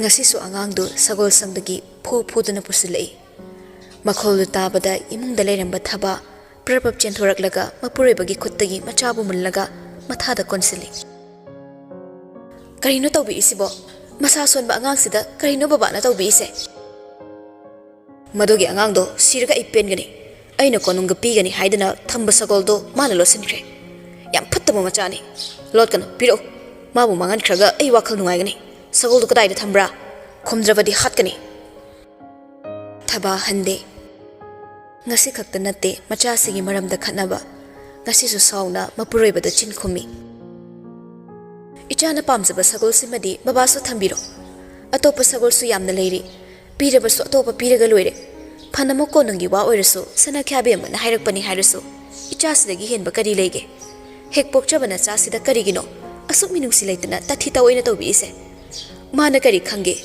apokpa mama ai phauba masak kauraba angang sena sagol do di kaudo makai sana zabane na cha sidagi micha do ni hende lubro ai kari su taning tene nasa angau bu wakhal ta halo mi oine hingdrabadi hinglaga kari kanagani ai gi mangda angau bana cha thamgano sagol do huren konung do pugani ai ba sum na wangang halaga kari kanagera wahai do hairam laga sauna changkre mama mapa laungnarakpada tingak tingak leplam baliyo bu tamna pamkhari luikham machano pabuna nungsina nalaga pusin khebado pira chena yenglamlaga thaba machano pidi yenglei kirup lepliba machagi mangda tapna phamtharaklaga nomi machagi kokta nan thabi icha thoibi icha bu sagol macha si pamrani angang do makok tapna nomi mase konungda pujakrasano isagi dine imana masidagi hina phajaba ma leigedo kadai sagol do nangna kadai ta thamlammi imada hayo angang do ngamloi haibako makok na get tapna hai mapana phuduna purakpada tusinbagi machimbal machado tattuna i khaji thogle thaba mapi do khanglaga matin tapna yorsili karigumba sagol do puthorok trabadi mapuroibana lan tawrokni khangmana machada tapna nungsina themi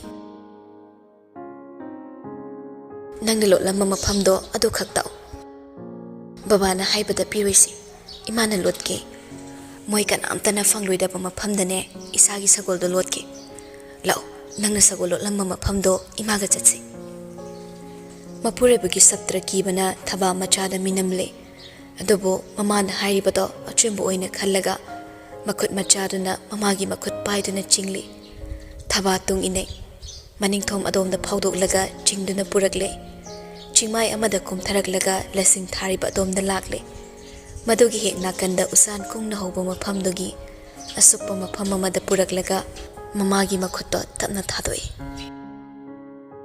ure thabaso thori macha amana uchan pambida lauraga sagol do bonan thokkidanaba kabak pulambado musuk muba matu inan nanba sagol do chinglaga tapna nali thaba machada mulai silaklaga nokmi haire yumda yokpa sagol di seba phasna tawraga Ahaw hawba pizaradi chahi kun-kunthra hena punsibani.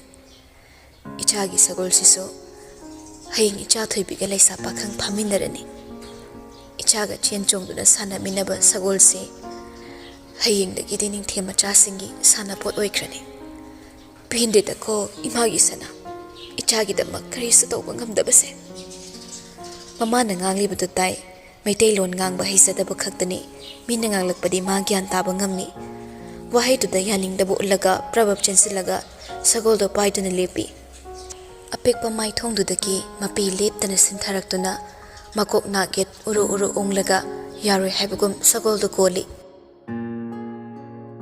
thabana tung onduna yenglubada luikam nupa ani ahum punduna lakle magi nupina chatkibado masu uhoduna matung inabani Mana khangi thabana mabu kibana sagoldo pithorakani haiba luikham yoksilakpada thaba changsilaga machabu pongkhali angangdu khonjel thokna kaple mamagi mathadagi thokna bhone thaba machabu chena konsilaga kappana to pai leite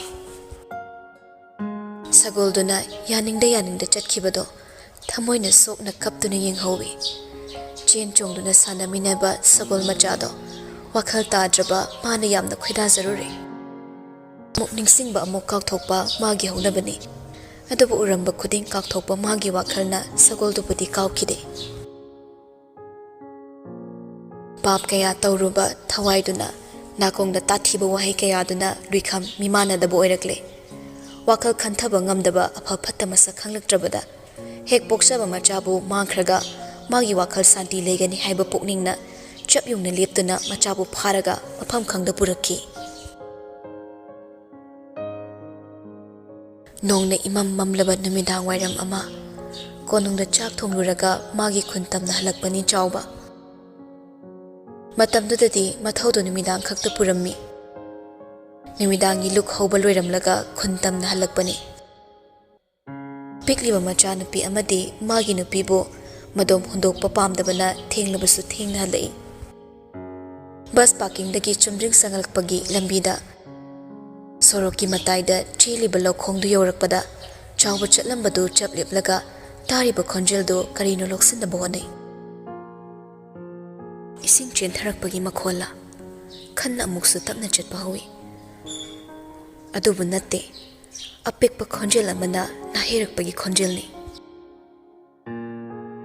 naklet leiduna ko yengli karishu ude lokhong manaktuda khajiktang changsilaga yenglubada ure apikpa angang amana asibugum taaduna leiribado chawba prapap chensilaga angang du konkhatle nak yetta koi leiduna yenglaga chimalda pakhatna karino toriside mi leiba sude aikhoi khungi angang sumande masibu suiduna lokhongdu tasilibra natraga haiba wahaiduda chaplepi mana khaliba wakhaldu oirabadi chawba tu sungle Angang du thuna mapomkhatlaga hobe mayum tana chelakle nongna tagup suraba mini chikchiklaba lambiduda chelakpada kanana mabu hoba kanana lona yengliba madu karishu handa yenglamda mayum tamna chelakle halaklaga warol pumnama magi nupida tamduna khangalle chawbagi loina bisu mathasana angangduda yengli karino hosik tawgadabasibo Chumnatagi mangkibani hairabadi phare adu natan angangsibo kana pharaga siri haiduna hundoklamba oiradi kamdongni khangdi mema angangsi makhori lakhatpiram mumale asok apan mun amukti yeng gyan phajana tadribase tana bonase ibemadi tumkhrabra aiga sanarambadagi tumkhrabani kadai angangdo engonda piro oh asuk nungsiba angangsibo onthokna minungsi leiteda Chawba kari toksigi khali wakhal khanna mathanda sole aibu konungda pau pihobana sumgadra piragana hosipu karamna konung yongna chatkani aina khali basina chumlabadi lakhongdu lalaga chatpada khudong thiningai di oiri adamna wakhal khallinge me mata tha manak changlaga haire khonjel itap tap thana makhoi baba thongal simina pumumure kamdongni Karino ngasi tawriba matawsibo wahaiduda tabada chawba phukhogolaga mi madagi angangdu lauraga chaksangda prabab chensili Wakhalda ungduna leiba matam natre khanna chakhomgi machi amada leiriba kotuda ta kakhatlaga angangdu manungda tapna thammi. Maso amu kumlaklaga magi nupida tapna hairei. Angangsigi mama mapa oiradi fare.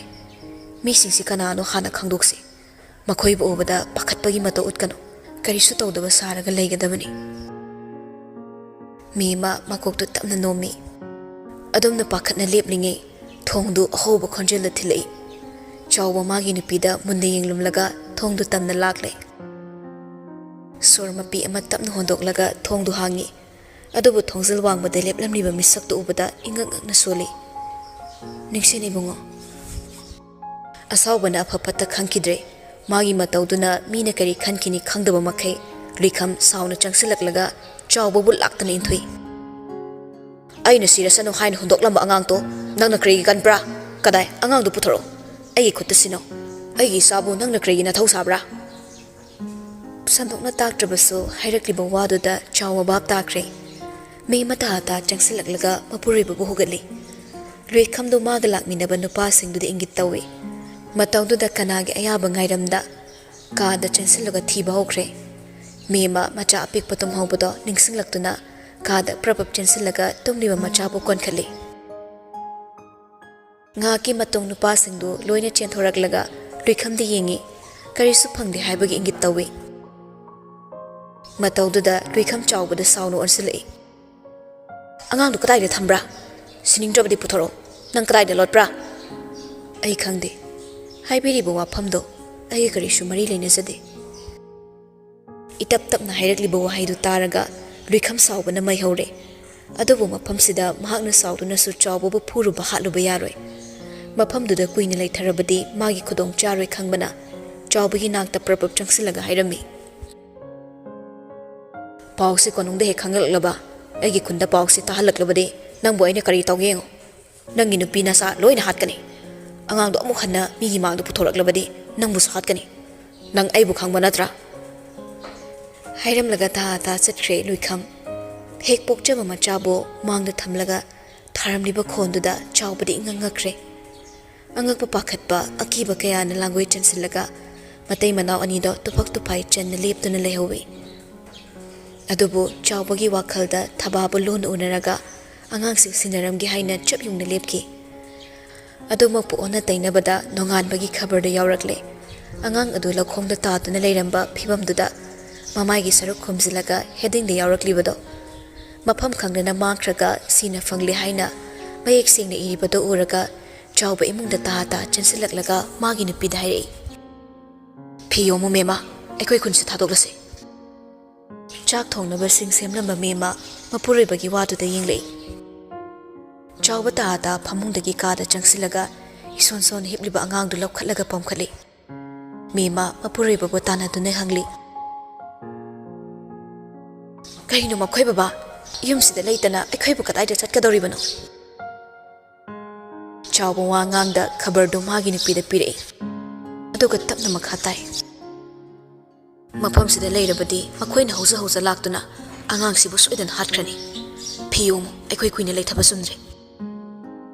Migi macha adugidama aikhoigi punsi manglase hairibra imung manungda sinna khra loire. Pukchel pikano mema hek pokpa mapamak na hatnabu hotnaramloba angangni. Thawai kan mangamlibase kripani khandoksi. Ningshengi mataw nangni hena khangliba natra. Yumsida leiduna hena kodong thibu oiraktringe chatse mafam honglase. Mapuroibagi fireptu yamna pelamde pendi haidunaso adumak leibati yadabana matai manaw anido imphaldagi ka hena laplaba khul amada minaw oina lakle. Chawbagi laibak phabana humni marini leiraga rikham mangkhibagi paw tarakle. Siri haibagi paw taramladi angangdu soidana mamagi nakta khutsinagani. Adubu mangkhre haibana chawbagi upai lekhidre. Ma khangi angangdu amuk hanna puthoklubada Luikhamna madanata magi imung manung limna thararoi. Luikhamgu mamisak amaga maga lamba tawba matik nati haiba mamunna khangli. Lamlalakpa angang amagi hakdakta makhoigi asingba saktam mangle. Miyamna hainei masam ngangli tawba angang aduna mabunggi machani.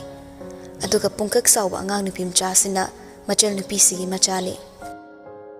ꯏꯪꯅ ꯂꯩꯖꯔꯝꯕ ꯃꯇꯩ ꯃꯅꯥꯎ ꯑꯅꯤꯒꯤ ꯄꯨꯟꯁꯤ ꯃꯃꯤ ꯁꯥꯃꯛꯂꯦ꯫ ꯃꯕꯨꯡ ꯃꯔꯆꯜꯅꯤ ꯍꯥꯏꯗꯨꯅ ꯈꯨꯝꯂꯤꯕ ꯃꯥꯏꯈꯨꯝ ꯑꯗꯨ ꯃꯈꯣꯏꯒꯤ ꯃꯑꯣꯡ ꯃꯇꯧ ꯑꯃꯠꯇꯅ ꯍꯥꯏꯗꯣꯛꯈꯤꯗꯅꯕ ꯁꯝꯕꯜ ꯆꯦꯠꯅ ꯈꯥꯔꯒ ꯀꯩꯔꯣꯏ ꯂꯩꯀꯥꯏ ꯑꯣꯟꯁꯤꯟꯅꯗꯅ ꯇꯔꯛ ꯇꯔꯛ ꯍꯤꯡꯕ ꯃꯈꯣꯏ ꯈꯛꯇꯒꯤ ꯄꯨꯟꯁꯤ ꯑꯣꯏꯔꯛꯂꯦ꯫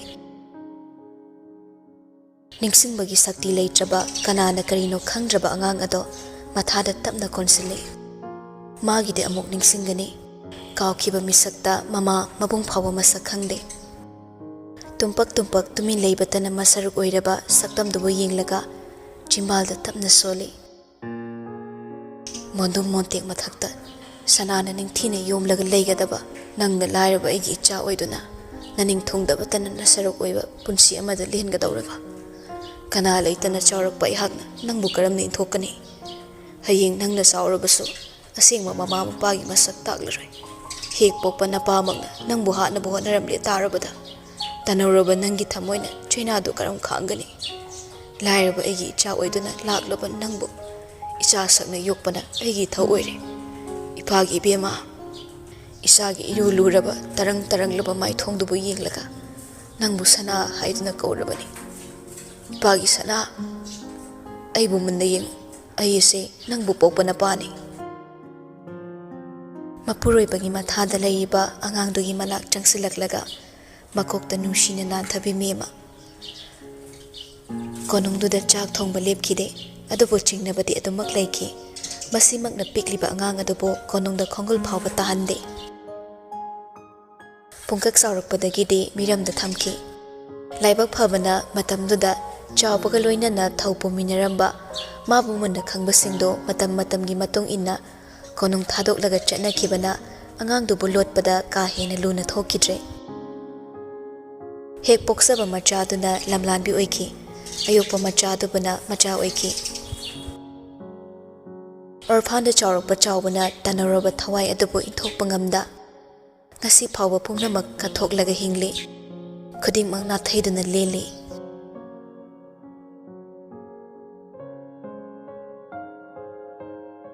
ꯃꯪꯂꯥꯟ ꯑꯃꯗꯤ ꯃꯪꯂꯤ꯫ ꯃꯤꯀꯞ ꯊꯣꯛꯄ ꯉꯝꯗꯕ ꯃꯪꯂꯥꯟ꯫ ꯊꯃꯣꯏ ꯃꯅꯨꯡ ꯍꯨꯠꯇꯨꯅ ꯑꯀꯤꯕ ꯃꯪꯂꯥꯟ꯫ ꯐꯖꯕ ꯃꯪꯂꯥꯟ ꯑꯃ, ꯅꯨꯡꯁꯤꯕ ꯃꯪꯂꯥꯟ ꯑꯃ꯫ ꯃꯪꯂꯥꯟ ꯑꯗꯨꯒꯤ ꯏꯔꯩꯗ ꯂꯨꯞꯁꯤꯟꯈꯤꯗꯨꯅ ꯃꯪꯂꯥꯛꯅꯔꯤꯕ ꯍꯥꯏꯕꯗꯨ ꯑꯣꯏꯔ ꯃꯥꯜꯂꯦ꯫ ꯃꯤꯠꯇꯒꯤ ꯄꯤꯔꯥꯡ ꯁꯤꯟꯊꯔꯛꯂꯦ꯫ ꯆꯤꯝꯕꯥꯜꯗ ꯁꯣꯜꯂꯤꯕ ꯏꯃꯥ ꯍꯥꯏꯕ ꯃꯤꯡꯒꯧꯗꯨꯅ ꯃꯥꯒꯤ ꯃꯤꯀꯞ ꯀꯥꯏꯍꯟꯕ ꯉꯝꯈꯤꯗ꯭ꯔꯦ꯫ ꯋꯥꯔꯕ ꯃꯪꯂꯥꯟ ꯑꯗꯨꯗꯒꯤ ꯇꯥꯏꯕꯪ ꯐꯥꯎꯅꯕ ꯍꯣꯠꯅꯔꯤꯉꯩ ꯆꯩꯔꯛꯇ ꯊꯣꯠꯅ ꯀꯟꯁꯤꯜꯂꯕ ꯈꯨꯠꯁꯥ ꯑꯃꯅ ꯃꯥꯏꯊꯣꯡꯗ ꯇꯞꯅ ꯊꯦꯡꯂꯛꯏ꯫ ꯅꯥꯀꯣꯡꯗ ꯇꯥꯔꯤ ꯌꯨꯝꯊꯛꯇꯒꯤ ꯍꯩꯊꯔꯛꯄ ꯅꯣꯡꯒꯤ ꯅꯣꯡꯂꯤꯛꯅ ꯆꯨꯔꯤ ꯇꯥꯐꯝꯗ ꯌꯩꯗꯨꯅ ꯇꯥꯕꯒꯤ ꯈꯣꯟꯖꯦꯜ ꯑꯃ꯫ ꯇꯥꯏꯕꯪꯗ ꯐꯥꯎꯔꯕꯁꯨ ꯍꯛꯆꯥꯡꯒꯤ ꯃꯪꯂꯥꯟꯗ ꯂꯩꯔꯤ꯫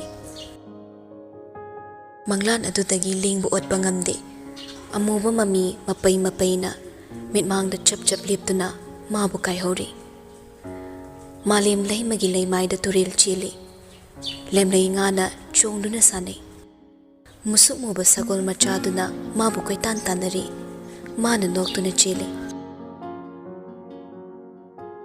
ꯒ꯭ꯌꯥꯟ ꯃꯥꯡꯂꯝꯗꯥꯏ ꯃꯤꯀꯨꯞꯇ ꯅꯨꯡꯒꯥꯏ ꯃꯊꯛꯇ ꯇꯥꯈꯤꯕ ꯍꯛꯆꯥꯡ ꯑꯗꯨꯅ ꯀꯔꯝꯅ ꯏꯃꯣꯟ ꯃꯣꯜꯂꯕ ꯃꯣꯝꯄꯥꯛꯁꯤꯒꯤ ꯃꯊꯛꯇ ꯍꯤꯞꯂꯝꯂꯤꯕꯅꯣ ꯍꯥꯏꯕ ꯃꯥ ꯈꯪꯗꯦ꯫ ꯃꯪꯂꯥꯟ ꯇꯥꯏꯕꯪ ꯌꯦꯠꯁꯤꯟꯅꯔꯦ꯫ ꯑꯃꯨꯕ ꯑꯉꯧꯕ, ꯑꯃꯝ ꯑꯉꯥꯜ, ꯂꯩꯔꯥꯡ ꯇꯤꯡꯈꯪ꯫ ꯅꯣꯡꯁꯨ ꯇꯥꯔꯤ, ꯅꯨꯃꯤꯠꯁꯨ ꯊꯣꯛꯂꯤ꯫ ꯅꯣꯡꯂꯩꯗꯤ ꯀꯜꯂꯤ, ꯎꯅꯥꯗꯤ ꯂꯦꯡꯗꯦ꯫ ꯃꯪꯂꯥꯛꯅꯔꯕ ꯃꯪꯂꯥꯟꯗꯨꯗ ꯇꯥꯏꯕꯪ ꯃꯥꯂꯦꯝ ꯁꯦꯒꯥꯏꯅꯔꯛꯂꯦ꯫ ꯍꯛꯆꯥꯡꯗ ꯑꯅꯥꯕ ꯐꯥꯎꯔꯛꯂꯦ꯫ ꯁꯣꯔ ꯃꯄꯨꯡ ꯐꯥꯗꯅ ꯑꯀꯣꯏꯕꯗ ꯌꯦꯡꯂꯒ ꯂꯦꯞꯂꯤꯉꯩ ꯀꯅꯥꯒꯨꯝꯕ ꯑꯃꯅ ꯃꯈꯨꯠꯇ ꯇꯞꯅ ꯄꯥꯏꯔꯛꯏ꯫ ꯆꯦꯠꯅ ꯄꯥꯏꯁꯤꯜꯂꯛꯄ ꯈꯨꯠꯁꯥꯗꯨꯅ ꯃꯥꯕꯨ ꯇꯥꯏꯕꯪꯗ ꯄꯨꯔꯛꯂꯦ꯫ ꯏꯈꯪ ꯈꯪꯂꯕ ꯃꯁꯥꯗꯣ ꯂꯣꯡꯅ ꯍꯤꯞꯂꯝꯕꯗꯒꯤ ꯐꯨꯛ ꯍꯧꯒꯠꯂꯒ ꯐꯝꯃꯤ꯫ ꯑꯀꯣꯏꯕꯗꯨ ꯌꯦꯡꯂꯤ꯫ ꯀꯣꯅꯨꯡꯂꯥ? ꯅꯠꯇꯦ꯫ ꯅꯤꯡꯁꯦꯟꯒꯤ ꯌꯨꯝꯂꯥ?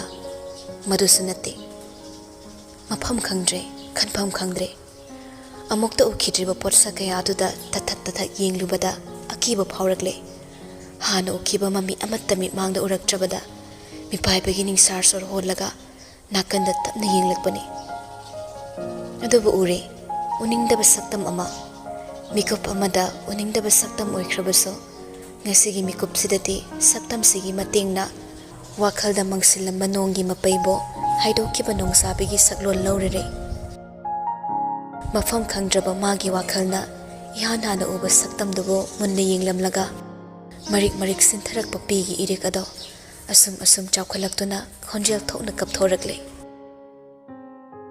atuguma saktam ama nupidudagi ugani thazarutraba nupaduso munna yenglei mabu yenglaga kapliba mityengdugi marumda wahang kaya ma yauri hainingba wahai kaya phumduna leire mahi chelaba maithongdo yengpatamak yengbada napalna yomlaba nupa oibagi thangmoiduda igi nongsubagumna chaina phawraktuna pairam manupigi khutsado khangching singsilaga mathada tapna konsile wahai amata haiba ngamda mathanungda pena kaplibi mabu makokta tapna na thabiraga ingna tapna haire kanano angangi mangda laklaga tamnarise kanano nangbu manglakna halise asuk thamoi sokna kafanba hayu kanano yambung mo khwang thudikluge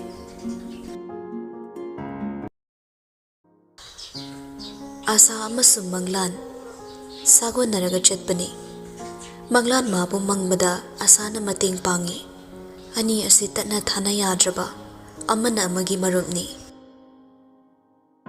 adobo mit uisilaga mangba manglandi akibagi masakni tumlaga mangba manglandi asa tawduna mangde mangduna sanaramba manglanduna tamthiba maglaknaba ma oiraktuna holiba surbu lephanba angakpa nate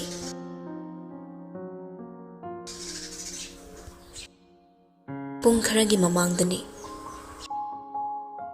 koishinduna thiramba mayamduna mafam adu thadokraba tung phawba merabada pawsi yaudri nawbada paw yorakpado aduki matik taptharabani paw khaktani pirakpa kamdawna karam haiba makhoina khangde adubu ukhuldagi phangba pawda laisana tasankiba loktudi khangle samlapna wari tamak lirakpani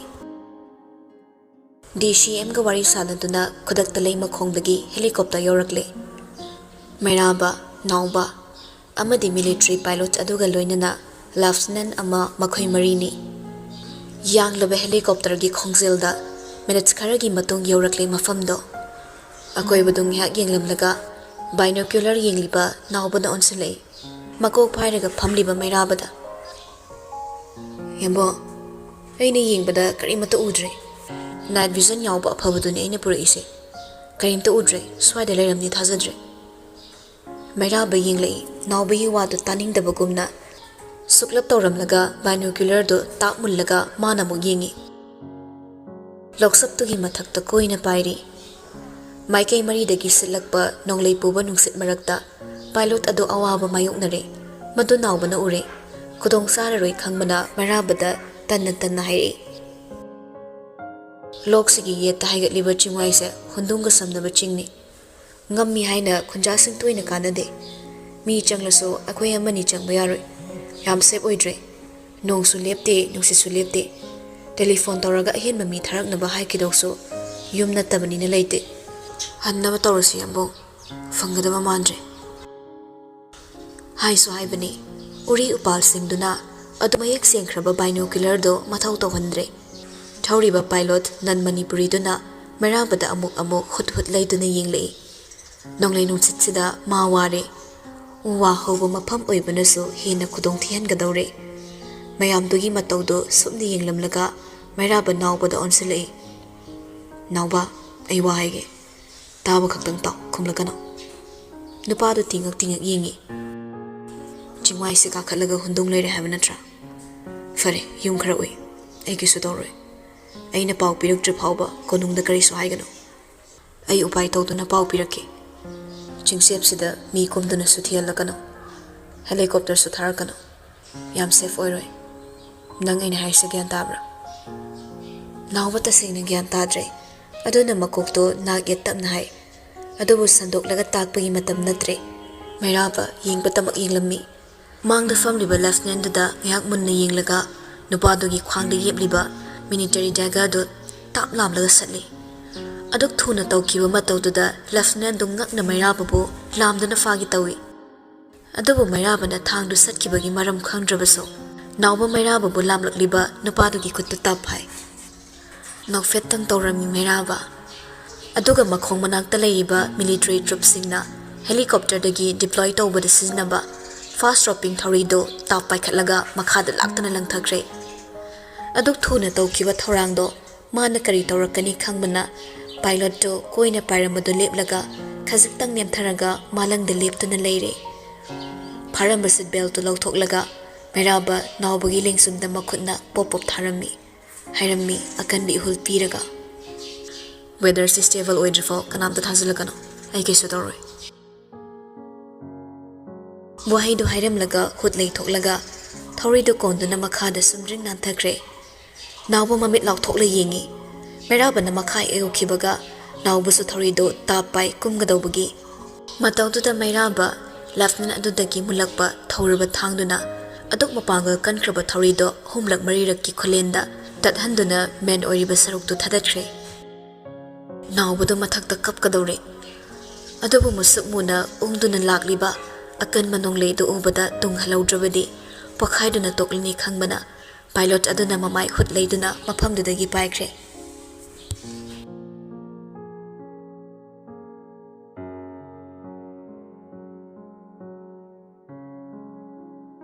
ꯃꯥꯕꯨ ꯀꯣꯟꯗꯨꯅ ꯀꯞꯂꯝꯕꯗꯒꯤ ꯋꯥꯈꯜ ꯑꯃ ꯂꯥꯛꯇꯨꯅ ꯂꯥꯏꯖ ꯃꯁꯥꯗꯣ ꯊꯨꯅꯃꯛ ꯍꯟꯗꯣꯛꯂꯒ ꯑꯀꯣꯏꯕꯗꯨ ꯌꯦꯡꯂꯤ ꯑꯩꯅ ꯂꯩꯔꯤꯁꯤ ꯀꯗꯥꯏꯗꯅꯣ ꯕꯕꯥꯗꯤ ꯑꯩꯈꯣꯏ ꯕꯕꯥꯗꯤ ꯑꯩ ꯈꯪꯍꯧꯏ ꯑꯩ ꯅꯤꯡꯁꯤꯡꯉꯤ ꯑꯩ ꯆꯤꯡꯗꯒꯤ ꯑꯣꯟꯊꯕꯅꯤ ꯑꯗꯨꯒ ꯑꯩ ꯏꯁꯤꯡꯗ ꯅꯨꯡ ꯃꯔꯛꯇ ꯅꯣꯡ ꯆꯨꯔꯛꯄꯗꯣ ꯑꯩ ꯈꯪꯉꯤ ꯑꯩꯅ ꯂꯦꯡꯕ ꯉꯝꯗꯕꯗꯣ ꯑꯩꯅ ꯋꯥ ꯉꯥꯡꯕ ꯉꯝꯗꯕꯗꯣ ꯑꯩ ꯂꯣꯏꯅ ꯅꯤꯡꯁꯤꯡꯉꯤ ꯑꯩꯅ ꯂꯩꯔꯤꯁꯤ ꯀꯗꯥꯏꯗꯅꯣ ꯄꯥꯈꯠꯄ ꯂꯥꯡꯇꯛꯅꯕꯅ ꯃꯥꯏꯀꯩ ꯈꯪꯂꯛꯇ꯭ꯔꯕ ꯋꯥꯈꯜꯗꯨꯕꯨ ꯐꯥꯊꯕ ꯑꯣꯏꯅ ꯃꯩꯔꯥꯕ ꯃꯈꯨꯠꯅ ꯂꯥꯏꯖꯒꯤ ꯂꯦꯡꯁꯨꯝ ꯑꯅꯤꯗ ꯄꯥꯏꯔꯒ ꯃꯉꯣꯟꯗ ꯄꯨꯔꯥ ꯑꯣꯟꯁꯤꯜꯍꯜꯂꯤ ꯀꯞꯂꯨꯕꯒꯤ ꯄꯤꯅ ꯏꯆꯣꯠ ꯆꯣꯠꯂꯕ ꯃꯃꯤꯠꯇꯨꯗ ꯃꯨꯟꯅ ꯌꯦꯡꯂꯒ ꯍꯪꯉꯤ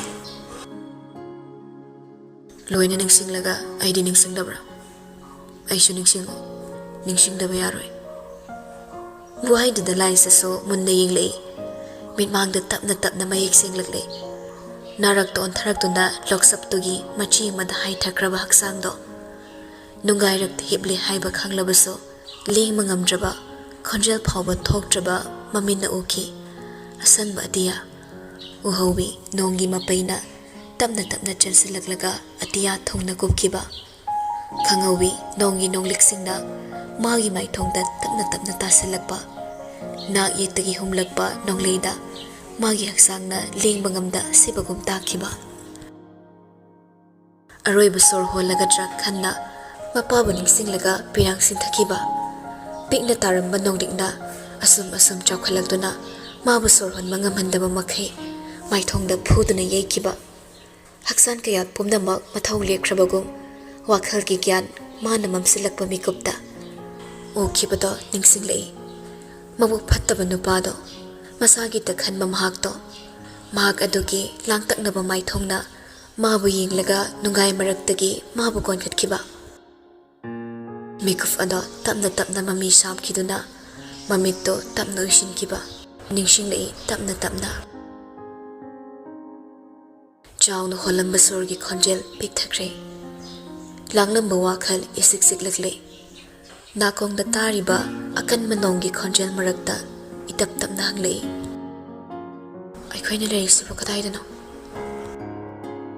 ꯇꯞꯊꯔꯛꯄꯗꯨꯗ ꯃꯩꯔꯥꯕ ꯁꯣꯔ ꯈꯖꯤꯛꯇꯪ ꯍꯣꯟꯗꯣꯔꯛꯏ ꯂꯦꯡꯖꯨꯝꯗ ꯄꯥꯏꯔꯝꯕ ꯃꯈꯨꯠꯇꯣ ꯇꯞꯅ ꯂꯧꯊꯣꯛꯂꯒ ꯈꯨꯝꯃꯤ ꯍꯨꯟꯗꯨꯡꯅꯤ ꯍꯨꯟꯗꯨꯡꯗꯗꯤ ꯀꯃꯥꯏꯅ ꯑꯃꯩ ꯍꯣꯏꯒꯤ ꯈꯨꯜꯗꯣ ꯂꯣꯡꯄꯤ ꯅꯠꯇ꯭ꯔꯥ ꯑꯗꯨꯅꯤ ꯑꯩꯅ ꯈꯪꯅꯤꯡꯂꯤꯁꯦ ꯌꯥꯝ ꯂꯥꯞꯅ ꯅꯠꯇ꯭ꯔꯁꯨ ꯈꯔꯗꯤ ꯂꯥꯞꯅꯔꯤ ꯑꯥꯗ ꯂꯩꯍꯧꯕ ꯅꯪꯅ ꯁꯤꯗ ꯀꯃꯥꯏꯅ ꯂꯩꯔꯝꯕꯅꯣ ꯂꯥꯏꯖ ꯉꯥꯏꯍꯥꯛ ꯇꯨꯃꯤꯟ ꯂꯩ ꯑꯁꯦꯡꯕ ꯋꯥꯔꯤꯗꯣ ꯃꯩꯔꯥꯕꯗ ꯂꯤꯗꯨꯅ ꯅꯩꯅꯕꯒꯤ ꯃꯇꯝ ꯅꯠꯇꯦ ꯃꯥꯒꯤ ꯋꯥꯈꯜꯗ ꯅꯩꯔꯤꯕ ꯃꯌꯥꯝꯁꯦ ꯋꯥꯔꯤ ꯑꯃꯠꯇ ꯅꯠꯇꯦ ꯃꯪꯈꯤꯕ ꯃꯪꯂꯥꯟꯗꯣ ꯑꯔꯥꯏꯕ ꯅꯠꯇꯦ ꯃꯪꯂꯥꯟ ꯑꯗꯨ ꯃꯪꯅ ꯃꯍꯥꯛ ꯀꯅꯥꯅꯣ ꯍꯥꯏꯕ ꯋꯥꯍꯪꯁꯤ ꯍꯪꯖꯈ꯭ꯔꯕꯅꯤ ꯑꯗꯨꯕꯨ ꯋꯥꯍꯪꯗꯨꯒꯤ ꯄꯥꯎꯈꯨꯝ ꯃꯩꯔꯥꯕꯅ ꯄꯤꯕ ꯉꯝꯂꯣꯏ ꯃꯁꯤꯃꯛꯅ ꯃꯍꯥꯛ ꯃꯤꯀꯨꯞꯁꯤꯒꯤ ꯑꯣꯏꯅ ꯇꯨꯃꯤꯟꯅ ꯂꯩꯈꯤ ꯍꯧꯖꯤꯛ ꯐꯥꯎꯕ ꯇꯣꯟꯅ ꯃꯥꯕꯨ ꯏꯟꯊꯕꯅꯤ ꯍꯥꯏꯕ ꯂꯥꯏꯖꯒꯤ ꯑꯆꯝꯕ ꯊꯃꯣꯏꯅ ꯂꯥꯝꯁꯤꯜꯂꯒ ꯈꯜꯂꯨꯕ ꯉꯝꯗ꯭ꯔꯤ ꯃꯁꯤꯃꯛꯅ ꯈꯨꯝꯃꯛꯏ ꯋꯥꯀꯤꯡ ꯆꯠꯄꯅꯤ ꯅꯥꯟꯊꯣꯔꯒ ꯇꯨꯁꯟꯕꯅꯤ Thazade Mairamba. Adubu matangtuda launaba matam natre. Cheri, Kiddo Sawatna. Adu Yamla and Harry Dukagino. Nangi Tawe Waidobana Doduna, Miki Amahali Nankangra.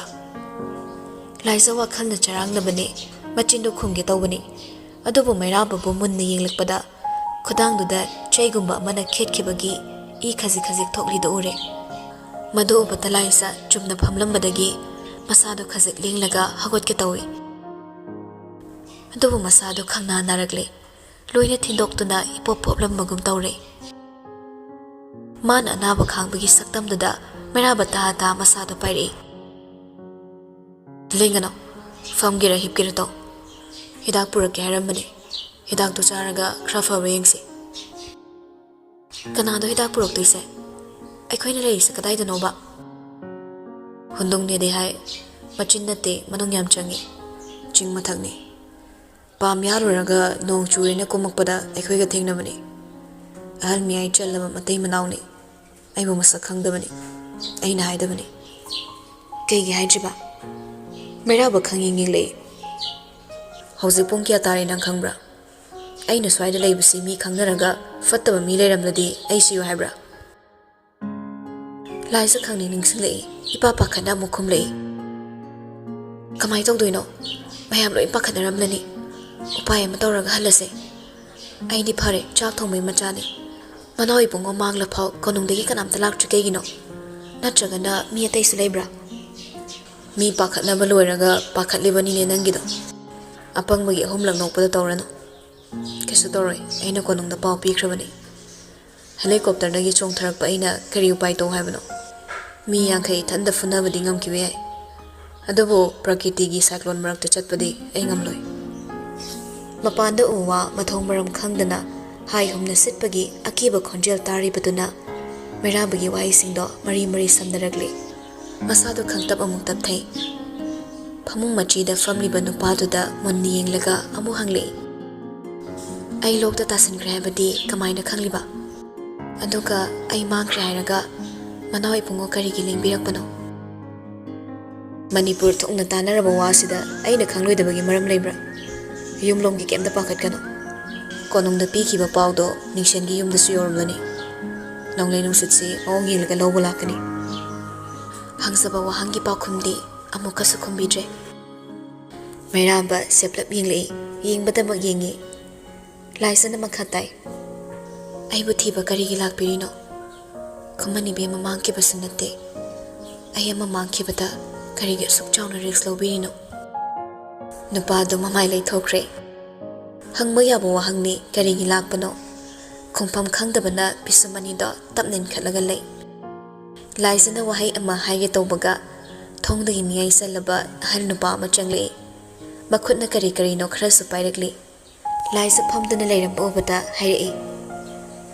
Ijana piece of Horam Lidana, Egin a pin a chap tong crabani. Jaragane, Aina broke with Axa Sacro. Lumpi Kule, Nixon Selum Pakimarup ne Tapada. Aidiko Inga Crabani. Liza Miramba the Yingley. Kangli, Man Hiram Lani Haiba. Adubanu Paduna Miraba Pudimasa Kangre, Takdamana. Liza Nupadu Damo and Silly. Ipa. I think I see and be Aradra. Karam Hangira, no see am Kana Tabani, Chinglam Bidi, Tampakum to the Banini, no Tarabati, Lambiam the Nikaigani, Nuxit Asukana Sipasi, Karam Jatkira.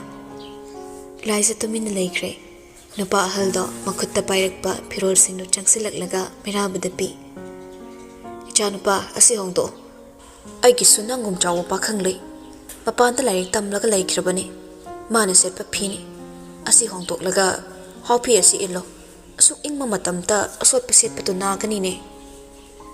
Napido Miraba the Yingli, Seliba Piroldo, Chotlam Laga, Kampatabam on the Uri, Masada Muyinte, Madi Mapi Honglamle, Ingang Ring Hakti, Mamito Kaklau Lautori, Tinta the Miraba the Yingli, Napaduso, Dokibe Ingit Singu Hobana, Tablam Nahai, Karimid Ingno, Imamale, Adun Honglamani. I am a pandering idni. Napido Nina Tai, set Paset Tabatongana Tamkraga, Miraba Nupado the Gipido Lowi. Imung Doka Hina pick by Imung Dinate. Magi langtrik langba konunga yingnaruradi aduki mati khetnare. Kaduda thariba ado phamung ama khaktani. Table ama thai ligi masa nanba aram sokri ama thai. Ningsen selumbagida leibani tabada ahalduna makhoibu ka hena suluna tawi. Adubu maraktuda nupaduna hangba kahauba chanainaba ama leire. Mairapata amuk yeng laisata amuk yeng tawramraga hanglei. Nakhoi ani leisa pakhang oibra nachin nanaura hangkadabusu kauthokpani ne. Laisa khomge haina chimbal kangi adubu manakta famliba nupaduna makhutuda khangpai paisilaklaga chimbal lamse yangkhatkiduna khomi. Aigi loina bini ipa itai naune. Nupidu mamit lauthorakle makhutu satsadoklaga kana uhanda merapagi nanganda kana uhanda khuzin leisabi thana sitalei. Khangwei uisali tapna mupangaklaga ahal nupaduda yengli. Semdokhigadra khalli adubu semdokte meraba wahida semdokte. Ahal nupado wadu tabada maka lamna nui. Laibuk phakrene. Leisa pakhang oirabadi pakhang nangi leifamse sembada awab oigani. Ningsenda paw pigadabasu telephone se line yamna nungaitabani. Marak khakta laibuk phaduna yabani. Ngasai nangna tawkhibato ningsenbu yoramkira. Yoramlani pa. Asomgidi thoina wabiruno aina mayek singna haikrabani. Phare adodi namana chak thongbasi loiraga chaduna nangi nupipo hidak pisakhro. Numsit khra leplaga chatpagi upay yangkrasi. Hairamlaga thokri nupado thongsil wangma hi lankibaga khangaude laisa. Wakal ikan khantada mairapagi lingsumda kupakna kanna tharai. Mina phupati laithoklaga pokpadagi phopu kamlaga upul phawba paktana yoglakpa nupado ingangakna yinglei. Nupido I kaman kibana amuk supui. Sono chubro nang nati ngaurabra haiba nangbo kadai de loina bino kadai de ki tei nauno problem chalo chatlaga ne yam thuna hairso sengduk lu choba natti na sauning lakadra khallubani adubu mairaba nokning lei nokna mamai do non thaki nupido chakpana di loikre amuksu kapli hai kaino kasi engonda tawri mayam sibo yamandana ai kari wakal hana khangadabano khangre tanja sida amukso minute ani gi mamang da laisabi oi hoba ina hauzik amuloina bi oire nangbom ta sengduk lu choba hantam muti noklam banu pado minok sat hanjin kraga pisum suklap yingduna hairei sauning lap tawna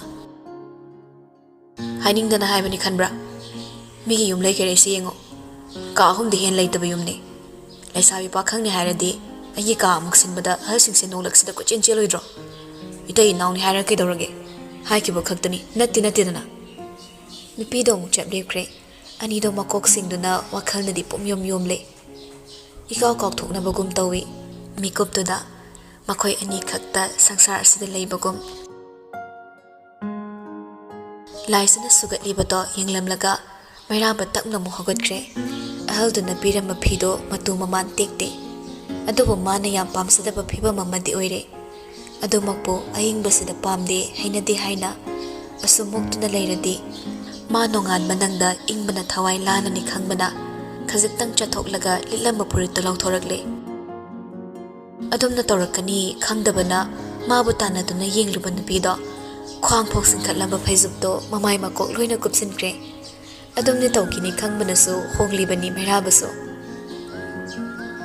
sangli tawba t-shirt to lisinmaga mairabu khonggaw gi button du da pai handa mukti nupido yengbra haiduna tungda leiraga yengli adubu midudi udre phaiju matum moina ure matawduda nokloige ngamdre nokmi mamai da leithoraklaga amuba machugi permanent gum tawba icham chammo khonggaw du hongli piramba nupa haw phiduma insili hongdo kiba phirol du thuplaga machi amada thamlamle nupido gi nakta amu changaklaga phamung machi da famthai adu phaw machi lengde mera banghak yenglamlaga phaiju machi mapai du na chingi tawrakliba phibam duda nupido manungdagi saurang lauri kaino tawridubo aswaide sidok minasani mera bakhumde hena changsilaklaga phaijub to loina chingthui nupido mamai lai thokla lai magi matawda mera banokning ba khanglaga haire unsila une somda ai wa ngawbra Laisabiगी mamangda izat bu yangkokta hapnaga yongadra. Se waige somdon silo. Nupido ikaibana loikre. Merabana kariso ahenba tarukdoi khanglabaso ma pangida ikaikre. Matangna matamna upai leitabana ingangang silaklaba mamaida laithoklaga sukli yenglei. Is aigidama ikaibira nangiduna.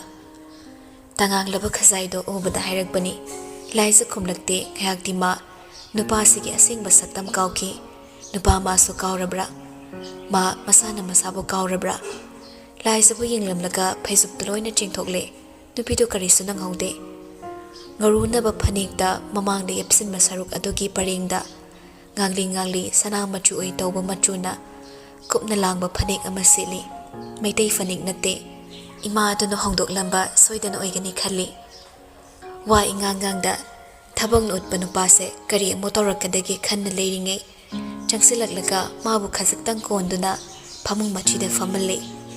Makhongduna makhada yanthalli. Tasengna nupido thindokpana masa lengba ngamdre. Merabana khangi. Karigi sungamgani wanglaba chingmaidagi ontharakpani. Laisana yingna meraba hogotkiduna table first aid box to lawi. Chingda leiba yum oibana box da makhala yambagi hidak yauri. Athoa kai kidamba watana thammani haiba khangi. Puraktuna laklaga laisagi mangda famtharakle. Floor da khuruk khuda kunlaga. Matawduda tinga hairi. Kaidodoino? Ai tawzage. Hidak taido eridi ai taizage. Natraga ima ama lei haibado tahenge.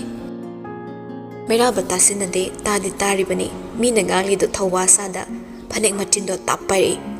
Laisa makhutna merabagi makhutto phagi tawi. Adubu nangaudre. Meraba makhut namana nupidugi makhutto tap pharaga yenglei. Sordu phat hondoi. Aduga laisabo khajiktang muklaga makhutuna pharaga phanekto takna haigali.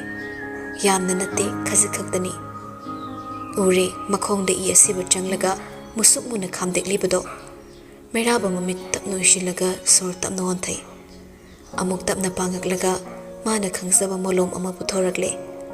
Wa ingangangda lasingda haplaga asopa mafamsingdo taiba horakle. Nupido karibo hairuni hainadabana masado phungalagle. Adubu mana thoktuna chenbadi ngamlaroi. Karigino aingonda haidrise. Hangakliba wado kari matangino khangi. Aigi personal wabo manawi bungoda kaigi haidiba. Meraba tawrambado leplaga onkhatuna yingli. Nang yam personal lo. Hairaga kari kanage. Mido koi thi dana. Fanglaga kari tawni. Noigi angamba masal oiramladi gula chaminaraga loisinakidoi natra. Meraba khumdre amuk hana nontaraga mathaw makha sathai. Taibado leplaga machinda mu kami madu loiraga haire. Nangonda second kragi matam pige. Mido hairo. Ai khangde. Nupada amu yingli laisa makha tari. Asengbagi khangdabani. Nupa ngaktani. Konungda amta udri. Khangdi thengnadabagira. Aduk hagna in detail study hangludre. Nupa ngaktani hairakpada meraba swai lawi. Ataidi si khaktara. Ataidi soktabra. Sokte khongsa khaktani. Thazade meraba songdingna mo hanglei. Sengna hairo aina hanglisa nangondani. Matangsida nangi anam kanbado torokano. Khongsa khaktara haibani. Nupido songning manungai taboy merabada munne yengakliba meeting duna mana sawgat iribado. Lale khalaklaga meraba itap tapna makhatai. Ai nupa oizarasu ai ima nupini. Itai masu nupini. Ichel leriba khuding nupini. Hiram kayada ai phalamdaba yai. Ai afaba thabak tawdaba nupani. Madu ai yamunna khangi. Ngasi fawba aina tawkiba afaba masing. Khutsa tara thektuna pabada khutui lemgani. Adubu nupigi kai khumnababu lamlanduna chatpadi ai pamde. Aina pamde. Mina chatpasu yaroi. Hairo soklisi sikалтara. Thamoigi marol asingbani khangi. Handamukti maso chumna khumi. Sikaktani ahenba soklamde. Yamna phurambasu natte. Ahumlak marira khaktang kalambani. Aina sonbagi yam thina soklawbani. ꯍꯟꯗꯃꯨꯛꯇꯤ ꯁꯣꯔ ꯌꯥꯝꯅ ꯁꯥꯡꯅ ꯍꯣꯟꯗꯣꯛꯏ ꯃꯊꯧꯗꯨ ꯂꯣꯏꯔꯗꯨꯅ ꯐꯅꯦꯛꯇꯨ ꯏꯔꯦꯟꯖꯅ ꯁꯦꯝꯖꯤꯟꯕꯤ ꯃꯁꯥꯗꯨ ꯆꯨꯝꯅ ꯑꯃꯨꯛ ꯂꯦꯞꯂꯒ ꯂꯥꯏꯁꯤꯒꯤ ꯃꯥꯡꯗ ꯂꯦꯞꯄꯤ ꯃꯀꯣꯛꯀ ꯂꯥꯏꯕꯛꯀ ꯇꯥꯏꯅꯕ ꯁꯔꯨꯛꯇ ꯈꯦꯠꯂꯤꯕꯗꯨ ꯎꯏ ꯉꯁꯥꯏ ꯂꯥꯏꯁꯤꯅ ꯇꯨꯝꯂꯤꯉꯩ ꯍꯤꯗꯥꯛ ꯍꯥꯞꯈꯤꯕꯅꯤ ꯃꯗꯨ ꯍꯥꯏꯐꯦꯠ ꯌꯦꯡꯂꯒ ꯃꯈꯨꯠꯅ ꯇꯞꯅ ꯄꯥꯏꯔꯛꯏ ꯁꯤꯅꯥꯔꯤꯕ ꯂꯥꯏꯁꯦ ꯆꯩꯅꯥ ꯐꯥꯎꯔꯛꯏ ꯃꯁꯥꯗꯨ ꯃꯆꯤ ꯃꯆꯤ ꯈꯔꯗꯤ ꯁꯣꯛꯂꯤ ꯂꯥꯏꯕꯛ ꯐꯕꯅ ꯈꯦꯠꯈꯤꯕ ꯑꯃꯗꯤ ꯑꯣꯟꯊꯔꯛꯄꯒꯤ ꯃꯁꯥ ꯇꯦꯛꯄꯗꯣ ꯑꯍꯦꯟꯕ ꯑꯔꯨꯕꯗꯤ ꯁꯣꯛꯂꯝꯗ꯭ꯔꯦ ꯆꯩꯅꯥꯗꯨ ꯌꯥꯝꯃꯟꯈꯤꯕꯅ ꯅꯥꯗꯦ ꯍꯥꯏꯕꯒꯨꯝ ꯃꯀꯣꯛꯇꯨ ꯊꯥꯏꯔꯛꯏ ꯃꯩꯔꯥꯕ ꯃꯁꯥꯗꯨ ꯈꯖꯤꯛꯇꯪ ꯍꯟꯗꯣꯛꯂꯒ ꯂꯥꯏꯁꯤꯗ ꯃꯨꯟꯅ ꯌꯦꯡꯉꯤ ꯍꯛꯆꯥꯡ ꯃꯅꯨꯡ ꯁꯣꯛꯇꯦꯀꯣ ꯅꯨꯄꯤꯗꯨ ꯈꯨꯝꯗꯦ ꯇꯤꯡꯉꯛꯅ ꯌꯦꯡꯂꯛꯏ ꯍꯪꯉꯤꯁꯦ ꯁꯣꯛꯏ ꯁꯣꯛꯇꯦꯅ ꯈꯨꯝꯕ ꯂꯣꯏꯔꯦ ꯅꯪꯅ ꯍꯦꯟꯅ ꯑꯋꯥꯔꯗ ꯑꯣꯏꯅꯕ ꯃꯤꯠꯌꯦꯡ ꯌꯦꯡꯉꯛꯀꯅꯨ ꯁꯣꯛꯇꯦ ꯌꯥꯔꯦ ꯑꯗꯨꯗꯤ ꯀꯥꯈꯠꯂꯣ ꯇꯝꯅ ꯍꯤꯞꯄꯣ ꯑꯩ ꯆꯥꯛ ꯂꯣꯏꯕ꯭ꯔꯥ ꯌꯦꯡꯉꯨꯒꯦꯀꯣ ꯒꯨꯂꯤ ꯆꯥꯔꯒ ꯇꯨꯝꯈ꯭ꯔꯣ ꯊꯤꯟꯗꯣꯛꯄꯗꯣ ꯒꯨꯂꯤ ꯈꯔ ꯆꯥꯔꯒ ꯐꯅꯤ ꯅꯣꯡꯁꯤꯁꯨ ꯂꯦꯞꯇꯦ ꯅꯨꯡꯁꯤꯠꯁꯤꯁꯨ ꯀꯟꯅ ꯀꯟꯅ ꯁꯤꯠꯂꯤ ꯀꯤꯔꯨꯞ ꯀꯤꯔꯨꯞ ꯍꯥꯏꯔꯛꯄꯅꯤ ꯃꯩꯔꯥꯕꯨ ꯀꯔꯤꯅꯣ ꯈꯟꯖꯥꯟꯅꯩ ꯂꯥꯏꯁꯦ ꯇꯒꯨꯞ ꯇꯒꯨꯞ ꯌꯦꯡꯂꯒ ꯍꯥꯏꯅꯤꯡꯗ ꯃꯈꯥ ꯁꯝꯊꯔꯛꯏ ꯀꯤꯖꯩꯌꯦ ꯏꯊꯟꯗ ꯂꯩꯍꯧꯕ ꯈꯜꯂꯨꯗꯦ ꯃꯩꯔꯥꯕ ꯂꯥꯏꯁꯤꯒꯤ ꯑꯁꯤꯒꯨꯝꯕ ꯁꯥꯏꯠ ꯑꯃ ꯂꯩꯔꯝꯒꯅꯤ ꯌꯥꯝ ꯐꯦꯠ ꯐꯦꯠ ꯂꯥꯎꯕ ꯑꯉꯥꯡꯒꯨꯝ ꯈꯜꯂꯨꯕꯅꯤ ꯆꯠꯀꯦ ꯍꯥꯏꯗꯨꯅ ꯁꯦꯝ ꯁꯥꯔꯝꯕꯗꯣ ꯄꯨꯝꯇꯣꯛ ꯇꯣꯛꯂꯒ ꯂꯤꯒꯤ ꯆꯧꯀ꯭ꯔꯤꯗꯣ ꯐꯃꯨꯡ ꯃꯅꯥꯛ ꯆꯤꯡꯁꯤꯜꯂꯛꯂꯦ ꯂꯥꯏꯁꯦ ꯃꯁꯥꯗꯣ ꯌꯥꯝꯅ ꯅꯥꯔꯦ ꯑꯗꯨꯕꯨ ꯅꯨꯄꯤꯁꯤꯒꯤ ꯈꯥꯡꯕ ꯉꯝꯕꯒꯤ ꯊꯧꯅꯥ ꯑꯉꯛꯄ ꯑꯣꯏꯗꯨꯅꯇ ꯂꯥꯛꯄꯅꯤ ꯉꯁꯤꯁꯨ ꯅꯥꯔꯤꯕꯗꯣ ꯁꯔꯨꯛ ꯑꯍꯨꯝ ꯊꯣꯛꯄꯒꯤ ꯑꯅꯤ ꯂꯣꯠꯁꯤꯜꯂꯤ ꯐꯃꯨꯡꯗ ꯇꯞꯅ ꯀꯥꯈꯠꯂꯒ ꯍꯤꯞꯊꯔꯦ ꯅꯨꯄꯥꯗꯨ ꯆꯪꯁꯤꯜꯂꯛꯂꯒ ꯌꯥꯝꯅ ꯊꯥꯖꯗꯅ ꯐꯩꯖꯨꯞꯇꯣ ꯇꯥꯞ ꯄꯥꯏꯔꯒ ꯁꯨꯞꯆꯤꯟꯕꯤꯔꯛꯏ ꯆꯧꯀ꯭ꯔꯤ ꯑꯗꯨꯗ ꯐꯝꯊꯈꯤꯗꯨꯅ ꯏꯔꯨꯝ ꯂꯨꯝꯅ ꯆꯤꯔꯣꯜ ꯇꯧꯔꯤ ꯑꯩ ꯂꯩꯒꯦ ꯑꯩ ꯑꯗꯨꯝ ꯂꯩꯒꯦ ꯅꯣꯡꯁꯨ ꯇꯥꯁꯅꯨ ꯅꯨꯡꯁꯤꯠꯁꯨ ꯁꯤꯠꯁꯅꯨ ꯆꯤꯡꯁꯨ ꯅꯤꯡꯈꯥꯏꯁꯅꯨ ꯕ꯭ꯔꯖꯁꯨ ꯇꯥꯁꯅꯨ ꯄꯣꯊꯥꯒꯗꯕ ꯅꯪ ꯄꯣꯊꯥꯎ ꯑꯩ ꯂꯦꯡꯗꯅ ꯂꯩꯒꯦ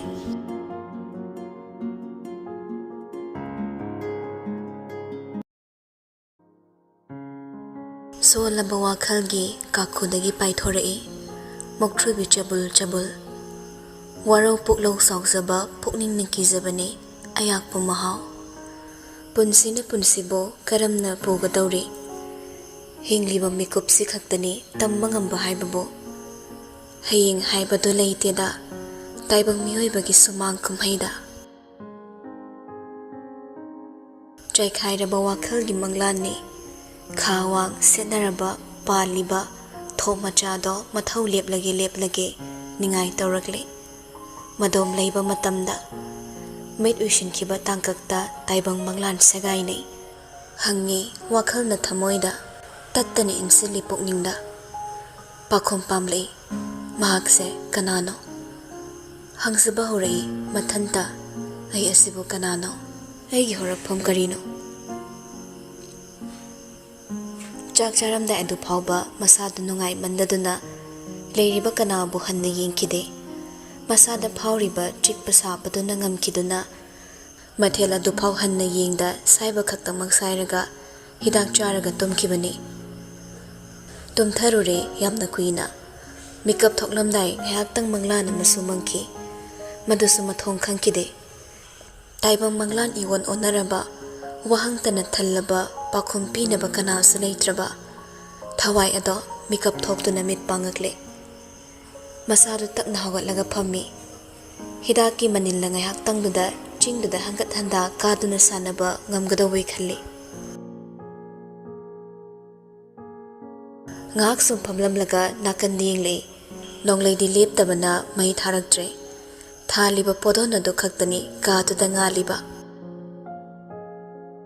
ꯃꯁꯥꯗꯨ ꯏꯌꯥꯡ ꯌꯥꯡꯂꯕꯗ ꯂꯥꯏꯖ ꯐꯃꯨꯡꯗꯒꯤ ꯇꯞꯅ ꯀꯨꯝꯊꯔꯛꯂꯒ ꯂꯥꯛꯏ ꯆꯧꯀ꯭ꯔꯤꯗ ꯐꯝꯂꯒ ꯃꯈꯨꯠ ꯈꯨꯗꯥꯡꯗꯨꯅ ꯃꯃꯤꯠꯇꯣ ꯈꯜꯂꯒ ꯇꯨꯝꯂꯤꯕ ꯅꯨꯄꯥꯗꯨꯗ ꯉꯥꯏꯍꯥꯛ ꯃꯨꯟꯅ ꯌꯦꯡꯂꯤ ꯃꯁꯥ ꯐꯥꯎ ꯈꯪꯍꯧꯗ ꯆꯤꯝꯕꯥꯜꯗ ꯃꯣꯂꯤ ꯃꯣꯂꯤ ꯁꯣꯟꯗꯣꯛꯈꯤ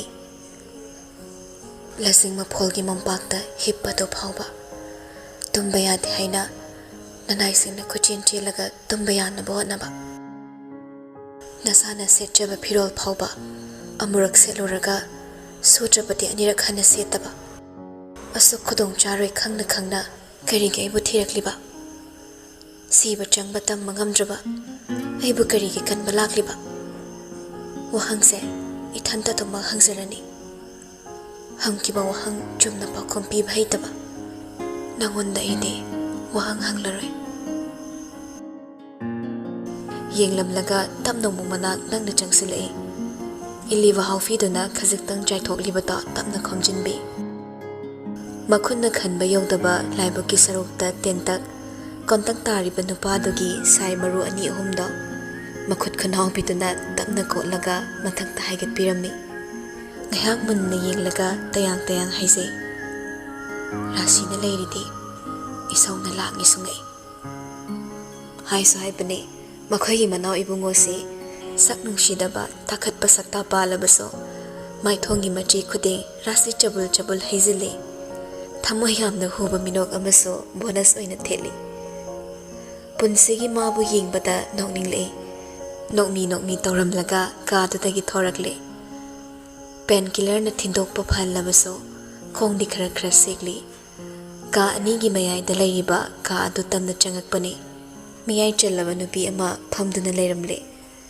akoibagi phibamdu yengmada chakhumni haiba khangi phongada mai hauduna phamlamba ahal nupi da laisana moli changak po ubada tingak hanglei cha nupi kri watpra ising thakning bagi hawalakpani ma awatpa kaisu leite wahai da nupi da hawalaklaga hairi chakla mabasu hayuko nangi nupadi chaksu chadabani ising si mabu bithakira natraga nang thakira wadu tabada laisa khangning ningsilai mera masa nga chade maduda sunatana imung amad hekta chaba thakpa irelai thokpa yaba minate ising khorang lambaga swai makre laisa khongkap amani yam thuna thangna bo naraga changsilaga hairi ima cha khitang thongge abra mana masing kari ensang leige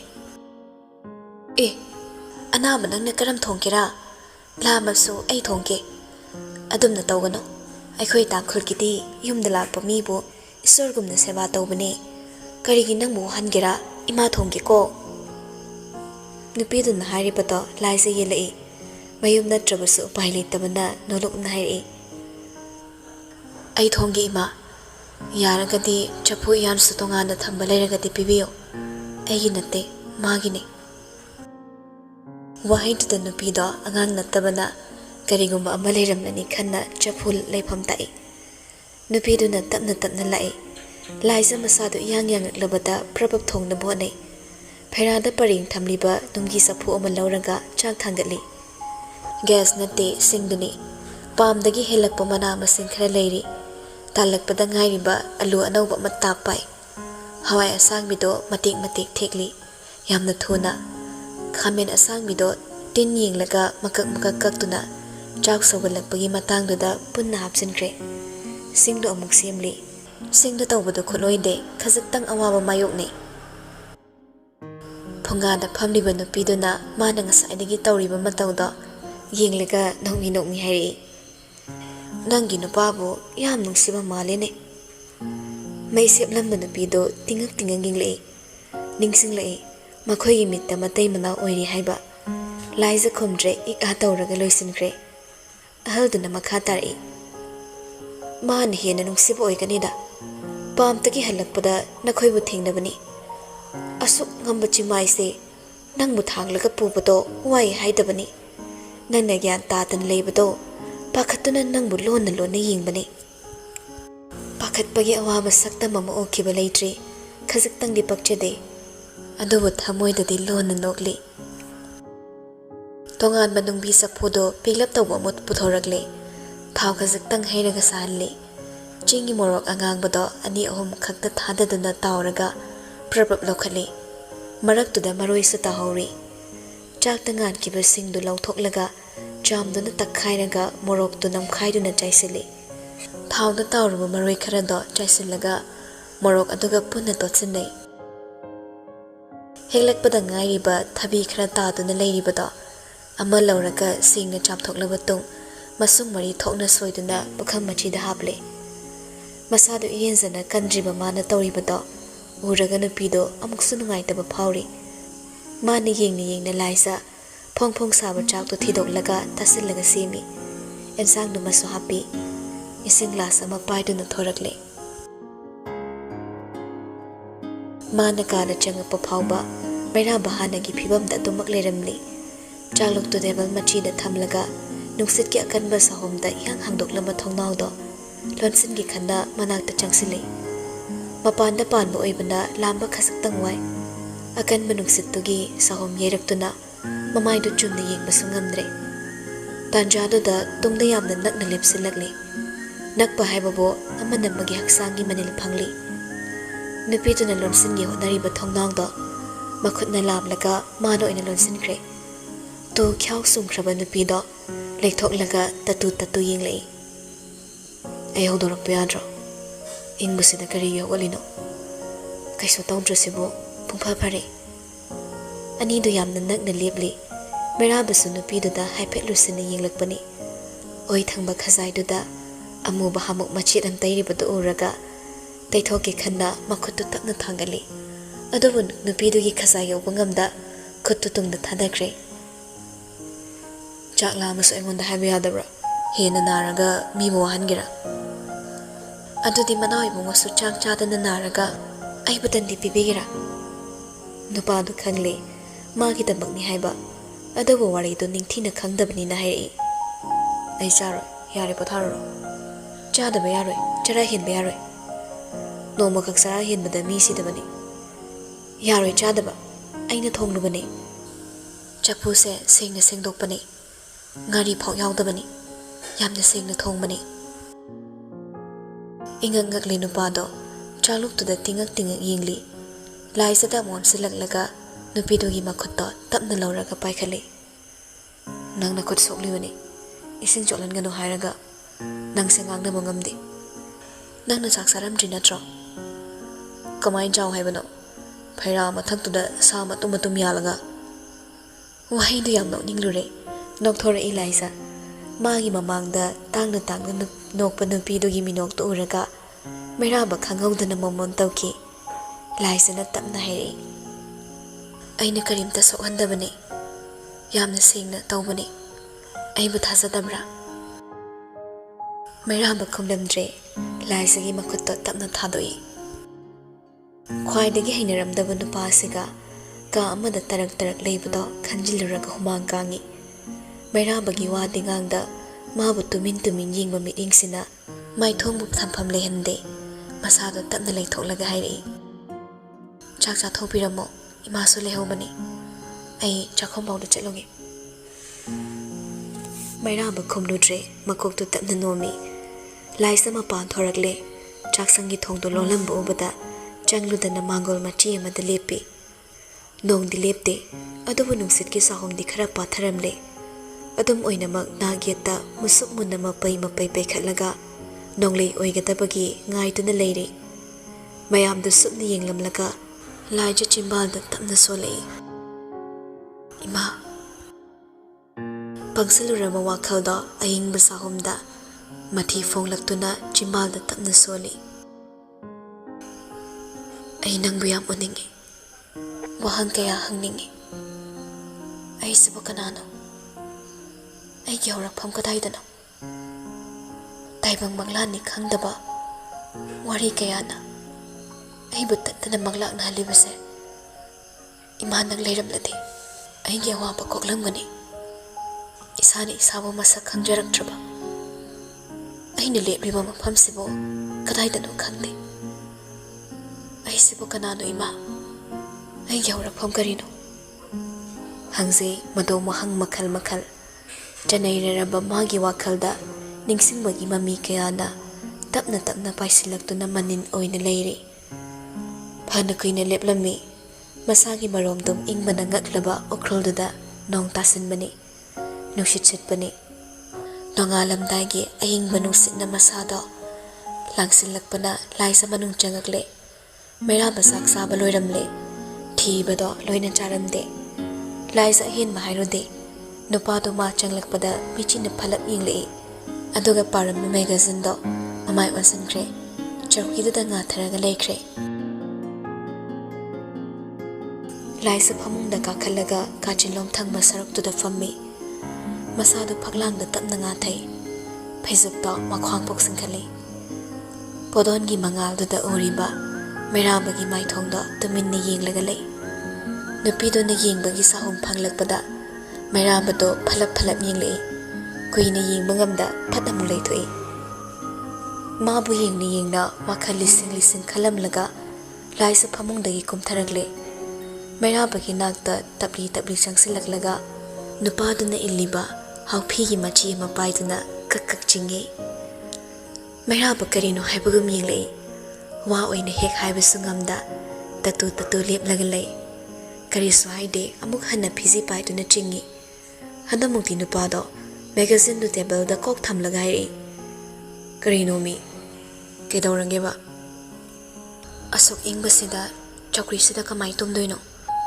ꯐꯤ ꯏꯜꯂꯒ ꯐꯩꯖꯨꯞ ꯁꯨꯞꯄꯁꯤꯐꯥꯎ ꯏꯪꯉꯤ ꯋꯥꯍꯩꯗꯨꯗ ꯅꯨꯄꯥꯗꯣ ꯈꯪꯕꯣꯏ ꯂꯥꯛꯄꯣꯏ ꯑꯍꯝ ꯍꯥꯏꯗꯨꯅ ꯈꯧꯗꯦꯝꯃꯤ ꯅꯨꯄꯤꯗ ꯋꯥ ꯉꯥꯡꯗ ꯃꯩꯔꯥꯕꯒꯤ ꯃꯈꯨꯠ ꯇꯥꯞ ꯄꯥꯏꯔꯒ ꯆꯤꯡꯉꯤ ꯑꯩꯒꯤꯗꯃꯛ ꯑꯁꯣꯏ ꯑꯉꯥꯝ ꯊꯣꯛꯂꯒ ꯃꯗꯨꯒꯤ ꯗꯥꯏꯇ ꯑꯩ ꯄꯨꯕ ꯉꯝꯂꯣꯏ ꯂꯥꯛꯑꯣ ꯇꯨꯝꯗ꯭ꯔꯁꯨ ꯐꯩꯖꯨꯞ ꯁꯨꯞꯂꯒ ꯐꯝꯃꯣ ꯑꯏꯪꯕꯁꯤꯗ ꯑꯩꯅ ꯐꯩꯖꯨꯞ ꯂꯨꯝꯅ ꯁꯨꯞꯂꯒ ꯅꯪꯅ ꯆꯧꯀ꯭ꯔꯤꯁꯤꯗ ꯍꯥꯎꯐꯤꯗꯨꯒ ꯑꯩꯕꯨ ꯃꯤꯅꯨꯡꯁꯤ ꯈꯪꯗꯕ ꯃꯤ ꯇꯥꯅꯕ ꯁꯤꯟꯕꯤꯔꯛꯀꯅꯨ ꯍꯣꯏ ꯃꯥꯏ ꯍꯥꯏꯗ ꯃꯩꯔꯥꯕ ꯅꯨꯄꯤꯗꯨꯅ ꯆꯤꯡꯂꯤꯕꯗ ꯃꯁꯥꯅ ꯌꯥꯔꯦ ꯃꯥꯅꯕꯨ ꯌꯥꯅꯤꯡꯗ꯭ꯔꯕꯗꯤ ꯐꯠ ꯀꯟꯊꯣꯛꯈꯤꯕ ꯌꯥꯔꯤ ꯑꯗꯨꯕꯨ ꯋꯥꯡꯂꯤꯕ ꯈꯨꯋꯥꯡꯗꯨꯒ ꯅꯨꯄꯤꯃꯆꯥꯗꯨꯅ ꯆꯤꯡꯕꯗ ꯖ꯭ꯔꯣ ꯆꯠꯈꯤ ꯃꯥꯁꯨ ꯏꯪꯂꯤꯕꯅꯤ ꯀꯔꯤꯒꯤꯁꯨ ꯏꯪꯂꯣꯏ ꯂꯥꯏꯖꯅ ꯅꯨꯄꯤ ꯑꯣꯏꯔꯕꯁꯨ ꯄꯨꯟꯁꯤ ꯃꯔꯦꯜꯗꯤ ꯅꯨꯄꯤ ꯑꯃꯗꯒꯤ ꯍꯦꯟꯅ ꯊꯣꯠꯅ ꯅꯧꯅ ꯍꯤꯡꯂꯛꯄ ꯃꯩꯔꯥꯕꯅꯤ ꯍꯥꯛꯊꯤ ꯈꯖꯤꯛꯇꯪ ꯈꯟꯕꯗ ꯃꯅꯥꯏꯁꯤꯡ ꯌꯧ ꯑꯣꯝꯁꯤꯜꯂꯛꯇꯨꯅ ꯁꯦꯕꯥ ꯇꯧꯕꯅꯤ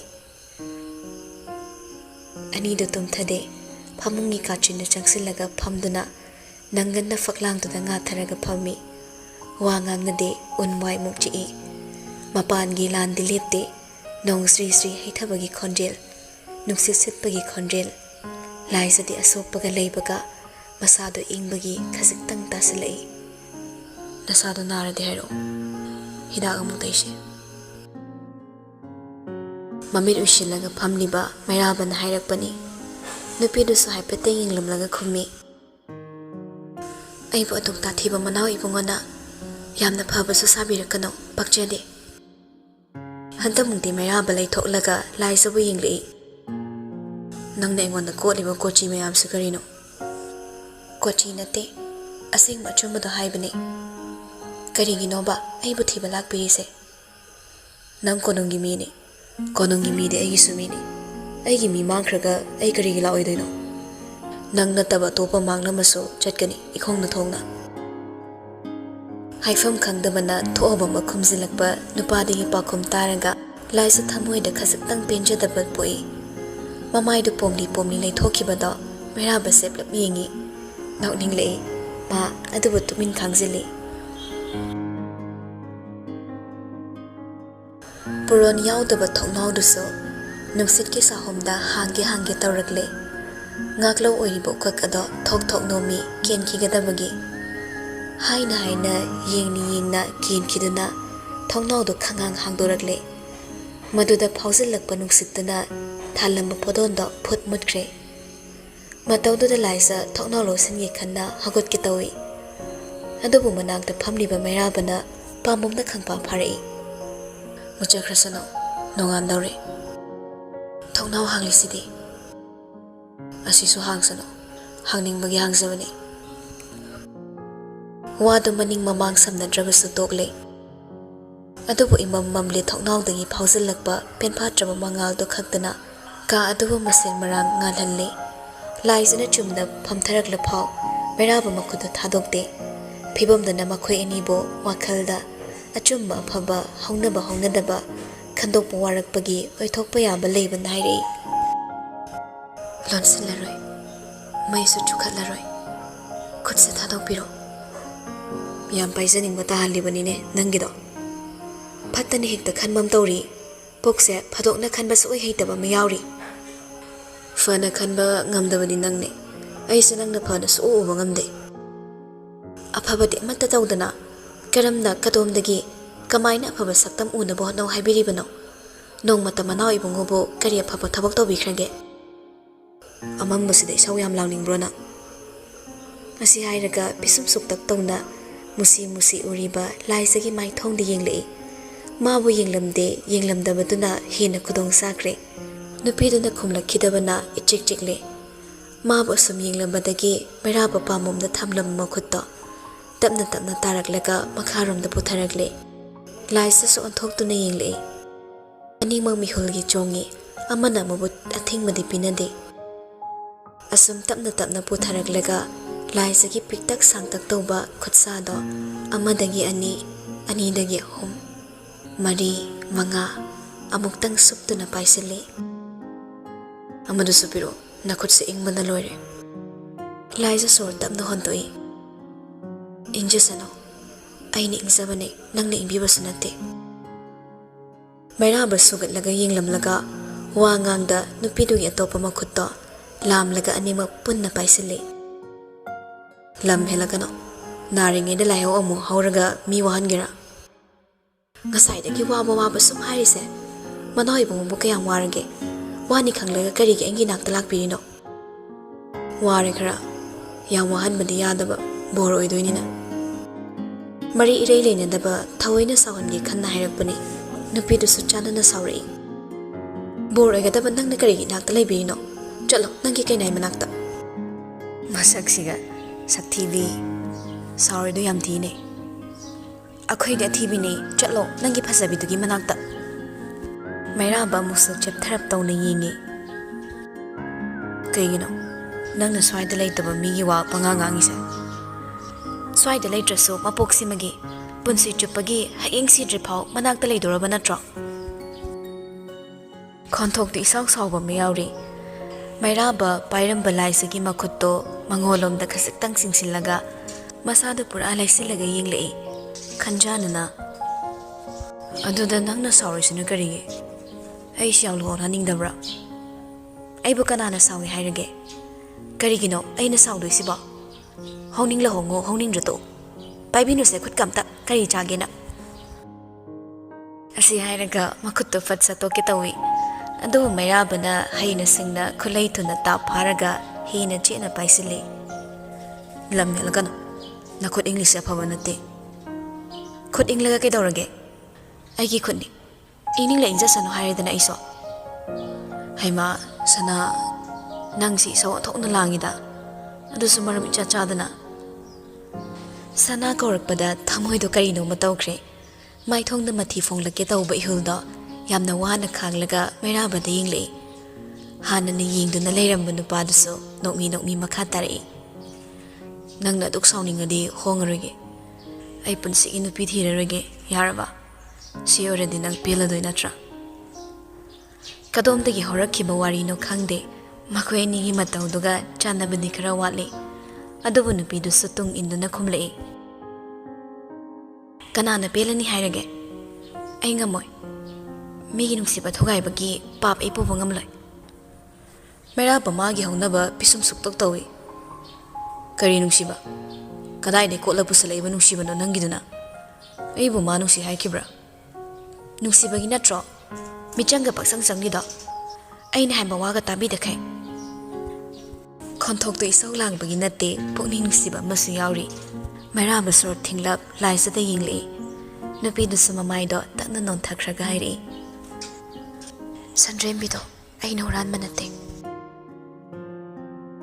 Mairaba pairiba nupi khutto khutsa marakta magi khutsa lishillaga paishili sakol so ina thadokpa nate khutsa na ama thadoklaga amada makhut ani changna paishillaga khumlei tapthana ai khangi hana khangamdraso hojikte aina khangledana nungsiba haibase nushibani na oidaba ngangle khanglaso thazana bo na biriduni aibu kana thazakrage aigi chinsidagi aina mabu nushi haiba nang takrabra tadruso uthorakpana tawna khangbani awai tana mari yetpado themlogi khanna themi aibu kari mata ulage nate aina hekta mabu kaitan tanabadawna nangna ngangi sa kaino angang oiri mana konungda ahanba laklaga aiga sakhang nakibado numituda mabu ubada angangni ichalgumbani haina thamoida phawkiba ihuldo ngasi maksu hongba leitri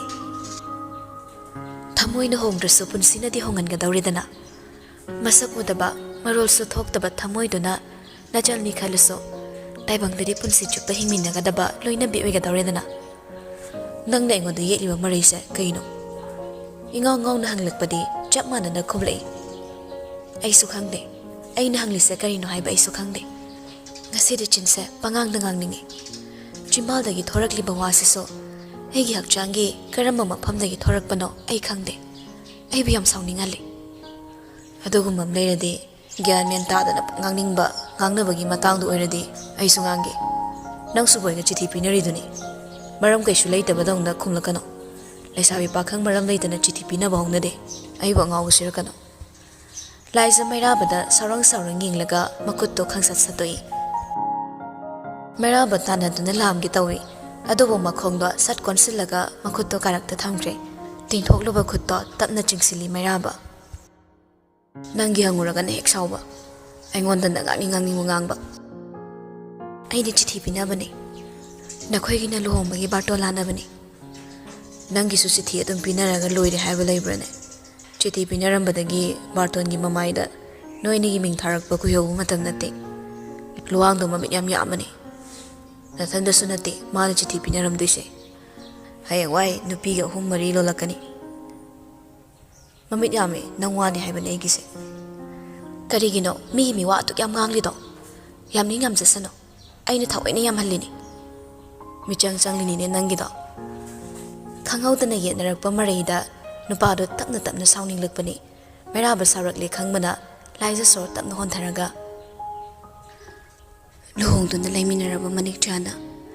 Sanatombi thamoi manung yongna changduna ningsiba yenma ngamkhide. Lolisu ningthina phaunadaba. Chaksayuta khetnaba sayapnade. Michina tang yengbada. Sanatombi ki pokning wakhal thamoi pumnamak khudum chanduna. Punsina thoplamdai mikupto phauba. Sanatombi ki thamoida. Sayapki nushibana chuduna thopki. Khomani bemagi maphamdaso. Thamoina takhidaba manik chan oibigano. Michi amada thamoi khudum chanba sayap oibiyo. Chimbalna thamoida minambigano. Mabu nuksirabadi nuksi adum haibiyo. Ye, aina ngasaidagi nukside haibado taknaba wayam nganglise nangna lepna manghalle. Aidi manik chanate sayap su oiroi. Ai merabani. Manik san gum pangdaba oiroi. Sayap ki thawna su phamalle.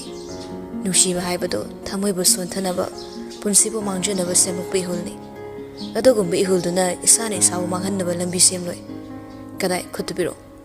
Inglaga narakani haiba khango. Mafamsida phibamsida naba henjilaga karino tawduise.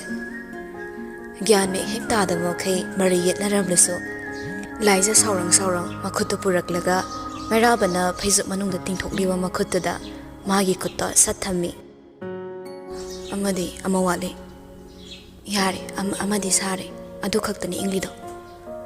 Khutto inglamdre adubu thadokte mairaba tapna paisilaga makhoini marakta thammi.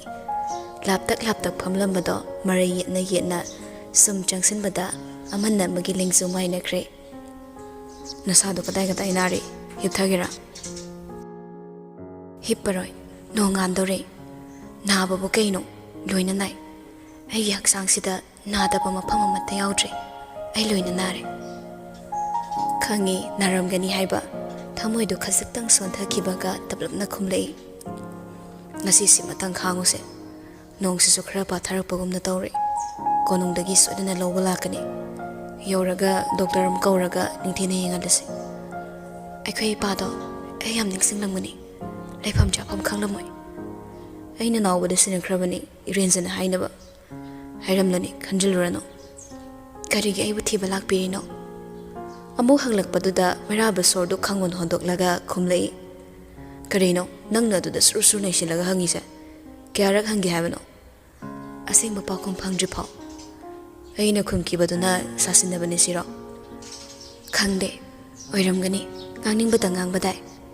Dusu sasinaba oiramni. Hantamukti nupadu makok ngaurakle. Suru hekta naibaduda chap yungna yenglaga. Nangisibu marairo ningairo. Manawi bungogi maphamda aina ningai tongnaba maram leite. Mafam leite maraine. Adudi nangi marai se kyam ku yetkine. Nupidu hanne yenglakte paithokla khume. Yetkine Sidri Power Yetkini. And the day Sidri Power, Nangni knocked the labor taribra, and on the Mary Yenava. I see Hadagi Yingli, Nupidu Sutatu Tatu Yingli, my tongue to the Sumunda Ying Lubada Uragle, Nasagi Hamukdo at the Mukteramli, they talk trouble Suyarabani, Adubu Meraba, Yam that they talk Ninglure, Masimak Natapna Changsilaglaga, Makutna Lai Sigima Maido, Tapna Pari, Nupidu Kankangli, Masado Kazitsang Jatokitawi, Adubu Meraba Namuk Laptona my tongue to Paraga, Kubidunus at Natoi, Mamli Taubo Maraktuda, Makut Kubido, Tangatlaga Udli. Sak Tongira, Hamuk Davis Hanarubra, Haudong Macha Maladana.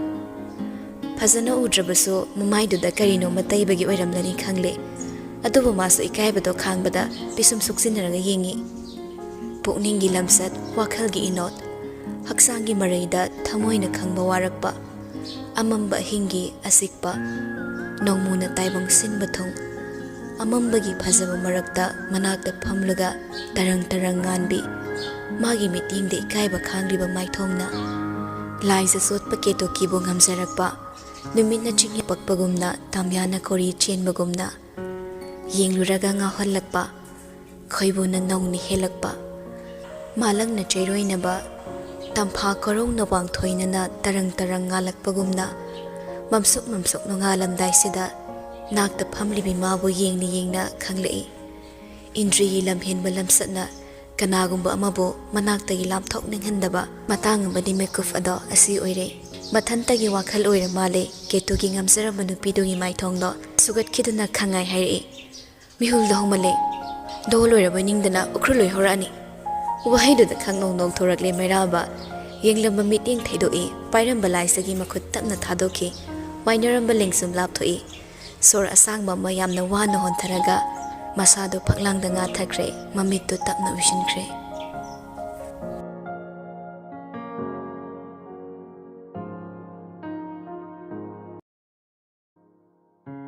Khangde karigi nungsibano kadomdagi haukhraga kadaida mungloisinkhini khanghaudana yelakpa nungsibagi amrita thawai mayolda kham thengna yaikhrabaso mera thada sanare lenglaktaba yaudabagumna mangkini isaigi sur ningthamgi ayukta kelamba liklana cholhallaba athotpa singaraini khangna chatkigani khongnetnaduna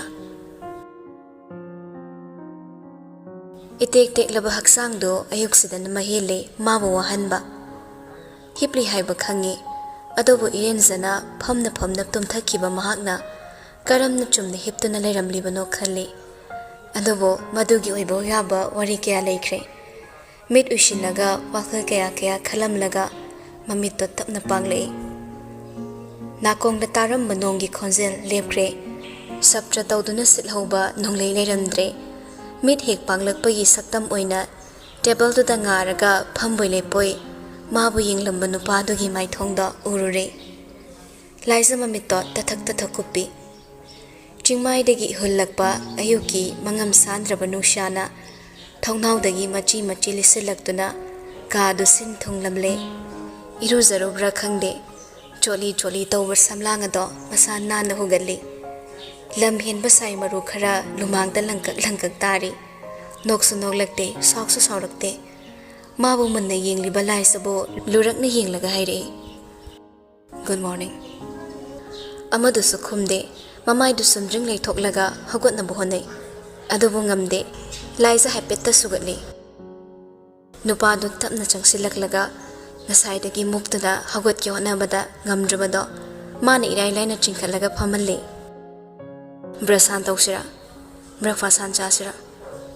Liza to munne yingle, wakal the kali.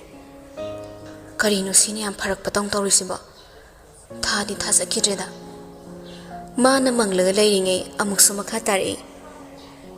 Brasto dana chabasu yabani. Aduna nain harisi. Chin sing dringe kay sadoino. Ay henadong mande. Chin hana sing luge. Si hay to na muk hagot kitawi.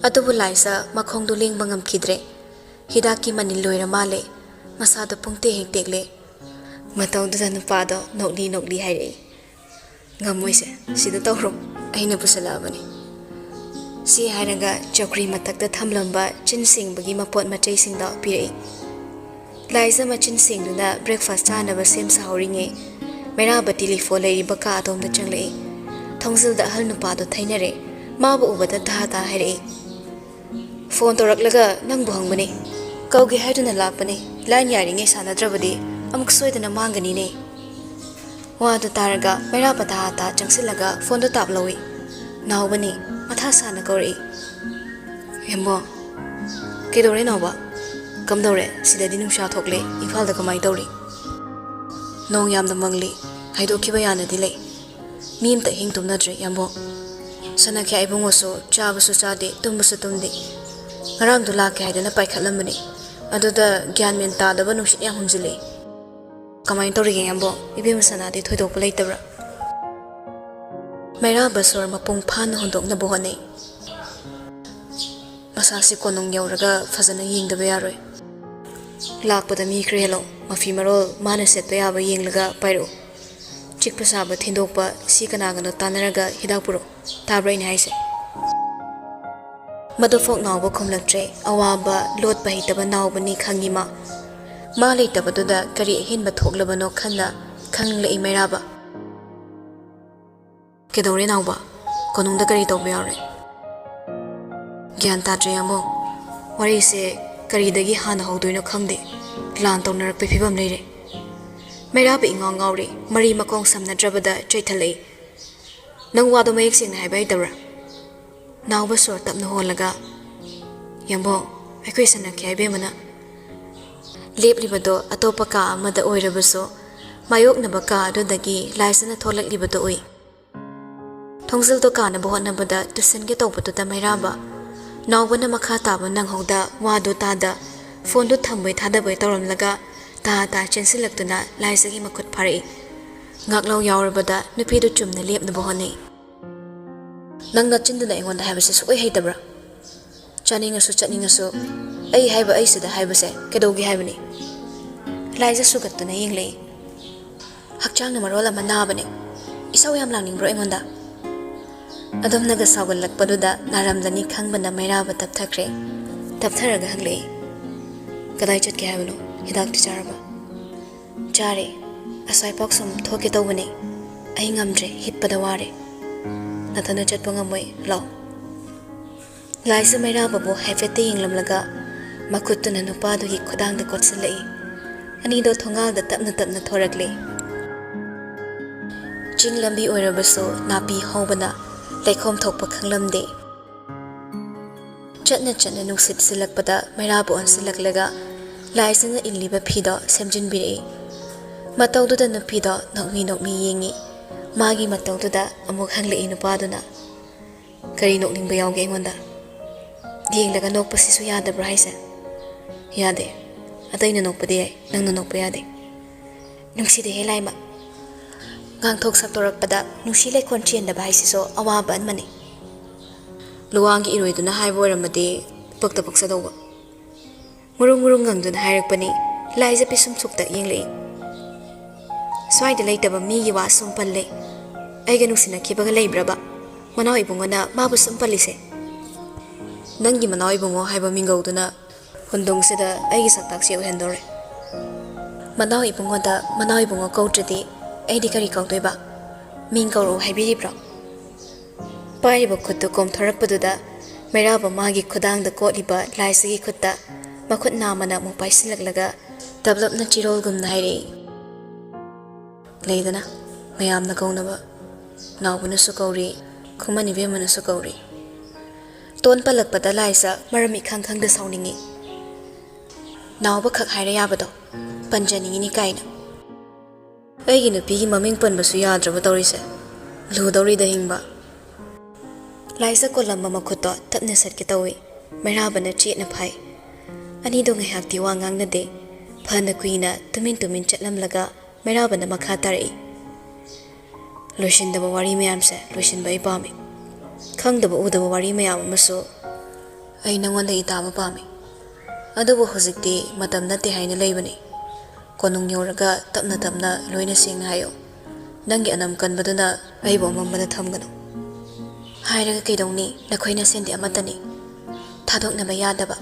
aina mitopni Mairaba satlambado chap lepla yenglei kanana mitopni hairage masak masa khangdaba maming leitaba ningai yam tawisi kaigino Jinna haidrabasu mitopni haibadude tawthorakpana tawna adum utkani matangna matamda losalakpa mikupta Eigi kana leite haiba munna khanglaba aina kanagi mafamda sa thamde Manawi bungo so amhani Manawi bungo korakano hairaga nang aina haiba ngang basuk lok lok drisa kaigino Amado kaubada saukidai korakano na thina sakhidude aingonda Kaubu kaurire nupado ningsinglubada nonginglei wadu matang sararoi khanna tokle makhoi ni na lebliba adogi nakhanda leiriba nong tasankibagi ising tongliba lampaktuda angang mai ambol sanaribada urei Meraba masado pura leisilaga yengi Laizasu yengi mataudo Bol nate kauribado haithumni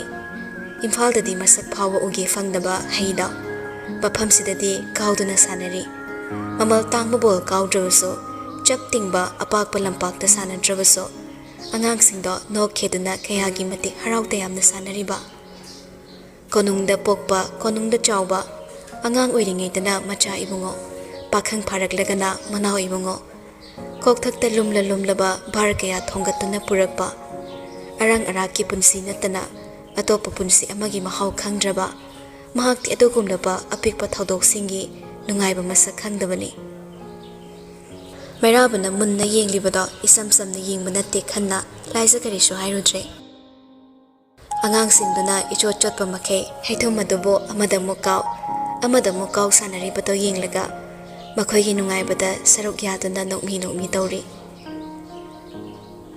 Maitai oipra Tungdagi tarakpa khonjelda anidu ta yengthorei Namda sampoduna nupi ama leplammi Laisa Mairabada haipet yenglaga khummi Mani iche maitai ni Nupa asidi kanara aina manpa ama layane Wahidada Mairaba mamaidu nakalda fat onthoi Laisa day nokninglagtuna hangi Aman bayam leibani kana malino ichena Aina khanpasi oiganita Mera hok chongba saruk yapakidama imphal chatpada konungta upato oiganini Nupaduna mina mabu khangba hainatriba aduga yamna sanhadrabaduda laisa nokningi adubu tapna khummi Mana boiramgani iche Madi aigi ipuroibani Nupadu khangingilei wahaiduda Mana ngarang haribatuti karisu khandabagumna Adudi aina soipa takreko adu nakhoibu hundungda kri tawpa lakpra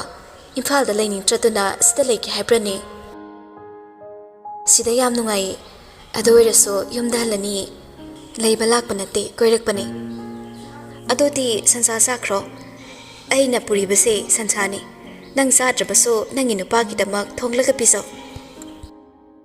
Mairaba nupidugi samduda mamitu cheplap yengi Paihada lenglaga yauriba sancha matumda ubada mapuktu karino matawkre Kwak mana wahongi matu thelaga wahong ongi honaramba aduna asum mithi tahorabada laisa paknokta nokningi adubu khummi maso Aibude chai adoiraso aigi nupati ngari phokchadabani iche konna laurange ngari phoksatrapti madi kram ningbra Laisa nupadagi masakto nungsimalakraduna kumlei Ai yenglagi hinglibani Aibu yenglati chadrasu hingi tumdrasu side Nupido nokre wahaiduda masu mathau chatlibado sundring chakre Anido amuk tarak lehaure Nongna atiya pumba imung musilakpaduda Mairaba tapnaire Changase nongse amuk tagi harani pothara layo Ai konungda pau longnaba yadaba hanjin try tawraga yenge Liwada haigadabado ngarida lakpadi farak yam tani Wahaidu haikibaga Mairaba ngasai Naubana wahayawbada ningsinglai Loina tahawdabana kari oiramgadagi khanna haipet khanjani Anido mai leiraga halakle Chatna laisana makha tarai Aina toina lakpa ngamdraso Yambo nangi toina laklaga ahal anisige awada pahangbiyo Changsapam pibirakpa kauba hongnade Mairaba nokli yinglei Kauroi haramdaina hozikta Manoi bungo korakano haibiki badai. Kale pho, kandre pho, ngamoida kanamta. Saugi tarakpada mairabu makha samtharudre. Dablam noine khumi. Soidana lakani. Ukrul se ina kauba sukngam ngamoidaba mafam ama oire. Wahai do haikibaga laisa mairabu bo yinglei.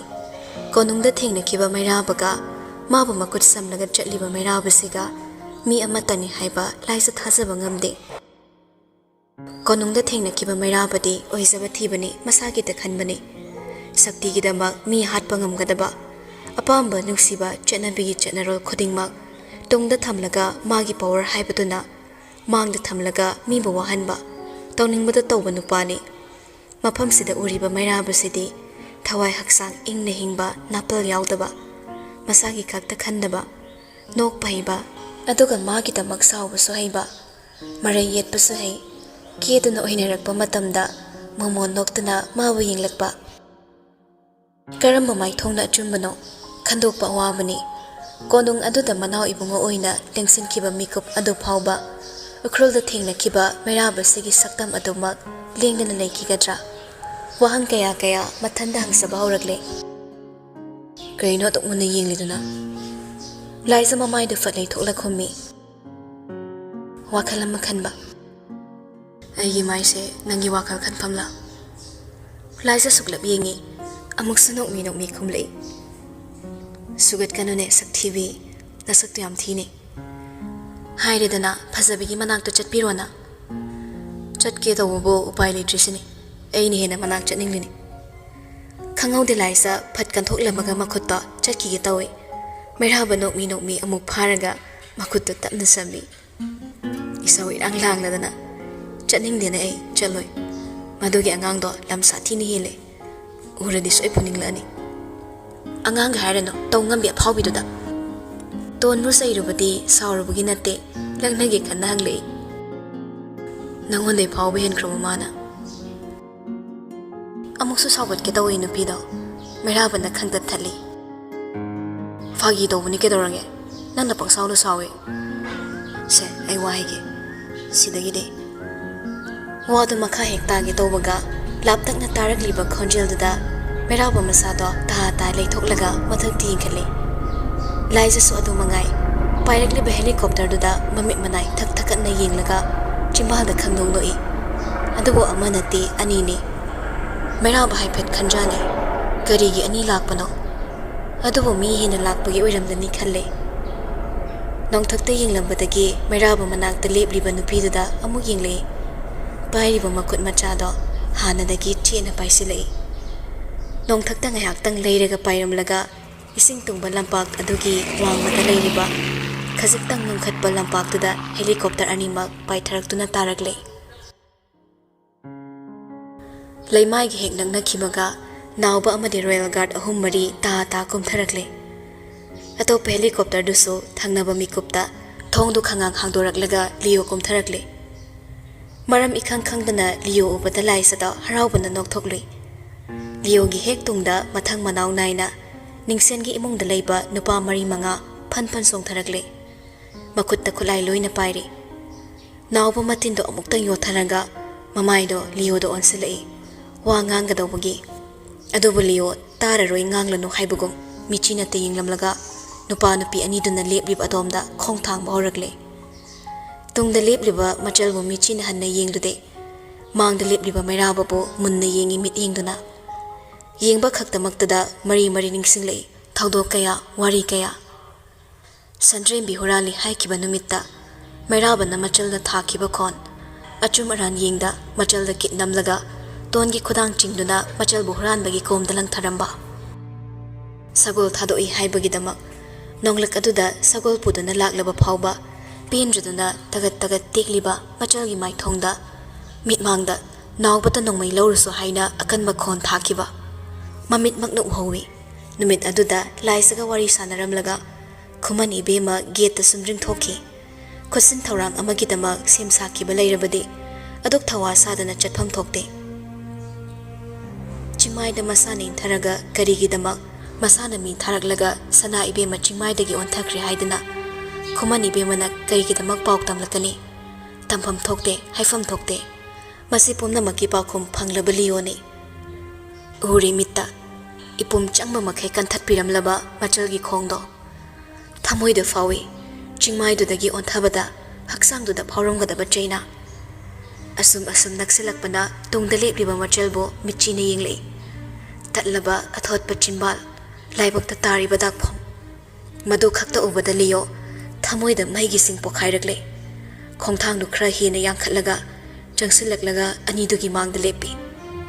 Leo bo ubada nokmi tauramba mairabagi maithongdi Leo na manakta naksilakpa mikupta chaikhairaga mangkhre. Mabu yingliba Leo gi meeting mairabana pamdaba meeting amani. Chap leplagi yingthai mairabana pairiba machalgi khutta. Tungda mamo noklaga mabu yinglaga lepliba machal ubada asawba pumnaba mangkhigadawgumna khalai. Saktam adubudi asawa meeting ni yingba ngamdabana khaziktang nongthoklui maso. Mana yingna kaurai. Amai nangai lawba laira. Kan lawba thamoido ising changsilakpagumna isaw thokle. Ningsinglai ipik-pikna mangkhibado. Ningsinglai mabu kaitan tanazabado. Masam ingang-ngangladuna mairabagi tungda leplibado mahausagi apikpa angangdo oina urure. Chansilaga mathada chena konsiningi. Adubu mangda lepliba nupasina magi lambi thatpagum leiri. Nupadugi maithong urubada asawa pumnama hanjilaklani. Leo tapna changsilaklaga mairabagi makhutna samliba machalgi makhutto tap pairaga tapna chinglaga magi tungda thammi. Mataudo angakpa maithong utrabaso thamoidadi ngakle mairaba. Laisaba ningthina lefalli Leo pairambuk makhutto thadoklaga mairabada yingli. Mikup khara adumna yinglamlaga asawa pumba phugalaktuna khwangda yeplakpa nongmaido yam thuna satoklaga mairabagi laibuk mapa chapchana matonda thammi. Mitna kupado oikriba mataududa nauba amadi Royal Guard singdo prabab chansilaklaga mairabagi tungda mangda leptuna ayabu khulai satoklaga Leoda nammi. Maduga chap manana ningsengi nupa makhaiso Leogi tungda leplaga yaurapu khulai puthoktuna mairabada machin tamlaga le. Mairabagi tungmang anida mi chama leidunaso khongpam halaroidaba Leoni. Mabu yingna nongmaigi trigger do chinglaga laibokta tamlamba makhutto khaziktang haidoklaga mairabagi oi thangba narumduda thairaga maru ama khangkap kapthorei. Samnada litlaga chatkraba maru aduna kapthorakpa khonjelda masa sona lepliba laisa khangpre khangna masado haithagi tawi. Leo makhutna amana machalbu khangkon konsili. Ahoba khonjelda khongkap tunghandrabaso mairaba amik tapna ushili. Mairabagi masa soktabana kanasu machilingnade. Ningsendagi nupa ama changsilaklaga Leo na konsilaga thamliba laisabu lawraga konboi paiboi chumna lefalli. Leo haidoklamba nongmaigi machindo hanagum mairabagi laibok mapa chapchana thamlaga hairai. Khonjil yo haudana. Munata pung kun marigi manungda aigi salbu hanabu honariba mi aigi kutasino. Madu hek ngamdraba nangda natana konunga mari leinariba mi khudingma ningsen selangmana kari torakpage yengo. Kapthokiba nongmi maro aremba nate. Ningthem sagagi mongpham chatra hunmani. Wahaidu hairamlaga Leo chatkinaba sem saraga machalgi khudangdo lamduna pairei.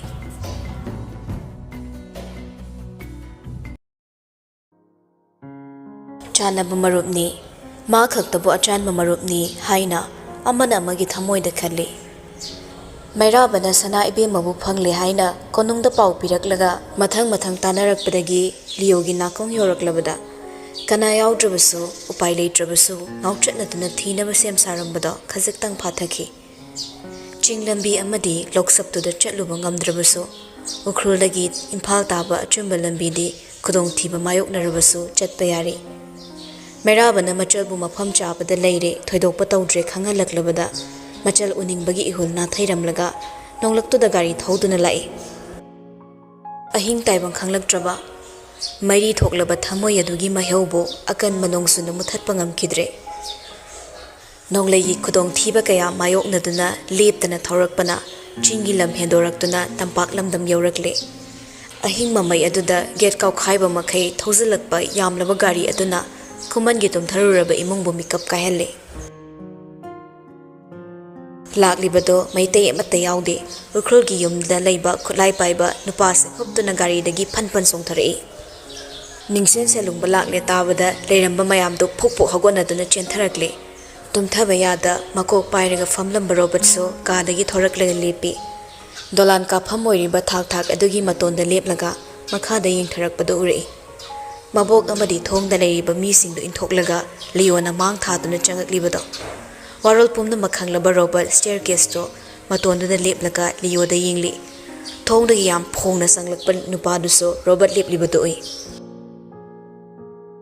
ꯑꯀꯣꯏꯕ ꯅꯥꯛ ꯌꯦꯠ ꯂꯩꯗꯨꯅ ꯃꯤ ꯑꯃꯕꯨ ꯊꯤꯕꯒꯨꯝ ꯀꯣꯔꯣꯛ ꯀꯣꯏꯅ ꯌꯦꯡꯂꯝꯂꯒ ꯁ꯭ꯇꯦꯌꯔꯀꯦꯁꯇꯨꯗ ꯆꯨꯝꯗ꯭ꯔꯤꯡ ꯀꯥꯈꯠꯂꯛꯂꯦ Robert ꯂꯤꯌꯣꯕꯨ ꯌꯦꯡꯅ ꯊꯥꯛ ꯑꯃꯅꯤ ꯀꯨꯝꯊꯔꯛꯏ ꯈꯣꯡꯊꯥꯡ ꯊꯨꯕ ꯂꯤꯌꯣꯅ ꯍꯦꯟꯅ ꯀꯥꯈꯠꯂꯛꯇꯨꯅ ꯃꯅꯥꯛ ꯌꯧꯔꯛꯂꯦ ꯃꯗꯨ ꯂꯥꯟꯊꯣꯛꯂꯒ ꯆꯠꯀꯦ ꯇꯧꯈꯤꯕꯗꯨꯗ ꯔꯣꯕꯔꯠꯅ ꯂꯤꯌꯣꯒꯤ ꯄꯥꯝꯕꯣꯝꯗ ꯇꯥꯞ ꯐꯥꯔꯛꯏ ꯀꯗꯥꯏꯗꯅꯣ ꯂꯤꯌꯣ ꯑꯩ ꯂꯦꯞꯂꯤꯁꯤ ꯎꯗꯕ꯭ꯔꯥ ꯂꯤꯌꯣ ꯆꯨꯝꯅ ꯌꯦꯡꯂꯛꯇꯦ ꯄꯥꯏꯔꯤꯕ ꯔꯣꯕꯔꯠꯀꯤ ꯃꯈꯨꯠ ꯃꯁꯥꯗꯨ ꯐꯠ ꯂꯩꯊꯣꯛꯇꯨꯅ ꯀꯟꯊꯣꯛꯂꯒ ꯍꯥꯏꯔꯛꯏ ꯑꯩ ꯅꯪꯕꯨ ꯎꯅꯕ ꯂꯥꯛꯄ ꯅꯠꯇꯦ ꯅꯪꯒꯤ ꯅꯆꯟꯅꯨꯄꯤꯗꯣ ꯍꯥꯠꯀꯦ ꯍꯥꯏꯗꯨꯅ ꯂꯥꯛꯄꯅꯤ ꯑꯩꯒꯤ ꯂꯝꯕꯤ ꯊꯠꯀꯅꯨ ꯑꯁꯤ ꯍꯥꯏꯔꯝꯂꯒ ꯆꯠꯈꯤꯒꯦ ꯇꯧꯏ ꯔꯣꯕꯔꯠ ꯈꯣꯡꯀꯥꯞ ꯑꯅꯤꯗꯣ ꯀꯥꯈꯠꯂꯒ ꯂꯤꯌꯣꯕꯨ ꯐꯥꯒꯦ ꯇꯧꯏ ꯑꯗꯨꯕꯨ ꯃꯥꯒꯤ ꯈꯨꯠꯅ ꯁꯣꯛꯂꯛꯇ꯭ꯔꯤꯉꯩ ꯂꯤꯌꯣ ꯍꯨꯠ ꯂꯩꯊꯣꯔꯛꯂꯒ ꯔꯣꯕꯔꯠꯀꯤ ꯐꯨꯔꯤꯠꯀꯤ ꯀꯣꯂꯔꯗꯨꯗ ꯇꯥꯞ ꯄꯥꯏꯔꯒ ꯃꯅꯥꯛꯇ ꯈꯪꯆꯤꯡ ꯆꯤꯡꯁꯤꯜꯂꯤ ꯑꯗꯨꯝꯅ ꯇꯧꯔꯛꯀꯅꯤ ꯍꯥꯏꯕꯒꯤ ꯁꯦꯝ ꯁꯥꯍꯧꯗꯕꯅ ꯔꯣꯕꯔꯠꯄꯨ ꯂꯤꯌꯣꯅ ꯉꯝꯈ꯭ꯔꯦ ꯏ ꯀꯥꯔꯕ ꯃꯃꯤꯠꯅ ꯁꯪꯇ꯭ꯔꯤꯛ ꯌꯦꯡꯂꯒ ꯍꯥꯏꯔꯛꯏ ꯑꯩꯒꯤ ꯂꯝꯕꯤ ꯊꯠꯀꯅꯨ ꯍꯥꯏꯕ ꯅꯠꯇ꯭ꯔꯥ ꯅꯆꯟꯅꯨꯄꯤꯁꯦ ꯈꯛꯇ ꯍꯥꯠꯀꯦ ꯍꯥꯏꯔꯤꯕꯁꯤ ꯅꯈꯣꯏꯒꯤ ꯅꯔꯥꯏꯕꯛ ꯐꯕꯅꯤ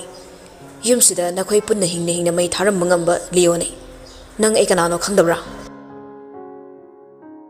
ꯑꯗꯨꯒꯨꯝꯂꯕ ꯂꯤꯌꯣꯒꯤ ꯃꯥꯏꯊꯣꯡꯗꯣ ꯑꯃꯨꯛꯇ ꯎꯗ꯭ꯔꯤꯕ ꯔꯣꯕꯔꯠ ꯈꯧꯇꯛ ꯆꯥꯈ꯭ꯔꯦ ꯀꯤꯔꯨꯕꯗꯤ ꯅꯠꯇꯦ ꯀꯅꯥ ꯅꯠꯇꯦ ꯃꯔꯨꯞꯅꯤ ꯅꯨꯡꯉꯥꯏꯇꯕꯁꯨ ꯐꯥꯎꯔꯤ ꯁꯥꯎꯕꯒꯤ ꯃꯇꯤꯛ ꯆꯥꯕ ꯃꯔꯝ ꯂꯩ ꯈꯪꯕꯅ ꯔꯣꯕꯔꯠ ꯂꯤꯌꯣꯗ ꯈꯨꯠ ꯊꯥꯗꯦ ꯍꯥꯏꯔꯛꯏ ꯇꯞꯂꯞꯅ ꯁꯥꯎꯐꯝ ꯊꯣꯛꯏ ꯑꯗꯨꯕꯨ ꯁꯥꯎꯔꯤꯕꯗꯨꯒꯤ ꯃꯔꯝꯗꯨꯗꯤ ꯃꯥꯏꯀꯩ ꯆꯨꯝꯍꯜꯂꯣ ꯑꯁꯥꯎꯕꯅ ꯃꯥꯡ ꯊꯥꯔ ꯊꯝꯂꯗꯤ ꯊꯕꯛ ꯑꯃꯠꯇ ꯄꯥꯏꯈꯠꯄ ꯌꯥꯔꯣꯏ ꯑꯗꯨꯒꯨꯝꯂꯕ ꯋꯥꯍꯩꯗꯨ ꯇꯥꯕꯒꯤ ꯃꯇꯝ ꯅꯠꯇꯦ ꯃꯤꯀꯨꯞꯇꯣ ꯃꯥꯅꯥꯗ ꯍꯥꯞꯇꯦ ꯂꯤꯌꯣ ꯔꯣꯕꯔꯠꯄꯨ ꯂꯥꯛꯇꯨꯅ ꯏꯟꯊꯣꯛꯂꯝꯃꯒ ꯇꯣꯟꯒꯤ ꯀꯥ ꯑꯗꯣꯝꯗ ꯄ꯭ꯔꯞ ꯂꯥꯛꯏ ꯒ꯭ꯌꯥꯟ ꯇꯥꯔꯛꯄꯗꯒꯤ ꯇꯣꯠꯅ ꯇꯤꯟꯅꯔꯛꯄꯅ ꯈꯪꯉꯤ ꯈꯨꯃꯟꯒꯤ ꯏꯃꯨꯡꯁꯦ ꯃꯇꯧ ꯀꯔꯝꯅ ꯂꯩꯕ ꯏꯃꯨꯡꯅꯣ ꯑꯃꯗꯤ ꯀꯗꯥꯏꯗ ꯀꯅꯥ ꯂꯩ ꯃꯨꯟꯅ ꯈꯪꯉꯤ ꯃꯈꯥꯗ ꯌꯦꯡꯊꯔꯨꯕꯗ ꯅꯤꯡꯁꯦꯟꯗꯒꯤ ꯂꯥꯛꯄꯁꯤꯡꯗꯨꯅ ꯌꯨꯝꯗ ꯂꯩꯔꯝꯕ ꯄꯣꯠ ꯆꯩ ꯊꯨꯒꯥꯏ ꯌꯥꯟꯈꯥꯏꯕ ꯍꯧꯔꯛꯂꯤꯕꯗꯣ ꯋꯥ ꯉꯥꯡꯗ ꯌꯦꯡꯂꯤ ꯉꯁꯥꯏ ꯃꯈꯩ ꯃꯆꯜꯒꯤ ꯃꯔꯥꯟ ꯈꯔ ꯂꯩꯔꯦ ꯈꯪꯅ ꯀꯟꯈꯠꯇꯨꯅ ꯊꯝꯂꯨꯕꯗꯣ ꯃꯤꯀꯨꯞꯁꯤꯗꯗꯤ ꯃꯥ ꯀꯔꯤꯁꯨ ꯇꯧꯕ ꯉꯝꯂꯣꯏꯗꯧꯔꯦ ꯃꯌꯥꯝꯗꯨꯅ ꯇꯧꯔꯤꯕꯗꯣ ꯈꯨꯃꯟꯒꯤꯗ ꯂꯩꯕ ꯃꯤꯁꯤꯡꯅ ꯈꯥꯝꯅꯕ ꯍꯣꯠꯅꯔꯤ ꯍꯥꯏꯐꯦꯠꯇꯪ ꯌꯦꯡꯂꯝꯂꯒ ꯔꯣꯕꯔꯠ ꯂꯤꯌꯣꯒꯤ ꯇꯨꯡ ꯏꯜꯂꯛꯂꯦ ꯃꯥꯒꯤꯁꯨ ꯃꯆꯜ ꯁꯛꯄꯤ ꯑꯗꯨꯅ ꯃꯔꯨꯅꯤ ꯏꯇꯞ ꯇꯞꯅ ꯃꯃꯤꯡ ꯐꯥꯎꯕ ꯅꯤꯡꯊꯤꯖꯅ ꯀꯧꯗꯕ ꯃꯈꯩ ꯏꯀꯥꯏ ꯈꯨꯝꯅꯗꯨꯅ ꯂꯩꯔꯝꯕ ꯃꯆꯜꯒꯨꯝꯕꯤꯗꯣ ꯉꯁꯤꯒꯤ ꯑꯁꯥꯎꯕꯒꯤ ꯃꯩꯅ ꯄ꯭ꯔꯞ ꯆꯪꯁꯤꯜꯂꯛꯂꯒ ꯂꯣꯜꯂꯤꯕ ꯊꯣꯡꯗꯣ ꯈꯪꯀꯥꯎ ꯀꯥꯎꯊꯣꯔꯛꯏ ꯃꯅꯨꯡꯗ ꯇꯨꯃꯤꯟ ꯐꯝꯂꯝꯕ ꯇꯣꯟ ꯐꯨꯛ ꯍꯧꯒꯠꯂꯒ ꯂꯦꯞꯄꯤ ꯂꯤꯌꯣ ꯃꯤꯀꯨꯞ ꯑꯃꯠꯇ ꯊꯤꯟꯊꯔꯝꯗ ꯇꯣꯟ ꯇꯝꯅ ꯈꯣꯡꯂꯩ ꯊꯨꯅ ꯆꯪꯁꯤꯜꯂꯛꯂꯒ ꯋꯥ ꯂꯥꯟ ꯉꯥꯡꯂꯝꯗ ꯃꯅꯥꯛꯇ ꯂꯩꯔꯝꯕ ꯆꯧꯀ꯭ꯔꯤ ꯑꯃ ꯇꯥꯞ ꯄꯥꯏꯗꯨꯅ ꯊꯣꯡꯒꯗꯕꯒꯤ ꯍꯥꯏꯒꯠꯂꯛꯏ ꯃꯣꯡ ꯍꯥꯔꯝꯗꯕ ꯃꯍꯥꯛꯅ ꯉꯁꯤꯗꯤ ꯅꯨꯄꯤꯗ ꯈꯨꯠ ꯊꯥꯒꯗꯧꯔꯦ ꯃꯇꯥꯡ ꯆꯥꯅ ꯇꯥꯟꯅꯔꯛꯄ ꯔꯣꯕꯔꯠ ꯇꯧꯔꯤꯕ ꯃꯇꯧꯗꯨꯗ ꯈꯣꯡꯂꯩ ꯊꯨꯅ ꯆꯪꯁꯤꯜꯂꯛꯂꯒ ꯂꯤꯌꯣꯕꯨ ꯐꯥꯏ ꯃꯥꯅ ꯃꯥꯡꯗ ꯂꯦꯞꯁꯤꯜꯂꯒ ꯁꯥꯎꯅ ꯏꯜꯂꯤ ꯃꯊꯕꯥꯛ ꯄꯥꯏꯗꯨꯅ ꯀꯩꯅꯣ ꯅꯪ ꯇꯧꯔꯤꯁꯦ ꯃꯁꯤ ꯑꯩꯒꯤ ꯌꯨꯝꯅꯤ ꯋꯥꯈꯜ ꯇꯥꯎ ꯂꯤꯌꯣ ꯅꯪꯅ ꯉꯁꯤ ꯇꯧꯔꯤꯁꯦ ꯇꯨꯡꯗ ꯁꯣꯏꯕ ꯌꯥꯝ ꯂꯥꯛꯀꯅꯤ ꯐꯔꯕꯁꯨ ꯐꯠꯇ꯭ꯔꯕꯁꯨ ꯃꯥ ꯑꯩꯒꯤ ꯏꯆꯜꯅꯤ ꯃꯥ ꯁꯣꯛꯄ ꯌꯥꯔꯣꯏ ꯃꯕꯨꯡ ꯑꯃꯅ ꯃꯆꯜꯒꯤꯗꯃꯛ ꯀꯗꯥꯏ ꯐꯥꯎꯕ ꯌꯧꯅ ꯍꯣꯠꯅꯕ ꯉꯝꯃꯤ ꯍꯥꯏꯕ ꯃꯨꯟꯅ ꯈꯪꯕꯅ ꯃꯈꯨꯠꯇ ꯄꯥꯏꯔꯝꯕ ꯆꯧꯀ꯭ꯔꯤꯗꯣ ꯅꯥꯀꯟꯗ ꯂꯥꯛꯇꯨꯅ ꯂꯪꯊꯣꯛꯈ꯭ꯔꯦ ꯈꯣꯡꯀꯥꯞ 2-3 ꯊꯥꯡꯖꯤꯜꯂꯛꯂꯒ ꯔꯣꯕꯔꯠꯀꯤ ꯃꯥꯡꯗ ꯆꯞ ꯂꯦꯞꯂꯒ ꯇꯣꯟꯗ ꯈꯨꯗꯣꯝꯕꯤ ꯊꯤꯜꯂꯤ ꯑꯁꯤ ꯅꯨꯡꯁꯤꯗ꯭ꯔꯥ ꯅꯪꯒꯤ ꯅꯆꯜ ꯅꯨꯄꯤꯁꯤ ꯅꯨꯡꯁꯤꯔꯝꯒꯅꯤ ꯅꯪꯒꯤ ꯅꯆꯜꯒꯤ ꯇꯨꯕꯨꯝ ꯅꯥꯝꯃ ꯐꯥꯎꯕ ꯁꯣꯛꯍꯟꯅꯤꯡꯂꯝꯂꯣꯏ ꯑꯗꯨꯕꯨ ꯅꯪꯒꯤ ꯅꯆꯜꯁꯤꯅ ꯃꯔꯝ ꯑꯣꯏꯔꯒ ꯑꯩꯒꯤ ꯏꯆꯜꯗꯨꯗꯤ ꯀꯔꯝ ꯇꯧꯈꯤ ꯅꯪ ꯈꯪꯕ꯭ꯔꯥ ꯇꯨꯒꯨꯝ ꯅꯥꯝꯃ ꯁꯣꯛꯄꯗ ꯅꯠꯇꯅ ꯃꯈꯣꯡ ꯊꯨꯗꯦꯛꯄ ꯑꯗꯨꯐꯥꯎ ꯄꯦꯜꯂꯛꯇꯗꯨꯅ ꯉꯁꯤꯅ ꯑꯃꯨꯛ ꯍꯥꯠꯅꯕ ꯍꯣꯠꯅꯔꯝꯕ ꯂꯤꯌꯣ ꯈꯣꯟꯖꯦꯜꯗꯨ ꯅꯤꯛꯀꯦ ꯇꯧꯔꯛꯄꯗ ꯃꯇꯤꯟꯗꯨ ꯇꯞꯅ ꯌꯣꯠꯊꯩ ꯔꯣꯕꯔꯠꯄꯨ ꯁꯥꯎꯅ ꯌꯦꯡꯂꯒ ꯃꯈꯥ ꯇꯥꯔꯛꯏ ꯆꯍꯤ ꯀꯌꯥꯅꯣ ꯔꯣꯕꯔꯠ ꯆꯍꯤ ꯀꯌꯥꯅꯣ ꯑꯩꯅ ꯀꯆꯟꯒꯤꯗꯃꯛ ꯀꯞꯈꯤꯕ ꯏꯆꯜ ꯑꯗꯨꯒꯤꯗꯃꯛ ꯀꯔꯤꯁꯨ ꯇꯧꯕ ꯉꯝꯈꯤꯗꯦ ꯍꯥꯏꯕꯒꯤ ꯊꯃꯣꯏꯗ ꯑꯣꯝꯗꯨꯅ ꯆꯥꯛꯂꯕ ꯋꯥꯃꯩ ꯑꯩꯅ ꯐꯨꯝꯗꯨꯅ ꯊꯝꯂꯛꯄ ꯆꯍꯤ ꯀꯌꯥꯅꯣ ꯑꯗꯨꯒ ꯉꯁꯤꯅ ꯏꯃꯥꯡꯗ ꯆꯪ ꯂꯦꯞꯂꯕ ꯃꯇꯝꯁꯤꯗ ꯍꯧꯖ ꯃꯥꯕꯨ ꯍꯥꯠꯅꯕ ꯍꯣꯠꯅꯕ ꯑꯩ ꯂꯩꯔꯤꯁꯦ ꯅꯈꯣꯏ ꯀꯔꯤ ꯑꯣꯏꯅ ꯎꯒꯦ ꯑꯩꯒꯤ ꯐꯥꯊꯕ ꯉꯝꯗ꯭ꯔꯕ ꯑꯁꯥꯎꯕꯁꯤꯅ ꯅꯪꯒꯤ ꯌꯨꯝꯗ ꯂꯩꯔꯤꯕ ꯃꯤ ꯈꯨꯗꯤꯡꯃꯛ ꯑꯃꯃꯝ ꯄꯨꯊꯣꯛꯂꯒ ꯍꯥꯠꯄ ꯍꯧꯔꯛꯇ꯭ꯔꯤꯉꯩ ꯅꯪꯒꯤ ꯅꯆꯜꯅꯨꯄꯤꯁꯦ ꯑꯩꯒꯤ ꯈꯨꯠꯇꯁꯤꯅꯣ ꯔꯣꯕꯔꯠ ꯃꯆꯤ ꯂꯦꯡꯗꯦ ꯇꯣꯟꯒꯤ ꯃꯈꯨꯠꯇꯨ ꯆꯦꯠꯅ ꯄꯥꯏꯔꯒ ꯃꯥꯒꯤ ꯇꯨꯡꯗ ꯊꯝꯃꯤ ꯇꯣꯟꯗꯤ ꯂꯤꯌꯣꯒꯤ ꯃꯥꯏꯊꯣꯡ ꯎꯕꯗ two ꯁꯨꯡꯈ꯭ꯔꯕꯅꯤ ꯃꯄꯥꯜꯗ ꯂꯥꯡꯕꯒꯤ ꯈꯣꯟꯖꯦꯜꯅ ꯄꯨꯝꯅꯤꯟ ꯅꯤꯜꯂꯤ Mingsel kaibagi poche akayatogi khonjelna asuk thina sauraba Leoga manarurabadi arimada misimina yauduna toklani khangbana Robert chumna leptuna leibani. Adumna leiringe tanjaduda mapandagi nupi ama tahata chensilaklaga Robert ki nakanda lepnaga pakhat nairi tahata. Khumani bungo khulai pai mangak to oibana khamba sangba ngamnadre kamdawni yumsit oina loiba tare khumani mabuso makhoi khulai na lambi thatuna thamkre asi haiduna Leo da kini yinglei matawduda yarre khangmana Robert tap nairi Leo aina ngamukna ningde matam si thengle hayeng tapna warai sase aisu nang ngamukna ningde ngamloidabagi natte angam mathau kaya nang namichang khomluga ai mayok to leplabuso nang naibu ngamloi punsida asum nairakani haiba asa tawrude adubu Robert ai ningshiani nangi mong khaktana tana tampak talariba tami khudingmak mathak makha on thoklaga aigi salgi laman khumo harabusu madu ai chingnade adubu ai nangamuk naningde ai ne fazana haringi sida nacham nupi dai ngonusina aran mami bolosun gano tariba khonjel angakpagi matawni mapandana nonglei nungsit nongna jamjam haithari khumangi mungda leiriba aki amaugi murti singtunggadawre khulai lerebusu ching amasung tamtongali tamdadi ka hina irang leitaba cheksiningai leitabana khulai adumak paiduna leite khulai paibasingduna kakhayan kharakliba matawduda adumak leptana chatharabadi pumloi loire khanduna ngasaidagi kachin amada kina leptuna leiramba nupido akibana kaplaga Leogi nakta tahata chensilaklaga makhuru khuda kunduna hai khumani be malante ma tasingna khangdabani wari pupnamak haizagi aigi wa tabiyo tasingna ma karisu mari leinade wahidda Leo nupiduda yingli tonsu Robert ki marumdagi thoraklaga magi senabiduda ngakna yingli nupidu haidoklabasu sirani haidoktrabasu ngasi Leogi saraisida tumlani khangmana mamaidu nontharaga mamit ushillaga khonjel ningna haire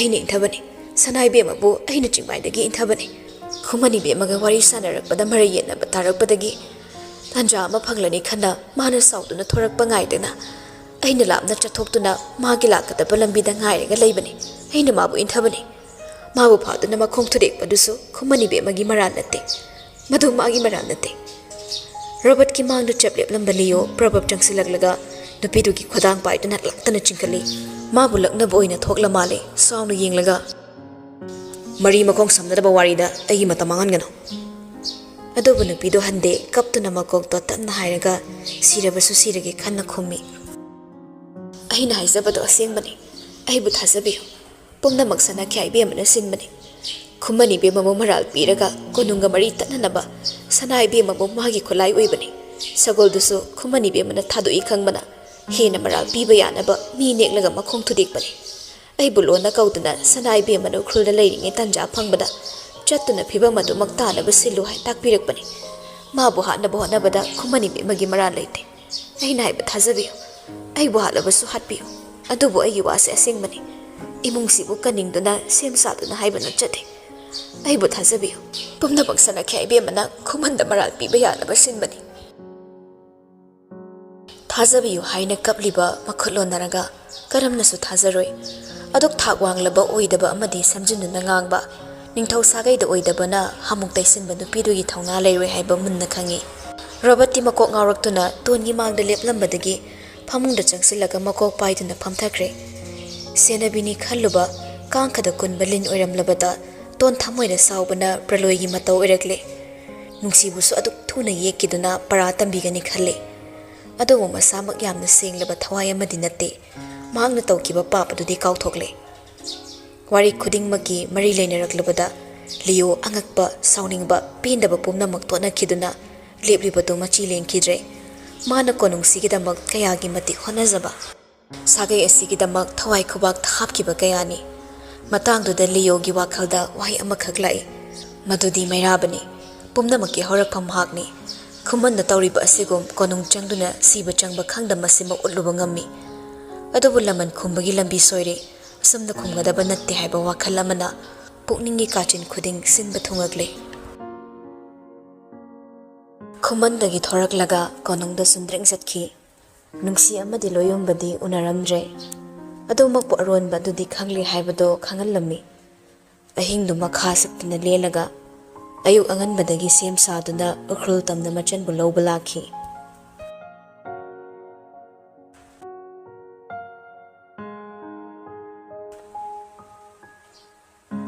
ꯑꯁꯤꯕꯒꯤ ꯊꯣꯡꯗ ꯍꯟꯖꯤꯟ ꯍꯟꯖꯤꯟ ꯂꯦꯞꯂꯨꯔꯕ ꯃꯍꯥꯛꯅ ꯎꯔꯤꯕ ꯇꯥꯔꯤꯕ ꯅꯥꯀꯣꯡꯗ ꯇꯝꯁꯤꯜꯂꯛꯂꯤꯕ ꯀꯌꯥ ꯑꯗꯨꯅ ꯃꯥꯕꯨ ꯇꯁꯦꯡꯅꯃꯛ ꯑꯉꯥꯎꯕꯤ ꯑꯣꯏꯍꯜꯂꯦ꯫ ꯂꯤꯌꯣꯅ ꯈꯨꯗꯥꯡ ꯄꯥꯏꯗꯨꯅ ꯄꯨꯔꯛꯄꯗ ꯆꯌꯦꯠꯅꯕ ꯋꯥꯈꯜꯅ ꯂꯥꯡꯒꯣꯏ ꯆꯜꯂꯕꯁꯨ ꯊꯃꯣꯏꯒꯤ ꯀꯥꯆꯤꯜ ꯑꯃꯗꯒꯤ ꯀꯥꯡꯂꯛꯄ ꯏꯍꯨꯜꯅ ꯂꯤꯌꯣꯒꯤ ꯇꯨꯡ ꯏꯟꯗꯨꯅ ꯆꯠꯄ ꯃꯊꯧ ꯑꯣꯏꯕꯒꯨꯝ ꯇꯨꯡ ꯏꯜꯂꯛꯈꯤ꯫ ꯃꯩꯔꯥꯕꯅ ꯂꯦꯞꯂꯒ ꯃꯥꯕꯨ ꯌꯦꯡꯍꯧꯕ ꯎꯔꯝꯗꯕ ꯅꯠꯇꯦ, ꯍꯟꯅ ꯍꯟꯅ ꯌꯦꯡꯂꯝꯃꯤ꯫ ꯋꯥꯈꯜꯅ ꯆꯥꯏꯈꯥꯏꯔꯕ ꯀꯣꯛ ꯑꯗꯣ ꯃꯊꯧ ꯂꯦꯞꯀꯗꯧꯔꯦ꯫ ꯊꯣꯛꯂꯤꯕ ꯑꯣꯏꯈꯤꯕ ꯃꯇꯧ ꯈꯨꯗꯤꯡꯃꯛ ꯑꯀꯥꯎꯕꯒꯤ ꯂꯝꯕꯤꯗ ꯑꯁꯨꯝ ꯑꯁꯨꯝ ꯆꯤꯡꯁꯤꯜꯂꯛꯄꯒꯨꯝ ꯇꯧꯔꯦ꯫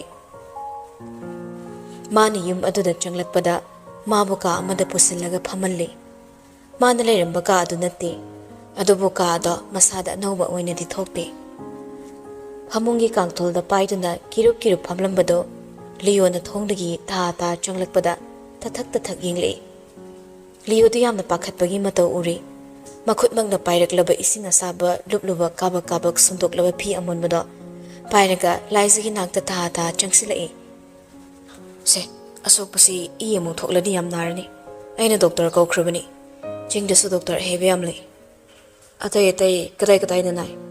ꯑꯩꯉꯣꯟꯗ ꯍꯥꯏꯌꯨꯁꯦ꯫ ꯀꯔꯤꯒꯤꯅꯣ ꯅꯪ ꯇꯨꯃꯤꯟ ꯂꯩꯔꯤꯗꯨꯕꯣ?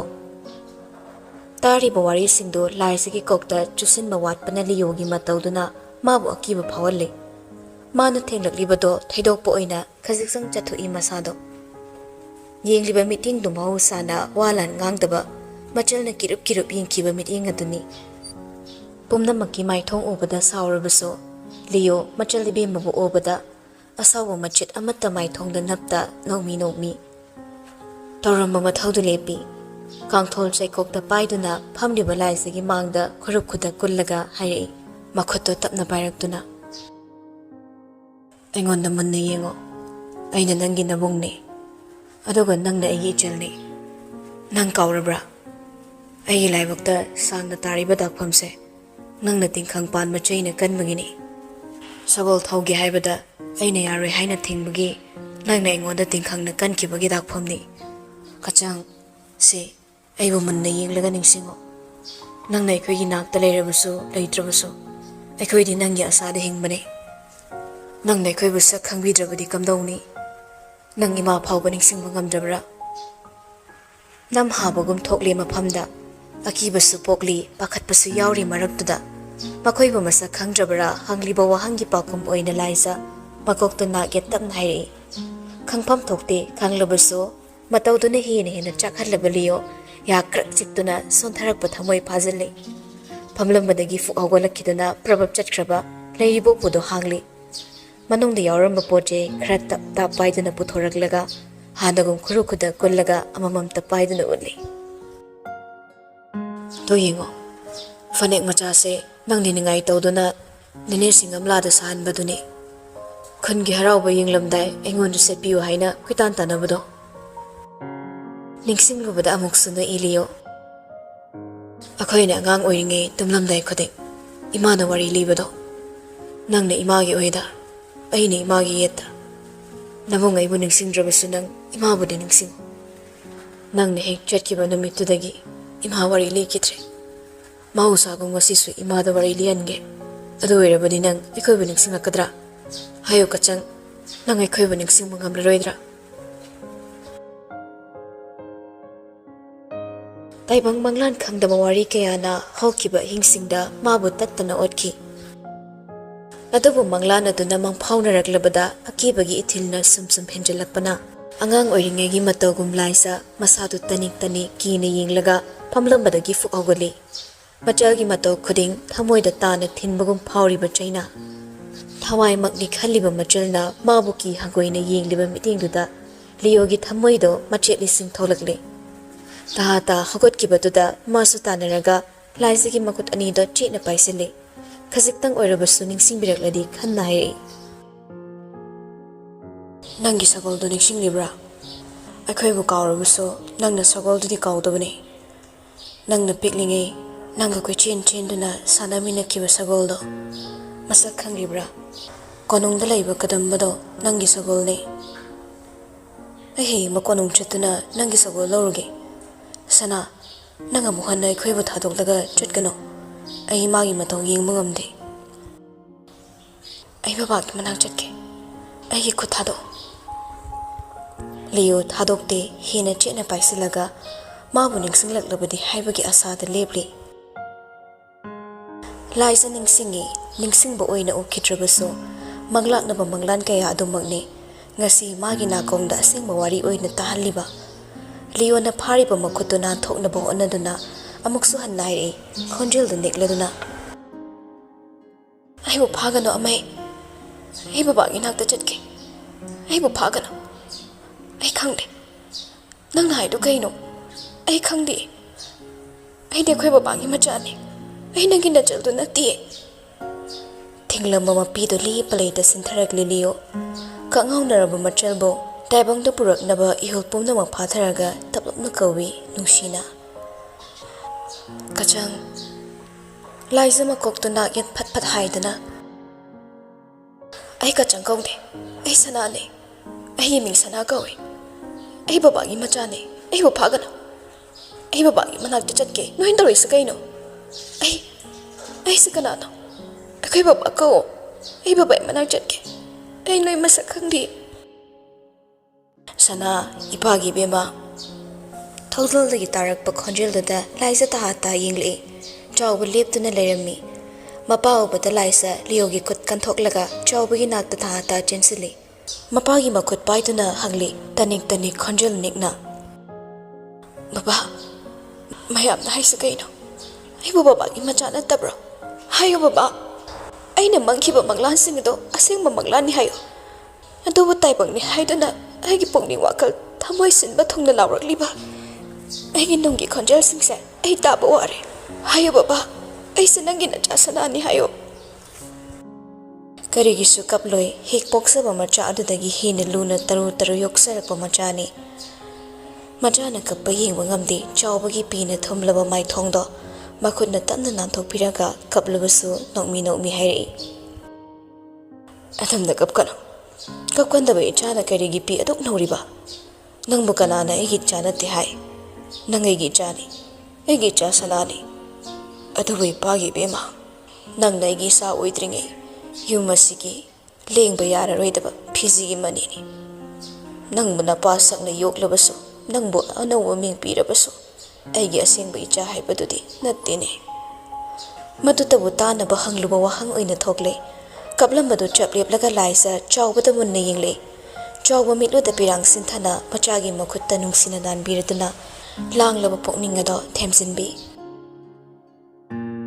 lairaba egi cha oiduna seningba chaningba naning thungdraba mina laksaba khaktana na sharuk oiduna lelaba thauna leiba ichani manung kanbani awaba khangba hibani chinglebak sigi mamong oina poklaba thauna leiba ichabu ichani haiduna su nangbu maru fangna phoklaga tamda puthaba ipagi ti oidre pagi bema pagi sana tarang laba ichagi maithong asibu yenglaga ipana sana haiduna kaubani masarak laba nama amadi nabung miraigano sanglaba chahi kaya nangidamak ona thoina maicha khanglibi namabu kaugano nangidamak nang khaktagidamak hingliba makhoi punsidagi nangbu munduna puba ipagi thongna leiti chinglebak sida mahusagu tarang nganduna layuko mangduna lepliba laisa chawbagi wai singdo amamamta oina tasinlaga thamoi manungda hapchinna bone hauzik phawba manglan taibang khangdana mathangang olaba wakhaldo phajinba ngamde mana mangduna leplinge chawpati mitmangdagi lapkhiramle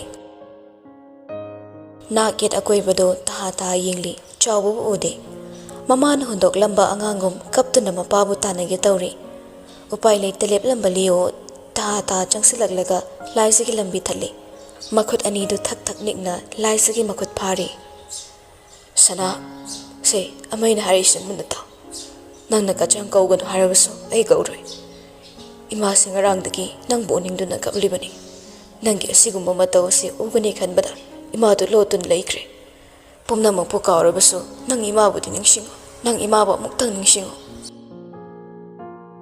ingaw ngawri hojikso gyan ta da ba haibi hulduna ꯄꯨꯝꯅꯃꯛ ꯅꯝꯁꯤꯟꯈꯤꯗꯨꯅ ꯂꯥꯏꯁ ꯃꯀꯣꯛꯇꯨ ꯊꯛ ꯊꯛ ꯅꯤꯛꯇꯨꯅ ꯍꯥꯏ ꯑꯩ ꯈꯪꯗꯦ ꯑꯩ ꯀꯅꯥꯁꯨ ꯈꯪꯗꯦ ꯕꯕꯥꯏ ꯃꯅꯥꯛ ꯆꯠꯀꯦ ꯑꯩꯕꯨ ꯊꯥꯗꯣꯛꯑꯣ ꯑꯩ ꯌꯨꯝ ꯆꯠꯀꯦ ꯐꯨꯟꯒꯠꯂꯛꯂꯤꯕ ꯋꯥꯈꯜꯁꯤꯅ ꯑꯩ ꯁꯤꯒꯗꯕ ꯃꯥꯜꯂꯦ ꯑꯩ ꯀꯩꯁꯨ ꯅꯤꯡꯁꯤꯡꯅꯤꯡꯗꯦ ꯑꯩ ꯌꯥꯝ ꯋꯥꯔꯦ ꯑꯃꯩ ꯑꯩꯕꯨ ꯊꯥꯗꯣꯛꯑꯣ ꯑꯩ ꯕꯕꯥꯒꯤ ꯇꯨꯡ ꯏꯟꯅꯒꯦ ꯑꯩ ꯈꯪꯗꯤꯌꯦ ꯑꯩꯅ ꯅꯈꯣꯏꯒꯤ ꯏꯃꯥꯕꯨ ꯊꯦꯝꯕꯁꯨ ꯉꯝꯂꯣꯏ ꯑꯩ ꯃꯥꯒꯤ ꯃꯆꯥ ꯅꯠꯇꯤꯌꯦ ꯋꯥꯍꯩꯗꯨ ꯍꯥꯏꯅ ꯍꯥꯏꯅ ꯀꯞꯊꯣꯔꯛꯂꯤ ꯍꯦꯛ ꯄꯣꯛꯆꯕ ꯃꯆꯥ ꯃꯛꯅ ꯐꯥꯎꯕ ꯃꯁꯛ ꯈꯪꯕꯤꯗ꯭ꯔꯕꯗ ꯊꯪꯅꯕ ꯀꯥꯗ ꯋꯥꯔꯤ ꯇꯥꯔꯝꯕ ꯊꯕ ꯐꯛꯂꯥꯡꯗꯨꯗ ꯉꯥꯊꯔꯒ ꯐꯤꯖꯤꯅ ꯃꯆꯤꯟ ꯃꯦꯟꯗꯨꯅ ꯀꯞꯂꯤ ꯐꯤꯕꯝꯁꯤ ꯇꯥꯒꯅꯤ ꯈꯟꯕꯅ ꯃꯆꯥꯒꯤ ꯃꯥꯡꯗ ꯂꯦꯞꯄ ꯉꯝꯈꯤꯗꯕꯅꯤ ꯃꯆꯥꯒꯤ ꯑꯋꯥꯕ ꯃꯥꯏꯊꯣꯡ ꯌꯦꯡꯕ ꯉꯝꯗ꯭ꯔꯦ ꯂꯤꯌꯣ ꯋꯥꯔꯤ ꯑꯗꯨꯅ ꯀꯛꯉꯥꯎꯅꯔꯛꯄꯒꯤ ꯂꯥꯡꯇꯛꯅꯕ ꯃꯇꯧ ꯑꯗꯨ ꯎꯕꯅ ꯃꯥꯕꯨ ꯍꯦꯟꯅ ꯑꯣꯠꯂꯔꯦ ꯄꯨꯝꯅꯃꯛ ꯈꯥꯡꯕ ꯉꯝꯂꯕꯁꯨ ꯑꯁꯤꯒꯨꯝꯂꯕ ꯃꯆꯜꯅ ꯑꯋꯥꯕ ꯈꯥꯡꯕꯒꯤ ꯁꯛꯇꯝꯁꯦ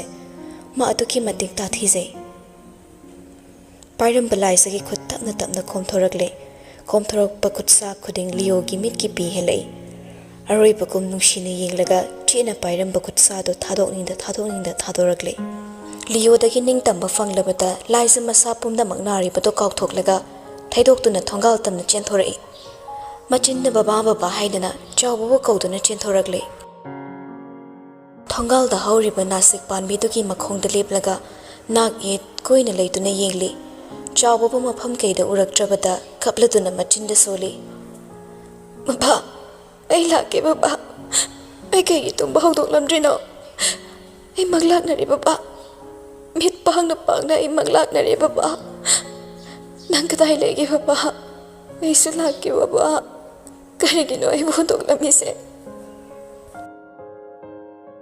ꯃꯪꯂꯥꯛꯅꯔꯤꯉꯩꯗꯨꯗ ꯃꯪꯂꯥꯟ ꯑꯃꯃꯨꯛ ꯃꯪꯂꯥꯛꯅꯔꯕ꯭ꯔꯥ ꯂꯥꯏꯁ ꯀꯞꯂꯝꯕ ꯆꯞ ꯂꯦꯞꯄꯤ ꯇꯥꯏꯕꯪꯒꯤ ꯃꯤꯠꯅꯔꯥ ꯅꯠꯇ꯭ꯔꯒ ꯅꯤꯡꯁꯤꯡꯕꯒꯤ ꯂꯩꯃꯥꯏꯇꯨꯟꯗꯒꯤ ꯃꯤꯠꯅꯔꯥ ꯃꯥꯅ ꯂꯦꯞꯂꯤꯕ ꯃꯐꯝꯗꯨꯒꯤ ꯍꯦꯛ ꯅꯥꯀꯟꯗ ꯅꯨꯄꯥ ꯑꯃꯅ ꯑꯉꯥꯡ ꯃꯆꯥ ꯅꯨꯄꯤ ꯃꯆꯥ ꯑꯃꯕꯨ ꯅꯝ ꯍꯥꯗꯨꯅ ꯄꯨꯅꯕ ꯍꯣꯠꯅꯔꯤꯕꯗꯨ ꯎꯔꯤ ꯑꯉꯥꯡ ꯑꯣꯏꯔꯤꯕ ꯅꯨꯄꯥ ꯃꯆꯥ ꯑꯗꯨꯅ ꯕꯕꯥ ꯕꯕꯥ ꯍꯥꯏꯅ ꯃꯈꯣꯏꯕꯨ ꯇꯥꯟꯅꯔꯤ ꯑꯉꯥꯡ ꯃꯥꯒꯤ ꯈꯣꯟꯖꯦꯜꯅ ꯇꯥꯟꯅꯕ ꯐꯪꯂꯛꯇ꯭ꯔꯕꯗ ꯑꯉꯥꯡ ꯅꯨꯄꯥꯗꯨ ꯇꯥꯟꯅꯕ ꯂꯦꯞꯂꯒ ꯍꯨꯠ ꯂꯩꯊꯣꯛꯂꯒ ꯀꯞꯇꯨꯅ ꯆꯦꯜꯂꯛꯂꯦ ꯏꯃꯥ ꯑꯩꯈꯣꯏ ꯀꯆꯪ ꯄꯣꯛꯈ꯭ꯔꯦ ꯏꯃꯥ ꯀꯞꯇꯨꯅ ꯆꯦꯟꯁꯤꯟꯈꯤ ꯅꯨꯄꯥ ꯃꯆꯥ ꯑꯃ ꯑꯃꯨꯛ ꯇꯍꯥ ꯆꯦꯟꯊꯣꯔꯛꯏ ꯃꯃꯥ ꯃꯆꯥ ꯒꯥꯔꯤꯗ ꯇꯣꯡꯂꯤꯕ ꯑꯉꯥꯡ ꯅꯨꯄꯤ ꯃꯆꯥ ꯑꯗꯨꯒꯤ ꯃꯥꯏꯀꯩ ꯇꯝꯅ ꯆꯦꯜꯂꯤ ꯃꯥꯕꯨ ꯀꯧꯗꯨꯅ ꯀꯞꯄꯤ ꯅꯨꯄꯤ ꯃꯆꯥ ꯑꯗꯨꯅ ꯅꯣꯛꯃꯤ ꯅꯤꯡꯉꯥꯏꯗꯅ ꯆꯠꯈꯤꯕ ꯂꯦꯞꯅ ꯋꯥꯟꯊꯈ꯭ꯔꯤꯕ ꯅꯨꯄꯤꯗ ꯎꯕꯗ ꯂꯥꯏꯁ ꯃꯁꯥꯗꯣ ꯈꯪꯄ꯭ꯔꯦꯛ ꯈꯪꯉꯤ ꯆꯥꯏꯈꯥꯏꯔꯕ ꯋꯥꯔꯤ ꯀꯌꯥꯗꯨꯅ ꯅꯤꯡꯁꯤꯡꯕꯒꯤ ꯃꯩ ꯆꯨꯔꯛꯂꯦ ꯇꯥꯏꯕꯪ ꯃꯪꯂꯥꯟ ꯁꯦꯒꯥꯏꯅꯩ ꯃꯃꯤꯠ ꯄꯥꯡꯂꯕꯁꯨ ꯃꯃꯤꯠꯇ ꯃꯃꯤ ꯁꯥꯃꯤ ꯎꯔꯛꯂꯦ ꯃꯃꯤꯠꯇꯨ ꯆꯦꯠꯅ ꯎꯏꯁꯤꯜꯂꯤ ꯃꯈꯨꯠ ꯑꯅꯤ ꯆꯪꯅ ꯃꯀꯣꯛꯇꯨ ꯄꯥꯏꯗꯨꯅ ꯈꯥꯡꯂꯦ ꯈꯣꯟꯖꯦꯜ ꯀꯌꯥ ꯇꯥꯔꯛꯏ ꯃꯃꯤ ꯀꯌꯥ ꯎꯔꯛꯏ ꯂꯧꯁꯤꯟꯐꯝ ꯈꯪꯗꯦ ꯊꯃꯣꯏꯗ ꯏꯄꯨꯝ ꯆꯪꯕꯒꯨꯝꯅ ꯋꯥꯈꯜꯗ ꯃꯩꯔꯥꯟꯕꯤꯅ ꯀꯣꯏꯆꯦꯟ ꯆꯦꯟꯕꯒꯨꯝ ꯑꯗꯨꯝꯅ ꯉꯥꯏꯍꯥꯛ ꯂꯩꯔꯝꯂꯒ ꯂꯥꯏꯁ ꯃꯃꯤꯠ ꯃꯁꯦꯡ ꯃꯔꯥꯡꯅꯔꯛꯂꯦ ꯂꯦꯞꯂꯤꯕ ꯈꯣꯡꯐꯝ ꯑꯗꯨ ꯐꯥꯎꯕ ꯆꯨꯝꯅ ꯂꯦꯞꯄ ꯉꯝꯗ ꯃꯁꯥꯗꯨ ꯂꯩꯃꯥꯏꯗ ꯍꯥꯏꯊꯔꯛꯂꯦ ꯒ꯭ꯌꯥꯟ ꯇꯥꯔꯕꯁꯨ ꯋꯥꯈꯜꯗꯤ ꯃꯝꯂꯦ ꯃꯃꯤꯠꯇꯨ ꯇꯞꯅ ꯎꯏꯁꯤꯟꯈꯤ ꯃꯥꯕꯨ ꯇꯥꯟꯅꯔꯛꯄ ꯂꯤꯌꯣ ꯇꯍꯥ ꯆꯦꯟꯁꯤꯜꯂꯒ ꯃꯆꯜꯕꯨ ꯂꯩꯃꯥꯏꯗꯒꯤ ꯀꯣꯟꯈꯠꯂꯤ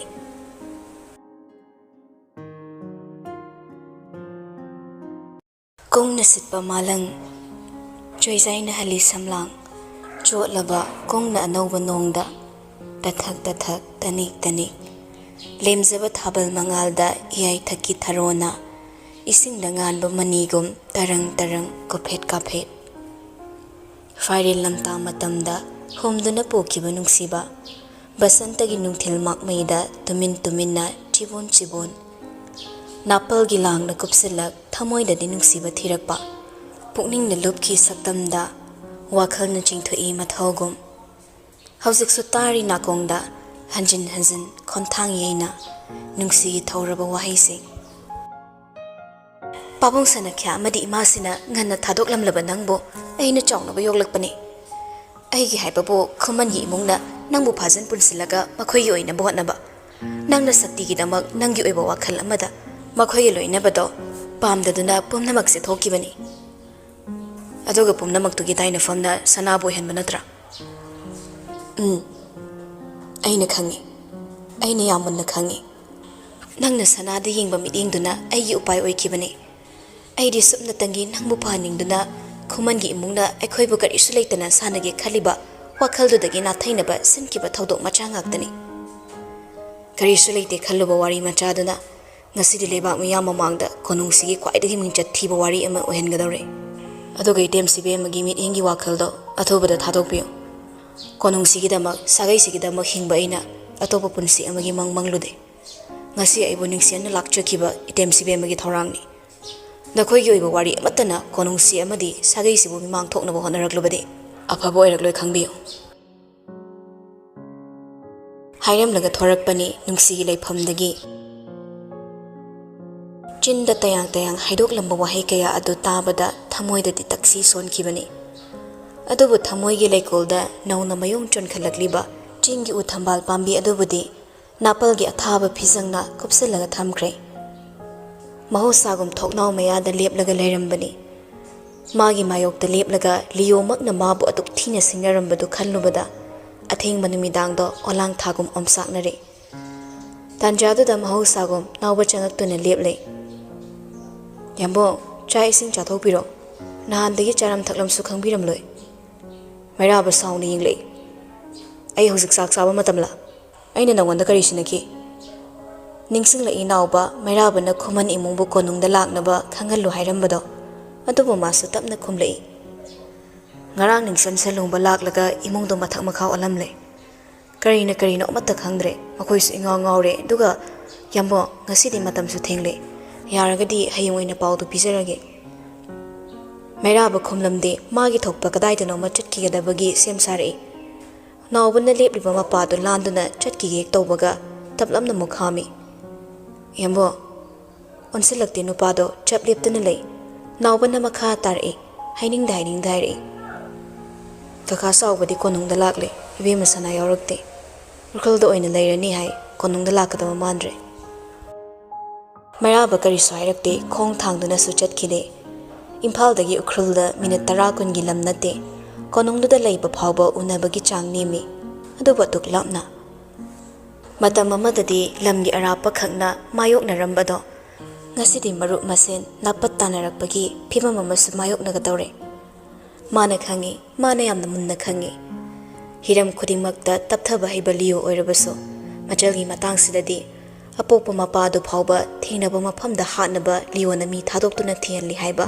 ꯃꯩꯔꯥꯕꯅ ꯃꯨꯟꯅ ꯈꯪꯉꯤ ꯄꯨꯝꯅꯃꯛꯁꯤꯒꯤ ꯃꯊꯛꯇ ꯅꯤꯡꯊꯧ ꯁꯥꯒꯩꯁꯤꯒꯤ ꯃꯥꯌꯣꯛꯇ ꯂꯦꯞꯂꯕꯁꯨ ꯆꯥꯡ ꯇꯥꯕ ꯂꯩꯇꯕ ꯅꯤꯡꯁꯦꯟ ꯑꯣꯏꯔꯝꯕꯅ ꯃꯩꯔꯥꯕꯅ ꯃꯥꯒꯤ ꯁꯛꯇꯤ ꯍꯦꯟꯅ ꯄꯥꯝꯂꯛꯏ ꯂꯥꯏꯖꯅ ꯂꯤꯌꯣꯒꯤ ꯃꯆꯜ ꯑꯣꯏꯔꯝꯕꯁꯦ ꯃꯥꯒꯤ ꯈ꯭ꯋꯥꯏꯗꯒꯤ ꯂꯥꯏꯕꯛ ꯊꯤꯕ ꯑꯃꯁꯨꯡ ꯐꯕ ꯋꯥꯔꯤ ꯑꯃ ꯑꯣꯏꯒꯗꯧꯔꯤ ꯈꯨꯠ ꯂꯩꯊꯣꯔꯛꯂꯒ ꯍꯥꯏꯔꯛꯏ ꯂꯩꯁꯤ ꯂꯩꯈꯣꯟ ꯑꯃꯠꯇ ꯌꯥꯎꯗꯅ ꯑꯩꯅ ꯃꯥꯒꯤ ꯃꯔꯝ ꯍꯪꯈꯤꯕ꯭ꯔꯥ ꯃꯥꯅ ꯀꯣꯅꯨꯡꯗ ꯂꯩꯕ ꯑꯃꯁꯨꯡ ꯂꯩꯇꯕ ꯃꯗꯨ ꯑꯩꯒ ꯀꯔꯤ ꯃꯔꯤ ꯂꯩꯅꯩ ꯀꯤꯔꯕꯁꯨ ꯀꯤꯅ ꯈꯨꯝꯂꯛꯏ ꯅꯥꯎꯕꯗꯣ ꯄꯨꯡ 12 ꯍꯥꯏꯔꯝꯕꯗꯣ ꯇꯁꯦꯡꯅ ꯑꯁꯣꯏ ꯑꯉꯥꯝ ꯊꯣꯛꯂꯗ꯭ꯔꯥ ꯈꯟꯅ ꯄꯥꯈꯠꯄꯅꯦ ꯌꯥꯝꯕꯣ ꯃꯩꯔꯤꯛꯄꯤꯗꯒꯤ ꯃꯩꯆꯥꯎꯕꯤ ꯑꯣꯏꯗꯨꯅ ꯋꯥꯔꯤꯅ ꯁꯨꯝ ꯂꯥꯟꯊꯣꯔꯛꯇꯨꯅ ꯃꯤ ꯈꯨꯗꯤꯡ ꯇꯥꯟꯅꯔꯛꯂꯗꯤ ꯏꯃꯨꯡ ꯑꯅꯤꯁꯤꯗ ꯅꯠꯇꯅ ꯀꯥꯡꯂꯨꯞ ꯃꯁꯦꯟ ꯑꯉꯝ ꯍꯥꯠꯅꯔꯛꯄꯒꯤ ꯐꯤꯕꯝ ꯑꯃ ꯂꯥꯛꯀꯗ꯭ꯔꯥ ꯈꯟꯕꯗ ꯅꯪꯅ ꯍꯥꯏꯔꯤꯁꯤ ꯑꯩꯕꯨ ꯃꯉꯣꯟꯗ ꯍꯥꯏꯖꯧꯁꯤꯔꯥ ꯎꯈ꯭ꯔꯨꯜꯗꯒꯤ ꯍꯦꯛ ꯍꯜꯂꯛꯄꯗꯒꯤ ꯃꯩꯔꯥꯕꯗꯨ ꯀꯔꯤꯅꯣꯃ ꯇꯧꯔꯦ ꯍꯥꯏꯕ ꯅꯥꯎꯕ ꯈꯪꯉꯤ ꯃꯈꯣꯏꯒꯤ ꯌꯥꯃꯨꯡꯅ ꯁꯥꯎꯕ ꯀꯌꯥ ꯎꯈ꯭ꯔꯦ ꯑꯗꯨꯕꯨ ꯉꯁꯤꯅ ꯑꯁꯤꯒꯨꯝꯕ ꯑꯁꯨꯛ ꯇꯝꯊꯤꯕꯗꯤ ꯃꯍꯥꯛꯅ ꯎꯈꯤꯗ꯭ꯔꯤ ꯂꯤꯌꯣꯒꯤ ꯃꯇꯧ ꯑꯗꯨꯅ ꯃꯩꯔꯥꯕꯕꯨ ꯊꯥꯅꯨꯡ ꯌꯧꯅ ꯃꯈꯩ ꯁꯥꯎꯍꯟꯈ꯭ꯔꯦ ꯍꯥꯏꯕ ꯈꯪꯂꯦ ꯃꯩꯔꯥꯕꯕꯨ ꯈꯖꯤꯛꯇꯪ ꯊꯦꯝꯖꯤꯟꯕ ꯉꯝꯂꯕꯗꯤ ꯈꯟꯅ ꯅꯥꯎꯕ ꯋꯥꯍꯩ ꯑꯃ ꯍꯥꯏꯅꯕ ꯍꯣꯠꯅꯩ ꯑꯗꯨꯕꯨ ꯇꯥꯟꯖꯥꯗꯨꯗ ꯚꯣꯂ꯭ꯌꯨꯝ ꯄꯤꯛꯅ ꯂꯩꯊꯗꯨꯅ ꯊꯥꯔꯝꯕ ꯇꯤꯚꯤꯗꯨꯗ ꯂꯥꯛꯂꯤꯕ ꯗꯨꯔꯗꯔꯁꯟ ꯀꯦꯟꯗ꯭ꯔ ꯏꯝꯐꯥꯜꯒꯤ ꯑꯊꯦꯡꯕ ꯄꯥꯎꯗꯨꯗ ꯍꯥꯏꯔꯛꯂꯤꯕ ꯋꯥꯗꯨ ꯇꯥꯔꯒ ꯅꯨꯄꯥ ꯑꯅꯤꯃꯛ ꯇꯥ ꯇꯤꯚꯤꯗꯨꯗ ꯌꯦꯡꯂꯛꯏ ꯅꯥꯎꯕ ꯄ꯭ꯔꯕꯞ ꯆꯪꯁꯤꯜꯂꯒ ꯔꯤꯃꯣꯠꯇꯨ ꯂꯧꯔꯒ ꯚꯣꯂ꯭ꯌꯨꯝꯗꯨ ꯈꯔ ꯈꯖꯤꯛ ꯂꯩꯈꯠꯂꯤ ꯄꯣꯂꯤꯇꯤꯛꯁ ꯌꯥꯎꯔꯦ ꯍꯥꯏꯅ ꯁꯅꯥ ꯀꯣꯅꯨꯡꯒꯤ ꯊꯧꯄꯨꯕꯁꯤꯡꯒꯤ ꯃꯔꯛꯇ ꯑꯆꯧꯕ ꯊꯧꯗꯥꯡ ꯂꯧꯗꯨꯅ ꯂꯩꯔꯝꯕ ꯅꯤꯡꯁꯦꯟ ꯁꯦꯂꯨꯡꯕ ꯉꯁꯤ ꯍꯨꯟꯄꯨꯡ ꯌꯨꯅꯥꯏꯇꯦꯗ ꯇꯥꯡꯈꯨꯜ ꯑꯣꯔꯒꯅꯥꯏꯖꯦꯁꯟ UTOꯒꯤ ꯑꯣꯐꯤꯁꯇꯒꯤ ꯐꯣꯡꯗꯣꯔꯛꯄ ꯆꯦꯔꯣꯜꯗ ꯅꯤꯡꯁꯦꯟ ꯁꯦꯂꯨꯡꯕ ꯁꯅꯥ ꯀꯣꯅꯨꯡꯒꯤ ꯊꯧꯄꯨꯕ ꯂꯦꯞꯂꯒ ꯃꯅꯤꯄꯨꯔꯗ ꯃꯆꯤꯟ ꯇꯨꯝꯈꯠꯂꯛꯂꯤꯕ ꯔꯥꯖꯅꯤꯇꯤ ꯋꯥꯂꯥꯁꯤꯡꯕꯨ ꯃꯇꯦꯡ ꯄꯥꯡꯗꯨꯅ ꯍꯦꯟꯅ ꯆꯥꯎꯈꯠꯄ ꯃꯅꯤꯄꯨꯔ ꯑꯃ ꯑꯣꯏꯅꯕ ꯔꯥꯖꯅꯤꯇꯤꯒꯤ ꯇꯨꯡꯗ ꯂꯦꯞꯂꯒꯅꯤ ꯂꯣꯏꯅꯅ ꯍꯌꯦꯡ ꯔꯥꯖ ꯚꯕꯟꯗ ꯔꯣꯌꯦꯜ ꯍꯥꯎꯁ ꯑꯃꯗꯤ ꯂꯦꯖꯤꯁꯂꯦꯇꯤꯚ ꯑꯦꯁꯦꯝꯕ꯭ꯂꯤꯒꯤ ꯃꯤꯈꯜꯁꯤꯡ ꯐꯝꯒꯗꯧꯔꯤꯕ ꯃꯤꯐꯝꯁꯤꯗ ꯚꯥꯔꯠ ꯁꯔꯀꯥꯔꯒꯤ ꯃꯥꯏꯀꯩꯗꯒꯤ ꯃꯅꯤꯄꯨꯔꯗ ꯇꯝꯂꯛꯄ ꯄ꯭ꯔꯣꯖꯦꯛꯁꯤꯡ ꯎꯈ꯭ꯔꯨꯜꯒꯤ ꯁꯔꯨꯛ ꯊꯨꯡꯅꯕ ꯋꯥꯐꯝ ꯊꯝꯒꯅꯤ ꯍꯥꯏꯅ ꯃꯈꯥ ꯇꯥꯅ ꯐꯣꯡꯗꯣꯔꯛꯂꯤ ꯃꯤꯀꯨꯞꯇꯨꯗ ꯃꯩꯔꯥꯕꯒꯤ ꯊꯃꯣꯏꯗ ꯍꯧꯈꯤꯕ ꯃꯩꯄꯣꯛ ꯂꯥꯃꯩ ꯀꯔꯝꯅ ꯀꯝꯗꯧꯅ ꯑꯃꯁꯨꯡ ꯀꯅꯥꯅ ꯃꯨꯊꯠꯄ ꯉꯝꯒꯅꯤ ꯈꯜꯂꯨꯕꯗ ꯃꯤꯄꯥꯏꯅꯤꯡꯉꯥꯏꯅꯤ ꯃꯥꯅ ꯈ꯭ꯋꯥꯏꯗꯒꯤ ꯁꯥꯎꯒꯗꯕ ꯊꯕꯛ ꯑꯃ ꯈꯟꯗꯨꯅ ꯂꯥꯟꯁꯪꯅꯔꯛꯂꯦ ꯑꯗꯨꯕꯨ ꯃꯥꯁꯨ ꯅꯨꯄꯥꯅꯤ ꯂꯤꯌꯣꯅ ꯁꯤꯡꯂꯤꯕꯗꯣ ꯁꯥꯎꯗꯨꯅ ꯏꯁꯧ ꯂꯥꯡꯂꯒ ꯂꯩꯈꯤꯗ꯭ꯔꯦ ꯁꯣꯔ ꯇꯞꯅ ꯍꯣꯟꯊꯔꯛꯂꯒ ꯍꯥꯏꯔꯛꯏ ꯅꯥꯎꯕ ꯇꯥꯅꯕ ꯃꯑꯣꯡꯗ ꯉꯁꯤ ꯍꯥꯏꯕ ꯅꯨꯃꯤꯠꯁꯤꯗꯒꯤ ꯁꯅꯥ ꯀꯣꯅꯨꯡꯗ ꯅꯤꯡꯁꯦꯟ ꯁꯂꯨꯡꯕꯗ ꯅꯠꯇꯅ ꯃꯥꯒꯤ ꯏꯃꯨꯡꯒꯤ ꯃꯤꯑꯣꯏ ꯑꯃꯠꯇ ꯈꯣꯡꯒꯨꯜ ꯐꯥꯎꯕ ꯇꯥꯔꯛꯄ ꯌꯥꯔꯣꯏ ꯃꯁꯤꯃ ꯎꯈ꯭ꯔꯨꯜꯗ ꯄꯥꯎ ꯌꯧꯈꯣ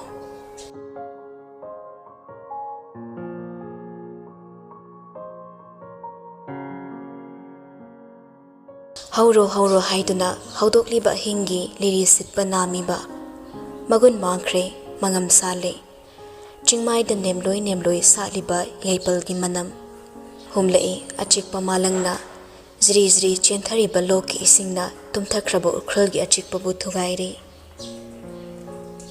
ꯃꯪꯈ꯭ꯔꯦ ꯃꯪꯂꯥꯟ ꯀꯌꯥ ꯁꯥꯟꯅꯈ꯭ꯔꯦ ꯀꯨꯝꯍꯩꯒꯨꯝ ꯇꯥꯏꯕꯪꯗ ꯑꯩꯒꯤ ꯂꯩꯇꯕ ꯁꯪꯁꯥꯔꯗ ꯑꯩꯒꯤꯗꯃꯛ ꯍꯤꯡꯂꯤꯕ ꯃꯗꯨꯕꯨ ꯐꯠꯇꯦ ꯍꯥꯏꯒꯗꯧꯔꯤꯕ꯭ꯔꯥ ꯍꯥꯏꯕ ꯉꯝꯂꯣꯏ ꯆꯤꯝꯕꯥꯜꯅ ꯍꯥꯏꯔꯕꯁꯨ ꯊꯃꯣꯏꯅ ꯌꯥꯔꯣꯏ ꯂꯣꯏꯁꯤꯜꯂꯛꯄ ꯃꯤꯀꯨꯞꯇ ꯊꯃꯣꯏ ꯍꯥꯏꯕ ꯊꯃꯣꯏꯁꯤꯒꯤ ꯋꯥ ꯈꯛꯇꯅꯤ ꯑꯩꯈꯣꯏꯅ ꯏꯟꯗꯨꯅ ꯆꯠꯀꯗꯧꯔꯤꯕ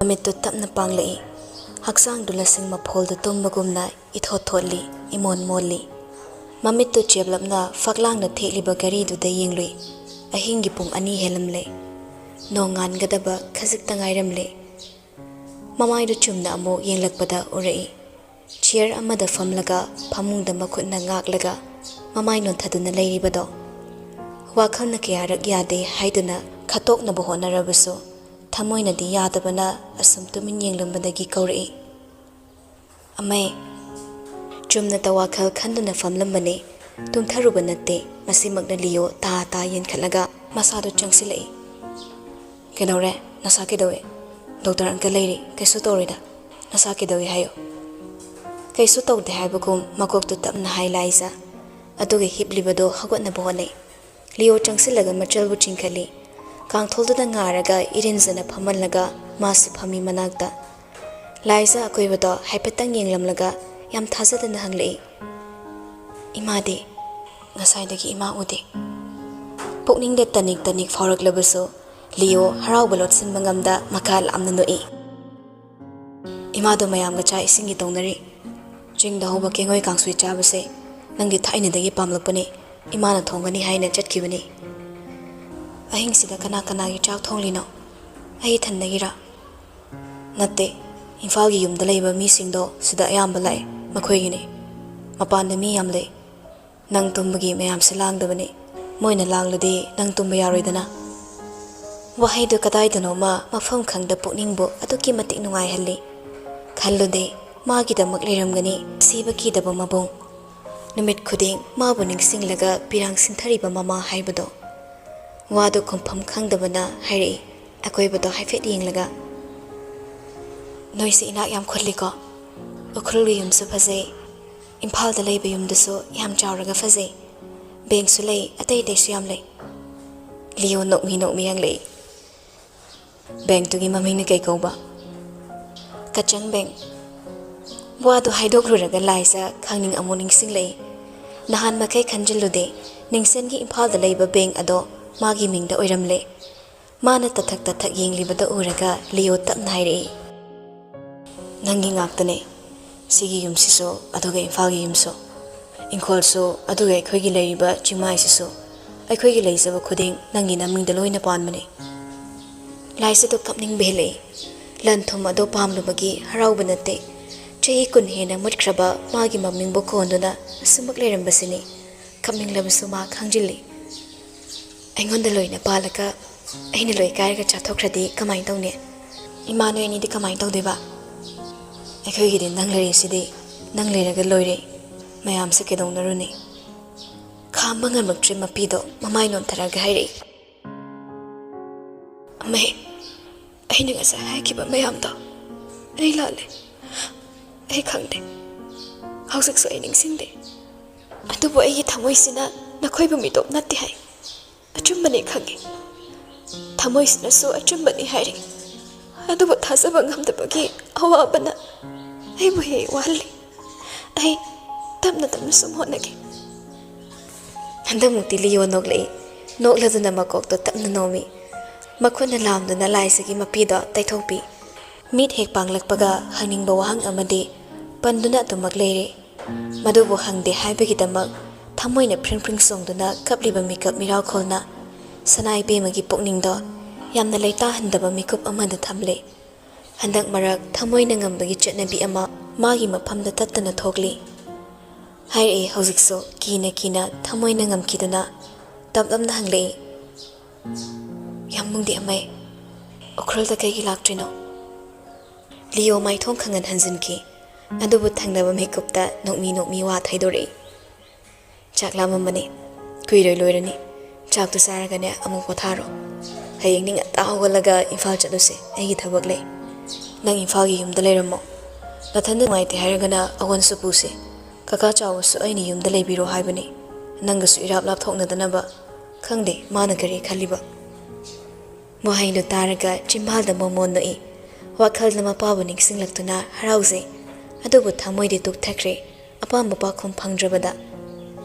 Tanjada da thabado thongdagi momon nokna chenglei. Mahusadagi leiminabagumna awaba nungaiba anigi mai thongdo lokladuna.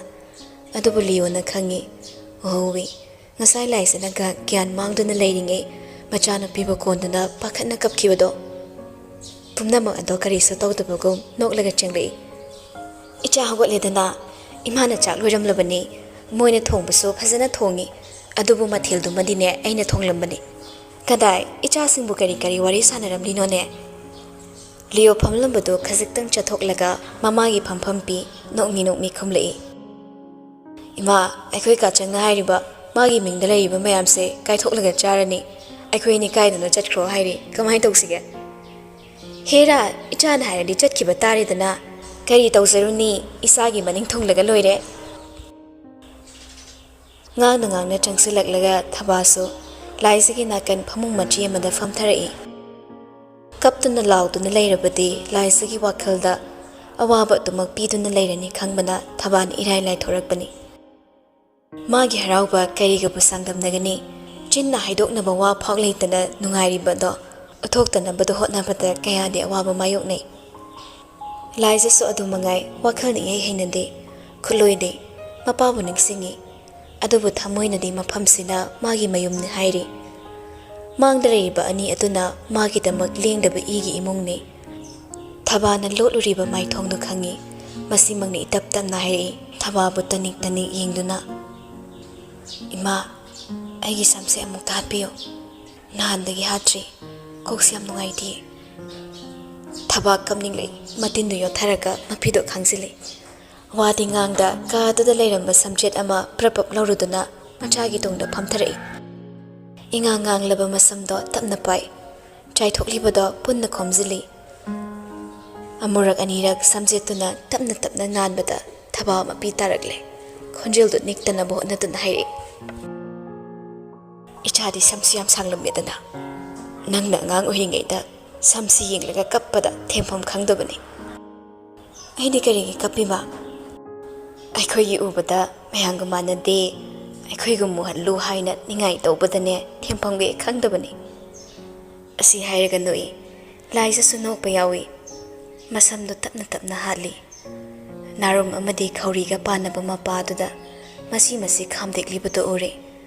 Tango tholaba machagi haksangda angambasingdagi onthabada asigumba dakpham kaya leiramgani khangi.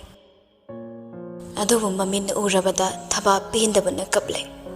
Wana thinglamba pigi khongjel hena yanglei.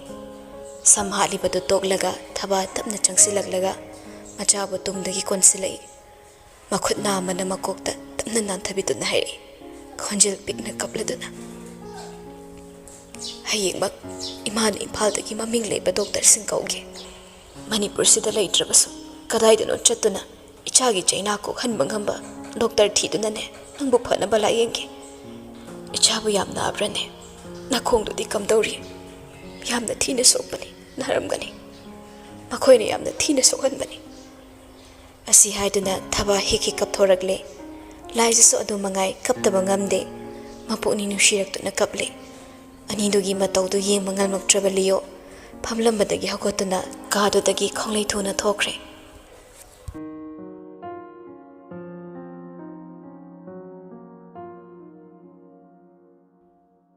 Ningsingluraga pendaba ꯃꯥꯌꯣꯛꯅꯕꯁꯨ ꯅꯨꯡꯁꯥ ꯊꯤꯒꯨꯝ ꯇꯧ ꯂꯥꯛꯆꯈꯤꯕꯒꯤ ꯄꯦꯟꯗꯕꯅ ꯌꯣꯝꯂꯕ ꯑꯉꯛꯄ ꯏꯍꯨꯜꯅꯤ ꯑꯋꯥꯕ ꯑꯃꯅꯤ ꯉꯥꯡꯊꯣꯛ ꯁꯛꯊꯣꯛꯂꯨꯕ ꯋꯥꯍꯩ ꯎꯠꯈꯤꯕ ꯃꯑꯣꯡ ꯃꯇꯧꯗꯨꯅ ꯇꯨꯡꯗ ꯀꯔꯤ ꯑꯣꯏꯔꯛꯀꯅꯤ ꯇꯝꯕ ꯉꯝꯗ꯭ꯔꯕ ꯃꯤꯀꯨꯞ ꯑꯁꯤꯒꯨꯝꯕ ꯃꯤꯀꯨꯞ ꯑꯃ ꯂꯥꯛꯀꯅꯤ ꯍꯥꯏꯕꯒꯤ ꯁꯦꯝ ꯁꯥꯍꯧꯗꯕ ꯗꯤꯍꯦꯗꯣ ꯄ꯭ꯔꯣꯛ ꯆꯥꯛꯊꯦꯛꯂꯦ ꯅꯣꯡꯄꯣꯛ ꯊꯪꯕ ꯆꯤꯡꯃꯥꯏꯗꯒꯤ ꯏꯪꯅ ꯂꯦꯡꯊꯣꯔꯛꯄ ꯀꯔꯧꯍꯟꯕ ꯃꯥꯒꯤ ꯃꯉꯥꯜꯅꯁꯨ ꯏꯪꯍꯟꯕ ꯉꯝꯗ꯭ꯔꯕ ꯑꯌꯨꯛꯅꯤ ꯁꯅꯥ ꯏꯕꯦꯝꯃꯅ ꯅꯤꯡꯁꯦꯟꯒꯤ ꯏꯃꯨꯡ ꯑꯣꯏꯔꯝꯕ ꯑꯁꯤ ꯈꯛꯇ ꯈꯜꯂꯨꯕꯗ ꯊꯋꯥꯏꯗꯨ ꯆꯥꯛꯄꯅ ꯃꯩꯈꯦꯠ ꯁꯨꯗ꯭ꯔꯕꯁꯨ ꯃꯩ ꯍꯧꯔꯦ ꯂꯤꯌꯣ ꯂꯥꯛꯂꯒ ꯁꯥꯏꯈꯥꯏꯔꯝꯂꯕ ꯌꯨꯝ ꯑꯗꯨ ꯂꯣꯏꯁꯤꯟ ꯇꯥꯁꯤꯟꯕꯒꯤ ꯀꯣꯏꯆꯦꯟ ꯆꯦꯟꯕ ꯂꯣꯏꯅꯔꯛꯄꯗ ꯉꯥꯏꯔꯦ ꯃꯥꯒꯤ ꯀꯥꯗꯒꯤ ꯍꯦꯟꯗꯦ ꯑꯍꯤꯡ ꯑꯅꯤ ꯅꯤꯡꯊꯤꯅ ꯇꯨꯝꯂꯛꯇꯕ ꯆꯥꯔꯛꯇꯕꯗꯨꯗ ꯔꯣꯕꯔꯠ ꯅꯨꯡꯁꯥ ꯊꯤꯗꯨꯅ ꯃꯈꯨꯠꯇ ꯆꯥꯅꯕ ꯈꯔ ꯄꯥꯏꯗꯨꯅ ꯆꯪꯂꯛꯏ ꯐꯃꯨꯡꯗ ꯐꯝꯂꯝꯃꯤ ꯃꯁꯥꯗꯨ ꯐꯃꯨꯡꯗ ꯉꯥꯊꯔꯒ ꯐ꯭ꯂꯣꯔꯗꯨꯗ ꯐꯝꯂꯒ ꯐꯃꯨꯡꯗ ꯏꯔꯦꯟꯖꯅ ꯉꯥꯊꯩ ꯔꯣꯕꯔꯠꯁꯨ ꯃꯇꯧꯗꯨ ꯍꯥꯏꯐꯦꯠ ꯌꯦꯡꯂꯝꯂꯒ ꯆꯥꯅꯕꯗꯨ ꯇꯦꯕꯜꯗ ꯊꯝꯃꯤ ꯇꯨꯝꯁꯨ ꯇꯨꯝꯗꯕ ꯆꯥꯕꯁꯨ ꯆꯥꯗꯕ ꯑꯗꯨꯗꯤ ꯀꯃꯥꯏꯅ ꯍꯤꯡꯗꯣꯏꯕ ꯍꯧꯒꯠꯂꯣ ꯑꯩꯅ ꯄꯨꯔꯛꯏꯁꯦ ꯀꯔꯤꯅꯣ ꯆꯥꯅꯤꯡꯕ ꯌꯦꯡꯉ ꯆꯥꯔꯣ ꯄꯨꯁꯜꯂꯛꯀꯅꯣ ꯑꯩ ꯆꯥꯅꯤꯡꯗꯦ ꯅꯪꯅ ꯆꯥꯅꯤꯡꯗꯦ ꯍꯥꯏꯔꯒ ꯌꯥꯔꯣꯏꯅꯦ ꯑꯗꯨꯝꯅ ꯎꯪꯂꯒ ꯂꯩꯕ ꯃꯇꯝ ꯅꯠꯇꯦ ꯂꯥꯛꯑꯣ ꯍꯧꯒꯠꯂꯣ ꯅꯪꯅ ꯑꯗꯨꯃꯥꯏꯅ ꯇꯧꯔꯒ ꯑꯩꯈꯣꯏ ꯅꯨꯡꯉꯥꯏꯔꯝꯅꯤ ꯈꯟꯕ꯭ꯔꯣ ꯍꯟꯗꯛꯃꯨꯛꯇꯤ ꯇꯣꯟ ꯁꯥꯎꯅ ꯐꯨꯛ ꯍꯧꯒꯠꯂꯛꯇꯨꯅ ꯂꯥꯎꯔꯛꯏ ꯑꯩꯅ ꯆꯥꯅꯤꯡꯗꯦ ꯍꯥꯏꯔꯒ ꯀꯩꯒꯤꯅꯣ ꯇꯥꯃꯣꯅ ꯆꯒꯠ ꯆꯒꯠ ꯑꯁꯨꯛ ꯌꯥꯝ ꯉꯥꯡꯂꯤꯁꯦ ꯀꯔꯤꯒꯤꯅꯣ ꯑꯩꯒꯤ ꯈꯟꯕꯤꯕ ꯁꯥꯔꯤꯁꯦ ꯑꯃꯩꯅ ꯂꯥꯛꯂꯒ ꯑꯩꯕꯨ ꯍꯥꯠꯀꯦ ꯇꯧꯔꯝꯂ ꯐꯥꯎ ꯑꯃꯩꯒꯤ ꯃꯇꯨ ꯅꯥꯝꯃ ꯁꯣꯛꯄ ꯉꯝꯈꯤꯗꯕ ꯇꯥꯃꯣꯅ ꯀꯔꯤꯒꯤ ꯅꯨꯡꯁꯤꯕ ꯁꯥꯕꯤꯔꯤꯕꯅꯣ ꯆꯠꯈ꯭ꯔꯣ ꯑꯩꯒꯤ ꯅꯥꯛꯇ ꯀꯅꯥꯝꯇ ꯆꯪꯂꯛꯀꯅꯣ ꯃꯤꯅ ꯑꯗꯨꯛ ꯂꯥꯛꯆꯍꯟꯕ ꯅꯈꯣꯏꯕꯨ ꯃꯤꯔꯣ ꯃꯣꯏ ꯀꯔꯤ ꯑꯣꯏꯔꯤꯒꯦ ꯀꯔꯤꯒꯤꯅꯣ ꯑꯁꯨꯛ ꯊꯤꯅ ꯂꯥꯛꯆꯍꯜꯂꯤꯁꯦ ꯔꯣꯕꯔꯠ ꯁꯥꯎꯅꯤꯡꯂꯛꯏ ꯈꯣꯟ ꯋꯥꯡꯈꯠꯀꯦ ꯇꯧꯕꯗꯣ ꯐꯥꯊꯩ ꯃꯆꯜ ꯅꯨꯄꯤ ꯍꯥꯠꯅꯕ ꯍꯣꯠꯅꯔꯝꯂꯕꯅꯤꯅ ꯆꯤꯡꯅꯕ ꯃꯤ ꯈꯨꯗꯤꯡꯃꯛꯇ ꯁꯥꯎꯕ ꯇꯥꯕꯅꯤ ꯅꯪꯅ ꯍꯦꯟꯅ ꯈꯪꯂꯤꯕꯗꯨꯅꯤ ꯁꯅꯥꯕꯨ ꯃꯆꯜꯅꯤ ꯈꯪꯗ꯭ꯔꯤꯉꯩꯗꯒꯤ ꯁꯤꯈ꯭ꯔꯦ ꯍꯥꯏꯅ ꯂꯩꯅꯔꯕ ꯃꯆꯜꯕꯨ ꯃꯥꯅ ꯅꯣꯡꯃꯇ ꯀꯥꯎꯗꯕꯅꯤ ꯍꯤꯡꯗꯨꯅ ꯃꯤꯠꯃꯥꯡꯗ ꯂꯩꯔꯝꯂꯒ ꯑꯃꯨꯛ ꯍꯟꯅ ꯃꯨꯟꯗꯨꯅ ꯄꯨꯅꯕ ꯍꯣꯠꯅꯔꯝꯂꯕꯗꯤ ꯁꯥꯎꯐꯝ ꯊꯣꯛꯄꯅꯤ ꯁꯥꯎꯔꯤꯕꯗꯣ ꯃꯇꯤꯛ ꯆꯥꯏ ꯅꯪꯕꯨ ꯍꯥꯠꯅꯕ ꯍꯣꯠꯅꯔꯝꯂꯗꯤ ꯑꯩꯁꯨ ꯑꯗꯨꯃꯛ ꯇꯧꯒꯅꯤ ꯇꯣꯟ ꯇꯥꯁꯤꯟꯅꯗꯦ ꯂꯧꯁꯤꯟꯗꯦ ꯔꯣꯕꯔꯠꯀꯤ ꯋꯥꯍꯩ ꯃꯀꯣꯛꯇꯨ ꯅꯥꯠ ꯌꯦꯠ ꯍꯥꯏꯗꯨꯅ ꯇꯨꯃꯛ ꯂꯥꯎꯔꯛꯂꯤ ꯑꯩ ꯇꯥꯅꯤꯡꯗꯦꯀꯣ ꯑꯩ ꯀꯩꯁꯨ ꯇꯥꯅꯤꯡꯗꯦ ꯑꯩꯃꯛꯅ ꯍꯥꯠꯂꯝꯂꯕꯗꯤ ꯊꯃꯣꯏꯁꯦ ꯄꯦꯟꯒꯗꯕꯅꯤ ꯃꯥꯕꯨ ꯆꯤꯡꯗꯒꯤ ꯏꯟꯊꯕꯗꯣ ꯀꯔꯤꯒꯤ ꯑꯩ ꯑꯣꯏꯍꯧꯗꯕꯅꯣ ꯍꯧꯖꯤꯛꯇꯤ ꯑꯩꯉꯣꯟꯗꯒꯤ ꯁꯅꯥꯅ ꯍꯦꯟꯈ꯭ರೆ ꯃꯥꯅ ꯑꯩꯕꯨ ꯂꯥꯛꯆꯈ꯭ꯔꯦ ꯀꯌꯥꯃꯨꯛꯁꯨ ꯃꯈꯣꯡꯅ ꯊꯣꯡꯅ ꯆꯠꯇꯨꯅ ꯃꯥꯕꯨ ꯊꯤꯕ ꯃꯗꯨꯕꯨ ꯊꯃꯣꯏꯗ ꯀꯔꯤꯁꯨ ꯈꯟꯗꯦ ꯀꯩꯁꯨ ꯂꯩꯇꯕ ꯃꯤꯅꯤ ꯍꯥꯏꯕ ꯌꯥꯔꯣꯏ ꯑꯩꯅ ꯀꯔꯤꯒꯤ ꯁꯅꯥꯕꯨ ꯍꯥꯠꯍꯧꯗꯕꯅꯣ ꯑꯩ ꯀꯔꯤꯒꯤ ꯃꯈꯣꯏꯗ ꯄꯥꯎ ꯇꯝꯂꯨꯕꯅꯣ ꯃꯥ ꯁꯤꯔꯒ ꯐꯒꯗꯕꯅꯤ ꯃꯥ ꯁꯤꯔꯒꯅꯦ ꯑꯩ ꯄꯦꯟꯒꯗꯕꯅꯤ ꯁꯤꯕ ꯑꯣꯏꯁꯅꯣ ꯃꯥ ꯁꯨꯛꯁꯣꯏ ꯁꯣꯏꯗꯅ ꯍꯟꯖꯤꯟ ꯍꯟꯖꯤꯟ ꯁꯤꯕ ꯑꯣꯏꯁꯅꯣ ꯈꯪꯍꯧꯗꯦ ꯔꯣꯕꯔꯠ ꯄ꯭ꯔꯄꯞ ꯆꯪꯁꯤꯜꯂꯛꯂꯒ ꯃꯃꯤꯠꯅ ꯐꯥꯎꯕ ꯀꯟꯅ ꯌꯦꯡꯗ꯭ꯔꯤꯕ ꯇꯣꯟꯒꯤ ꯃꯥꯏꯊꯣꯡꯗꯨꯗ ꯈꯨꯄꯥꯛꯅ ꯁꯥꯄꯣꯛ ꯀꯟꯅ ꯊꯥꯖꯤꯜꯂꯤ ꯅꯪ ꯃꯤꯕꯨ ꯋꯥꯍꯟꯕ ꯀꯌꯥꯝ ꯄꯥꯝꯃꯤ ꯅꯪ ꯃꯤꯕꯨ ꯑꯣꯠꯄ ꯀꯌꯥꯝ ꯄꯥꯝꯒꯦ ꯉꯁꯤ ꯐꯥꯎꯕꯗ ꯁꯅꯥꯅ ꯅꯪꯒꯤ ꯀꯔꯤ ꯃꯥꯡꯅꯕ ꯇꯧꯈ꯭ꯔꯦ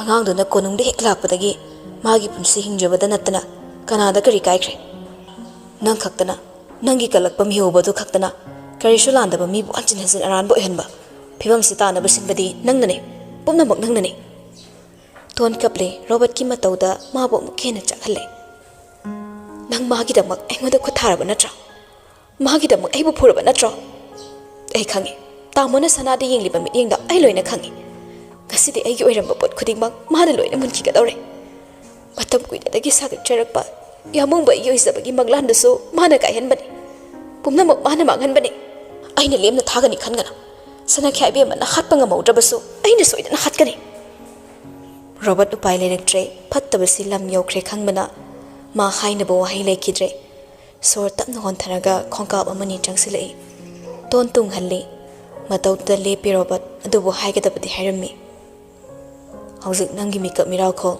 ꯅꯪꯒꯤ ꯑꯁꯥꯎꯕꯗꯣ ꯐꯨꯗꯣꯛꯄꯒꯤ ꯃꯇꯝ ꯅꯠꯇꯦ ꯐꯨꯗꯣꯛꯂꯕꯁꯨ ꯀꯅꯥ ꯑꯃꯠꯇꯅ ꯎꯕꯤꯔꯣꯏ ꯅꯪꯒꯤ ꯑꯁꯥꯎꯕꯗꯨ ꯀꯔꯤꯁꯨ ꯅꯠꯇꯦ ꯃꯗꯨ ꯅꯪꯒꯤ ꯑꯣꯏꯕ ꯅꯁꯥꯒꯤ ꯀꯂꯛ ꯃꯤꯍꯧꯕꯗꯒꯤ ꯊꯣꯔꯛꯄꯅꯤ ꯅꯪꯅ ꯐꯥꯊꯅꯤꯡꯕ ꯃꯇꯝꯗ ꯐꯥꯊꯕ ꯉꯝꯒꯅꯤ ꯑꯗꯨꯕꯨ ꯁꯅꯥ ꯀꯣꯅꯨꯡ ꯑꯃꯗꯤ ꯅꯤꯡꯁꯦꯟ ꯑꯅꯤꯒꯤ ꯃꯔꯛꯇ ꯇꯨꯃꯤꯟ ꯇꯨꯃꯤꯟ ꯆꯥꯈꯠꯂꯛꯂꯤꯕ ꯃꯩꯔꯤꯁꯤꯅ ꯁꯨꯝ ꯁꯨꯝ ꯋꯥꯡꯈꯠꯂꯛꯂꯕꯗꯤ ꯃꯅꯤꯄꯨꯔ ꯇꯨꯞꯅ ꯆꯥꯛꯂꯛꯂꯕ ꯃꯇꯝꯗꯇ ꯂꯣꯏꯒꯅꯤ ꯃꯩꯔꯤꯁꯤ ꯍꯦꯟꯅ ꯍꯦꯟꯅ ꯃꯩ ꯍꯥꯞꯅꯕ ꯁꯤꯟꯒꯅꯨ ꯅꯪ ꯃꯩꯔꯥꯕꯨꯕꯨ ꯅꯨꯡꯁꯤꯕ ꯅꯠꯇ꯭ꯔꯥ ꯅꯈꯣꯏ ꯑꯅꯤꯒꯤ ꯂꯨꯍꯣꯡꯕ ꯀꯥꯏꯔꯣꯏ ꯑꯩꯅ ꯀꯥꯏꯍꯜꯂꯣꯏ ꯃꯇꯝ ꯈꯔꯗꯤ ꯇꯨꯃꯤꯟꯅ ꯂꯩꯈꯣ ꯃꯁꯤꯗ ꯌꯥꯗ꯭ꯔꯕꯗꯤ ꯅꯪꯁꯨ ꯅꯪꯒꯤ ꯊꯣꯛꯄꯅꯤ ꯅꯪꯕꯨ ꯏꯆꯜꯅꯤ ꯍꯥꯏꯔꯣꯏ ꯍꯥꯏꯔꯝꯂꯒ ꯊꯣꯛꯈ꯭ꯔꯦ ꯔꯣꯕꯔꯠ ꯄꯨꯝꯅꯃꯛꯅ ꯑꯣꯏꯅꯤꯡꯕ ꯑꯣꯏꯔꯕꯁꯨ ꯃꯥꯒꯤꯗꯤ ꯃꯩꯔꯥꯕꯅꯤ ꯃꯩꯔꯥꯕ ꯐꯪꯂꯒ ꯂꯣꯏꯔꯦ ꯑꯗꯨꯕꯨ ꯃꯥꯒꯤ ꯇꯨꯡꯗ ꯂꯦꯞꯂꯝꯕ ꯃꯕꯨꯡꯅ ꯁꯤꯠ ꯅꯥꯟꯊꯣꯛꯈ꯭ꯔꯕꯗ ꯃꯩꯔꯥꯕꯒ ꯍꯦꯟꯅ ꯅꯛꯁꯤꯟꯅꯅꯕ ꯌꯥꯕ ꯎꯄꯥꯏ ꯂꯩꯇ꯭ꯔꯦ ꯃꯕꯣꯛ ꯂꯩ ꯑꯗꯨꯕꯨ ꯃꯕꯣꯛ ꯑꯗꯨꯗꯤ ꯃꯩꯔꯥꯕꯒ ꯇꯣꯠꯅ ꯇꯤꯟꯅꯕ ꯃꯤ ꯅꯠꯇꯦ ꯃꯍꯥꯛ ꯃꯩꯔꯥꯕꯗ ꯅꯛꯁꯤꯟꯅꯕꯗ ꯀꯅꯥꯒꯤ ꯇꯨꯡ ꯏꯟꯒꯗꯧꯔꯤ wakhal tawduna khalli adubu magi wakhalda nungsi natana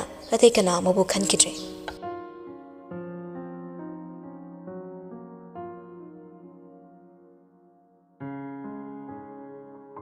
matamna chatkibaga pungna tasilakbaga mifam matam yauraduna akhanaba makhoi khara rajbabanda thonglare icham cham mifamni India government tagi pitharakpa project scheme singi mifamda icham chamna wat apagi damak khana naingna katawribani asigum mifamsi mahosadi konungi oiba meraba natraga loyumba satuna yawi Leo Robert amadi boy konungda lengdana leiraga sana konungi thaulakpada ko chen bani adubu ngasidi tokhai nere maikei amaromdagi meraba lai maikei amaromdagi Leo se yaurakli madu ta obada meraba masadu leitapam khangdana sauningi Robert oiramlabadi ma adu yongna sauning loi imung manungi apambada upai leita chatkibani khandokpa yari madubu Leo de asengma marupni khalare magi apam-pamda pumnamak tamliba marup aduna magi mayokta leplabada meraba mana paiba phawba yadabagi phibamda leire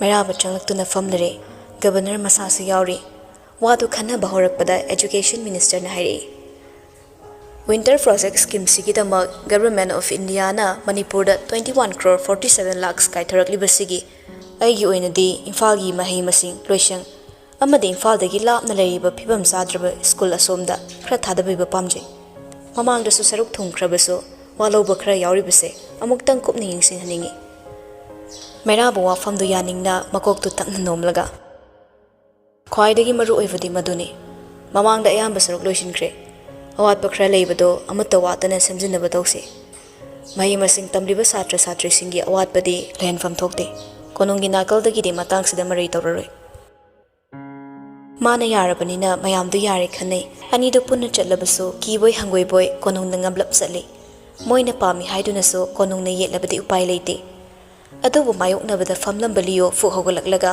makhut animak table da namduna sauraga hairi mamitto mairabada yinglakte chume mahi haibasina maruni adubu suksem semdaba makti nate ka hena mit yeng changduna semle Imphal da kha pangna haithaba khongjom kakching palen awang pangna haitharagana sengmai modbung kangpokpi yam yaudrabasu khazik loina yauri adubu ukruldi kamdauba ukrul se mayamna mit yeng ichang sangdabadongna tawre meraba yinglakte makhutta pairiba pendu tamna unglaga kalamduda munna yingli maraktuda konungbu wa khra yaningdabana nupa amana khumlei wafamdugi matangdi mamangda lepnakiba wafamsingda konungni ipu puthokpiraktabanina ekhoi sutumina leijabani aikhoina decision lepla phawba konungna pamdrabadi toklibani matangsidade ekhoina karisu haiba ngamjadre ngamdaba yaroi chumi ai karisu oiramdaba yai adubu lebaksigidamak aina honakiba lemna mangbasu yaroi apunma Manipur amagi saktamda honakibani adu eba taragadi urkhulda nattana sotharaba khungangsing kupni yengsimse mahi loisang haiduna mahi tanfamda sagale sangwale mahi tamdaba misingdi minati hingdrabasu yare hairibra mayamdu tumin leinai makhoigumna minister oidrabasu kana amattana Leogi machin menbadi ngamde matamsigi oinadi leiribasing adudagi Leo pun hena ningthina loinaba changi haina Leo sagwatke tawbado khajiktang taptharaga makha tari hauze Kamjong district ki manung chena leiba khun mari mai fangdana leiri international border area singsi munne yengsin machangi masi mo jackson thambagi mahut nomagi changdaba yadaba singi marakta amoiriba mai fawu phangande masi sarkar amadi konungna mining changlabadi nominini de pungan ngangani masi dasunate fungyada leiba primary health center matik chadre fimum kaire ana layongi tammangam banate emergency di matik chaba khulai thampam thoi mai sumaruni adu mi gi punsi sumaruni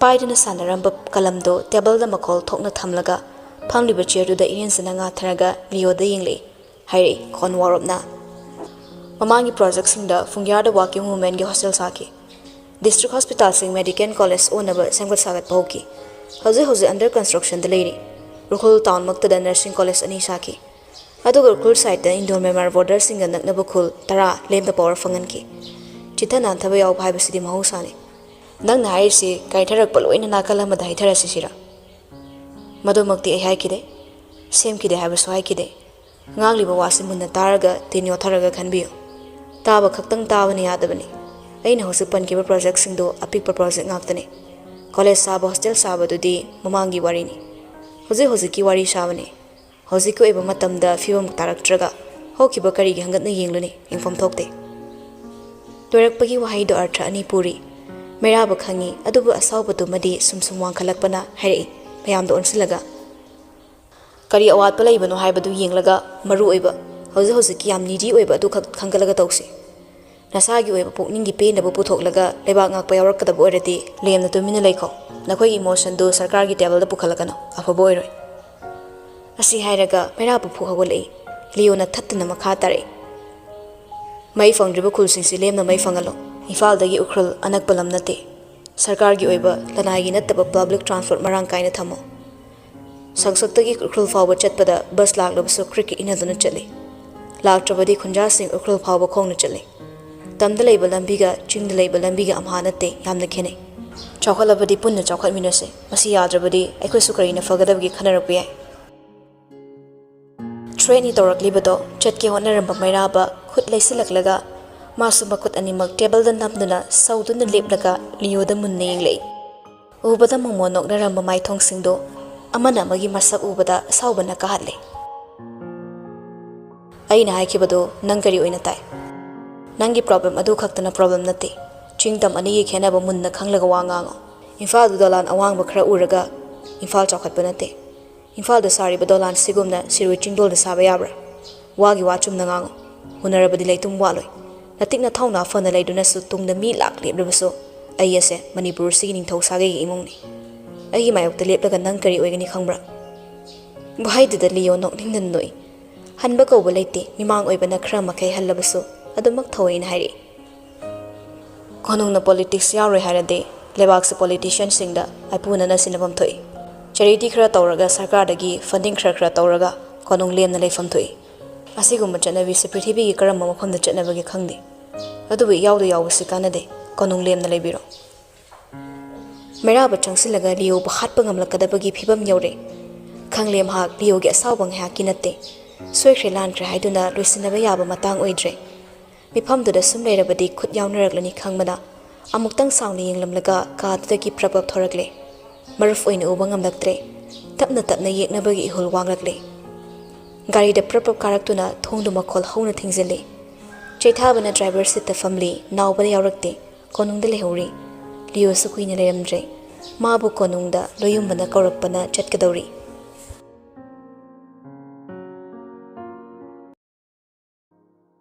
fanamak oituna saliyo loyumbabu masak munna khangi luna tinarabaso mairabagi phattabadi mana khangi magi sakti gidamak magi napal gidamak achum aran thide aran bamido magi kanagataba oirabadi kankhattuna thamba mairabagi machatni adubu loyumbabudi mana sawba ngamde itap tapna hingba loyumbagi punsida magi nupi amadi manaw ibungona pamdaba machu kaya sangjili adumakpo loyumbabu nushirabaso mahakna konungda yeknariba ihulsidi muthatpa ngamloidawre konung yauraduna gari manungdagi yamna sauna kumtharai pakhangi mudang toba mangal naiba maithongdo asawbana kuyom oina laksankhre men oiba thongduda leplamba nawbadi lawai salabani wa ama haining haiba ngamda sumdring lakliba merabagi tung inatuna hairakli yambo sanakhya ibe mana khumani munga punna amukta unanaba wahiri luhongbagi matangda khanase hari laktabasu yaroi hai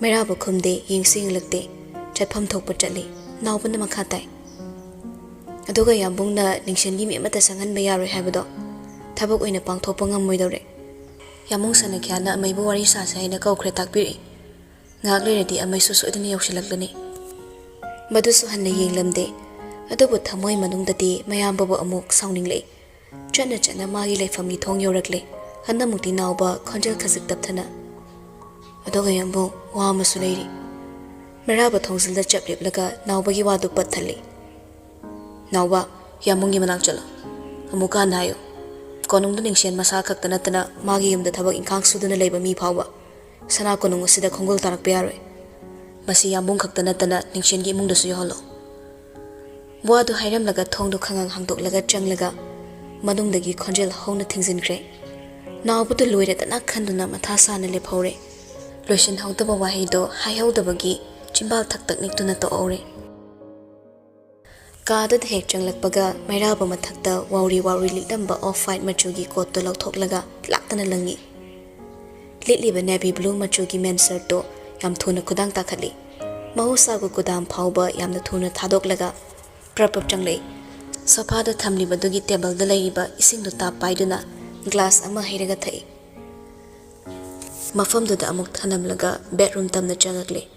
Adubu asauba magaloinana thanglamba khongthang du chap lepi thongzil yobaga. Leplammi mane hek lepa thongnaw dugi makhong duda. Tungda yengbada hanbada de misak to kananu laksan mawai. Amuba machugi purit khodang asangbi amalili. Amun ma komla machuda yaksinba tangkol nupi singna setba khwangna saba phanik tima setlami. Ngang takpa samlang do maning tamna thadoklami. Mahusagum khokhoina nan khoiramde tinglap tawi. Thongzilami leptuna leibagi saung phanglabada thongnaw da yenglambadagi ta leithoraklaga yenglei maso. Seliba ngawrunaba permanent pain. Matik chana samjin bitraba litliba navy blue machugi men's shirt. Masamdu nan hatuna mai thongda maro ma phokta handa tanan thongzida leplambado. Ukrulda ukiba saktam adugadi aduki matik khenakre. Adubu mai thongduda munna yenglamlaga sanai bemado nokmi hairei. Aila yambong asawbagi maida khongne naduna lakibani. Thongzila nawbana sinaramba wahi kaya kakpa yadaba yathangni. Ningsengi yumda leiba thabak sunaba mi phauba changanganu hairami. Adubu konung haibadudi toklaga masamaki awaba thapam oiriba kaasada lamhenduna yausilaklaba. Mangda lepriba ningsengi khwaidagi maru oiriba thawai asibo magi akanba yathangadugi makhada machilmakna tanthokpa ngamgadawribra. Lakshin mapholgo ngawrunaba leichilna tup kinbagumna tarang malangi nungsiba leimaida suijaina kraba swargagi leirang parizat. Yauksangi maina bu thabada ngarang sakpa nongdol pakpa mairigum waksingi ayukta sitpa unhi chenma malangum chingi leirang di pamobi ingelei oiduna tokladra. Haifatang yenglambi wadi nganglamda tumin chatkraga phamungdagi lamna chathoklaga leiriba ambari makhongda changduna lepki. Pakhang mak na kaduda kanasu leitabagumna seliba mafi maroldo lokthoknaba honei. Ngasi sumabo mit yingna tanaduna yingluba laisa mamaidu hut leithoklaga thongnawromda yingki. Mairabana mon thorakpada mamaidu leithoktuna leiramli. Mafi hongbada loiraga nupado ngihakti machi lengda on thoraklaga laisaba yingli. Mamangai ukiba saktam sing aduga ngasi uriba saktam duga atuki mati khenakre. Hana ukiba saktam sing aduso tamthokpada watpa makhai fazaki. Adubo magi oiba tasengba mafizet haibasi maktabo tongali. Nahan makhaidi karino mai wat pagum khalli. Adubo ngaside tasengna mapung phare mahik sengle. Ngak sum yenglamlaga tapna changsilei. Manakta changkido wainingmani changde. Phamungduda famlaga longni hiptakre. Makhut anida ye tingthoklaga mamit tapna wishinkiduna hanglei khonjel iho hodana. Kari leire. Maram leitrabadi konungda lakpasisu yadabra. Mamit panglakte khumsu khumlakte. Matawduda hina langtaknaraba nupido prabab changsilaga phamung machida git phamtharei. Karigino konungda leiba ningsengi mi khuding chatlo hairise. Mairaba mamitto ushin nonglingdana noglei. Makhatana leithanaba kari maram leirige. Yambo langtaknana khangko korakpada mairaba mamit phakpanglei. Ningaidana manakta phamlambada ubada wakhalgi arumba pumnamak kawkhibagum iyang lei. Nupiduna khajiktang noglaklabadi mairaba soidana nokmi tawrakadawri. Adubu adugumlaba ihuldo kidnam thakraga hiplambadagi longna fu hawgalaga fami. Adungai konunga naknaringai maram leiramani. Hojik maram leite aduna leifam thokte. Amaina saubagi maram yambung khangbiriba natra. Ei khangde madu aigi thaunatte. Aina khangpham thokte. Chatnaba tawro mina uraga ariambada wa sauthohalakana. Asi hairaga phukhagali chatkiga dawbagi uliba magi matause nampuda utpa maithongni haiba khangi. Ukrul leimina kiba mairabado ngasi sumana kawthokpa leitre. Ma saugalaklaga ta mairabagi lambi thalle. upai amadi tawrige khanna hairei momon noktuna aise phattabani aidi phatte haina lairadi kaida yadoiba adu phaba yambongna karigino punsida hena hena leitapam khangdana basinbi dubo yambo nanga maiga saunagano hauzik te ngondagi mana lore natra ipak hepak sadaba makai mari makong samnada hairakliba wadada laisa noklambada chaplepi meraba tapna makha tari ngarangi maruf oirami hauzik madu haukhre loikhre nang naibu fana khanba natraga phattana khanba madu aingonda darkar ta da opinion ni aibu hanjin hanjin sawalaga lan sanglakliba nabungdu dhairso khongpham da nupido khangsaw sawning lei amina sawrai basa kanagino kari maramgino yamung khangbidabra nakhoina tawkibadoga hairuradi ibungduna tawribado wat malabani aina karigi amai khamdoino sukam khamoi kyamungni napal namkhai tripo ayamai bu khamloi khondo chapmana na wangkhalaga khumai nupado so maduna khoi mung manungi warini gyan men ta dana mi bu pangsawno sawba aina nangonda kari tawkhrageba mana ngon onsi leise aigi damak nangso ai khakta gi damak lepipam thokpani yamungi maphamda miyoiba ma oina aigi mapam khasatang leibiramabade aibu sokpagi amaina sawriba masimak yautrabaso yamungna soidana sawningani aibu sokliba makhoibo angamba upai tawdona manghanninggani nangboigi punsida kari oirige nangonda hanjin kyarangno aina haikiba aigi punsida aidi pride amadi power sidagi henba karisu leite nangbu kari oirige na ingonda kari soide chumi adubo wahido hakmanle laisa kapning lagle adubo mapido khangatlaga yingduna le nupado su chimagadi haidoklure thamoidadi kari nungi hairubanu khalle mabunu hinna yingliba nupido da yingle saktam se magidi chomni saktam se bu ubada meraba tawgadaba mathau kawhalle haidokluriba wado chumthok pasungamde semdok pasungamde masu laisa bo tumin yinglaga le yingna hai khonjel kaptrabaso khonjel likna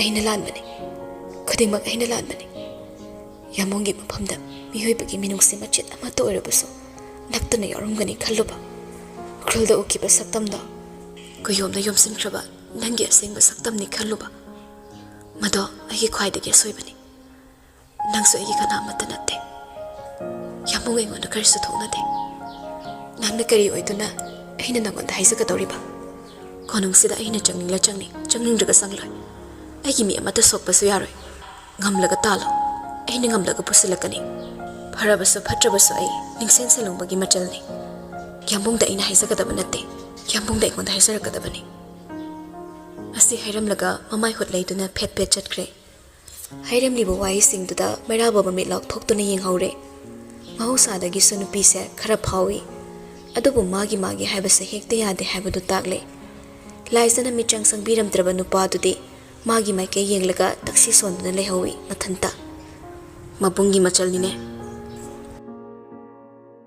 ikai khumnaba kanada adugumba khonchisinage khankiba leite leona magi damak leple haiduna nawanglakpasu natte khangba yaba khagle makhoigi marakta sanapot oiduna amana amok anigi marakta thamliba khulai gi saktam langduna lelakpa punsi marel ada thawai phawba tharuga dawre masigi pendaba phawi masu miyoibani tamna hainaduna yengi khalluba yaramdre konungsidi tukthaba mibo mi oina tharamdre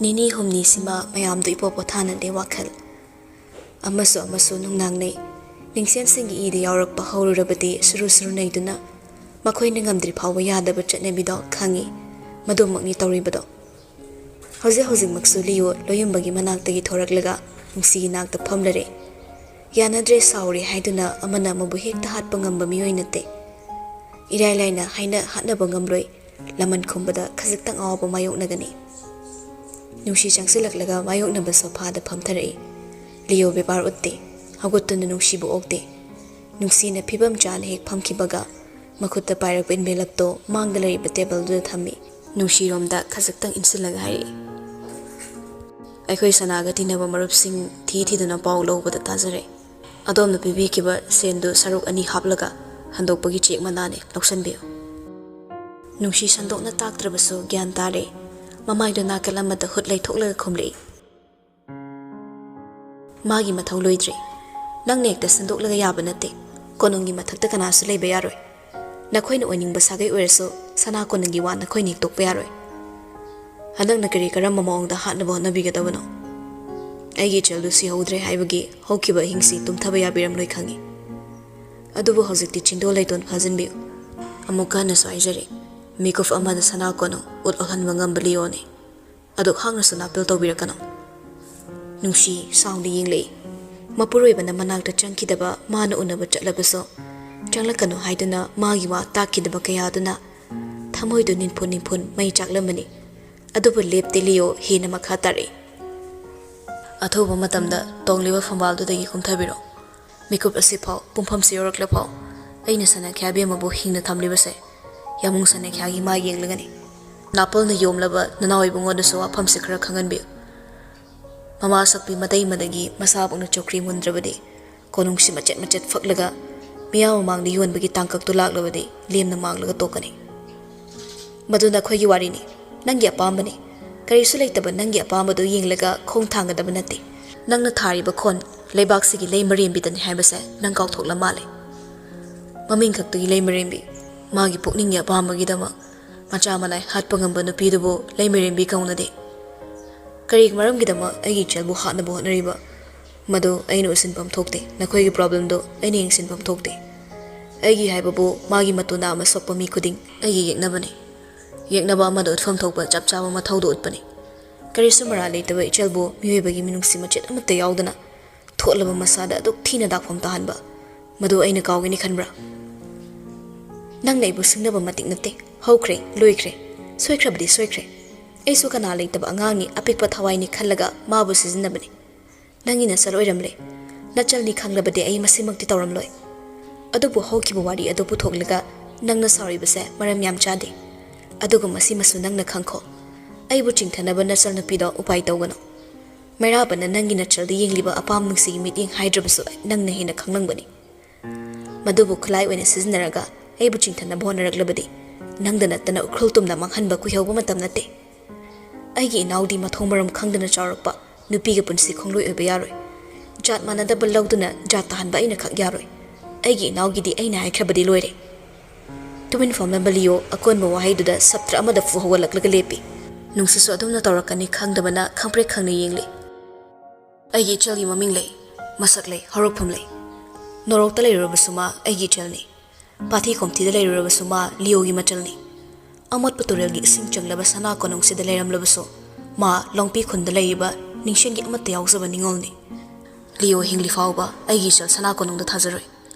ꯅꯈꯣꯏꯅꯗꯤ ꯁꯧꯔꯒꯅꯤ ꯈꯜꯂꯝꯒꯅꯤ ꯑꯗꯨꯕꯨ ꯑꯩꯒꯤ ꯏꯐꯝꯗꯗꯤ ꯅꯈꯣꯏꯒꯤ ꯀꯣꯅꯨꯡꯁꯦ ꯄꯥꯊꯤꯅꯤ ꯀꯣꯝꯊꯤꯅꯤ ꯑꯩꯒꯤ ꯋꯥ ꯅꯤꯡꯁꯤꯡꯕꯤꯌꯨ ꯁꯣꯏꯈ꯭ꯔꯦ ꯂꯥꯟꯈ꯭ꯔꯦ ꯍꯥꯏꯕ ꯋꯥꯅ ꯁꯝꯖꯤꯟꯕ ꯌꯥꯔꯣꯏ ꯇꯣꯡꯂꯤꯕ ꯐꯝꯕꯥꯜꯗꯨꯗꯒꯤ ꯂꯦꯝꯅ ꯀꯨꯝꯊꯕꯤꯌꯨ ꯉꯁꯤ ꯁꯅꯥꯈ꯭ꯌꯥ ꯏꯕꯦꯝꯃꯅ ꯙꯔꯃꯒꯤ ꯃꯇꯥꯡ ꯄꯨꯁꯤꯜꯂꯛꯂꯕꯅꯤನ ꯑꯩꯒꯤ ꯏꯐꯝꯗꯒꯤ ꯃꯁꯤꯃꯇꯪꯁꯨ ꯊꯅꯝꯒꯦ ꯂꯕꯨꯛ ꯆꯦꯜ ꯄꯤꯛꯄ ꯑꯣꯏꯖꯕ ꯊꯤꯕ ꯅꯆꯥꯀꯤꯗ ꯈꯟꯕ ꯃꯤꯇꯩ ꯅꯤꯡꯊꯦꯝ ꯁꯥꯒꯩꯗ ꯑꯩꯒꯤ ꯏꯆꯦꯜ ꯊꯥꯖꯔꯣꯏ ꯈꯣꯡ ꯄꯥꯏꯗꯨꯅ ꯅꯤꯔꯛꯂꯕꯁꯨ ꯃꯤꯇꯩ ꯍꯥꯏꯕ ꯖꯥꯠꯁꯤꯗ ꯑꯩꯒꯤ ꯏꯆꯦꯜꯒꯤ ꯅꯨꯡꯁꯤ ꯃꯃꯤ ꯐꯥꯎꯕ ꯇꯥꯍꯜꯂꯣꯏ ꯋꯥꯍꯩꯁꯤꯡꯗꯨ ꯍꯥꯏꯔꯝꯂꯒ ꯁꯥꯎꯅ ꯊꯣꯔꯛꯂꯦ ꯇꯨꯡ ꯏꯟꯕ ꯀꯅꯥ ꯌꯥꯎꯗꯅ ꯃꯊꯟꯇ ꯂꯥꯛꯄꯅꯤ ꯂꯨꯌꯨꯝꯕꯒ ꯋꯥꯔꯤ ꯁꯥꯟꯅꯕꯗ ꯗꯨꯛ ꯍꯛꯅ ꯁꯥꯎꯈꯤꯗꯦ ꯑꯗꯨꯕꯨ ꯃꯩꯔꯥꯕ ꯑꯃꯗꯤ ꯅꯨꯡꯁꯤꯒꯤ ꯃꯁꯛ ꯎꯕꯗ ꯂꯤꯌꯣ ꯍꯥꯏꯐꯝ ꯈꯪꯗꯅ ꯁꯥꯎꯅꯤꯡꯍꯜꯂꯤ ꯃꯩꯔꯥꯕꯅ ꯃꯆꯜꯕꯨ ꯍꯥꯠꯅꯕ ꯍꯣꯠꯅꯗ꯭ꯔꯕꯁꯨ ꯃꯥꯒꯤ ꯀꯣꯅꯨꯡ ꯀꯥꯏꯒꯅꯤ ꯃꯥꯒꯤ ꯁꯥꯒꯩ ꯃꯤꯅ ꯅꯣꯛꯅꯒꯅꯤ ꯑꯃꯗꯤ ꯑꯉꯝꯕ ꯀꯅꯥꯅ ꯀꯣꯅꯨꯡꯒꯤ ꯃꯊꯛꯇ ꯋꯥ ꯉꯥꯡꯒꯅꯤ ꯍꯥꯏꯅ ꯇꯨꯃꯤꯟꯅ ꯂꯩꯁꯤꯟꯕ ꯂꯥꯜꯂꯕꯁꯨ ꯑꯔꯥꯟꯕ ꯅꯝꯁꯤꯟꯕ ꯃꯩꯔꯥꯕꯒꯤ ꯃꯑꯣꯡ ꯑꯁꯤꯕꯨ ꯃꯥꯅ ꯑꯗꯨꯛꯀꯤ ꯃꯇꯤꯛ ꯇꯥꯊꯤꯔꯦ ꯂꯣꯌꯨꯝꯕꯅ ꯇꯞꯅ ꯍꯥꯏꯖꯔꯛꯇꯨꯅ ꯐꯥꯊꯔꯛꯄꯅ ꯅꯨꯡꯁꯤꯗ ꯕ꯭ꯂꯦꯛꯃꯦꯟ ꯈꯛꯇ ꯇꯧꯔꯝꯕꯅꯤ ꯅꯤꯡꯊꯧ ꯁꯥꯒꯩꯗ ꯁꯤꯡꯅꯔꯨꯕꯒꯤ ꯗꯟꯗꯤ ꯐꯪꯒꯅꯤ ꯍꯥꯏꯔꯕꯁꯨ ꯑꯀꯤꯕ ꯂꯩꯇ꯭ꯔꯕ ꯃꯍꯥꯛꯅꯤ ꯋꯥꯍꯩ ꯑꯃꯠꯇ ꯍꯦꯟꯈꯤꯕꯗꯤ ꯃꯥꯒꯤ ꯃꯐꯝꯗ ꯊꯣꯏꯗꯣꯛꯇꯦ ꯅꯨꯡꯁꯤꯒꯤ ꯂꯩꯐꯝꯗꯒꯤ ꯀꯨꯝꯊꯔꯛꯂꯒ ꯆꯥꯎꯕꯒꯤ ꯅꯥꯛꯇ ꯆꯪꯂꯨꯒꯦ ꯍꯥꯏꯔꯝꯕ ꯃꯆꯜꯒꯤ ꯃꯅꯥꯛ ꯇꯝꯅ ꯂꯥꯛꯏ ꯈꯨꯗꯥꯡꯗ ꯁꯤꯔꯤꯕ ꯘꯔꯤꯗꯨꯗ ꯌꯦꯡꯊꯕꯗ ꯄꯨꯡꯗꯨ ꯐꯅ ꯍꯧꯖꯤꯜꯂꯝꯂꯦ ꯏꯝꯐꯥꯜꯒꯤ ꯌꯨꯝꯗ ꯂꯩꯊꯣꯛꯄ ꯌꯥꯔꯕꯁꯨ ꯃꯆꯥꯒ ꯇꯠꯅ ꯊꯥꯅꯕ ꯄꯥꯝꯗ꯭ꯔꯕ ꯃꯃꯥꯒꯤ ꯈꯜꯂꯒ ꯃꯍꯥꯛ ꯎꯈ꯭ꯔꯨꯜ ꯇꯝꯅ ꯍꯟꯒꯗꯧꯔꯤ ꯃꯁꯤꯃꯛꯅ ꯍꯥꯊꯨ ꯃꯆꯜꯒꯤ ꯃꯅꯥꯛ ꯇꯝꯅ ꯂꯥꯛꯄꯅꯤ ꯈꯣꯡꯊꯥꯡꯗꯨꯅ ꯌꯨꯝꯕꯤ ꯑꯆꯧꯕ ꯑꯃ ꯍꯦꯛ ꯂꯥꯟꯊꯣꯛꯄꯒ ꯅꯥꯀꯜꯗꯒꯤ ꯇꯞꯂꯞꯅ ꯀꯧꯔꯛꯏ ꯑꯃꯩ ꯈꯣꯟꯖꯦꯜꯗꯨꯗ ꯂꯤꯌꯣ ꯆꯞ ꯂꯦꯞꯂꯒ ꯌꯦꯡꯊꯣꯔꯛꯏ ꯃꯥꯕꯨ ꯎꯕꯗ ꯃꯣꯅꯥ ꯅꯣꯛꯐꯦꯠ ꯇꯧꯏ ka hena changsilakte munna yenglaga khangi kari legi konungda nan khaidi summa matam sila kandabadai mana tapna duma khumlei lai khurumba ama lei konungda sida thin balak bani baba hoidi yaurakte khumani bungodo chatkani haibaduda maga punna lakbani amaidi na thandara sanadi maso ay lakbani ngasigidi yaurage ukhul yobada pung a yaurani nongma phasana unaw nang urkhul da lakninga salao mana tapna makok nomi liyo su hundoktuna chatpadi ngamde on khe nupa se mangda lepliba nupa se atin mamikup kharasida lamlan bagum phawlle nahan ta noktuna manakta lakhibado nungshigi asa pirambado athingba thingdaba kaya ama mayoknaba ngamlabadi solambado ngasidi masamangna athingba pumnamaki horakpham oire amai nang hanagum konungda halakpa yararoidra kirup tapna halakpa wahini liyo khumde mona makha tarai mapiru ira chelakle amai gi hongki ba matausina khangde aigi asadagi hamna lakhibagum tawre aina hada khangma mong hatba itap tap saktam dudi mami phawba takidre sanana amai gi kachang oiramba simok nungai ba aina kadai dagi loruni atubu masigi iroina na honglakliba amai gi saktam sidi ai pamde liyo masado manarom da pura laisilak pakhum pi pamdrabasu madu nangi wakhalni nangi wakhal amadi nangi pam da agi famda maru oide mona nangna pamliba nangno ihaningleba misakto ai oiba ngamloi ai hongli haiba ai munna khangi ai hongli ai gi mit mangda uriba mayam sina chatliba sadu sina tambak da leiba tami khudingma hangoi ta thiba farok tanabo anabada awaba mayok nariba aini nangsi yauna ai bo hongli haina ai hongba sibo ai gi oiba fattaba wakhalnani haina musilakano madumaksu haikiba leite konungna kari pamba amaina makhoigi mayok lepa madu ai thosarode ai gi haipapo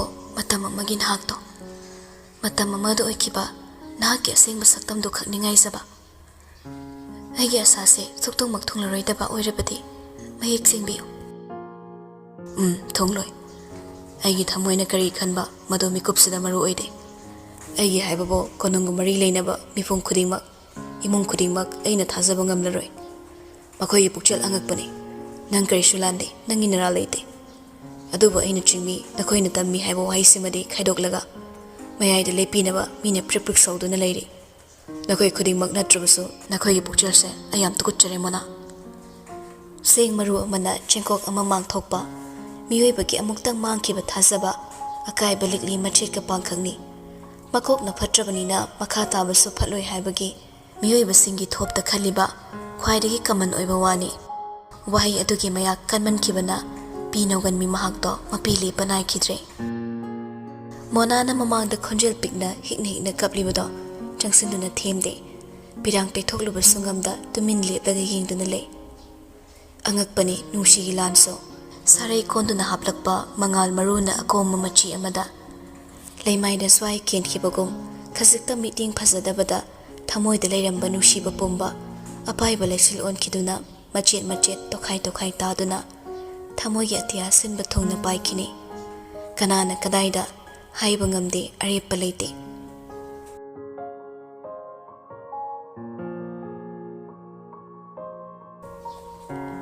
Mairambagi akanba waisingdo nakonda sinzagi ba makai ninduna leire pirang sinthadrabaso maithong tu de grohon lakraba thasadu mangaire mabung bongai bo oina ungduna lepli gari khampam soiriba lon mate amasu leiriba hairang lirang na gi launa horiba mafamduda nuksum janana leplambado ta sanglakpa khongthang amana manakta chaplep khiduna hairi karigina than lepino mina siyongna fatrakansida onthoktuna yinglubada robert leptuna leramle mabu uraga sakpham su khangde nokpham su khangde adubu makhoi kangmu se osaningdabana laisa masado fet onthoklaga chakki gi tawi ihul pumna mapun silaba thongna leitraba robert wakhalin khandada chakki gi onariba laisa gi khodang ta phaduna manakta khangsing singsilaga mathada tapni chingsile khangau taba matawduda nupido khangan handoke tawi adubu robert na makoktu tapna faduna hairi mamita tupak usilaga ngai ko sana ayi wasata ko Makhunna nangthoknaba hotnaramba nupido khara komthorakle. Robert wahaidugi makha tarakpa oina itap tapna hairi. Kyarak hanna lale haizaraga aikhoi ira kopa ngamgadabano haiba khangde. Ai khangi nangnai pu sauningde. Leonasu aigi achumba khangi. Adubu makhoi aigi imungni, aigi chilni. Aina khanki karigumba numituda nang fangdrabadi aisu makha tana hinglubagi maram leitre. Ai khangi aina lepiba mafam. Adubu nangidama wazakhiba aigi thamoigi mihul khongtalsimadi nang mayak singna takho. Phibam amadi matamna aina lepningba maikaida lepkhrabasu thamoisina chongliba mihulsidi nangi wazaba khaktani ayu pai leitre sana. Farak banai roidaba aigi imungsida aigi thongna loikre. Ai karisu tofam khangre. Robert ki magun khangbana sana ibemado hekte hinjaya tambigum inthokluba ngamde.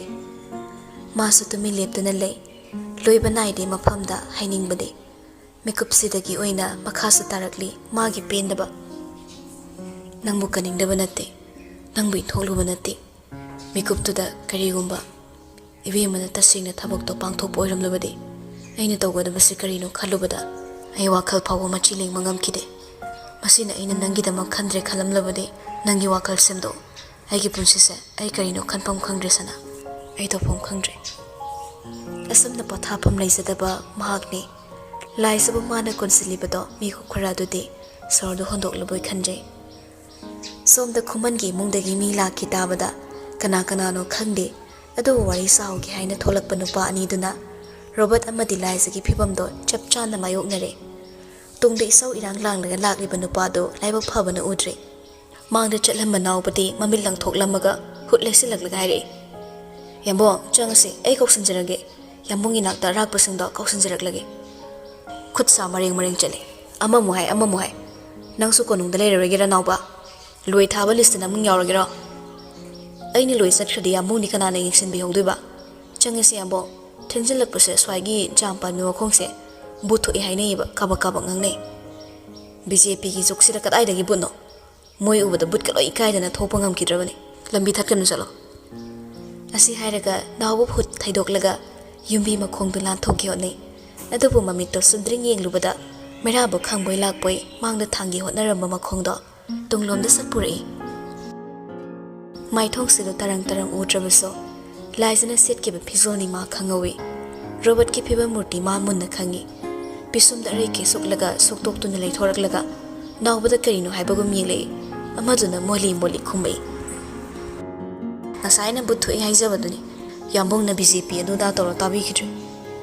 Mairabu khumdamdre aniduna ngangnariba warido tasinba ngamdre lapnabana.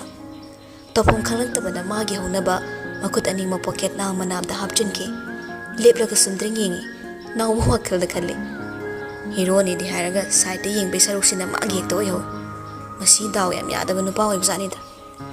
Wakhaldo haipet sru neiramlaga nawba mairaba ki lengsumda kiraba sukina makut kudomina kakak thillaga kawi. Yambong wam taisagi. Karino chagat yawa kanu haibana tro ingonda. Waidu haina sarong leithorei. Khonjel dusu ranbagumna chirol manbam yauri. Nawba kiraba sukina magi yambong sigi mapalgi sarok sina ngamhalaroi khanduna hairi. Sumdobane yambong amaisu yambong dongna mabuk sum phalaktre. Yambong na saudobba thabak ngakta khan tawre. Amaidi sadoni na yambong na tawba yaba. Amaibu sawanaba pai thiba khra ware. Adubu amaigi thawai di ibema sanane. Mana thawai soknaba laman khumboi kaiboi. Machanupi se mullasidana. Lawai len phudami hul brang haigatki. Adubu sauduna chaigi haina kanglakpa chimbaldo masa pau khangsada umsallaga hairi. Khazak tapthara thazadana yam. Kamaina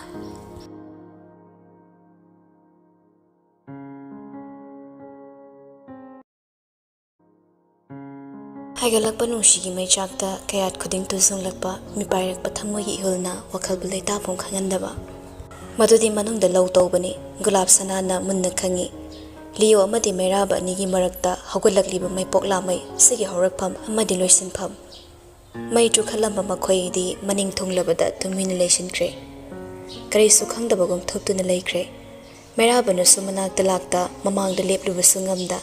Thokiba thaudoktuna Robert pusu chingsinba ngamdrabada ꯈꯣꯏꯔꯥꯡꯂꯕ ꯊꯋꯥꯏꯗꯨ ꯄꯨꯗꯨꯅ ꯉꯁꯤꯗꯤ ꯐꯝꯂꯔꯦ ꯌꯥꯝꯅ ꯊꯥꯖꯗꯕ ꯃꯐꯝ ꯑꯃꯗ ꯅꯣꯡꯃ ꯅꯣꯡꯃꯒꯤ ꯃꯇꯝ ꯑꯣꯟꯈꯤꯗꯨꯅ ꯑꯣꯜꯂꯛꯄ ꯃꯇꯝꯒꯤ ꯌꯥꯋꯜꯗ ꯄꯨꯗꯨꯅ ꯂꯥꯛꯄ ꯑꯆꯤꯛꯄ ꯑꯌꯨꯛꯇꯨꯗ ꯃꯥꯕꯨ ꯎꯅꯕ ꯃꯤ ꯂꯥꯛꯂꯤ ꯇꯥꯕꯗ ꯅꯨꯡꯁꯤ ꯏꯔꯨ ꯃꯥꯏꯊꯖꯔꯒ ꯃꯐꯤ ꯁꯦꯠꯂꯒ ꯂꯦꯡꯁꯤꯜꯂꯛꯏ ꯇꯣꯟ ꯐꯝꯗꯨꯅ ꯂꯩꯔꯝꯕꯗꯨ ꯎꯕꯗ ꯊꯃꯣꯏꯗ ꯉꯛꯄꯅ ꯈꯝ ꯊꯦꯡꯂꯦ ꯑꯗꯨꯕꯨ ꯃꯥꯏꯊꯣꯡꯗꯨ ꯎꯠꯊꯣꯛꯇꯦ ꯋꯥꯔꯤꯗꯨ ꯃꯤ ꯇꯥꯍꯟꯅꯤꯡꯗ꯭ꯔꯕꯗꯨꯅ ꯃꯥꯒꯤ ꯂꯩꯔꯤꯕ ꯁꯦꯟꯅꯕꯤꯁꯤꯡ ꯑꯗꯨꯕꯨ ꯏꯪꯒꯤꯠ ꯇꯧꯗꯨꯅ ꯊꯣꯛꯍꯟꯈꯤ ꯅꯨꯡꯁꯤ ꯋꯥ ꯏꯉꯥꯡꯉꯥꯡꯗ ꯆꯪꯁꯤꯜꯂꯛꯏ ꯃꯍꯧꯁꯥꯒ ꯃꯥꯌꯣꯛꯅꯅ ꯐꯝꯊꯩ ꯇꯣꯟꯒꯤ ꯃꯥꯏꯊꯣꯡꯗ ꯇꯥꯔꯤꯕ ꯂꯥꯡꯇꯛꯅꯕꯗꯨꯒꯤ ꯃꯃꯤꯗꯨ ꯎꯈ꯭ꯔꯕ ꯅꯨꯡꯁꯤꯅ ꯆꯤꯟꯐꯥ ꯄꯨꯗꯨꯅ ꯂꯥꯋꯥꯡꯈ꯭ꯔꯦ ꯇꯣꯟꯕꯨ ꯀꯧꯕ ꯐꯥꯎꯕ ꯀꯧꯗꯦ ꯃꯩꯔꯥꯕ ꯐꯪꯍꯧꯔꯣꯏꯗ꯭ꯔ ꯃꯤꯄꯥꯏꯕꯅ ꯂꯥꯡꯇꯛꯅꯔꯕ ꯅꯨꯄꯤꯗꯣ ꯃꯥꯡꯗ ꯐꯝꯂꯤꯕ ꯑꯗꯨ ꯃꯇꯝ ꯑꯃꯗ ꯍꯨꯍꯨꯠ ꯇꯔꯦꯠꯇꯒꯤ ꯍꯦꯟꯅ ꯈꯥꯈꯤ ꯀꯥꯎꯊꯣꯛꯂꯗꯨꯅ ꯍꯥꯏꯔꯛꯏ ꯏꯆꯦꯝꯁꯤ ꯕꯦꯝꯃ ꯑꯩ ꯇꯧꯐꯝ ꯈꯪꯗꯗꯨꯅ ꯅꯅꯥꯛꯇ ꯂꯥꯛꯆꯕꯅꯤ ꯑꯩꯕꯨ ꯌꯥꯝꯕꯨꯡꯒ ꯑꯃꯨꯛꯇꯪ ꯎꯅꯍꯟꯕꯤꯌꯨ ꯅꯨꯡꯁꯤ ꯈꯨꯝꯗꯦ ꯋꯥꯈꯜꯗꯗꯤ ꯅꯣꯛꯏ ꯇꯣꯟ ꯃꯄꯤꯔꯥ ꯆꯦꯜꯂꯛꯇꯨꯅ ꯋꯥꯗꯨ ꯃꯈꯥ ꯇꯥꯔꯛꯏ ꯌꯥꯝꯕꯨꯡꯅ ꯑꯩꯕꯨ ꯆꯩꯗꯦ ꯊꯤꯅ ꯉꯥꯡꯗꯦ ꯉꯥꯡꯂꯝꯕꯅ ꯍꯦꯟꯅ ꯐꯩ ꯇꯨꯃꯤꯟꯅ ꯂꯩꯕ ꯃꯥꯒꯤ ꯃꯇꯧꯅ ꯑꯩꯕꯨ ꯂꯩꯇꯥꯐꯝ ꯈꯪꯍꯟꯗꯦ ꯑꯩ ꯈꯨꯔꯨꯝꯂꯕꯁꯨ ꯈꯨꯔꯨꯝꯖꯒꯦ ꯌꯥꯝꯕꯨꯡ ꯑꯃꯗꯤ ꯑꯩꯒꯤ ꯂꯨꯍꯣꯡꯕ ꯀꯥꯏꯍꯟꯕꯤꯒꯅꯨ ꯑꯩꯕꯨ ꯌꯥꯝꯕꯨꯡꯗꯒꯤ ꯂꯥꯞꯊꯣꯛꯍꯟꯕꯤꯒꯅꯨ ꯃꯇꯝ ꯀꯨꯏꯅꯗꯒꯤ ꯁꯥꯒꯠꯆꯔꯛꯄ ꯑꯩꯒꯤ ꯃꯪꯂꯥꯟ ꯑꯔꯦꯝꯕ ꯇꯥꯍꯟꯕꯤꯒꯅꯨ ꯅꯪꯒꯤ ꯃꯪꯂꯥꯟ ꯍꯥꯏꯕꯗꯤ ꯅꯪꯅ ꯀꯣꯅꯨꯡꯁꯤꯗ ꯁꯥꯒꯩꯁꯤꯒꯤ ꯃꯧ ꯑꯣꯏꯅ ꯂꯥꯛꯂꯒ ꯅꯆꯥ ꯄꯤꯕ ꯄꯣꯛꯇꯨꯅ ꯂꯩꯃꯔꯦꯟꯕꯤ ꯃꯤꯡꯊꯣꯜ ꯐꯪꯕ ꯑꯗꯨꯒ ꯑꯩꯒꯤ ꯏꯃꯨꯡꯕꯨꯅ ꯁꯥꯒꯩꯁꯤꯗꯒꯤ ꯈꯨꯕꯝꯁꯤꯗꯒꯤ ꯃꯨꯠꯊꯠꯇꯨꯅ ꯃꯃꯤ ꯁꯥꯝꯂꯕ ꯂꯩꯃꯔꯦꯟꯕꯤ ꯑꯣꯏꯅ ꯂꯩꯍꯟꯕ ꯃꯗꯨ ꯅꯠꯇ꯭ꯔꯣ ꯅꯪꯒꯤ ꯃꯪꯂꯥꯟꯁꯦ ꯂꯥꯛꯂꯤꯕꯗꯨ ꯀꯩꯒꯤ ꯃꯀꯣꯟꯅꯤ ꯈꯪꯂꯕꯁꯨ ꯊꯧꯁꯥꯈꯤꯗ꯭ꯔꯦ ꯇꯣꯟ ꯃꯈꯨꯠꯅ ꯃꯄꯤ ꯇꯩꯊꯣꯛꯂꯒ ꯃꯀꯣꯛ ꯇꯞꯅ ꯍꯥꯏ ꯅꯠꯇꯦ ꯍꯥꯏꯕꯒꯨꯝꯅ ꯅꯨꯡꯁꯤ ꯅꯣꯛꯃꯤ ꯅꯣꯛꯃꯤ ꯃꯈꯥ ꯇꯥꯔꯛꯏ ꯅꯈꯣꯏꯒꯤ ꯂꯨꯍꯣꯡꯕ ꯌꯩꯊꯗꯨꯅ ꯊꯝꯂꯝꯕ ꯑꯩꯅꯅꯤ ꯑꯩꯅꯕꯨ ꯄꯥꯝꯂꯕꯗꯤ ꯍꯌꯦꯡꯃꯛ ꯊꯧꯔꯝꯁꯦ ꯄꯥꯡꯊꯣꯛꯄꯗ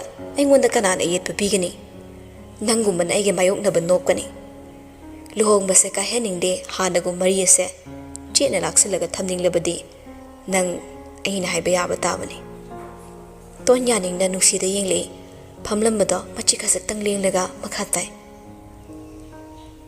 ꯑꯩ ꯅꯪꯕꯨ ꯄꯥꯝꯗꯦ ꯁꯥꯒꯩꯁꯤꯒꯤ ꯃꯧ ꯑꯣꯏꯅ ꯂꯥꯛꯄ ꯑꯩꯅ ꯄꯥꯝꯗꯦ ꯑꯗꯨꯕꯨ ꯍꯧꯖꯤꯛꯇꯤ ꯅꯪꯒꯤ ꯐꯤꯕꯝꯁꯦ ꯑꯩ ꯈꯪꯂꯦ ꯑꯍꯥꯟꯕꯗ ꯅꯪꯒꯤ ꯏꯃꯨꯡ ꯑꯩꯒꯤ ꯇꯨꯡꯗ ꯂꯦꯞꯍꯜꯂꯣ ꯑꯩꯒꯤ ꯃꯤ ꯑꯣꯏꯍꯜꯂꯣ ꯃꯈꯣꯏꯅ ꯌꯥꯗ꯭ꯔꯕꯁꯨ ꯅꯪꯅ ꯆꯠꯄ ꯍꯧꯈ꯭ꯔꯕꯗꯤ ꯃꯈꯣꯏꯅ ꯅꯇꯨꯡ ꯏꯟꯒꯅꯤ ꯅꯤꯡꯁꯦꯟꯒ ꯁꯤꯡꯅꯔꯤꯕ ꯑꯩꯒꯤ ꯐꯝꯕꯥꯜꯁꯤꯕꯨ ꯀꯣꯟꯗꯨꯅ ꯑꯗꯨꯃꯛ ꯂꯩꯅꯕ ꯃꯈꯣꯏꯁꯤꯁꯨ ꯑꯩꯒꯤ ꯇꯨꯡꯗ ꯂꯦꯞꯂꯤꯕ ꯃꯤꯁꯛꯁꯤꯡꯒꯤ ꯃꯔꯛꯇ ꯑꯃ ꯑꯣꯏꯍꯜꯂꯣ ꯇꯣꯟ ꯃꯀꯣꯛ ꯇꯍꯥ ꯇꯍꯥ ꯅꯣꯝꯂꯒ ꯑꯩ ꯌꯥꯒꯦ ꯈꯨꯗꯤꯡꯃꯛ ꯑꯩ ꯌꯥꯖꯒꯦ ꯑꯩꯕꯨ ꯌꯥꯝꯕꯨꯡꯒ ꯎꯅꯍꯟꯕꯤꯌꯨ ꯍꯥꯟꯅꯒꯨꯝ ꯍꯔꯥꯎ ꯍꯔꯥꯎ ꯑꯩꯅ ꯂꯥꯛꯇꯨꯅ ꯌꯥꯝꯕꯨꯡꯒ ꯅꯛꯁꯤꯟꯅꯕ ꯐꯪꯍꯟꯕꯤꯌꯨ ꯑꯩ ꯊꯥꯖꯗ꯭ꯔꯦ ꯑꯩ ꯊꯥꯖꯔꯛꯇ꯭ꯔꯦ ꯃꯥꯅ ꯑꯩꯕꯨ ꯇꯥꯊꯤꯔꯦ ꯍꯥꯏꯕ ꯑꯩ ꯈꯪꯉꯤ ꯃꯥꯅ ꯑꯩꯕꯨ ꯍꯩꯅꯗꯕ ꯌꯦꯡꯕ ꯃꯤꯠꯌꯦꯡꯗꯣ ꯀꯣꯛꯍꯟꯕꯤꯌꯨ ꯌꯥꯝꯕꯨꯡꯕꯨ ꯊꯦꯝꯗꯨꯅ ꯂꯨꯍꯣꯡꯕꯁꯦ ꯑꯊꯨꯕꯗ ꯂꯦꯞꯄꯤꯌꯨ ꯂꯨꯍꯣꯡꯂꯕꯗꯤ ꯃꯥ ꯆꯦꯟꯕ ꯉꯝꯂꯣꯏ ꯑꯩꯕꯨ ꯊꯥꯗꯣꯛꯄꯁꯨ ꯉꯝꯂꯣꯏ ꯅꯨꯡꯁꯤ ꯅꯣꯛꯏ ꯇꯣꯟꯒꯤ ꯆꯥꯛꯂꯕ ꯃꯇꯧꯗꯨ ꯌꯦꯡꯕꯗ ꯃꯥꯗꯤ ꯐꯅꯕꯨ ꯅꯨꯡꯉꯥꯏꯔꯤ ꯑꯆꯨꯝꯕꯅꯤ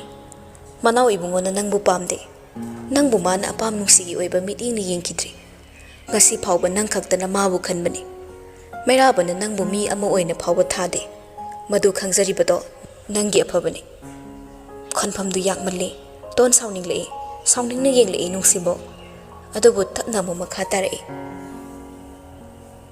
ꯑꯗꯨꯕꯨ ꯅꯪꯅ ꯈꯪꯗ꯭ꯔꯕꯁꯨ ꯑꯩꯅ ꯃꯨꯟꯅ ꯈꯪꯉꯤ ꯃꯩꯔꯥꯕꯗ ꯅꯨꯡꯁꯤꯕ ꯍꯥꯏꯕꯗꯣ ꯗꯔꯀꯥꯔ ꯂꯩꯇꯦ ꯃꯥꯒꯤ ꯍꯥꯏꯕꯕꯨ ꯄꯨꯝꯅꯃꯛꯁꯤꯕꯨ ꯃꯥꯒꯤ ꯃꯈꯥꯗ ꯊꯝꯕꯗ ꯃꯇꯦꯡ ꯄꯥꯡꯕ ꯉꯝꯒꯗꯕ ꯃꯤꯑꯣꯏꯁꯤꯡꯗꯨ ꯈꯛꯇꯅꯤ ꯃꯥꯒꯤ ꯃꯔꯨꯑꯣꯏꯕ ꯅꯪꯕꯨ ꯀꯥꯟꯅꯐꯝ ꯈꯪꯂꯛꯇ꯭ꯔꯕꯗ ꯂꯃꯈꯥꯡꯗ ꯍꯨꯟꯗꯣꯛꯂꯝꯒꯅꯤ ꯏꯕꯦꯝꯃ ꯁꯥꯒꯩꯁꯤꯒꯤ ꯃꯔꯝꯗ ꯅꯪꯅ ꯈꯪꯕ ꯁꯥꯔꯤꯕꯗꯣ ꯊꯥꯗꯣꯛꯎ ꯅꯈꯣꯏꯒꯤ ꯋꯥꯉꯥꯡ ꯑꯃꯅ ꯀꯔꯤꯁꯨ ꯑꯣꯏꯗ꯭ꯔꯕꯁꯨ ꯑꯩꯈꯣꯏꯒꯤ ꯑꯁꯣꯏꯕ ꯋꯥꯉꯥꯡ ꯑꯃꯗꯗꯤ ꯃꯅꯤꯄꯨꯔ ꯀꯥꯏꯍꯟꯕ ꯌꯥꯕꯒꯤ ꯑꯣꯏꯊꯣꯛꯄ ꯂꯩꯔꯤ ꯃꯥꯅ ꯅꯪꯕꯨ ꯂꯨꯍꯣꯡꯂꯒ ꯂꯧꯔꯕ ꯃꯇꯨꯡꯗꯁꯨ ꯅꯨꯡꯁꯤꯕꯅ ꯈꯨꯗꯨꯝ ꯆꯟꯒꯦ ꯈꯟꯒꯅꯨ ꯀꯣꯅꯨꯡ ꯑꯁꯤꯒꯤꯗꯃꯛ ꯁꯥꯒꯩꯁꯤꯒꯤ ꯃꯤꯡꯆꯠꯀꯤꯗꯃꯛ ꯍꯤꯡꯂꯤꯕ ꯃꯅꯥꯎ ꯏꯕꯨꯡꯉꯣꯒꯤ ꯄꯨꯟꯁꯤꯗ ꯁꯛꯇꯤ ꯈꯛꯇꯅꯤ ꯃꯔꯨ ꯑꯣꯏꯔꯤꯕ ꯃꯗꯨ ꯅꯪ ꯑꯃꯗꯤ ꯅꯪꯒꯤ ꯏꯃꯨꯡꯅ ꯑꯩꯒꯤ ꯇꯨꯡꯗ ꯂꯦꯞꯂꯒ ꯄꯤꯅꯕ ꯍꯣꯠꯅꯕꯅ ꯅꯪꯒꯤ ꯅꯊꯧꯅꯤ ꯋꯥ ꯋꯥ ꯂꯥꯎꯅꯗ꯭ꯔꯕꯁꯨ ꯀꯣꯅꯨꯡꯁꯤꯒꯤ ꯅꯨꯡꯗ ꯇꯞꯅ ꯇꯞꯅ ꯌꯦꯛꯅꯔꯛꯂꯤꯕ ꯅꯤꯡꯁꯦꯟꯕꯨ ꯑꯩꯈꯣꯏ ꯑꯃꯠꯇ ꯑꯣꯏꯗꯨꯅ ꯃꯥꯏꯊꯤꯕ ꯄꯤꯕꯁꯦ ꯃꯁꯤꯅ ꯄꯨꯝꯅꯃꯛꯀꯤ ꯌꯥꯏꯐꯕꯅꯤ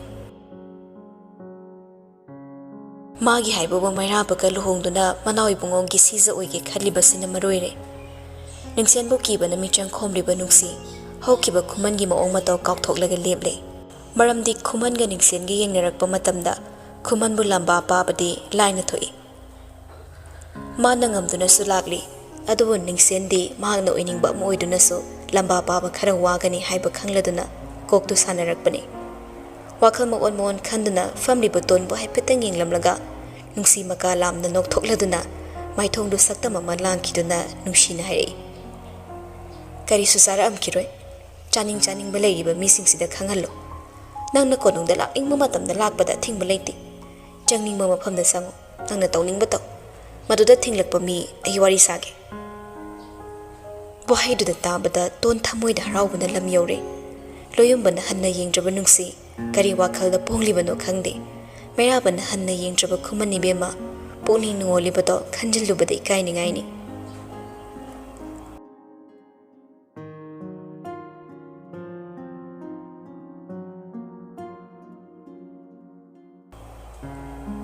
ꯉꯥꯔꯧꯃꯛꯇ ꯆꯥꯅꯤꯡꯂꯕꯁꯨ ꯃꯩꯗ ꯀꯥꯕ ꯑꯃꯨꯕ ꯃꯀꯨꯅ ꯆꯤꯝꯕꯥꯜꯕꯨ ꯍꯥꯃꯨꯛ ꯇꯩꯍꯟꯕ, ꯀꯣꯂꯤꯡ ꯍꯥꯏꯒꯠꯂꯕ ꯌꯣꯠꯀꯤ ꯎꯇꯣꯡꯗ ꯁꯦꯝꯈꯤꯕ ꯎꯇꯣꯡ ꯆꯥꯛꯅ ꯃꯍꯥꯎ ꯋꯥꯠꯅ ꯍꯥꯎꯈꯤꯗꯕ, ꯅꯨꯡꯁꯤꯔꯒꯦ ꯈꯜꯂꯕꯁꯨ ꯑꯍꯦꯟꯕ ꯃꯇꯧꯅ ꯇꯥꯊꯤꯔꯤ꯫ ꯁꯦꯡꯗ꯭ꯔꯕ ꯊꯃꯣꯏ ꯑꯗꯨꯗ ꯀꯥꯞꯂꯨꯕ ꯅꯨꯡꯁꯤꯕꯒꯤ ꯇꯦꯟꯖꯩꯅ ꯍꯟꯗꯨꯅ ꯊꯃꯣꯏꯗ ꯄꯥꯜꯂꯛꯄ, ꯃꯤꯀꯨꯞ ꯑꯗꯨꯕꯨꯅꯤ ꯈꯣꯡꯒ꯭ꯔꯥꯏ ꯅꯤꯛꯇꯨꯅ ꯉꯥꯏꯔꯤꯕ꯫ ꯁꯤꯔꯣꯏ ꯆꯤꯡꯁꯥꯡꯗꯒꯤ ꯃꯣꯂꯤ ꯃꯣꯂꯤ ꯂꯦꯡꯊꯣꯔꯛꯄ ꯀꯣꯔꯧꯅ ꯀꯔꯝꯅ ꯑꯃꯨꯛ ꯇꯥꯛꯈꯤꯗꯨꯅ ꯃꯦꯡꯂꯕ ꯊꯥꯕꯜꯅ ꯃꯊꯧꯒꯤꯗꯃꯛ ꯂꯦꯡꯊꯣꯔꯛꯄ, ꯈꯪꯍꯧꯕ ꯉꯝꯗꯦ, ꯎꯍꯧꯕ ꯉꯝꯗꯦ꯫ ꯆꯤꯡꯃꯥꯏꯗ ꯎꯕ ꯊꯥꯕꯜꯒ ꯇꯝꯄꯥꯛꯇ ꯎꯕ ꯊꯥꯕꯜꯒ ꯈꯔ ꯃꯈꯩ ꯈꯦꯠꯅꯔꯤ꯫ ꯂꯥꯞꯂꯕꯁꯨ ꯆꯤꯡꯃꯥꯏꯗꯅ ꯃꯥꯕꯨ ꯈꯨꯠꯅ ꯂꯥꯝꯕ ꯐꯪꯒꯗꯧꯕꯧꯅ ꯐꯥꯎꯍꯜꯂꯤ꯫ ꯑꯣꯂꯥꯡꯂꯕ ꯑꯍꯤꯡ ꯀꯌꯥ ꯇꯨꯝꯊꯕ ꯉꯝꯗꯅ ꯅꯤꯡꯁꯤꯡꯂꯛꯄ ꯃꯍꯥꯛꯄꯨ, ꯅꯨꯡꯁꯤꯔꯛꯄ ꯃꯍꯥꯛꯄꯨ, ꯎꯅꯤꯡꯍꯜꯂꯛꯄ ꯃꯍꯥꯛꯄꯨ, ꯈꯜꯂꯛꯇꯕ ꯅꯠꯇꯦ ꯀꯔꯤꯒꯨꯝꯕꯗ ꯁꯤꯔꯣꯏ ꯆꯤꯡꯁꯥꯡ ꯀꯥꯗꯨꯅ ꯂꯦꯞꯇꯨꯅ ꯌꯦꯡꯂꯨꯁꯤꯔꯥ ꯇꯝꯄꯥꯛ ꯂꯝꯗꯝ, ꯑꯃꯨꯛꯁꯨ ꯃꯗꯣꯝ ꯍꯪꯖꯩ ꯎꯕ ꯉꯝꯗ꯭ꯔꯕ ꯁꯅꯥ ꯀꯣꯅꯨꯡ꯫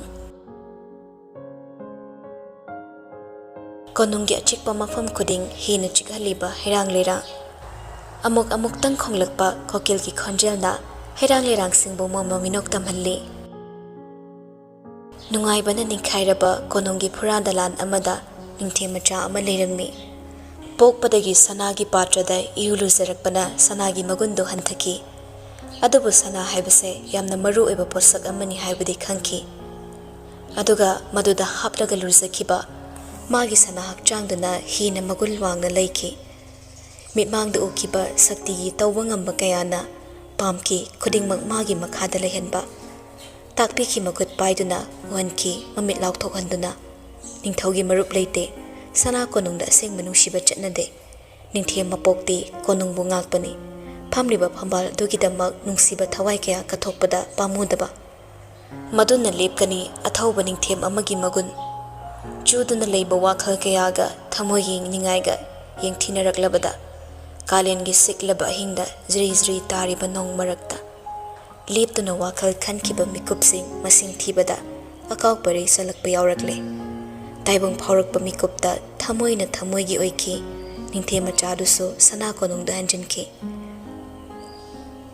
ꯉꯁꯤꯗꯤ ꯅꯣꯡꯃꯥꯏꯖꯤꯡ ꯅꯨꯃꯤꯠꯅꯤ꯫ ꯂꯣꯏꯅ ꯂꯣꯏꯅꯅ ꯄꯨꯡꯌꯥꯔꯗ ꯁꯥꯕ ꯑꯄꯨꯟꯕ ꯆꯔꯆꯇꯣ ꯁꯪꯒꯥꯒꯗꯧꯕ ꯅꯨꯃꯤꯠ ꯑꯃꯁꯨ ꯑꯣꯏꯔꯤ꯫ ꯎꯈ꯭ꯔꯨꯜꯒꯤ ꯃꯐꯝ ꯑꯃ ꯑꯣꯏꯔꯤꯕ ꯄꯨꯡꯌꯥꯔ ꯑꯃꯗꯤ ꯃꯅꯥꯛ ꯅꯛꯄ ꯈꯨꯟꯁꯤꯡꯗ ꯇꯥꯔꯤꯕ ꯆꯤꯡꯃꯤꯁꯤꯡꯒꯤꯗꯃꯛ ꯁꯔꯀꯥꯔꯅ ꯑꯄꯨꯟꯕꯒꯤ ꯑꯣꯏꯅ ꯁꯥꯕ ꯆꯔꯆꯅꯤ꯫ ꯇꯥꯡꯈꯨꯜ ꯈꯛꯇ ꯅꯠꯇꯅ ꯑꯇꯩ ꯆꯤꯡꯃꯤ ꯖꯥꯇꯤ ꯄꯨꯟꯅ ꯏꯁꯣꯔ ꯈꯨꯔꯨꯝꯃꯤꯟꯅꯅꯕ ꯈꯨꯗꯣꯜ ꯇꯝꯂꯤꯕꯅꯤ꯫ ꯑꯔꯥꯞꯄꯗꯒꯤ ꯂꯥꯛꯄ ꯀꯌꯥꯁꯨ ꯉꯁꯤꯗꯤ ꯄꯥꯛꯂꯕ ꯀ꯭ꯔꯥꯎꯟꯗꯨꯗ ꯊꯨꯏꯁꯥꯏꯅꯅ ꯂꯩꯔꯤ꯫ ꯀꯥꯝꯖꯣꯡ ꯗꯤꯁꯇ꯭ꯔꯤꯛꯀꯤ ꯕꯣꯔꯗꯔꯒ ꯅꯛꯅꯕ ꯈꯨꯜꯗ ꯇꯥꯕ ꯎꯈ꯭ꯔꯨꯜꯒꯤ ꯃꯐꯝ ꯀꯌꯥꯗ ꯃꯆꯤ ꯃꯆꯤ ꯈꯨꯟꯗꯥꯔꯤꯕ ꯑꯥꯏꯃꯣꯜ, ꯂꯝꯀꯥꯡ, ꯃꯔꯤꯡ, ꯔꯣꯡꯃꯩ ꯍꯨꯞꯇꯨꯅ ꯂꯥꯛꯂꯒ ꯅꯨꯡꯉꯥꯏꯕ ꯃꯤꯀꯨꯞꯇꯣ ꯁꯔꯨꯛ ꯌꯥꯔꯤ꯫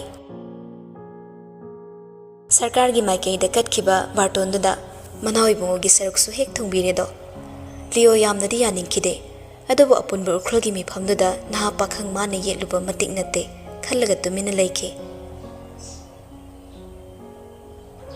ꯁꯥꯎꯕꯤꯒꯅꯨ ꯌꯥꯝꯕꯣꯡ, ꯂꯝꯕꯤ ꯄꯔꯦꯡꯗꯒꯤ ꯍꯧꯔꯒ ꯃꯤ ꯂꯩꯕ ꯑꯗꯨꯝ ꯍꯧꯔ ꯃꯥꯜꯂꯦ꯫ ꯍꯦꯂꯤꯀꯣꯞꯇꯔꯗ ꯆꯠꯂꯒ ꯃꯐꯝꯗꯨ ꯈꯛꯇꯗ ꯂꯩꯔꯨꯕꯗꯣ ꯅꯨꯡꯉꯥꯏꯔꯣꯏ ꯈꯟꯅ ꯒꯥꯔꯤꯗ ꯑꯣꯏꯅ ꯆꯠꯂꯣꯅ ꯇꯥꯛꯄꯤꯔꯛꯄꯅꯤ ꯌꯥꯃꯨꯡ ꯁꯅꯈ꯭ꯌꯥꯅ꯫ ꯅꯀꯣꯟꯅ ꯊꯤꯕꯗꯨꯒ ꯑꯗꯨꯛ ꯁꯥꯡꯅ ꯅꯪꯉꯣꯟꯗ ꯀꯅꯥꯅ ꯑꯦꯛꯁꯄ꯭ꯂꯦꯟ ꯇꯧ ꯍꯥꯏꯒꯦ?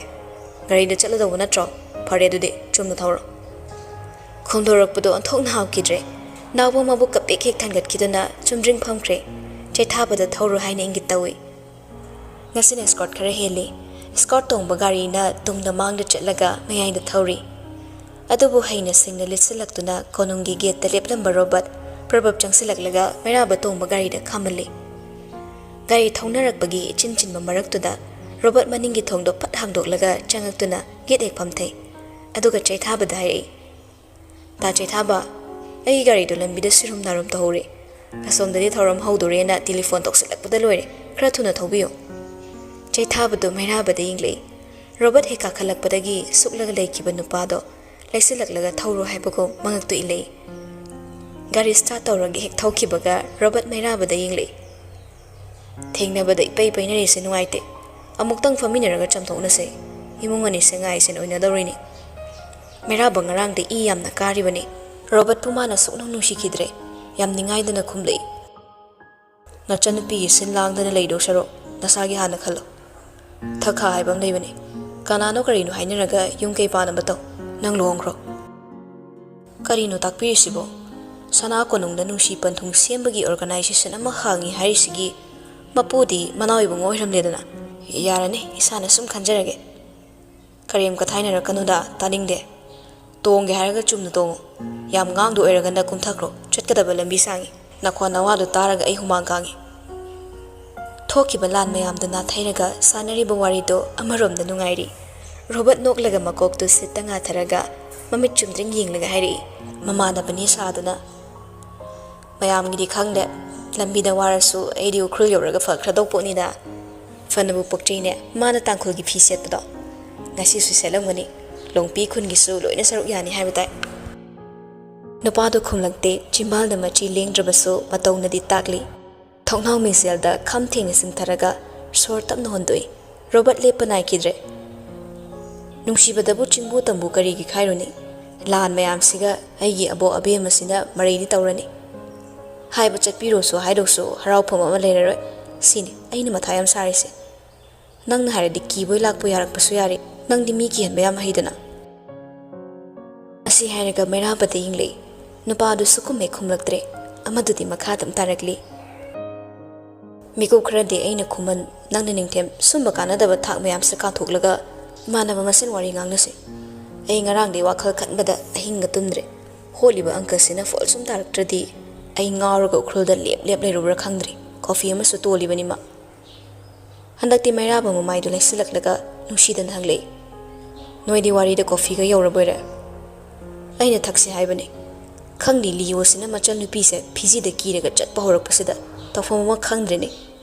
Soknariba langi thang tien maraksida magi wakhal khanbase kok yam ninghanle. Uba haituda nawbudi humang kangle. Ngarang pikiba nupi munbagi upai mayam tu ningsingle. Mairabadu taninglamloi haiba khangi. Gari ge ayamba khonjelda phana sangnadi thoraklabani. Nawbadu phalap yingni. Robert so umsai saiduna ngangli. Mairaba sum chathoki masadu thoknaw makhongda naptuna famle. Taningre khangmana nawba gari tu da connect toriba radio do on tawi.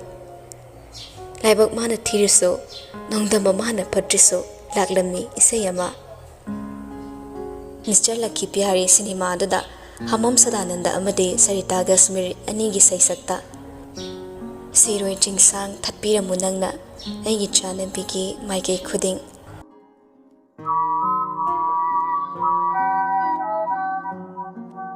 Siroi jingsang thatpira munangna aigi chanambigi maike khuding. Nupina sa pumatangdo nabat sa mamonok lagang hang bayari.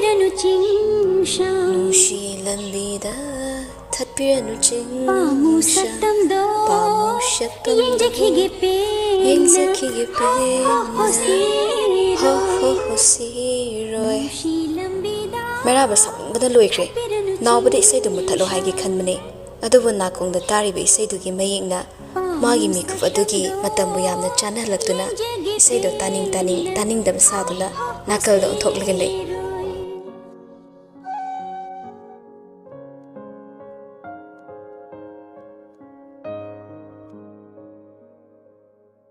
Khoidang taba samlangdo nakanda khara khonggatlaga tungda apikpa cliff amna chappi maithongdu kerap tawi chingi ningolgi haunasa nungshana khazike bada khazai du taidrabasu ngangli kaya da thot nauriba ꯀꯣꯂꯞ ꯇꯧꯕ ꯈꯨꯗꯥꯡꯅ ꯈꯨꯅꯤꯡ ꯌꯧꯕ ꯑꯃꯨꯕ ꯐꯨꯔꯤꯠ ꯇꯨꯃꯅꯤ ꯃꯃꯥꯅ ꯈ꯭ꯋꯥꯏꯗꯒꯤ ꯐꯖꯔꯦ ꯈꯟꯅ ꯄꯨꯊꯣꯔꯛꯇꯨꯅ ꯅꯤꯡꯊꯤꯅ ꯁꯦꯠꯄꯤꯔꯛꯄ ꯐꯅꯦꯛ ꯑꯗꯨꯅꯤ ꯉꯁꯤꯗꯤ ꯐꯅꯦꯛ ꯑꯗꯨꯒ ꯆꯥꯟꯅꯕ ꯑꯃꯨꯟꯕ ꯀꯣꯝꯂꯥ ꯃꯆꯨꯗ ꯌꯥꯛꯁꯤꯟꯕ ꯃꯆꯨ ꯃꯃꯦꯟ ꯌꯥꯟꯅꯕ ꯏꯟꯅ ꯐꯤꯗꯨꯃꯁꯨ ꯌꯥꯟꯕꯨ ꯏꯟꯕꯣꯏ ꯇꯧꯔꯤ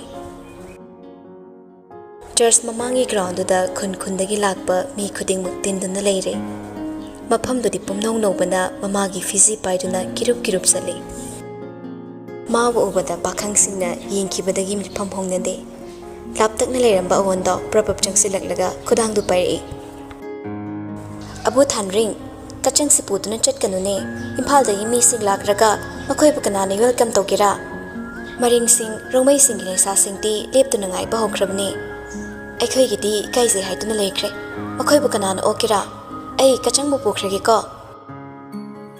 ꯊꯕꯥ ꯃꯆꯥꯗ ꯌꯦꯡꯂꯛꯏ ꯆꯠꯂꯣ ꯏꯕꯦꯝꯃ ꯅꯕꯨꯡꯁꯨ ꯆꯔꯆ ꯃꯅꯨꯡꯗꯅꯦ ꯀꯅꯥ ꯀꯅꯥꯅ ꯋꯥꯔꯤ ꯁꯥꯒꯅꯤ ꯆꯪꯈꯤ ꯏꯃꯥ ꯋꯥꯔꯤ ꯈꯔ ꯇꯧꯔꯒ ꯏꯆꯥꯒꯤ ꯇꯨꯡ ꯏꯜꯂꯛꯀꯦ ꯃꯈꯣꯏꯕꯨ ꯑꯣꯛꯄꯗ ꯇꯥꯡꯈꯨꯜꯒꯤ ꯂꯦꯡꯌꯥꯟ ꯑꯃꯠꯇꯁꯨ ꯌꯥꯟꯗ꯭ꯔꯕꯗꯤ ꯂꯥꯛꯂꯤꯕꯁꯤꯡꯗꯨꯒꯤ ꯃꯃꯥꯡꯗ ꯍꯧꯅꯗ꯭ꯔꯦ ꯑꯁ ꯏꯃꯥ ꯑꯩ ꯂꯥꯏꯖ ꯋꯥꯍꯩ ꯑꯃꯗꯤ ꯍꯥꯏꯒꯦ ꯍꯣꯠꯅꯕꯅꯤ ꯑꯗꯨꯕꯨ ꯑꯋꯣꯟꯅ ꯈꯨꯗꯥꯞ ꯂꯥꯛꯇꯨꯅ ꯀꯣꯟꯕꯩ ꯆꯤꯡꯕꯩ ꯄ꯭ꯔꯄꯞ ꯍꯦꯛꯇ ꯄꯨꯈ꯭ꯔꯦ ꯌꯧꯁꯤꯜꯂꯛꯏ ꯃꯊꯪ ꯃꯊꯪ ꯒꯥꯔꯤ ꯄꯔꯦꯡ ꯄꯔꯦꯡ ꯂꯦꯡꯌꯥꯟ ꯌꯥꯟꯕ ꯇꯜꯂꯤ ꯍꯥꯏꯅ ꯂꯩꯔꯝꯕ ꯇꯥꯡꯈꯨꯜ ꯂꯩꯁꯥꯕꯤꯁꯤꯡꯗꯣ ꯏꯝꯐꯥꯜꯗꯒꯤ ꯂꯥꯛꯄꯁꯤꯡꯗꯨꯒꯤ ꯃꯔꯛꯇ ꯌꯥꯎꯔꯛꯄ ꯃꯁꯛ ꯐꯖ ꯐꯖꯕ ꯄꯥꯈꯪꯁꯤꯡꯗ ꯎꯕꯗ ꯑꯃꯃꯝ ꯇꯥꯞ ꯇꯥꯞ ꯄꯥꯏꯗꯨꯅ ꯆꯦꯟꯈꯤ ꯑꯋꯣꯟꯅ ꯂꯥꯏꯖꯕꯨ ꯆꯤꯡꯉꯤ ꯅꯨꯄꯤꯗꯨ ꯌꯥꯗꯦ ꯃꯨꯛꯇꯨꯅ ꯂꯩ ꯑꯁ ꯑꯩ ꯇꯜꯂꯤꯕ ꯑꯋꯣꯟ ꯁꯨꯝ ꯂꯦꯞꯀꯦ ꯃꯣꯏ ꯑꯁꯨꯛ ꯌꯥꯝ ꯂꯩꯔꯤꯁꯤꯕꯨ ꯃꯣꯏ ꯇꯧꯁꯅꯨ ꯌꯦꯡꯗꯪ ꯌꯦꯡꯁꯤ ꯀꯔꯤꯒꯤ ꯂꯦꯞꯇꯨꯅ ꯂꯩꯒꯗ꯭ꯔꯥ ꯑꯃꯩꯒꯤ ꯃꯆꯜꯅ ꯃꯈꯣꯏꯕꯨ ꯋꯦꯜꯀꯝ ꯇꯧꯔꯗꯤ ꯃꯈꯣꯏꯁꯨ ꯌꯥꯝ ꯍꯔꯥꯎꯒꯅꯤ ꯍꯧꯖꯤꯛ ꯌꯧꯁꯤꯜꯂꯛꯄꯁꯦ ꯃꯈꯣꯏꯅ ꯇꯧꯔꯕꯗꯣ ꯃꯊꯪꯗꯤ ꯑꯩꯈꯣꯏ ꯆꯪꯁꯤ ꯇꯝꯒꯤ ꯃꯁꯛ ꯐꯖꯕ ꯄꯥꯈꯪ ꯌꯥꯎꯔꯕꯗꯤ ꯑꯩꯁꯨ ꯌꯦꯡꯅꯤꯡꯕꯅꯤꯅꯦ ꯃꯗꯨꯐꯥꯎ ꯂꯥꯏꯁꯦ ꯌꯥꯅꯤꯡꯗꯦ ꯍꯥꯏꯅ ꯍꯥꯏꯅ ꯃꯇꯝꯗꯤ ꯍꯧꯖꯤꯟꯈꯤꯕꯅ ꯏꯝꯐꯥꯜꯗꯒꯤ ꯂꯥꯛꯀꯗꯕ ꯃꯤ ꯁꯨꯔꯛꯂꯦ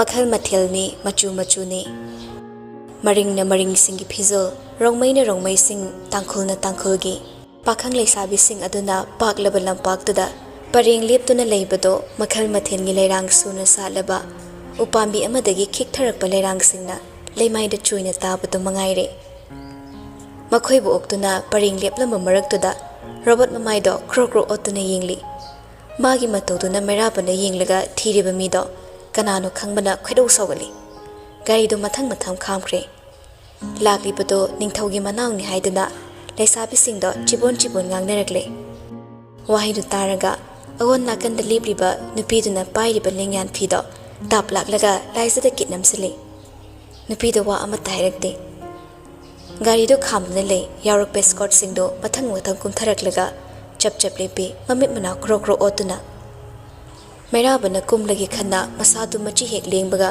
ꯔꯣꯕꯠ ꯏꯄꯥ ꯄꯥꯈꯟꯅ ꯈꯨꯗꯥꯡ ꯐꯥꯔꯛꯏ ꯉꯥꯏꯈꯣꯅꯦ ꯅꯪꯕꯣ ꯑꯩꯕꯨ ꯌꯧꯁꯤꯜꯂꯛꯑꯒ ꯃꯤꯍꯣꯜꯒꯁꯦ ꯃꯊꯣꯡ ꯃꯔꯝ ꯈꯪꯉꯛꯇ꯭ꯔꯦ ꯋꯥꯈꯜꯁꯤꯁꯨ ꯁꯨꯝ ꯁꯨꯝ ꯅꯨꯡꯁꯤꯔꯛꯑꯦ ꯃꯤꯌꯥꯝꯁꯤꯗ ꯃꯥꯕꯨ ꯀꯃꯥꯏꯅ ꯊꯤꯗꯣꯏꯅꯣꯕ ꯁꯤꯅꯤ ꯑꯩꯅ ꯈꯜꯂꯤꯁꯦ ꯅꯨꯡꯗꯨꯝꯅ ꯊꯣꯝꯂꯁꯨ ꯄꯦꯜꯂꯔꯣꯏꯗꯕ ꯃꯑꯣꯡꯗꯨꯗ ꯃꯩꯔꯥꯕ ꯃꯃꯤꯠꯇ ꯔꯣꯕꯠꯇ ꯌꯦꯡꯉꯤ ꯑꯗꯨꯒ ꯅꯥꯎꯕꯗ ꯑꯣꯟꯁꯤꯜꯂꯛꯂꯒ ꯏꯁꯧ ꯈꯨꯂꯥꯡ ꯑꯃ ꯇꯧꯗꯨꯅ ꯍꯥꯏꯔꯛꯏ ꯒꯥꯔꯤꯁꯦ ꯃꯆꯤ ꯃꯔꯨꯝꯗ ꯈꯥꯝꯕ ꯀꯩꯗꯧꯒꯦ ꯎꯈ꯭ꯔꯨꯜꯒꯤ ꯄ꯭ꯔꯖꯥ ꯍꯨꯞꯄꯒ ꯂꯦꯞꯄ ꯃꯐꯝꯁꯤꯗ ꯅꯠꯇ꯭ꯔꯕꯗꯤ ꯅꯣꯏ ꯒꯥꯔꯤ ꯈꯥꯝꯐꯝ ꯂꯩꯇꯕ꯭ꯔꯥ ꯃꯤꯔꯛ ꯊꯣꯛꯂꯛꯑꯒ ꯑꯁꯨꯛ ꯌꯥꯝ ꯒ꯭ꯌꯥꯟ ꯃꯦꯟ ꯇꯥꯗꯕ ꯑꯗꯨꯛ ꯌꯥꯝ ꯍꯩꯇ꯭ꯔꯗꯤ ꯀꯔꯤꯒꯤ ꯊꯕꯛ ꯇꯧꯅꯤꯡꯂꯤꯅꯣ ꯅꯌꯨꯝꯗ ꯇꯨꯝꯕ ꯂꯩꯔꯁꯨ ꯆꯠꯂꯣ ꯇꯥ ꯆꯩꯊꯥꯕꯁꯨ ꯁ꯭ꯋꯥꯏꯗ ꯍꯦꯛꯇ ꯈꯥꯝꯖꯤꯜꯂꯤ ꯑꯁ꯭ꯋꯥꯏꯗ ꯈꯥꯝꯂꯝꯂꯒ ꯈꯣꯡꯅ ꯆꯠꯄꯁꯦ ꯀꯌꯥꯝ ꯀꯥꯏꯔꯒꯦ ꯑꯩꯅ ꯉꯁꯥꯏꯅ ꯍꯦꯂꯤꯀꯣꯞꯇꯔꯗ ꯆꯠꯁꯦ ꯍꯥꯏꯗ꯭ꯔꯣ ꯑꯩꯒꯤ ꯃꯤ ꯅꯣꯏꯅ ꯑꯩꯈꯣꯏ ꯌꯥꯝꯕꯨꯡꯒꯤ ꯋꯥ ꯂꯧꯗꯣꯏ ꯑꯣꯏꯔꯗꯤ ꯆꯠꯈ꯭ꯔꯣ ꯂꯩꯔꯨꯔꯣ ꯃꯥꯏ ꯃꯅꯥꯛꯇ ꯂꯥꯡꯊꯔꯝꯕ ꯏꯁꯧꯗꯨꯗ ꯃꯌꯥꯝꯗꯣ ꯃꯃꯤꯠ ꯃꯅꯥ ꯆꯞ ꯌꯨꯡꯉꯤ ꯅꯨꯄꯥꯗꯨꯁꯨ ꯁꯥꯎꯅꯤꯡꯕꯣꯏ ꯀꯩꯕꯣꯏ ꯇꯨꯡ ꯃꯥꯡ ꯌꯦꯡꯗꯅ ꯊꯣꯡꯗꯣ ꯈꯥꯡꯉꯥꯡ ꯍꯥꯡꯗꯣꯛꯂꯒ ꯑꯣꯏ ꯊꯪꯕ ꯃꯈꯣꯡꯗꯣ ꯂꯩꯃꯥꯏꯗ ꯆꯕꯦꯠ ꯅꯦꯜꯂꯤ ꯒꯥꯔꯤꯗꯒꯤ ꯄ꯭ꯔꯕꯛ ꯀꯨꯝꯊꯩ ꯑꯗꯨꯕꯨ ꯀꯔꯤꯒꯨꯝꯕ ꯑꯃ ꯐꯥꯎꯔꯛꯇꯨꯅ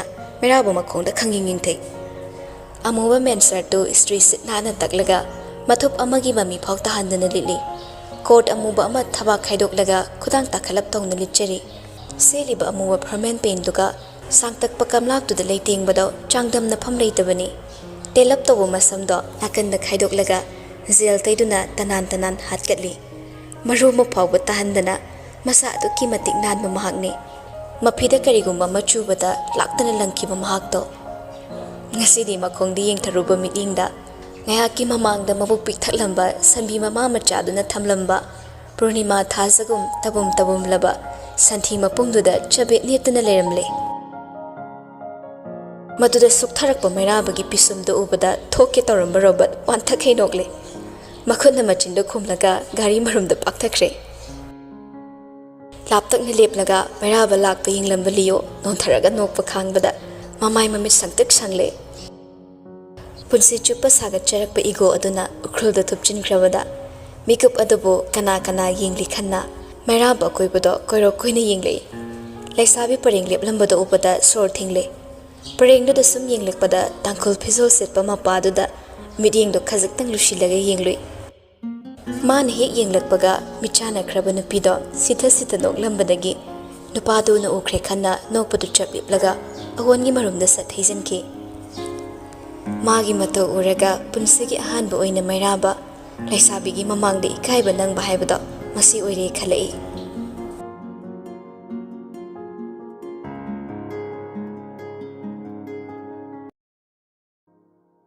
ꯉꯥꯏꯍꯥꯛꯀꯤ ꯏꯀꯥꯏꯕ ꯑꯗꯨꯅ ꯃꯩꯔꯥꯕ ꯃꯃꯥꯏ ꯃꯃꯤꯠꯇꯣ ꯉꯥꯛꯁꯪ ꯉꯥꯡꯁꯤꯜꯂꯛꯏ ꯑꯗꯨꯕꯨ ꯃꯅꯥꯏꯁꯤꯡꯗꯨ ꯄ꯭ꯔꯕꯞ ꯆꯦꯟꯁꯤꯜꯂꯛꯂꯒ ꯃꯤꯒꯤ ꯃꯤꯠꯌꯦꯡꯐꯝꯗ ꯂꯦꯞꯇꯨꯅ ꯃꯩꯔꯥꯕꯕꯨ ꯈꯟꯖꯤꯜꯂꯤ ꯊꯪꯅꯕ ꯃꯤꯀꯨꯞꯇ ꯃꯈꯨꯠꯇ ꯄꯥꯏꯔꯛꯂꯤꯕ ꯐꯤ ꯃꯆꯦꯠꯁꯤꯡꯗꯨꯅ ꯃꯈꯣꯡꯗ ꯄꯛꯂꯤꯕꯗꯣ ꯇꯩꯊꯣꯛ ꯅꯥꯟꯊꯣꯛꯏ ꯅꯨꯄꯥꯗꯨ ꯍꯩꯅꯗꯕꯅ ꯃꯁꯥꯗꯨ ꯐꯨꯟꯒꯠꯂꯛꯂꯦ ꯑꯗꯨꯕꯨ ꯃꯤꯀꯨꯞꯁꯤꯗ ꯎꯄꯥꯏ ꯂꯩꯇꯦ ꯃꯥꯒꯤ ꯃꯇꯧ ꯈꯪꯕ ꯃꯅꯥꯏꯁꯤꯡꯅ ꯏꯁꯤꯡ ꯍꯥꯞꯇꯨꯅ ꯁꯤꯠ ꯅꯥꯟꯅ ꯇꯩꯊꯣꯛꯏ ꯅꯥꯎꯕꯁꯨ ꯐꯨꯛ ꯍꯧꯒꯠꯂꯛꯂꯒ ꯍꯥꯏꯔꯛꯏ ꯁꯤꯠ ꯅꯥꯜꯂꯦ ꯌꯥꯝꯕꯨꯡ ꯃꯤ ꯊꯥꯔꯒ ꯑꯁ꯭ꯋꯥꯏꯗꯒꯤ ꯑꯅꯧꯕ ꯑꯃ ꯂꯩꯍꯜꯂꯨꯔꯒꯦ ꯍꯧꯖꯤꯛꯀꯤ ꯑꯣꯏꯅꯗꯤ ꯆꯪꯕꯤꯔꯣ ꯌꯥꯝꯕꯨꯡꯅ ꯆꯪꯗ꯭ꯔꯗꯤ ꯃꯌꯥꯝꯁꯦ ꯂꯣꯏꯅ ꯆꯞ ꯂꯦꯞꯇꯨꯅ ꯂꯩꯔꯦ ꯃꯩꯔꯥꯕꯁꯨ ꯌꯦꯡꯂꯛꯏ ꯃꯌꯥꯝꯗꯣ ꯃꯥꯕꯨ ꯉꯥꯏꯔꯤ ꯅꯣꯛꯄ ꯌꯥꯕ ꯅꯣꯛꯎꯔꯒ ꯔꯣꯕꯠ ꯃꯃꯥꯏ ꯃꯃꯤꯠ ꯁꯦꯝꯂꯒ ꯀꯨꯝꯊꯔꯛꯏ ꯑꯅꯤꯗꯨ ꯇꯨꯡꯗ ꯃꯥꯡꯗ ꯂꯥꯛꯂꯦ ꯀꯣꯅꯨꯡꯗꯒꯤ ꯊꯧ ꯄꯨꯕ 4-5 ꯌꯥꯎꯔꯛꯄꯗꯨꯁꯨ ꯇꯨꯡꯗ ꯏꯟꯅꯔꯛꯏ ꯃꯩꯔꯥꯕꯅ ꯃꯥꯡ ꯑꯣꯏꯅ ꯆꯠꯂꯤ ꯒ꯭ꯔꯥꯎꯟꯒꯤ ꯆꯪꯐꯝꯗꯨ ꯍꯦꯛ ꯌꯧꯔꯛꯄꯒ ꯔꯣꯡꯃꯩ ꯂꯩꯁꯥꯁꯤꯡꯒꯤ ꯃꯔꯛꯇꯒꯤ ꯑꯃ ꯆꯪꯁꯤꯜꯂꯛꯂꯒ ꯃꯈꯣꯏꯒꯤ ꯂꯦꯡꯌꯥꯟ ꯑꯃ ꯌꯥꯜꯂꯤ ꯃꯩꯔꯥꯕ ꯅꯣꯛꯏ ꯅꯣꯛꯇ ꯌꯥꯗꯕꯅ ꯃꯔꯤꯡ ꯂꯩꯁꯥꯕꯤ ꯑꯃ ꯆꯪꯉꯛꯂꯒ ꯑꯃꯨꯛ ꯌꯥꯜꯂꯤ ꯃꯥ ꯂꯣꯏꯔꯒ ꯂꯥꯛꯂꯤꯕ ꯑꯇꯩꯗꯨꯗ ꯑꯣꯟꯁꯤꯟꯈꯤ ꯃꯌꯥꯝꯗꯨ ꯂꯦꯡꯌꯥꯟ ꯄꯤꯕ ꯂꯣꯏꯅꯔꯛꯂꯕꯗ ꯇꯥꯡꯈꯨꯜ ꯈꯛꯇ ꯉꯥꯏꯔꯛꯂꯦ ꯇꯥꯡꯈꯨꯜ ꯂꯩꯁꯥꯕꯤꯁꯤꯡꯗꯣ ꯃꯈꯨꯠꯇ ꯂꯦꯡꯌꯥꯟ ꯑꯃꯃꯝ ꯄꯥꯏꯔꯒ ꯆꯪꯂꯛꯏ ꯅꯍꯥꯟ ꯃꯈꯩꯁꯨ ꯐꯖꯈꯤ ꯑꯗꯨꯕꯨ ꯉꯁꯤꯅ ꯑꯃꯨꯛꯀ ꯍꯦꯟꯅ ꯐꯖꯔꯝꯂꯦ ꯑꯃꯨꯟꯕ ꯀꯣꯝꯂꯥ ꯃꯆꯨꯗ ꯌꯥꯛꯁꯤꯟꯕ ꯃꯆꯨꯗꯣ ꯇꯉꯥꯡ ꯅꯧꯔꯕ ꯀꯨꯆꯨꯗꯨꯗ ꯑꯣꯟꯊꯣꯛꯅ ꯆꯥꯟꯅ ꯆꯨꯅꯕ ꯑꯣꯏꯈ꯭ꯔꯦ ꯃꯩꯔꯥꯕ ꯌꯦꯡꯂꯣꯏꯒꯦ ꯍꯥꯏꯕꯗꯤ ꯈꯜꯂꯤ ꯑꯗꯨꯕꯨ ꯌꯦꯡꯗꯕꯗꯤ ꯉꯝꯂꯤꯕ꯭ꯔꯥ ꯉꯝꯗꯕꯅ ꯌꯦꯡꯉꯤ ꯂꯥꯏꯖꯅ ꯃꯈꯨꯠꯇ ꯄꯥꯏꯔꯤꯕ ꯂꯦꯡꯌꯥꯟꯗꯣ ꯎꯕꯗ ꯃꯃꯥꯡꯗ ꯌꯥꯜꯂꯝꯕꯁꯤꯡꯗꯣ ꯇꯞꯅ ꯂꯧꯊꯣꯛꯂꯒ ꯅꯥꯎꯕꯗ ꯄꯤꯗꯨꯅ ꯄꯥꯏꯍꯜꯂꯒ ꯑꯁꯥ ꯑꯃꯗ ꯂꯦꯞꯂꯤ ꯂꯥꯏꯖꯁꯨ ꯃꯈꯣꯏꯒꯤ ꯅꯥꯛꯇ ꯆꯪꯁꯤꯜꯂꯛꯏ ꯃꯥꯕꯨ ꯃꯨꯟꯅ ꯌꯦꯡꯂꯒ ꯆꯪꯂꯛꯄꯗ ꯎꯕꯗ ꯃꯤꯍꯨꯜꯗꯣ ꯇꯅꯤꯛꯀꯁꯨ ꯆꯣꯡꯂꯤ ꯅꯨꯄꯥꯗꯣ ꯑꯗꯨꯕꯨ ꯃꯗꯨꯒꯤ ꯑꯣꯟꯅ ꯇꯩꯅꯕꯗ ꯅꯨꯄꯤꯗꯣ ꯅꯣꯛꯅꯤꯡꯗ ꯅꯣꯛꯐꯦꯠ ꯇꯧꯁꯤꯜꯂꯝꯂꯒ ꯃꯁꯥꯗꯨ ꯐꯠ ꯊꯩꯗꯣꯛꯂꯒ ꯃꯩꯔꯥꯕꯒꯤ ꯅꯥꯀꯟꯗ ꯂꯦꯞꯂꯤꯕ ꯔꯣꯕꯠꯀꯤ ꯉꯛꯁꯝꯗ ꯃꯈꯨꯠꯅ ꯄꯥꯏꯔꯛꯄ ꯂꯦꯡꯌꯥꯟꯗꯣ ꯊꯣꯛ ꯍꯨꯛꯆꯤꯜꯂꯤ ꯅꯍꯥꯟ ꯅꯨꯃꯤꯗꯥꯡ ꯑꯗꯨꯗ ꯀꯔꯤ ꯋꯥꯕꯨ ꯆꯤꯂꯣꯛꯅꯈ꯭ꯔꯕꯅꯣ ꯔꯣꯕꯠꯀꯤ ꯌꯥꯝ ꯆꯥꯟꯅꯈ꯭ꯔꯦ ꯅꯣꯛꯃꯤ ꯃꯈꯨꯠ ꯇꯤꯡꯊꯣꯛꯏ ꯗꯗꯥ ꯋꯦꯜꯀꯝ ꯇꯨ ꯐꯨꯡꯌꯥꯔ ꯔꯣꯕꯠꯁꯨ ꯅꯣꯛꯃꯤ ꯃꯈꯨꯠ ꯅꯥꯝꯃꯅ ꯂꯨꯈꯝꯗ ꯅꯥꯜꯂꯒ ꯃꯈꯨꯠ ꯑꯣꯏꯗꯣ ꯇꯤꯡꯊꯣꯛꯂꯒ ꯂꯥꯏꯖꯗ ꯍꯦꯟꯁꯦꯛ ꯇꯧꯏ ꯃꯈꯣꯏ ꯑꯅꯤꯒꯤ ꯃꯇꯧ ꯌꯦꯡꯂꯝꯕ ꯅꯨꯄꯥꯗꯣ ꯑꯋꯣꯟ ꯍꯨꯛꯆꯤꯜꯂꯛꯄ ꯂꯦꯡꯌꯥꯟꯗꯣ ꯅꯥꯀꯟꯅ ꯊꯥꯔꯤꯕ ꯃꯆꯤ ꯑꯃꯗ ꯄꯥꯏꯗꯨꯅ ꯂꯦꯡꯕꯥꯟꯗ ꯁꯍꯨꯝ ꯀꯟꯅ ꯍꯥꯏꯒꯠꯂꯝꯂꯒ ꯆꯔꯆ ꯇꯝꯅ ꯆꯨꯝꯗ꯭ꯔꯤꯡ ꯆꯪꯈꯤ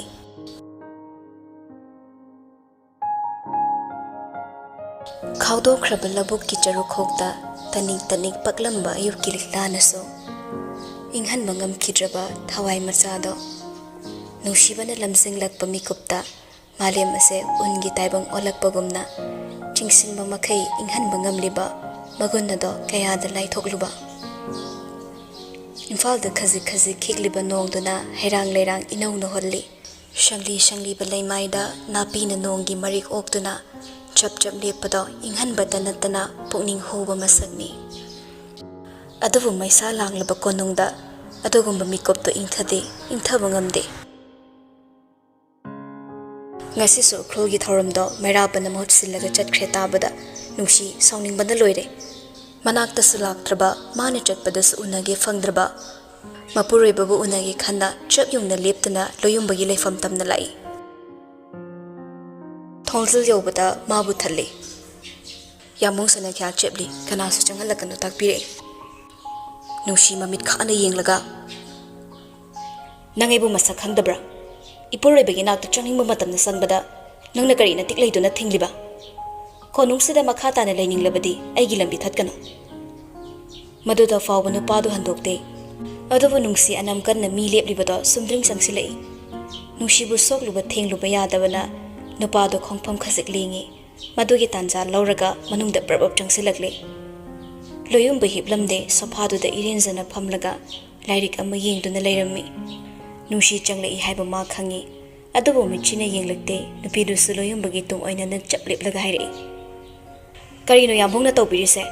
Kasidagi machi lengdrabadi karam na leibak amadi konung singak pigadoribano. Atum leibasina yagadoribra.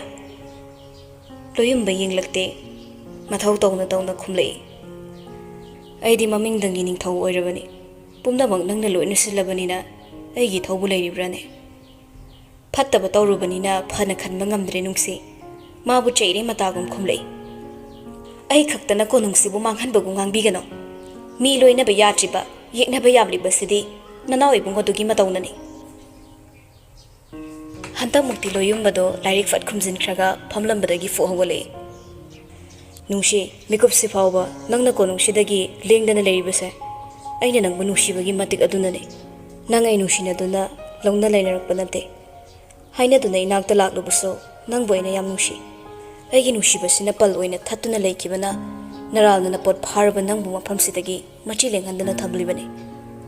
Mama sakpi nangna nanawgi soiba semdok kiningdana asoiba thangzilaga lairiba kaigino nangna haiba konungi fanabani haibadubu masira nushi khumde khumba ngamde loyumba tapna makha tarei athauba imongna tungda sap leptuna leiramba sana konung ngasidi tapna marai saitharagli khumangi monga gaisen oiduna konungna hena mapanga kannaba wa hodorokpasu nangnani Adubu kuman singna khaliba wakhaldo khanglakpadagi nangna makhoibu pamlaktawani makhoibu lapthokhanaba khulai thirakpada nangna paksinda sizindani yani khalubu khulai duna khwaidagi sauba nangbu mangan mangamba khulai uramduna ngasidi mamai haigatuna khulai duna nangbu hatkadore hojik nangna pawlibase kuman gyana duna luhongbase thujinba natra magi wakhal pumna makhanglambada nungsingai adubu taptharaktuna hairi Pumnamaki phanabani ambo aigi wasa thajabiyo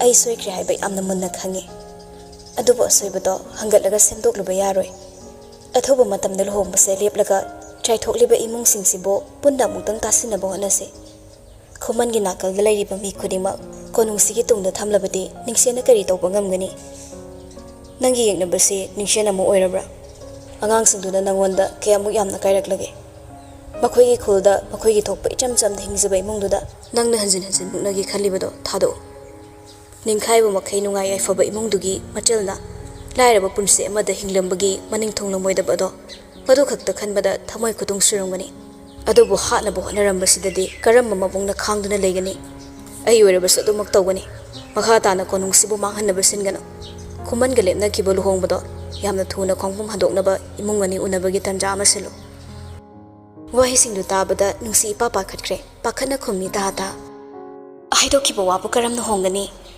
madu yambungna yarabasu nanoi bungona yarakloi aibu phatte khali batuna yambungna khangadaba amadi aingondagi nanoi bungodon hena phattabani yambungi wa adubo pumnamaki mapu oiningba oizaba thiba nanauduna yagani khanbra ai khaktaro ningsengi yeknaribase mabuni ningsena hena sauribadi Ningshena khanaba kana matasu saukiba leiti nungshi nangna tawthorakpa thabaktuna pumnamapu saunaba maram oirakpani chumi aigi naudo magi oisabathi masada kanaba khaktabu mana maru oina lawi ai mayambani mana honba sorgi pungpham aina karigi khangloi thamoiduda kari su phaudana karigi damak ibema sanabu thiba chatkani ningselgi machalni khangdringai masagi oisaba thadoklaga chak thombagi machana pi adubo makhongna thongna thirubani Masina taklibadi karisu nate magi kokthoda thangatliba konunggi bhar mayamse thangthabirabadi magase thamoi panba miyoibani haiba khanglakani saktina maruni haida hu kamliba nangna hu piramdrabadi ngasi aigi inauna napalamadi saktina semba hugi komsida putharibase putharamloi nungse aidi mitomni losalagladi nachina naw ama toikiduna aibu phattaba tahallibanine Masano oisarakpa mataudubo aina insinbani sira nang khakta nate aina sumabu phalandabani pabung sene khyadi thamlase ima sina mabu nakonbada sakti amadi phambal nushibagi mamangda karisu natte haina takpirami ima sina pikna hundoklamnaba mabu nang aina yoglakpani nang aina yoglakpa matamduda nangna tambiki konungda sengma nushiba leite sakti gi damak mi bu halabasu akaiba leite ningthe masagi napaldi chingzaw gumna paiduna thamgadabani masini pikli mamagi nakongda nangna sirol tawkiba nangi sirol do tana tana matik chadaba mayambo aina inabu yingsinba ngamkidabani adubu nungshi akhoi ani chirol leprase tapna tapna wangkhalakliba mari asina nongdol yongna konungse tumna saktrini akhoi leplase nanawda chirol tawba leplase asi hairamlaga loyumba hanagum tapna phanthakre pi ira thanglaba mamitto makhuna tapna mensilaga thammi loyumba ningamdabana yomle mamabu ningsingle manaw khaktagi khanduna ngangi haiba waromda puthoklaga nungsi penjadana mapi tarakle loyumbana lisinglak haiduna su tararoi khankhre masu magi asoiba sakti sizinaraga masa kanjanaba loyumbagi watada phet haidolaga chatki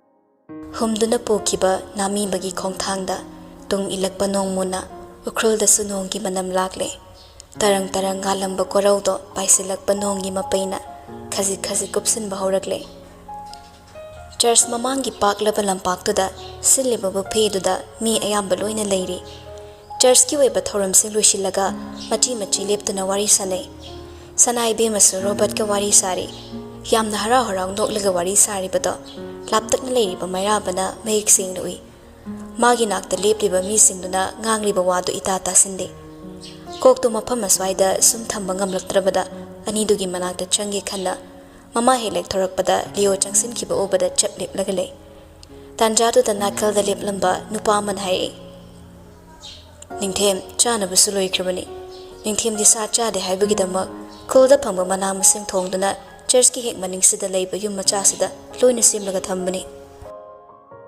ningthem haibase ningthaubu khangnarabuso ningthau machani amattani khanduna makhoina mairababu manawi bungo kaude chabagi hainaringai duda nupa khra chaksilak haire aiga lakminabase samdal khulgi simre singni ningthembo muktang unazagi haina changlakpani makhoi su ningthemna chaba yabasing sengna thongdoklaga purakpani mairaba nupa duga khutsokni mayamna pangwa wabire kadomna changgadabano changlase simre sing unabase am nungaise sana konungdasu he koithopiro aisu somdalda koithokserake somdal khuldi simre singna ayamba tabani ningthem laklubadi jagoi tawduna oksage laklamdaida paw pibiyo aten bawari khara tawramlaka mairapagi chaksiliba tomna changkhre leo sanglakpa ubada robert maya higatlamadu chaplipi nupadu masalbu yinglaga nokmi tawi hainabro nangbo saksi sa khidabagum tawi sa khuthong se hinaba watbra kari chaningi laisa makok tamna hairi kaisa tawdi amai mi yam langbase khradi wai church manungda won laikibani changlago patharoso asigumbase hinadrabasu tapna hinana bahonasi lonsu tambige chanabi khuding haige sahar gi arang mamangalda punsi lelurabasu aikhoi isagi horokphum kawrisi nangna aina maitai lon ngangle maitai singa maruf oire haidunaso kwakna wahongi matu thelaga karamna wahong ongani lusalakpada magi haibaduna khaidorok patabani wa ngangbada tangkhulon khra sisino laiba singasu ngangno ai tapna tambige chaksa yu thakpun masinga loinarabanina hinasu comfortable oiba henbani icham chamna hairabasu phumduna hainingliba manungi warida artha chama puri makha tanaraklabadi waridu karino matawraklani khangmana laisa ropat haipe inglamlaga church nomda chatkre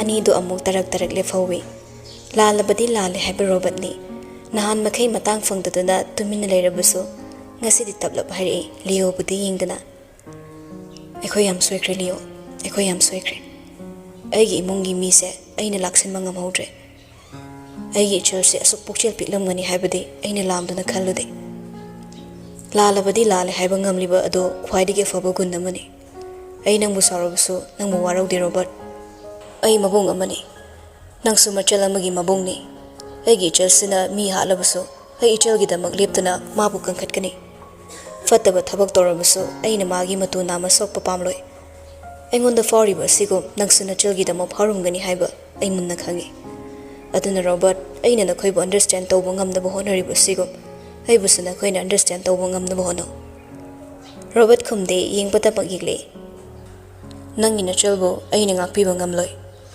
ꯉꯥꯛꯄꯤꯕ ꯉꯝꯂꯣꯏ ꯍꯥꯏꯗꯨꯅꯁꯨ ꯃꯕꯨꯡ ꯑꯃꯗꯒꯤ ꯃꯆꯜꯕꯨ ꯁꯦꯠꯇꯨꯅ ꯃꯥꯡꯍꯟꯕꯗꯤ ꯈꯟꯊꯔꯨꯕꯗ two ꯆꯨꯡꯕ ꯐꯥꯎꯏ ꯑꯩꯒꯤ ꯂꯃꯟ ꯈꯨꯝꯕꯒꯤ ꯃꯁꯛꯇꯤ ꯅꯈꯣꯏꯗꯒꯤ ꯂꯥꯞꯅ ꯂꯩꯕꯁꯤꯅ ꯂꯦꯞꯂꯁꯅꯨ ꯅꯪꯅ ꯀꯆꯪꯕꯨ ꯊꯋꯥꯏ ꯃꯀꯨꯝ ꯅꯨꯡꯁꯤꯗ꯭ꯔꯕꯁꯨ ꯑꯄꯥꯝ ꯅꯨꯡꯁꯤꯒꯤ ꯃꯤꯠꯌꯦꯡꯅ ꯌꯦꯡꯂꯤ ꯍꯥꯏꯕ ꯑꯩ ꯈꯪꯉꯤ ꯑꯗꯨꯕꯨ ꯅꯪ ꯑꯩꯒꯤ ꯏꯆꯜꯒꯤꯗꯃꯛ ꯃꯇꯤꯛ ꯆꯥꯗꯦ ꯑꯩꯅ ꯑꯩꯒꯤ ꯏꯆꯜꯕꯨ ꯊꯥꯖꯒꯗꯕ ꯃꯤꯁꯛꯇꯨꯗꯤ ꯄꯨꯝꯅꯃꯛꯀꯤ ꯃꯃꯥꯡꯗ ꯑꯩꯒꯤ ꯏꯆꯜꯕꯨ ꯈ꯭ꯋꯥꯏꯗꯒꯤ ꯍꯥꯟꯅ ꯊꯝꯕ ꯃꯤꯁꯛꯇꯨꯗꯅꯤ ꯃꯁꯥꯒꯤ ꯑꯣꯏꯖꯕꯗ ꯉꯥꯎꯕ ꯃꯕꯨꯛ ꯐꯠꯇꯕ ꯀꯅꯥꯗ ꯅꯠꯇ꯭ꯔꯒ ꯂꯤꯟ ꯑꯃꯣꯝꯒꯤ ꯃꯀꯣꯟ ꯑꯣꯏꯔꯤꯕ ꯅꯪꯒꯤ ꯌꯨꯝꯗ ꯑꯩꯒꯤ ꯏꯆꯜꯕꯨ ꯊꯥꯖꯔꯣꯏ ꯃꯤꯀꯞ ꯊꯣꯛꯎ ꯅꯪꯅ ꯈꯜꯂꯤꯕꯗꯨ ꯑꯣꯏꯔꯣꯏ ꯊꯃꯣꯏꯗ ꯀꯔꯤꯅꯣꯃ ꯇꯧꯏ ꯋꯥꯍꯩꯗꯣ ꯑꯗꯨꯕꯨ ꯈꯨꯝꯂꯤꯗꯦ ꯔꯣꯕꯔꯠ ꯂꯤꯑꯣꯗ ꯑꯃꯨꯛ ꯂꯥꯏꯊꯣꯛꯅ ꯃꯈꯥ ꯇꯥꯔꯛꯏ ꯖꯒꯣꯏ ꯂꯩꯕꯅꯤ ꯉꯥꯏꯍꯥꯛ ꯂꯩꯔꯗꯤ ꯍꯧꯔꯛꯂꯅꯤ ꯇꯥꯍꯟꯈꯤꯅꯨ ꯎꯈ꯭ꯔꯨꯜꯁꯤꯗ ꯇꯣꯏꯅ ꯂꯥꯛꯄ ꯅꯠꯇꯦ ꯐꯨꯡꯌꯥꯔ ꯌꯥꯝ ꯆꯥꯎꯕꯅꯤ ꯅꯪꯅ ꯁꯤꯗ ꯕꯣꯔꯤꯡ ꯆꯨꯔꯁꯨ ꯍꯣꯔꯦꯟ ꯑꯁ꯭ꯋꯥꯏꯐꯥꯎ ꯀꯣꯏꯊꯣꯛꯂꯨꯁꯦ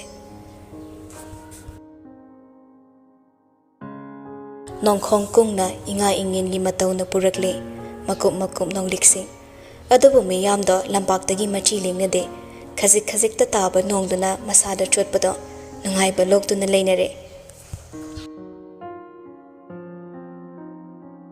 ꯁꯣꯝꯗꯅ ꯆꯔꯆ ꯃꯅꯨꯡꯗꯨꯗ ꯂꯩꯁꯥꯕꯤ ꯄꯥꯈꯪꯁꯤꯡꯗꯣ ꯖꯒꯣꯏ ꯑꯧꯔꯥꯏꯕꯅ ꯑꯧꯔꯥꯏꯕ ꯏꯁꯩ ꯉꯪꯕꯅ ꯉꯪꯕ ꯇꯧꯔꯒ ꯂꯩ ꯂꯥꯏꯖꯅ ꯐꯝꯂꯤꯕꯗꯨ ꯎꯕꯗ ꯑꯋꯟ ꯄ꯭ꯔꯕꯞ ꯆꯪꯁꯤꯜꯂꯛꯂꯒ ꯍꯥꯏꯔꯛꯏ ꯖꯒꯣꯏ ꯁꯥꯕ ꯌꯥꯎꯁꯤꯔꯥ ꯑꯩ ꯍꯩꯔꯣꯏꯗ ꯍꯩꯇ꯭ꯔꯕꯁꯨ ꯇꯝꯒꯗꯧꯕꯅꯤ ꯇꯝꯗꯅ ꯀꯔꯝ ꯍꯩꯒꯦꯔꯥ ꯖꯒꯣꯏꯗꯤ ꯍꯣꯔꯦꯟ ꯊꯦꯡꯂꯒ ꯁꯥꯒꯗꯧꯕꯅꯤ ꯍꯧꯖꯤꯛ ꯇꯝꯅꯕꯗꯤ ꯌꯥꯝꯅ ꯍꯩꯒꯅꯤ ꯂꯥꯏꯖ ꯃꯀꯣꯛ ꯇꯞꯅ ꯍꯥꯏ ꯀꯣꯟꯅ ꯐꯖꯅ ꯁꯥꯔꯁꯦ ꯏꯃꯥꯅ ꯍꯥꯏ ꯆꯍꯤ ꯍꯧꯔꯛꯄꯗ ꯏꯀꯨꯏ ꯀꯨꯏꯗꯅ ꯂꯨꯔꯥ ꯐꯅꯤꯠ ꯍꯧꯒꯅꯤ ꯃꯗꯣ ꯅꯪꯅꯕ ꯐꯖꯅ ꯇꯝꯂꯒ ꯁꯥꯁꯦ ꯉꯁꯤꯗꯤ ꯏꯀꯥꯏꯖꯩ ꯇꯝꯂꯁꯨ ꯍꯩꯔꯣꯏ ꯑꯍꯣꯟ ꯅꯣꯛꯂꯒ ꯅꯪꯒꯤꯁꯤ ꯄꯥꯈꯪꯒꯤ ꯃꯃꯥꯡꯗ ꯏꯀꯥꯏꯕ ꯃꯥꯜꯂꯦꯀꯣ ꯀꯅꯥꯅꯣ ꯑꯩꯒꯤ ꯄꯥꯈꯪꯁꯤꯅ ꯅꯤꯡꯊꯦꯝ ꯃꯆꯥꯗꯣ ꯅꯪꯒꯤ ꯄꯥꯈꯪꯅꯤ ꯍꯥꯏꯕ ꯈꯪꯉꯤ ꯃꯥꯅ ꯅꯪꯕꯨ ꯃꯨꯟꯅ ꯃꯨꯟꯅ ꯌꯦꯡꯕꯗꯣ ꯑꯩꯅ ꯀꯔꯝꯅ ꯑꯣꯏꯔꯣꯏꯒꯦꯔꯥ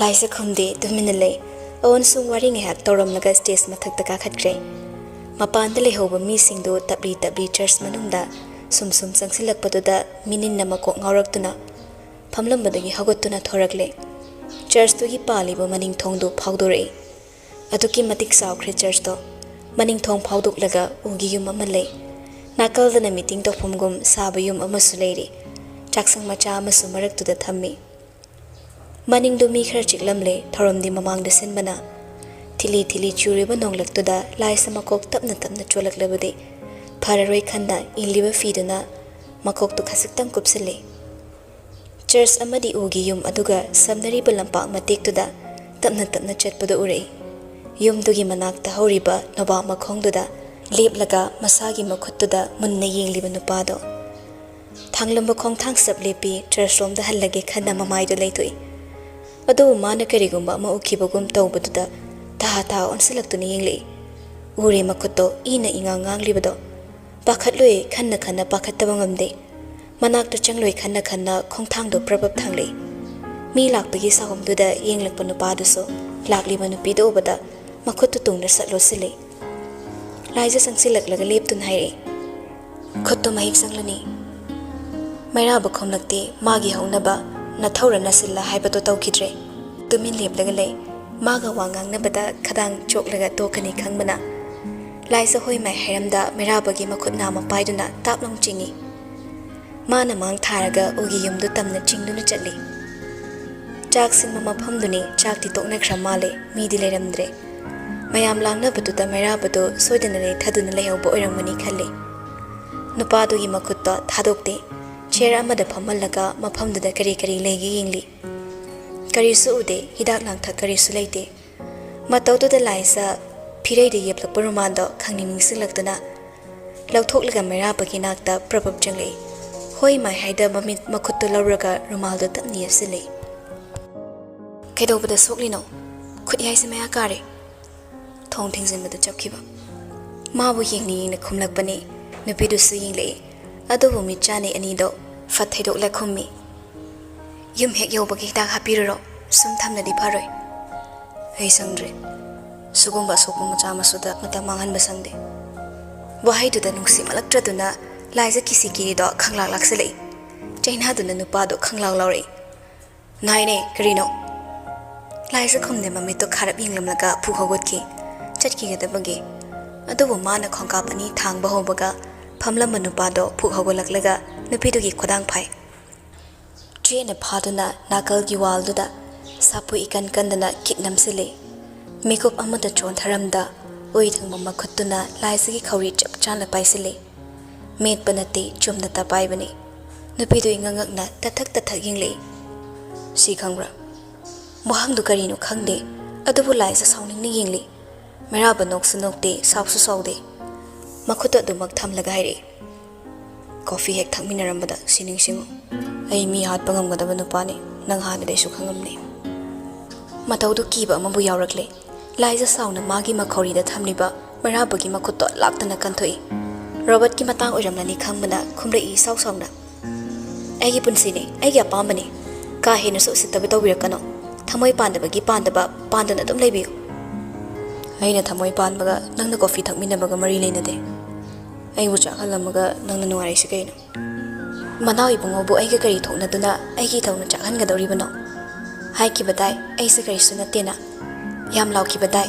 ꯑꯩꯒꯤ ꯋꯥ ꯃꯔꯨ ꯑꯣꯏꯗꯦꯅ ꯅꯕꯨꯡ ꯑꯉꯥꯎꯄꯗꯨꯅ ꯑꯩꯉꯣꯟꯗ ꯈꯠꯅꯍꯧꯔꯤꯁꯤꯗꯤ ꯅꯪ ꯀꯔꯤꯃꯠꯇ ꯈꯪꯗꯦꯅꯦ ꯑꯩꯅ ꯑꯗꯨꯈꯛ ꯍꯥꯏꯔꯨꯕꯒꯤꯗꯤ ꯀꯣꯃꯥ ꯑꯃ ꯐꯥꯎ ꯋꯥꯠꯇꯅ ꯅꯤꯡꯁꯤꯡꯂꯤꯅꯤꯅꯦ ꯅꯪ ꯀꯔꯤ ꯈꯣꯟꯅ ꯊꯥꯕꯤꯔꯤꯕꯗꯣ ꯅꯕꯨꯡ ꯑꯉꯥꯎꯕ ꯀꯥꯏꯗꯦ ꯍꯥꯏꯔꯛꯀꯅꯣ ꯏꯕꯨꯡꯁꯤꯒꯨꯝ ꯑꯩꯒꯤ ꯈꯟꯕꯤꯕ ꯀꯅꯥꯁꯨ ꯂꯩꯇꯦ ꯃꯇꯨꯡꯗ ꯑꯩꯒꯤ ꯃꯥꯡꯗ ꯑꯃꯩꯗ ꯈꯣꯟ ꯑꯀꯟꯕ ꯁꯤꯖꯤꯟꯅꯔꯛꯄꯗ ꯑꯩꯅ ꯀꯩꯗꯧꯒꯦ ꯌꯦꯡꯉꯨ ꯃꯩꯔꯥꯕ ꯁꯥꯎꯔꯛꯇꯦ ꯅꯣꯛꯅꯤꯡꯂꯛꯏ ꯅꯪꯅ ꯑꯩꯉꯣꯟꯗ ꯀꯩꯗꯧ ꯉꯝꯗꯣꯏꯕ ꯅꯨꯄꯤꯗꯨ ꯁꯥꯎꯅ ꯈꯨꯝꯒꯦ ꯈꯟꯕꯅꯤ ꯑꯗꯨꯕꯨ ꯉꯝꯈꯤꯗ꯭ꯔꯦ ꯃꯩꯔꯥꯕꯗ ꯋꯥꯔꯧꯔꯞ ꯌꯦꯡꯂꯝꯂꯒ ꯍꯥꯏꯔꯛꯏ ꯀꯩꯁꯨ ꯇꯧꯔꯣꯏ ꯑꯩ ꯅꯉꯣꯟꯗ ꯀꯩꯁꯨ ꯇꯧꯕ ꯉꯝꯂꯣꯏ ꯅꯁꯥꯒꯤ ꯑꯁꯦꯡꯕ ꯁꯛꯇꯝ ꯐꯥꯎꯕ ꯂꯦꯞꯆꯕ ꯉꯝꯗꯕ ꯃꯅꯥꯎ ꯏꯕꯨꯡꯉꯣꯗ ꯑꯩꯅ ꯀꯔꯤ ꯍꯥꯏꯔꯨꯅꯤ ꯑꯩꯗꯤ ꯉꯁꯤꯁꯨ ꯅꯤꯡꯁꯤꯡꯂꯤ ꯅꯨꯃꯤꯠ ꯑꯗꯨꯗ ꯑꯍꯤꯡ ꯑꯗꯨꯗ ꯎꯈꯤꯕ ꯅꯪꯒꯤ ꯁꯛꯇꯝꯗꯣ ꯑꯩ ꯉꯁꯤꯁꯨ ꯅꯤꯡꯁꯤꯡꯂꯤ ꯏꯐꯝꯗ ꯍꯟꯗꯨꯅ ꯂꯥꯛꯂꯔꯣꯏꯗꯕ ꯁꯛꯇꯝ ꯑꯗꯨꯒꯤꯗꯃꯛ ꯂꯩꯔꯔꯣꯏ ꯑꯩꯁꯨ ꯑꯩꯒꯤ ꯑꯄꯥꯝꯕꯅꯤ ꯈꯨꯃꯟ ꯏꯕꯨꯡꯉꯣꯕꯨ ꯅꯨꯡꯁꯤꯅꯤꯡꯉꯒ ꯅꯨꯡꯁꯤꯒꯅꯤ ꯅꯨꯡꯁꯤꯅꯤꯡꯗ꯭ꯔꯒ ꯇꯣꯛꯀꯅꯤ ꯍꯥꯏꯔꯝꯂꯒ ꯇꯥ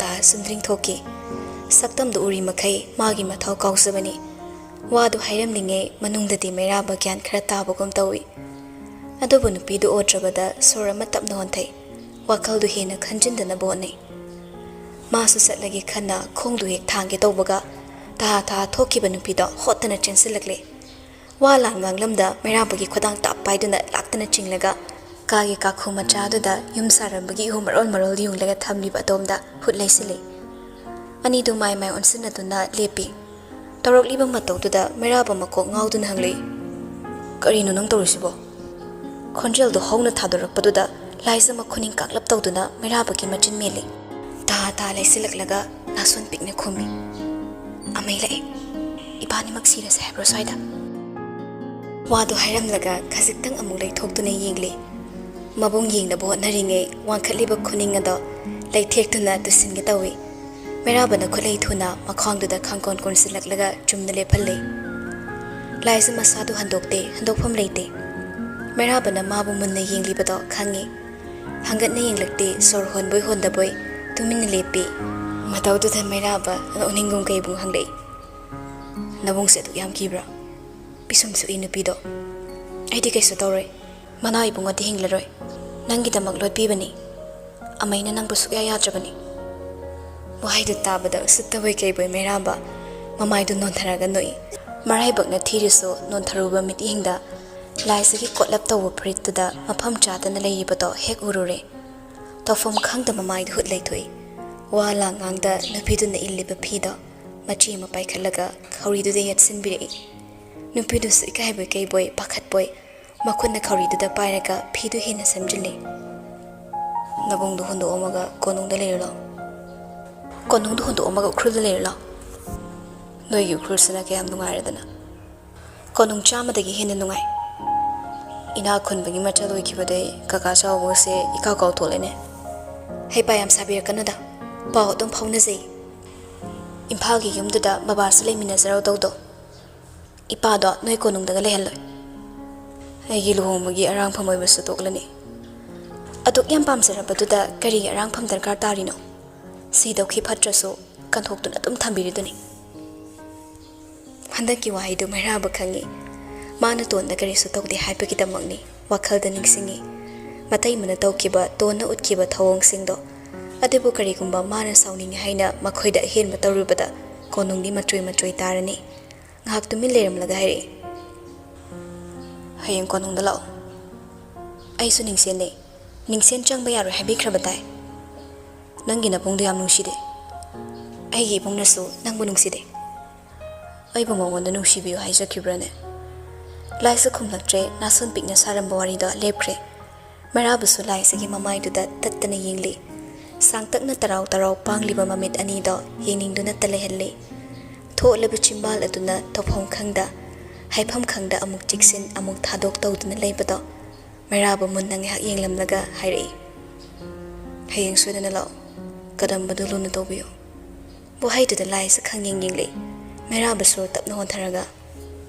ꯁꯒꯣꯜꯗꯣ ꯅꯪꯒꯤꯅꯤ ꯍꯛꯊꯦꯡꯅꯅ ꯊꯦꯡꯅꯗ꯭ꯔꯁꯨ ꯁꯒꯣꯜꯗꯣ ꯄꯨꯈꯤꯕꯗ ꯅꯪ ꯌꯥꯝ ꯀꯞꯍꯧꯏ ꯍꯥꯏꯅ ꯏꯃꯥꯁꯤꯅ ꯍꯥꯏꯔꯝꯃꯤ ꯃꯄꯨ ꯑꯁꯦꯡꯕꯒꯤ ꯅꯥꯛꯇ ꯂꯩꯖꯕꯅ ꯐꯔꯦ ꯃꯅꯥꯎ ꯏꯕꯨꯡꯉꯣꯅ ꯑꯗꯨꯛ ꯂꯨꯅ ꯇꯧꯕꯤꯔꯤꯕꯗꯨꯅꯤ ꯑꯩꯒꯤ ꯅꯥꯛꯇ ꯂꯩꯕ ꯍꯩꯅꯔꯔꯣꯏ ꯑꯗꯨꯕꯨ ꯅꯪꯅꯗꯤ ꯄꯥꯝꯂꯝꯃꯤꯗꯅ ꯑꯩꯅ ꯄꯥꯝꯃꯤ ꯍꯥꯏꯗꯨꯅꯕꯨ ꯑꯩꯒꯤ ꯅꯤꯡꯕ ꯂꯣꯏꯅ ꯊꯨꯡꯅꯗ꯭ꯔꯥ ꯃꯩꯔꯥꯕ ꯆꯞ ꯑꯃꯨꯛ ꯂꯦꯞꯈ꯭ꯔꯦ ꯃꯥꯒꯤꯁꯨ ꯑꯣꯏꯗ ꯃꯤꯒꯤꯁꯨ ꯑꯣꯏꯍꯟꯅꯤꯡꯗ ꯃꯤꯀꯨꯞꯇꯨꯗ ꯄꯨꯟꯁꯤ ꯆꯨꯞꯄ ꯂꯩꯍꯟꯅꯤꯡꯂꯛꯏ ꯃꯄꯥꯜꯗ ꯊꯣꯛꯂꯒ ꯍꯣꯡꯗꯕ ꯌꯥꯔꯔꯣꯏꯗꯕ ꯁꯛꯇꯝ ꯑꯗꯨꯅ ꯂꯥꯏꯁꯤꯕꯨ ꯑꯁꯨꯛ ꯅꯛꯅ ꯌꯦꯡꯕ ꯐꯪꯂꯔꯣꯏ ꯅꯨꯄꯤꯗꯨꯁꯨ ꯃꯉꯛ ꯈꯖꯤꯛꯇꯪ ꯂꯩꯊꯣꯛꯂꯒ ꯌꯦꯡꯉꯤ ꯂꯤꯌꯣ ꯍꯣꯏꯗꯣ ꯊꯣꯛꯈꯤꯔꯝꯂꯦ ꯃꯇꯧꯗꯨꯗ ꯃꯩꯔꯥꯕꯗꯒꯤ ꯃꯁꯥꯗꯨ ꯇꯞꯅ ꯂꯥꯞꯊꯣꯛꯏ ꯂꯥꯞꯊꯣꯛꯍꯟꯅꯤꯡꯗꯕ ꯐꯥꯎꯔꯛꯏ ꯆꯠꯍꯟꯅꯤꯡꯂꯛꯇꯦ ꯃꯅꯥꯛꯇꯒꯤ ꯋꯥꯈꯜ ꯑꯅꯤ ꯂꯣꯡꯂꯛꯏ ꯄꯨꯛꯅꯤꯡꯒ ꯊꯃꯣꯏꯒ ꯈꯠꯅꯔꯛꯏ ꯈꯖꯤꯛꯇꯒꯤ ꯂꯥꯏꯖ ꯃꯁꯥꯗꯨ ꯄꯨꯡꯂꯥꯞ ꯂꯥꯞꯊꯣꯛꯂꯒ ꯃꯥꯡ ꯊꯥꯗꯨꯅ ꯆꯠꯄ ꯍꯧꯈ꯭ꯔꯦ ꯃꯩꯔꯥꯕ ꯉꯥꯏꯍꯥꯛ ꯇꯨꯃꯤꯟ ꯂꯦꯞꯂꯒ ꯈꯣꯡꯊꯥꯡ ꯂꯥꯎꯅ ꯊꯥꯡꯗꯨꯅ ꯃꯥꯡꯗ ꯆꯠꯂꯤꯕ ꯅꯨꯄꯤꯗꯨꯒꯤ ꯈꯨꯗꯥꯡ ꯇꯥꯞ ꯐꯥꯏ ꯅꯨꯄꯤꯗꯨꯁꯨ ꯏꯉꯛꯉꯛꯅ ꯑꯣꯟꯊꯣꯔꯛꯏ ꯋꯥꯍꯩ ꯑꯣꯏꯅ ꯍꯥꯏꯕꯗꯤ ꯉꯝꯗꯦ ꯁꯦꯝꯖꯤꯟ ꯁꯥꯖꯤꯜꯂꯒ ꯄꯨꯛꯅꯤꯡꯒꯤ ꯋꯥꯔꯤ ꯇꯥꯡꯊꯣꯛꯄ ꯍꯩꯇꯦ ꯉꯥꯏꯍꯥꯛ ꯃꯨꯟꯅ ꯌꯦꯡꯂꯝꯂꯒ ꯃꯁꯥꯗꯨ ꯈꯖꯤꯛ ꯅꯣꯟꯊꯔꯛꯂꯒ ꯃꯥꯒꯤ ꯆꯤꯡꯕꯥꯜꯗꯨꯅ ꯁꯅꯥ ꯏꯕꯦꯝꯃꯒꯤ ꯑꯣꯏ ꯊꯪꯕ ꯅꯥꯀꯣꯡꯗ ꯇꯞ ꯅꯞꯁꯤꯜꯂꯒ ꯆꯪꯁꯤꯜꯂꯒ ꯍꯥꯏꯔꯛꯏ ꯀꯣꯐꯤ ꯊꯛꯃꯤꯟꯅꯔꯝꯕ ꯌꯥꯔꯣꯏ ꯂꯥꯏꯁꯦ ꯏꯀꯥꯏꯒꯤ ꯌꯥꯅꯔꯛꯂꯦ ꯇꯨ ꯈ꯭ꯌꯥꯎ ꯁꯨꯝꯈꯤꯗꯨꯅ ꯆꯞ ꯂꯦꯞꯂꯒ ꯂꯩꯈ꯭ꯔꯦ ꯅꯨꯄꯥꯗꯨꯒꯤ ꯈꯪꯍꯧꯗ ꯃꯇꯧꯗ ꯅꯣꯛꯅꯤꯡꯕꯁꯨ ꯐꯥꯎꯔꯛꯏ ꯏꯀꯥꯏ ꯈꯥꯡꯗ ꯅꯣꯛꯂꯒ ꯃꯈꯨꯠꯇꯨ ꯁꯠꯇꯣꯛꯅꯕ ꯍꯣꯠꯅꯩ ꯑꯗꯨꯕꯨ ꯃꯥꯅ ꯁꯠꯇ꯭ꯔꯤꯉꯩ ꯇꯨꯡꯗꯒꯤ ꯇꯥ ꯆꯪꯂꯛꯄ ꯂꯤꯌꯣꯅ ꯃꯩꯔꯥꯕꯅ ꯄꯥꯏꯔꯤꯕ ꯃꯈꯨꯠꯇꯨ ꯂꯥꯛꯇꯅ ꯆꯤꯡꯊꯣꯛꯂꯒ ꯅꯨꯄꯥꯗꯨꯒꯤ ꯌꯦꯠ ꯊꯪꯕ ꯃꯃꯥꯏꯗ ꯁꯥꯐꯨ ꯀꯟꯅ ꯀꯤꯟꯅ ꯊꯤꯟꯖꯤꯜꯂꯤ ꯁꯨꯈꯪ ꯈꯪꯍꯧꯗꯕ ꯃꯇꯧꯗ ꯃꯩꯔꯥꯕ ꯇꯨꯡꯍꯜꯂꯤ ꯊꯤꯟꯊꯗ ꯆꯤꯝꯕꯥꯜꯗꯒꯤ ꯏ ꯇꯥꯔꯛꯂꯤ ꯂꯤꯌꯣ ꯃꯀꯣꯛꯇꯨ ꯐꯠ ꯅꯣꯟꯊꯔꯝꯂꯒ ꯇꯞꯅ ꯑꯃꯨꯛ ꯍꯥꯏꯒꯠꯂꯒ ꯍꯥꯏꯔꯛꯏ ꯉꯥꯛꯄꯤꯒꯅꯤ ꯊꯤꯟꯈꯤꯕ ꯀꯤꯟꯗꯣ ꯃꯅꯥꯎ ꯏꯕꯨꯡꯉꯣꯗ ꯅꯠꯆꯗꯦ ꯑꯩꯒꯤ ꯏꯆꯜꯒꯤ ꯈꯨꯗꯥꯡ ꯐꯥꯔꯝꯕ ꯃꯩꯔꯥꯕꯗꯅꯤ ꯑꯁꯤ ꯍꯥꯏꯔꯒ ꯃꯆꯜꯗ ꯑꯣꯟꯁꯤꯜꯂꯛꯏ ꯃꯥꯡ ꯊꯥꯔꯣ ꯂꯥꯏꯁꯦ ꯃꯆꯤ ꯂꯦꯡꯗꯦ ꯇꯊꯛ ꯌꯦꯡꯗꯨꯅ ꯀꯧꯔꯛꯏ ꯑꯃꯩ ꯃꯥꯡ ꯊꯥꯔꯣ ꯍꯥꯏꯕꯅꯤ ꯁꯅꯥ ꯈꯪꯂꯥꯎ ꯂꯥꯎꯈꯠꯂꯛꯄꯗ ꯂꯥꯏꯁꯦ ꯃꯁꯥꯗꯨ ꯏꯈꯪ ꯈꯪꯉꯤ ꯑꯗꯨꯕꯨ ꯃꯆꯤ ꯂꯦꯡꯗ ꯃꯩꯔꯥꯕꯗ ꯌꯦꯡꯂꯒ ꯂꯩ ꯃꯇꯧꯗꯨꯗ ꯂꯤꯌꯣ ꯃꯆꯜꯗ ꯑꯍꯦꯟꯕ ꯈꯣꯟ ꯉꯥꯡꯅꯤꯡꯗ꯭ꯔꯗꯨꯅ ꯍꯣꯏ ꯃꯥꯏ ꯍꯥꯏꯗ ꯈꯨꯗꯥꯡ ꯇꯥꯞ ꯄꯥꯏꯗꯨꯅ ꯆꯤꯡꯈ꯭ꯔꯦ ꯁꯅꯥ ꯏꯕꯦꯝꯃꯗꯣ ꯎꯄꯥꯏ ꯂꯩꯇ ꯃꯩꯔꯥꯕꯕꯨ ꯑꯃꯨꯛꯇꯪ ꯍꯟꯅ ꯌꯦꯡꯂꯝꯂꯒ ꯂꯤꯌꯣꯅ ꯆꯤꯡꯂꯤꯕꯗꯣ ꯃꯁꯥꯅ ꯌꯥꯅ ꯏꯅꯈꯤ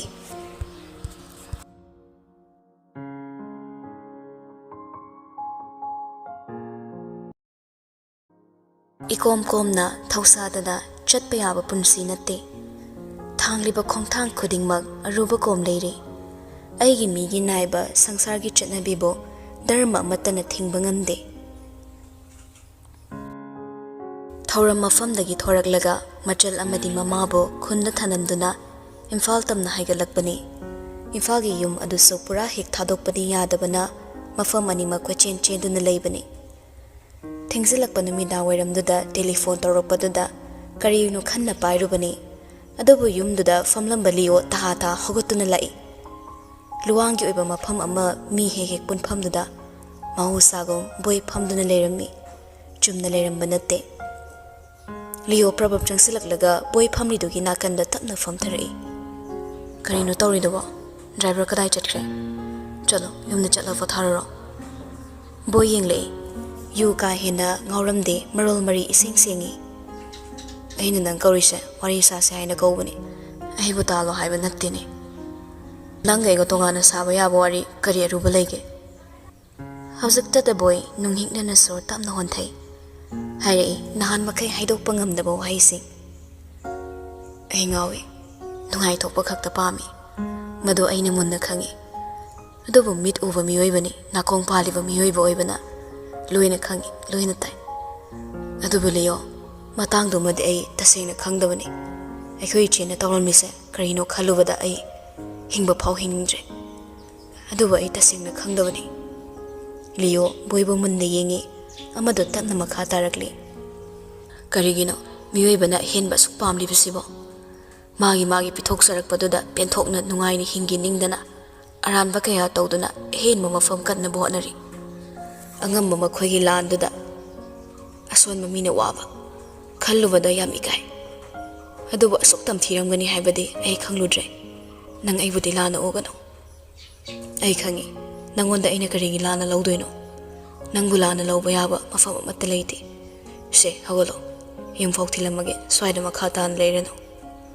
Boy makok tapna hairei. Ai pothafam khangdre. Yumduda aigi pothafam leirakdre. Ai hingsa pamdi leo. Aina pamdi haidunaso phararoi khanna fattabadumadi aina thingluba ngamlaroi.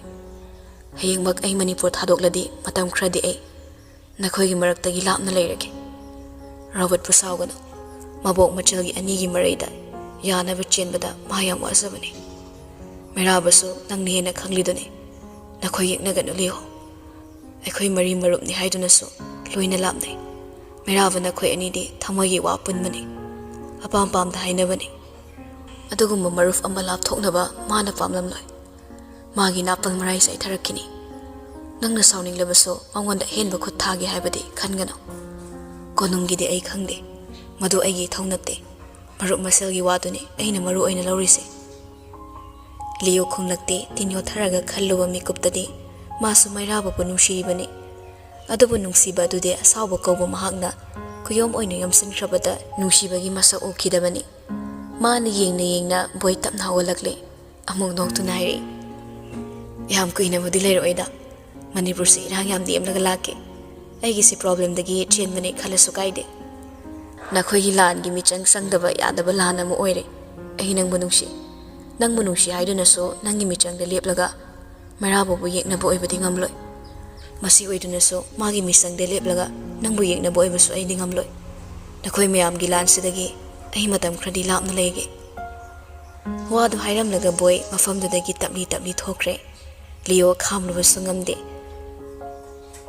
Nangna oihaningdriba lan ado ohelroi haibasu ngamde. Tumin famlaga lehore. Thongzilda lindaga oknei boy chapleplaga nongmi yengle. Thabakti fai hen nangso. Thawa dum phau khoko. Angam mathau mayam si yengluraga nang ubase punsi se khakning hingningbo fawalle. Angam ba pamluno. Famna wangli mating nang ya seng mami leitabani. Naming na wangli ba makai naitom tabagi hulsu helakani. Icham na sum leyo. Chamna hingba punsidagi hena nungaiba punsi ama leitabani. Magi thokpa panghang dangang lamaga thaiduna mung chatkre. Lindabu makok ngahawe. Adubu laptakna famleba Leo ubada changsilakla hangi. Amai sanadi ukrulda lehombra. Anido hana thengna kiba leibana ikoi koinande. Lehore. Aisu nang thengnaradi khanbane. Nangna nathanda leibase nungaite. Ukrulda lapi harasune imphagi yumsida leyo. Kaga chawbasu aina leinaba kanna hairibane. Ahal leiradi nangna leibudasu khara komjanaba. Linda khumde adubu wafamda mahak yaningde. Magi sumaru oiba mathau leizari. Chatki khanba mafam leiri. Leo tapna makha tarai.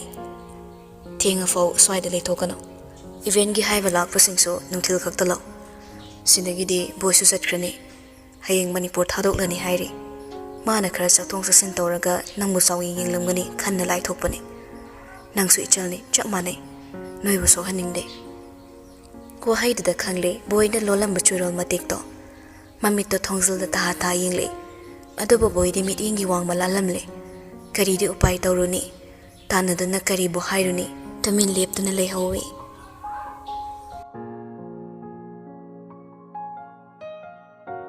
Nungsibagi aseng mamachat maong khangdaba. Mahaw tangludaba. Thongba yakpa khairiba. Punsigi numiti chatkini. Ahing kaya nungthil kaya nungsiba heitaba kanana maiwairamdai kana yauda madom mathanda chatkini nungsibabu lapthokluba kanaso phanglakhigani tapna tapna naidom tabagi maichak ado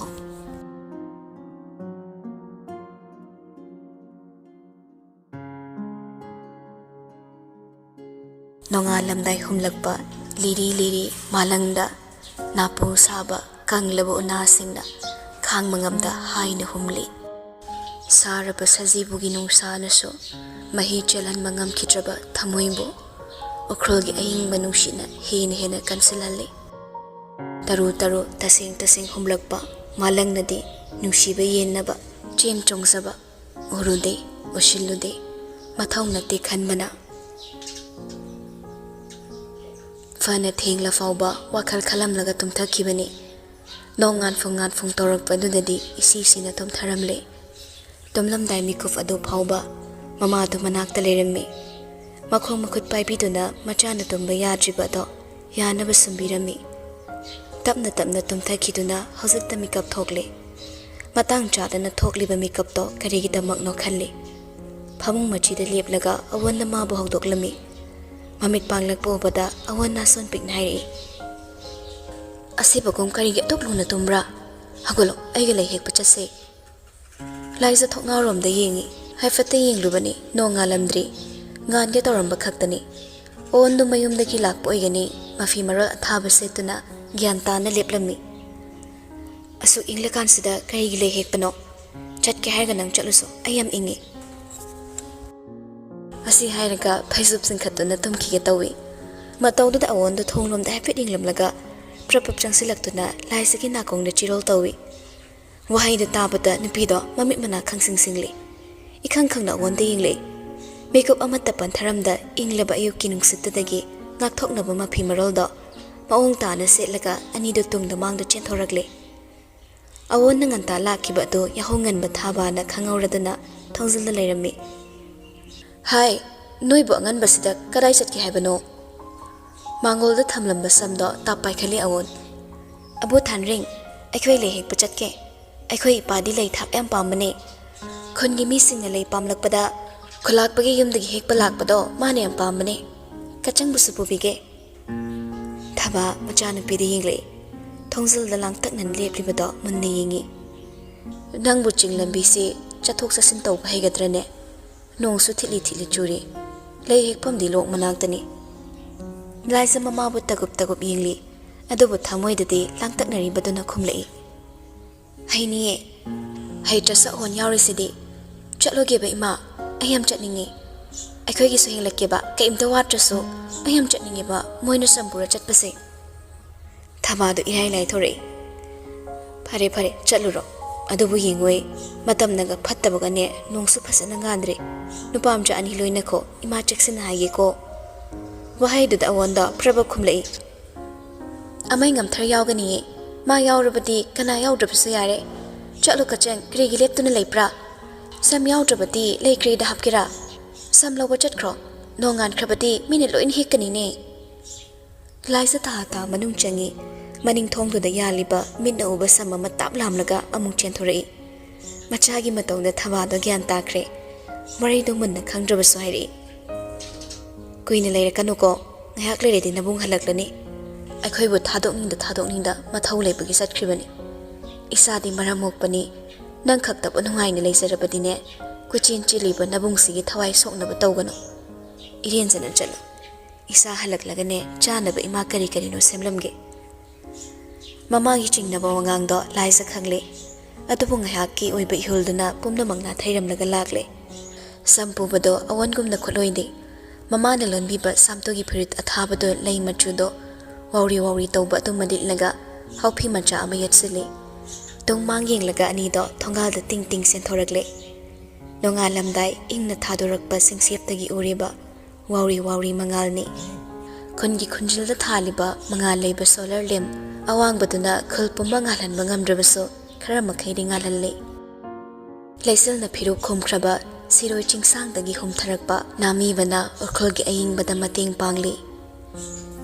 ching lebak na semkiba thak ada prapok kumtharak laga leite manaba chingmai tu da lepi Chumna yengthei makhada ure gari mamangda ngaboi lepoi tawduna magi maike yengliba nupado nupida awonda hafet yenglamlaga ta kumtharakle chingkhongduda samdo lauthoklaga thammi khongjal yangna ta changaklaga manakta lepi akhulsibu inbal masar kabadongna kaigino hangat handa matamna siungna fatrakansida akhulbu kyam lapalamno laija chepthaduna tungni yengli nawa laptakna lepli nupa ani humso atopa gari amagi manakta leptuna leiri nupido sor khajaktang hondoklaga amu ansilai amagi kin amuk chaningbra magi kindu ilaman khumoina huralaga nang unabala isini wahaiduda usatribani khanna nupido sauningni yengi nupada tapnamu makha tarai kadam bathilakpane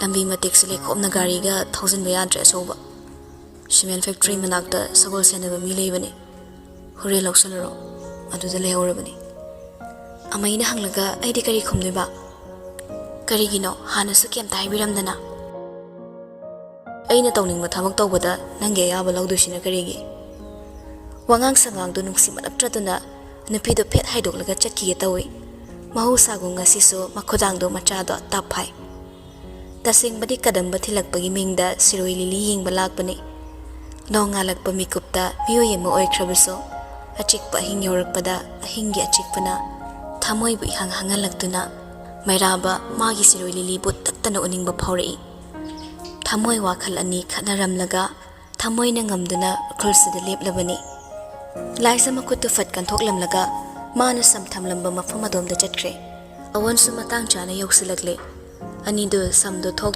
phokhatuna chale mairaba lepliba mapado yorakpada laisa sab leplaga yingle inaninglaga inaro lehoninglaga lehoro sak kaklap tawo wangangdo sauradra khanbani saurakte mairaba nongalamdagi aying manusina phubada pokning wakhal yauna ingthakhrabra khangde yamong hada makhutna pocket ta humlaga mangda chatliba nupi ani dogi tung inai awona khwai mangda chatli laisana tungda chatli magi irap lapna dana mairaba na inai makhoigi tungdana nawbana lapsen senadana tabli lai ngamtak tawba lambi duda yamna haising bisatuna chatliba nupi do magi khongthangdo mananaba mairaba chang amada chatlambadagi maklaba sangbado chap kalaga nupi duga manana chatpa hawi kadam badu luna tawbiyo wahai do kaya habi kidoino luna tawbadi manaw ipungana haidrasu tawni aigi sagolne noini horan kibani mairaba mamit lauthori noi kaidi kaino madamduda aina kari khange laisa khumlaktre mangda chatliba awana hutlaisilaklaga hairei ningthem kachangdi sing lambi se chatpa hitabane akhoi longpi khungi chimai se kailas thabiyone akhoi gi khandrabaso kachangi dama tungda chatliba nawbodo nokningle konungdana amuk toiba phamdinglaga phauduna leiribani unaba lakpasing appointment lawdrabadi unaba phangdraba nupado pakhang hoirubana laisabigi khunsidadi micham mabagumna irai laina ngangning bangangnaduna leiri mairhabana lukhamda nalaga leiribada madu ubada laisana hai khumudana haise ai chinglambi chatpa ide kailas thau adusu phut manga wanglaga mairaba khangyeng yengle chingsida phut manga wangba kailas thadoriba thadawni kaino ai chatpa hitrisidi noi maitei gomna tampakta nungaina leibra manbre khoise noi maitai haiba laisa haidokluraga amuksu ikairakum tawi adubu mana ngamnaba khummi noi maitai haidradi kai haidoiba akhoi maitai haigadra anudigi wari taraga awon nokna chatna amuk laisilaga lauri ningthem kachangdu tangkhol oikhrabani ko matam khra maitai oiramdasu hojukti tangkhol oikhrabani haisu haibani hojukta da khanjilai manakta chatlibada munna yenglai lon khakta ngai chumliba phibam murti saong sada magi pithokcharakpa magunna pumyom khiduna ahuba kananadi mabo tangkhol natte haiba ngamleroi wari sana lakpada angamba chingmai do haitharakle tungda lakliba nawbana mathakta lehoba singdo makut khatuna kauthei laite manaba chingme bakto hek yobaga mairaba tapnaire ꯑꯗꯨꯗꯤ ꯆꯠꯂꯒꯦ ꯅꯣꯡꯉꯥ ꯊꯣꯔꯛꯂꯅꯤ ꯀꯗꯝꯕꯗ ꯍꯣꯔꯦꯟ ꯅꯨꯡꯁꯥ ꯁꯥꯗꯣꯛꯂꯒ ꯊꯤꯟꯖꯔꯁꯅꯨ ꯃꯥꯗꯤ ꯏꯪꯕ ꯌꯥꯗꯕꯅꯤ ꯂꯥꯏꯁ ꯃꯀꯣꯛ ꯇꯞꯅ ꯅꯣꯝꯃꯤ ꯃꯩꯔꯥꯕꯁꯨ ꯄꯥꯛ ꯆꯠꯇꯦ ꯅꯨꯄꯤꯗꯨ ꯌꯦꯡꯂꯛꯏ ꯎꯔꯦ ꯂꯤꯌꯣꯅ ꯀꯤꯟ ꯊꯤꯟꯈꯤꯕꯒꯤ ꯆꯤꯟꯕꯥ ꯃꯌꯥꯗꯣ ꯈꯖꯤꯛꯇꯪ ꯇꯠꯂꯤꯕꯗꯣ ꯁꯣꯛꯈꯤꯕ ꯃꯈꯨꯠꯇꯨꯗ ꯌꯦꯡꯂꯛꯏ ꯕꯦꯅꯦꯠꯁꯅ ꯃꯇꯦꯛꯇꯣ ꯐꯖꯅ ꯌꯦꯠꯇꯨꯅ ꯂꯩꯔꯝꯂꯦ ꯆꯠꯂꯒꯦ ꯍꯥꯏꯔꯝꯕ ꯅꯨꯄꯥꯗꯣ ꯂꯥꯏꯁꯇꯕꯨ ꯈꯣꯡꯗꯒꯤ ꯇꯣꯟ ꯐꯥꯎꯕ ꯌꯦꯡꯂꯒ ꯍꯥꯏꯔꯛꯏ ꯑꯁꯨꯛ ꯏꯪꯕ ꯑꯌꯨꯛꯁꯤꯗ ꯁꯝꯗꯨꯒ ꯀꯗꯥꯏ ꯆꯠꯇꯣꯏꯅꯣ ꯂꯧꯇꯒꯤ ꯏꯁꯤꯡ ꯁꯣꯛꯄ ꯆꯠꯅꯔꯤꯕ ꯍꯧꯖꯤꯛꯀꯥꯟꯁꯤꯕꯣ ꯊꯣꯛꯄ ꯌꯥꯅꯕ ꯂꯩ ꯍꯦꯛꯂꯨꯒꯦ ꯍꯥꯏꯖꯟꯕꯅꯤ ꯁꯨꯃꯥꯏꯅ ꯈꯪꯍꯧꯗꯅ ꯎꯔꯈꯨꯜꯗ ꯇꯣꯏꯅ ꯂꯥꯛꯄꯁꯦ ꯂꯥꯛꯄꯤꯒꯅꯨ ꯑꯃꯩ ꯂꯩꯇꯕꯒꯤ ꯐꯕꯅꯤ ꯑꯃꯩ ꯂꯩꯔꯗꯤ ꯋꯥ ꯊꯣꯛꯀꯅꯤ ꯅꯪꯒꯤ ꯅꯕꯨꯡꯗꯨꯕꯨ ꯑꯩꯅ ꯀꯤꯔꯅꯤ ꯁꯤꯔꯣ ꯑꯃꯩꯅ ꯀꯤꯟ ꯊꯤꯜꯂꯝꯕꯗ ꯃꯅꯥꯎ ꯏꯕꯨꯡꯉꯣ ꯀꯔꯤ ꯇꯧꯕ ꯉꯝꯍꯧꯒꯦ ꯇꯨꯃꯤꯟ ꯂꯦꯞꯇꯨꯅ ꯂꯩꯍꯧꯔꯤꯗꯨꯅꯤ ꯍꯟꯖꯤꯟ ꯍꯟꯖꯤꯟ ꯍꯥꯏꯖꯕꯗꯨꯅꯤ ꯑꯃꯩꯅ ꯅꯪꯕꯨ ꯅꯨꯡꯁꯤꯗꯦ ꯁꯤꯔꯕꯁꯨ ꯌꯥꯔꯔꯣꯏ ꯃꯩꯔꯥꯕ ꯅꯣꯛꯊꯣꯔꯛꯏ ꯑꯉꯥꯎꯕ ꯃꯍꯥꯛꯒ ꯃꯥꯟꯅꯔꯨꯔꯒ ꯃꯤꯁꯤꯡꯗꯨꯅ ꯅꯣꯛꯅꯈꯤꯗꯧꯗꯣ ꯈꯜꯂꯒ ꯇꯨꯃꯤꯟ ꯂꯩꯍꯧꯕꯅꯤ ꯐꯨꯅꯒꯦꯅ ꯐꯨꯅꯔꯗꯤ ꯃꯥꯅ ꯀꯔꯤ ꯉꯝꯗꯣꯏꯕ ꯅꯕꯨꯡꯗꯨ ꯁꯣꯛꯂꯗꯤ ꯅꯪꯁꯨ ꯀꯞꯀꯦ ꯍꯥꯏꯔꯛꯀꯅꯤꯅꯦ ꯂꯥꯏꯁꯗꯨ ꯐꯩꯅ ꯌꯦꯡꯂꯛꯏ ꯑꯩꯅ ꯀꯞꯂꯒ ꯀꯩꯗꯧꯔꯒꯦ ꯃꯤꯒꯤꯗꯃꯛ ꯋꯥꯕꯤꯕ ꯌꯥꯝ ꯈꯟꯕꯤꯕ ꯃꯤꯒ ꯁꯥꯔꯛꯑꯅꯨ ꯑꯩꯕꯨ ꯈꯜꯂꯤ ꯍꯥꯏꯈꯤꯕ꯭ꯔꯥ ꯆꯨꯝꯅꯇ ꯍꯥꯏꯕꯅꯤ ꯅꯪꯕꯨ ꯀꯩꯅꯣ ꯀꯞꯅꯤꯡꯉ ꯀꯞꯄꯨ ꯀꯞꯅꯤꯡꯗ꯭ꯔꯗꯣ ꯑꯅꯣꯗꯒꯤ ꯋꯥꯔꯤꯗꯨꯗ ꯃꯌꯥꯝꯗꯣ ꯂꯥꯞꯇꯛ ꯂꯥꯞꯇꯛ ꯆꯞ ꯆꯞ ꯂꯦꯞꯂꯒ ꯂꯩꯅꯩ ꯆꯠꯂꯒꯦ ꯍꯥꯏꯔꯒ ꯈꯣꯡꯐꯝ ꯂꯦꯡꯗꯕ ꯅꯨꯄꯥꯗꯨꯅꯤ ꯆꯠꯂꯣ ꯍꯥꯏꯔꯒ ꯃꯆꯤ ꯂꯦꯡꯗꯕ ꯅꯨꯄꯤꯗꯨꯅꯤ ꯅꯣꯡ ꯉꯥꯟꯐꯨꯡ ꯇꯧꯔꯛꯄꯒꯤ ꯏꯪꯁꯤꯜꯂꯛꯄ ꯅꯨꯡꯁꯤꯠꯇ ꯃꯥꯡꯗ ꯂꯦꯞꯂꯤꯕ ꯅꯨꯄꯥ ꯑꯗꯨꯅ ꯏꯪꯕꯒꯤ ꯃꯅꯥꯇꯣꯟ ꯉꯥꯡꯁꯤꯜꯂꯛꯄꯗꯣ ꯃꯃꯤꯠꯇꯨꯅ ꯎꯔꯦ ꯋꯥ ꯑꯣꯏꯅ ꯍꯥꯏꯔꯨꯔꯗꯤ ꯃꯥꯒꯤ ꯊꯣꯛꯄ ꯈꯨꯝꯂꯛꯀꯅꯤ ꯈꯪꯕꯅ ꯂꯥꯏꯁ ꯉꯛꯁꯝꯗ ꯏꯟꯕꯣꯏ ꯌꯦꯠꯄꯣꯏ ꯇꯧꯔꯝꯕ ꯍꯥꯎꯐꯤꯗꯣ ꯂꯧꯊꯣꯛꯏ ꯄꯤꯛꯇꯛ ꯇꯧꯕ ꯁꯝꯗꯣ ꯂꯦꯡꯕꯥꯟꯗ ꯑꯣꯏꯅ ꯌꯥꯟꯁꯤꯜꯂꯒ ꯃꯩꯔꯥꯕ ꯂꯦꯞꯂꯤꯕ ꯑꯗꯨꯗ ꯄ꯭ꯔꯕꯞ ꯆꯪꯁꯤꯜꯂꯛꯇꯨꯅ ꯅꯨꯄꯥꯗꯨꯒꯤ ꯉꯛꯁꯝꯗ ꯍꯥꯎꯐꯤꯗꯣ ꯇꯞꯅ ꯍꯨꯛꯆꯤꯜꯂꯛꯏ ꯆꯨꯝꯅ ꯑꯃꯨꯛ ꯂꯦꯞꯂꯒ ꯏꯀꯥꯏꯕꯣꯏ ꯀꯩꯕꯣꯏ ꯄꯩꯊꯣꯛꯂꯒ ꯏꯁꯧ ꯂꯥꯡꯁꯤꯜꯂꯤ ꯎꯈ꯭ꯔꯨꯜꯗ ꯂꯥꯛꯂꯒ ꯀꯅꯥꯅ ꯖꯦꯀꯦꯠ ꯈꯛꯇ ꯂꯤꯠꯂꯨ ꯍꯥꯏꯒꯦ ꯑꯗꯨꯁꯨ ꯅꯣꯡꯉꯥꯜꯂꯝꯗꯥꯏꯒꯤ ꯑꯏꯪꯕ ꯅꯨꯡꯁꯤꯠ ꯃꯔꯛꯁꯤꯗ ꯀꯟ ꯂꯥꯎꯕ ꯊꯃꯣꯏꯗꯣ ꯎꯟꯅ ꯅꯨꯡꯁꯥꯒꯤ ꯃꯩꯁꯥꯗ ꯂꯦꯝꯅ ꯃꯥꯡꯈꯤꯕꯒꯤ ꯃꯤꯀꯨꯞꯇꯨꯃ ꯏꯄꯦꯠꯀ ꯊꯔꯛꯂꯦ ꯃꯥ ꯋꯥ ꯉꯥꯡꯈꯤꯗ꯭ꯔꯦ ꯀꯔꯤꯅꯣꯃꯗꯤ ꯈꯨꯝꯂꯒꯦ ꯈꯟꯕꯅꯤ ꯑꯗꯨꯕꯨ ꯆꯤꯝꯕꯥꯜꯗ ꯀꯔꯤꯁꯨ ꯊꯣꯛꯄ ꯉꯝꯗ ꯅꯨꯄꯤꯗꯨꯅ ꯍꯨꯛꯆꯤꯜꯂꯛꯄ ꯍꯥꯎꯐꯤꯗꯣ ꯃꯐꯝ ꯆꯥꯅ ꯌꯦꯠꯁꯤꯜꯂꯒ ꯍꯥꯏꯔꯛꯏ ꯆꯠꯂꯒꯦ ꯊꯕꯛ ꯌꯥꯝ ꯂꯩꯍꯧꯏ ꯂꯥꯏꯁ ꯃꯀꯣꯛ ꯅꯣꯝꯃꯤ ꯃꯩꯔꯥꯕꯅ ꯃꯁꯥꯗꯣ ꯍꯥꯏꯐꯦꯠꯇꯪ ꯂꯩꯊꯣꯛꯈꯤꯕꯒ ꯊꯥ ꯍꯥꯏꯔꯛꯏ ꯍꯌꯦꯡꯁꯨ ꯂꯥꯛꯇꯣꯏꯔꯣ ꯂꯥꯛꯇꯣꯏ ꯑꯣꯏꯔꯗꯤ ꯍꯥꯟꯅ ꯄꯥꯎ ꯍꯥꯏꯔꯛꯑꯣ ꯈꯪꯍꯧꯗꯅ ꯂꯥꯛꯄꯁꯤ ꯇꯧꯕꯤꯒꯅꯨ ꯃꯩꯔꯥꯕ ꯄꯤꯁꯨꯝ ꯁꯨꯛꯅ ꯑꯣꯟꯁꯤꯜꯂꯛꯏ ꯑꯗꯨꯕꯨ ꯆꯤꯝꯕꯥꯜꯗꯗꯤ ꯅꯣꯛꯅꯤꯡꯕꯒꯨꯝ ꯇꯧꯏ ꯑꯃꯨꯛ ꯂꯥꯛꯎ ꯍꯥꯏꯔꯤꯔꯣ ꯅꯪꯒꯤꯁꯦ ꯂꯥꯏꯁꯦ ꯍꯥꯏꯐꯦꯠꯇꯪ ꯄꯩꯊꯣꯛꯏ ꯃꯃꯥꯏꯗꯣ ꯌꯦꯡꯂꯒ ꯈꯨꯝꯕ ꯉꯝꯗꯕꯅ ꯄꯩꯗꯨꯅ ꯈꯨꯝꯃꯤ ꯀꯗꯝꯕꯗꯨ ꯈꯔ ꯊꯦꯝꯕꯤꯌꯨ ꯑꯩꯒ ꯅꯛꯅꯔꯁꯨ ꯃꯐꯝ ꯑꯣꯟꯅꯕꯅꯤꯅ ꯃꯅꯥꯎ ꯏꯕꯨꯡꯉꯣ ꯎꯔꯗꯤ ꯍꯩꯅꯔꯛꯄꯁꯨ ꯌꯥꯏ ꯑꯃꯩ ꯂꯩꯇꯕ ꯇꯥꯟꯖꯥꯗ ꯂꯥꯛꯑꯣ ꯑꯩꯅ ꯀꯔꯤ ꯍꯥꯏꯒꯦ ꯅꯪꯒꯤ ꯅꯕꯨꯡꯗꯣ ꯑꯩ ꯗꯔꯀꯥꯔ ꯇꯥꯗꯦ ꯍꯥꯏꯕ ꯅꯠꯇ꯭ꯔꯣ ꯂꯥꯏꯖ ꯑꯃꯨꯛꯁꯨ ꯁꯥꯎꯅ ꯌꯦꯡꯂꯛꯏ ꯃꯤꯠꯌꯦꯡꯗꯨꯗ ꯌꯥꯝꯅ ꯍꯥꯏꯕ ꯏꯟꯕꯒꯨꯝꯅ ꯃꯩꯔꯥꯕ ꯁꯣꯔ ꯍꯣꯟꯊꯔꯒ ꯃꯀꯣꯛ ꯅꯣꯝꯃꯤ ꯀꯔꯤ ꯍꯥꯏꯅꯤꯡꯂꯤꯕꯅꯣ ꯈꯪꯗꯦ ꯋꯥꯔꯤ ꯁꯥꯟꯅꯔꯤꯉꯩ ꯊꯧꯖꯤꯜꯂꯛꯇꯨꯅ ꯈꯥꯝꯂꯕ ꯒꯥꯔꯤꯗꯨꯗ ꯍꯦꯛ ꯀꯥꯈꯠꯀꯦ ꯇꯧꯕꯒ ꯇꯨꯡꯗ ꯂꯥꯛꯄ ꯅꯥꯎꯕꯅ ꯑꯑꯣꯟ ꯇꯥꯅꯕ ꯍꯪꯂꯛꯏ ꯑꯑꯣꯟ ꯅꯣꯏ ꯇꯥꯡꯈꯨꯜ ꯂꯣꯟꯗ ꯑꯩꯅ ꯅꯪꯕꯨ ꯅꯨꯡꯁꯤ ꯍꯥꯏꯕꯁꯦ ꯀꯃꯥꯏ ꯍꯥꯏꯒꯦ ꯌꯥꯝ ꯈꯪꯅꯤꯡꯉꯦ ꯑꯝꯇ ꯇꯥꯛꯄꯤꯌꯨꯗꯅ ꯒꯥꯔꯤ ꯀꯥꯈꯠꯀꯦ ꯍꯣꯠꯅꯔꯝꯕ ꯃꯩꯔꯥꯕꯗꯣ ꯆꯞ ꯂꯦꯞꯄꯤ ꯑꯑꯣꯟ ꯅꯣꯛꯂꯒ ꯈꯨꯝꯂꯛꯏ ꯑꯩꯈꯣꯏꯒꯤ ꯂꯣꯟꯗ ꯅꯨꯡꯁꯤ ꯍꯥꯏꯕꯗꯤ ꯏ ꯅꯥꯂꯤ ꯂꯩꯁꯤꯌꯦ ꯍꯥꯏꯒꯗꯧꯕ ꯀꯅꯥꯗ ꯍꯥꯏꯒꯦ ꯈꯟꯕ꯭ꯔꯥ ꯅꯪꯁꯨ ꯇꯥꯡꯈꯨꯜ ꯂꯩꯁꯥ ꯄꯥꯝꯂꯕ꯭ꯔꯥ ꯅꯥꯎꯕ ꯅꯣꯛꯂꯗꯨꯅ ꯈꯨꯝꯂꯝꯃꯤ ꯅꯠꯇꯦꯗ ꯁꯨꯝ ꯃꯌꯥꯝ ꯄꯨꯜꯂꯤꯉꯩ ꯈꯪꯃꯤꯟꯅꯍꯧꯕꯅ ꯐꯩꯗꯅ ꯑꯗꯨꯒꯤ ꯍꯪꯕꯅꯦ ꯃꯌꯥꯝ ꯍꯧ ꯇꯧꯗꯅ ꯇꯥꯃꯤꯟꯅꯍꯧꯔꯗꯤ ꯅꯣꯡ ꯐꯥꯗꯣꯛꯁꯨ ꯅꯤꯡꯁꯤꯡꯂꯒ ꯍꯥꯏꯖꯅꯤꯡꯉꯛꯀꯅꯤꯗꯅ ꯑꯁꯤ ꯍꯥꯏꯗꯨꯅ ꯃꯩꯔꯥꯕꯗ ꯌꯦꯡꯂꯝꯂꯒ ꯒꯥꯔꯤꯗ ꯇꯞꯅ ꯀꯥꯈꯠꯈ꯭ꯔꯦ ꯅꯨꯄꯥꯗꯨꯁꯨ ꯂꯥꯏꯁꯗ ꯐꯠ ꯌꯦꯡꯂꯛꯏ ꯑꯅꯤꯗꯨ ꯃꯤꯠ ꯆꯥꯟꯅꯩ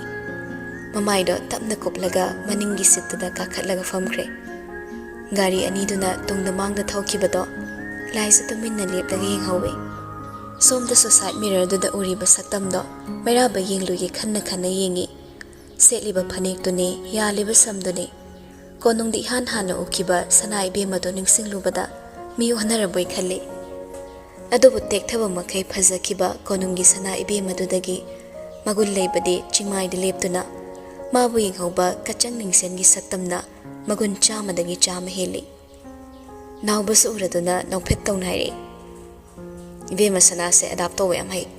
Kaka sawbana budi haikre. Hiram khudikmakte adaptation yam haina. Mana haibagi so haibani. Aduga magi haibase yadaba zatni ko yambo. Meraba kaisu khumlakte mamaidu thokna romda onthoklaga machinna makutta thamlaga mamon nokhi. Minok to hoba nawbaso wakhalda mamon doi. Khalli makhoi yambungse prithibida hingliba miyoiba amagi machat chatpa horakla male.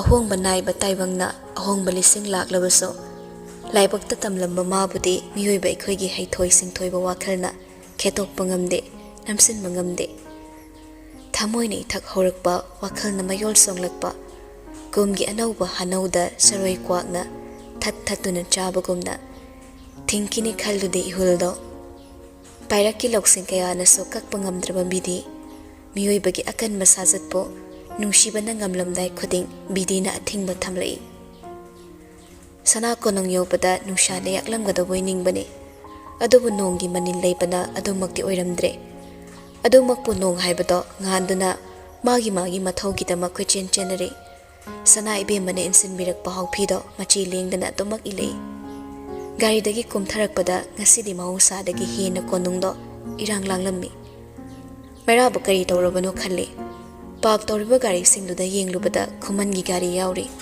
maton se ibungo gulab sanagi gari leiri konungi nupi singsu mayek naibi setlaga amani changki leiriba senabi singduna acha thak langna basem sari akoi badu koine leinu yenglaga changlei men oiriba thongjaw du hek hangbaga holman baka duda famfam ma ongtana thamli nak yekta mamangai panki baningthau mabudaw sana khya singi photo na chingba konungi ningsing bayaba mami sing korokoina theli thongjil he kansilakpaga ure banu leima gulabsana nungshi ton amadi robot maraktu da mayamung ibungoso nungsuk nungjana na famlammi meraba sanglakpa ubada nungshi nokladuna kausilei law aikhoi nangbu ngairamni bani na thausin mani ni I pawgase ita taba phangdrbani inause ton meraba da yingle nupa du di yinglakte nungshi wa makha tage tawi adubu tumin famlambali loyumba phukhawale Manau ibungo duna ngaksamda yalakliba hawphiduda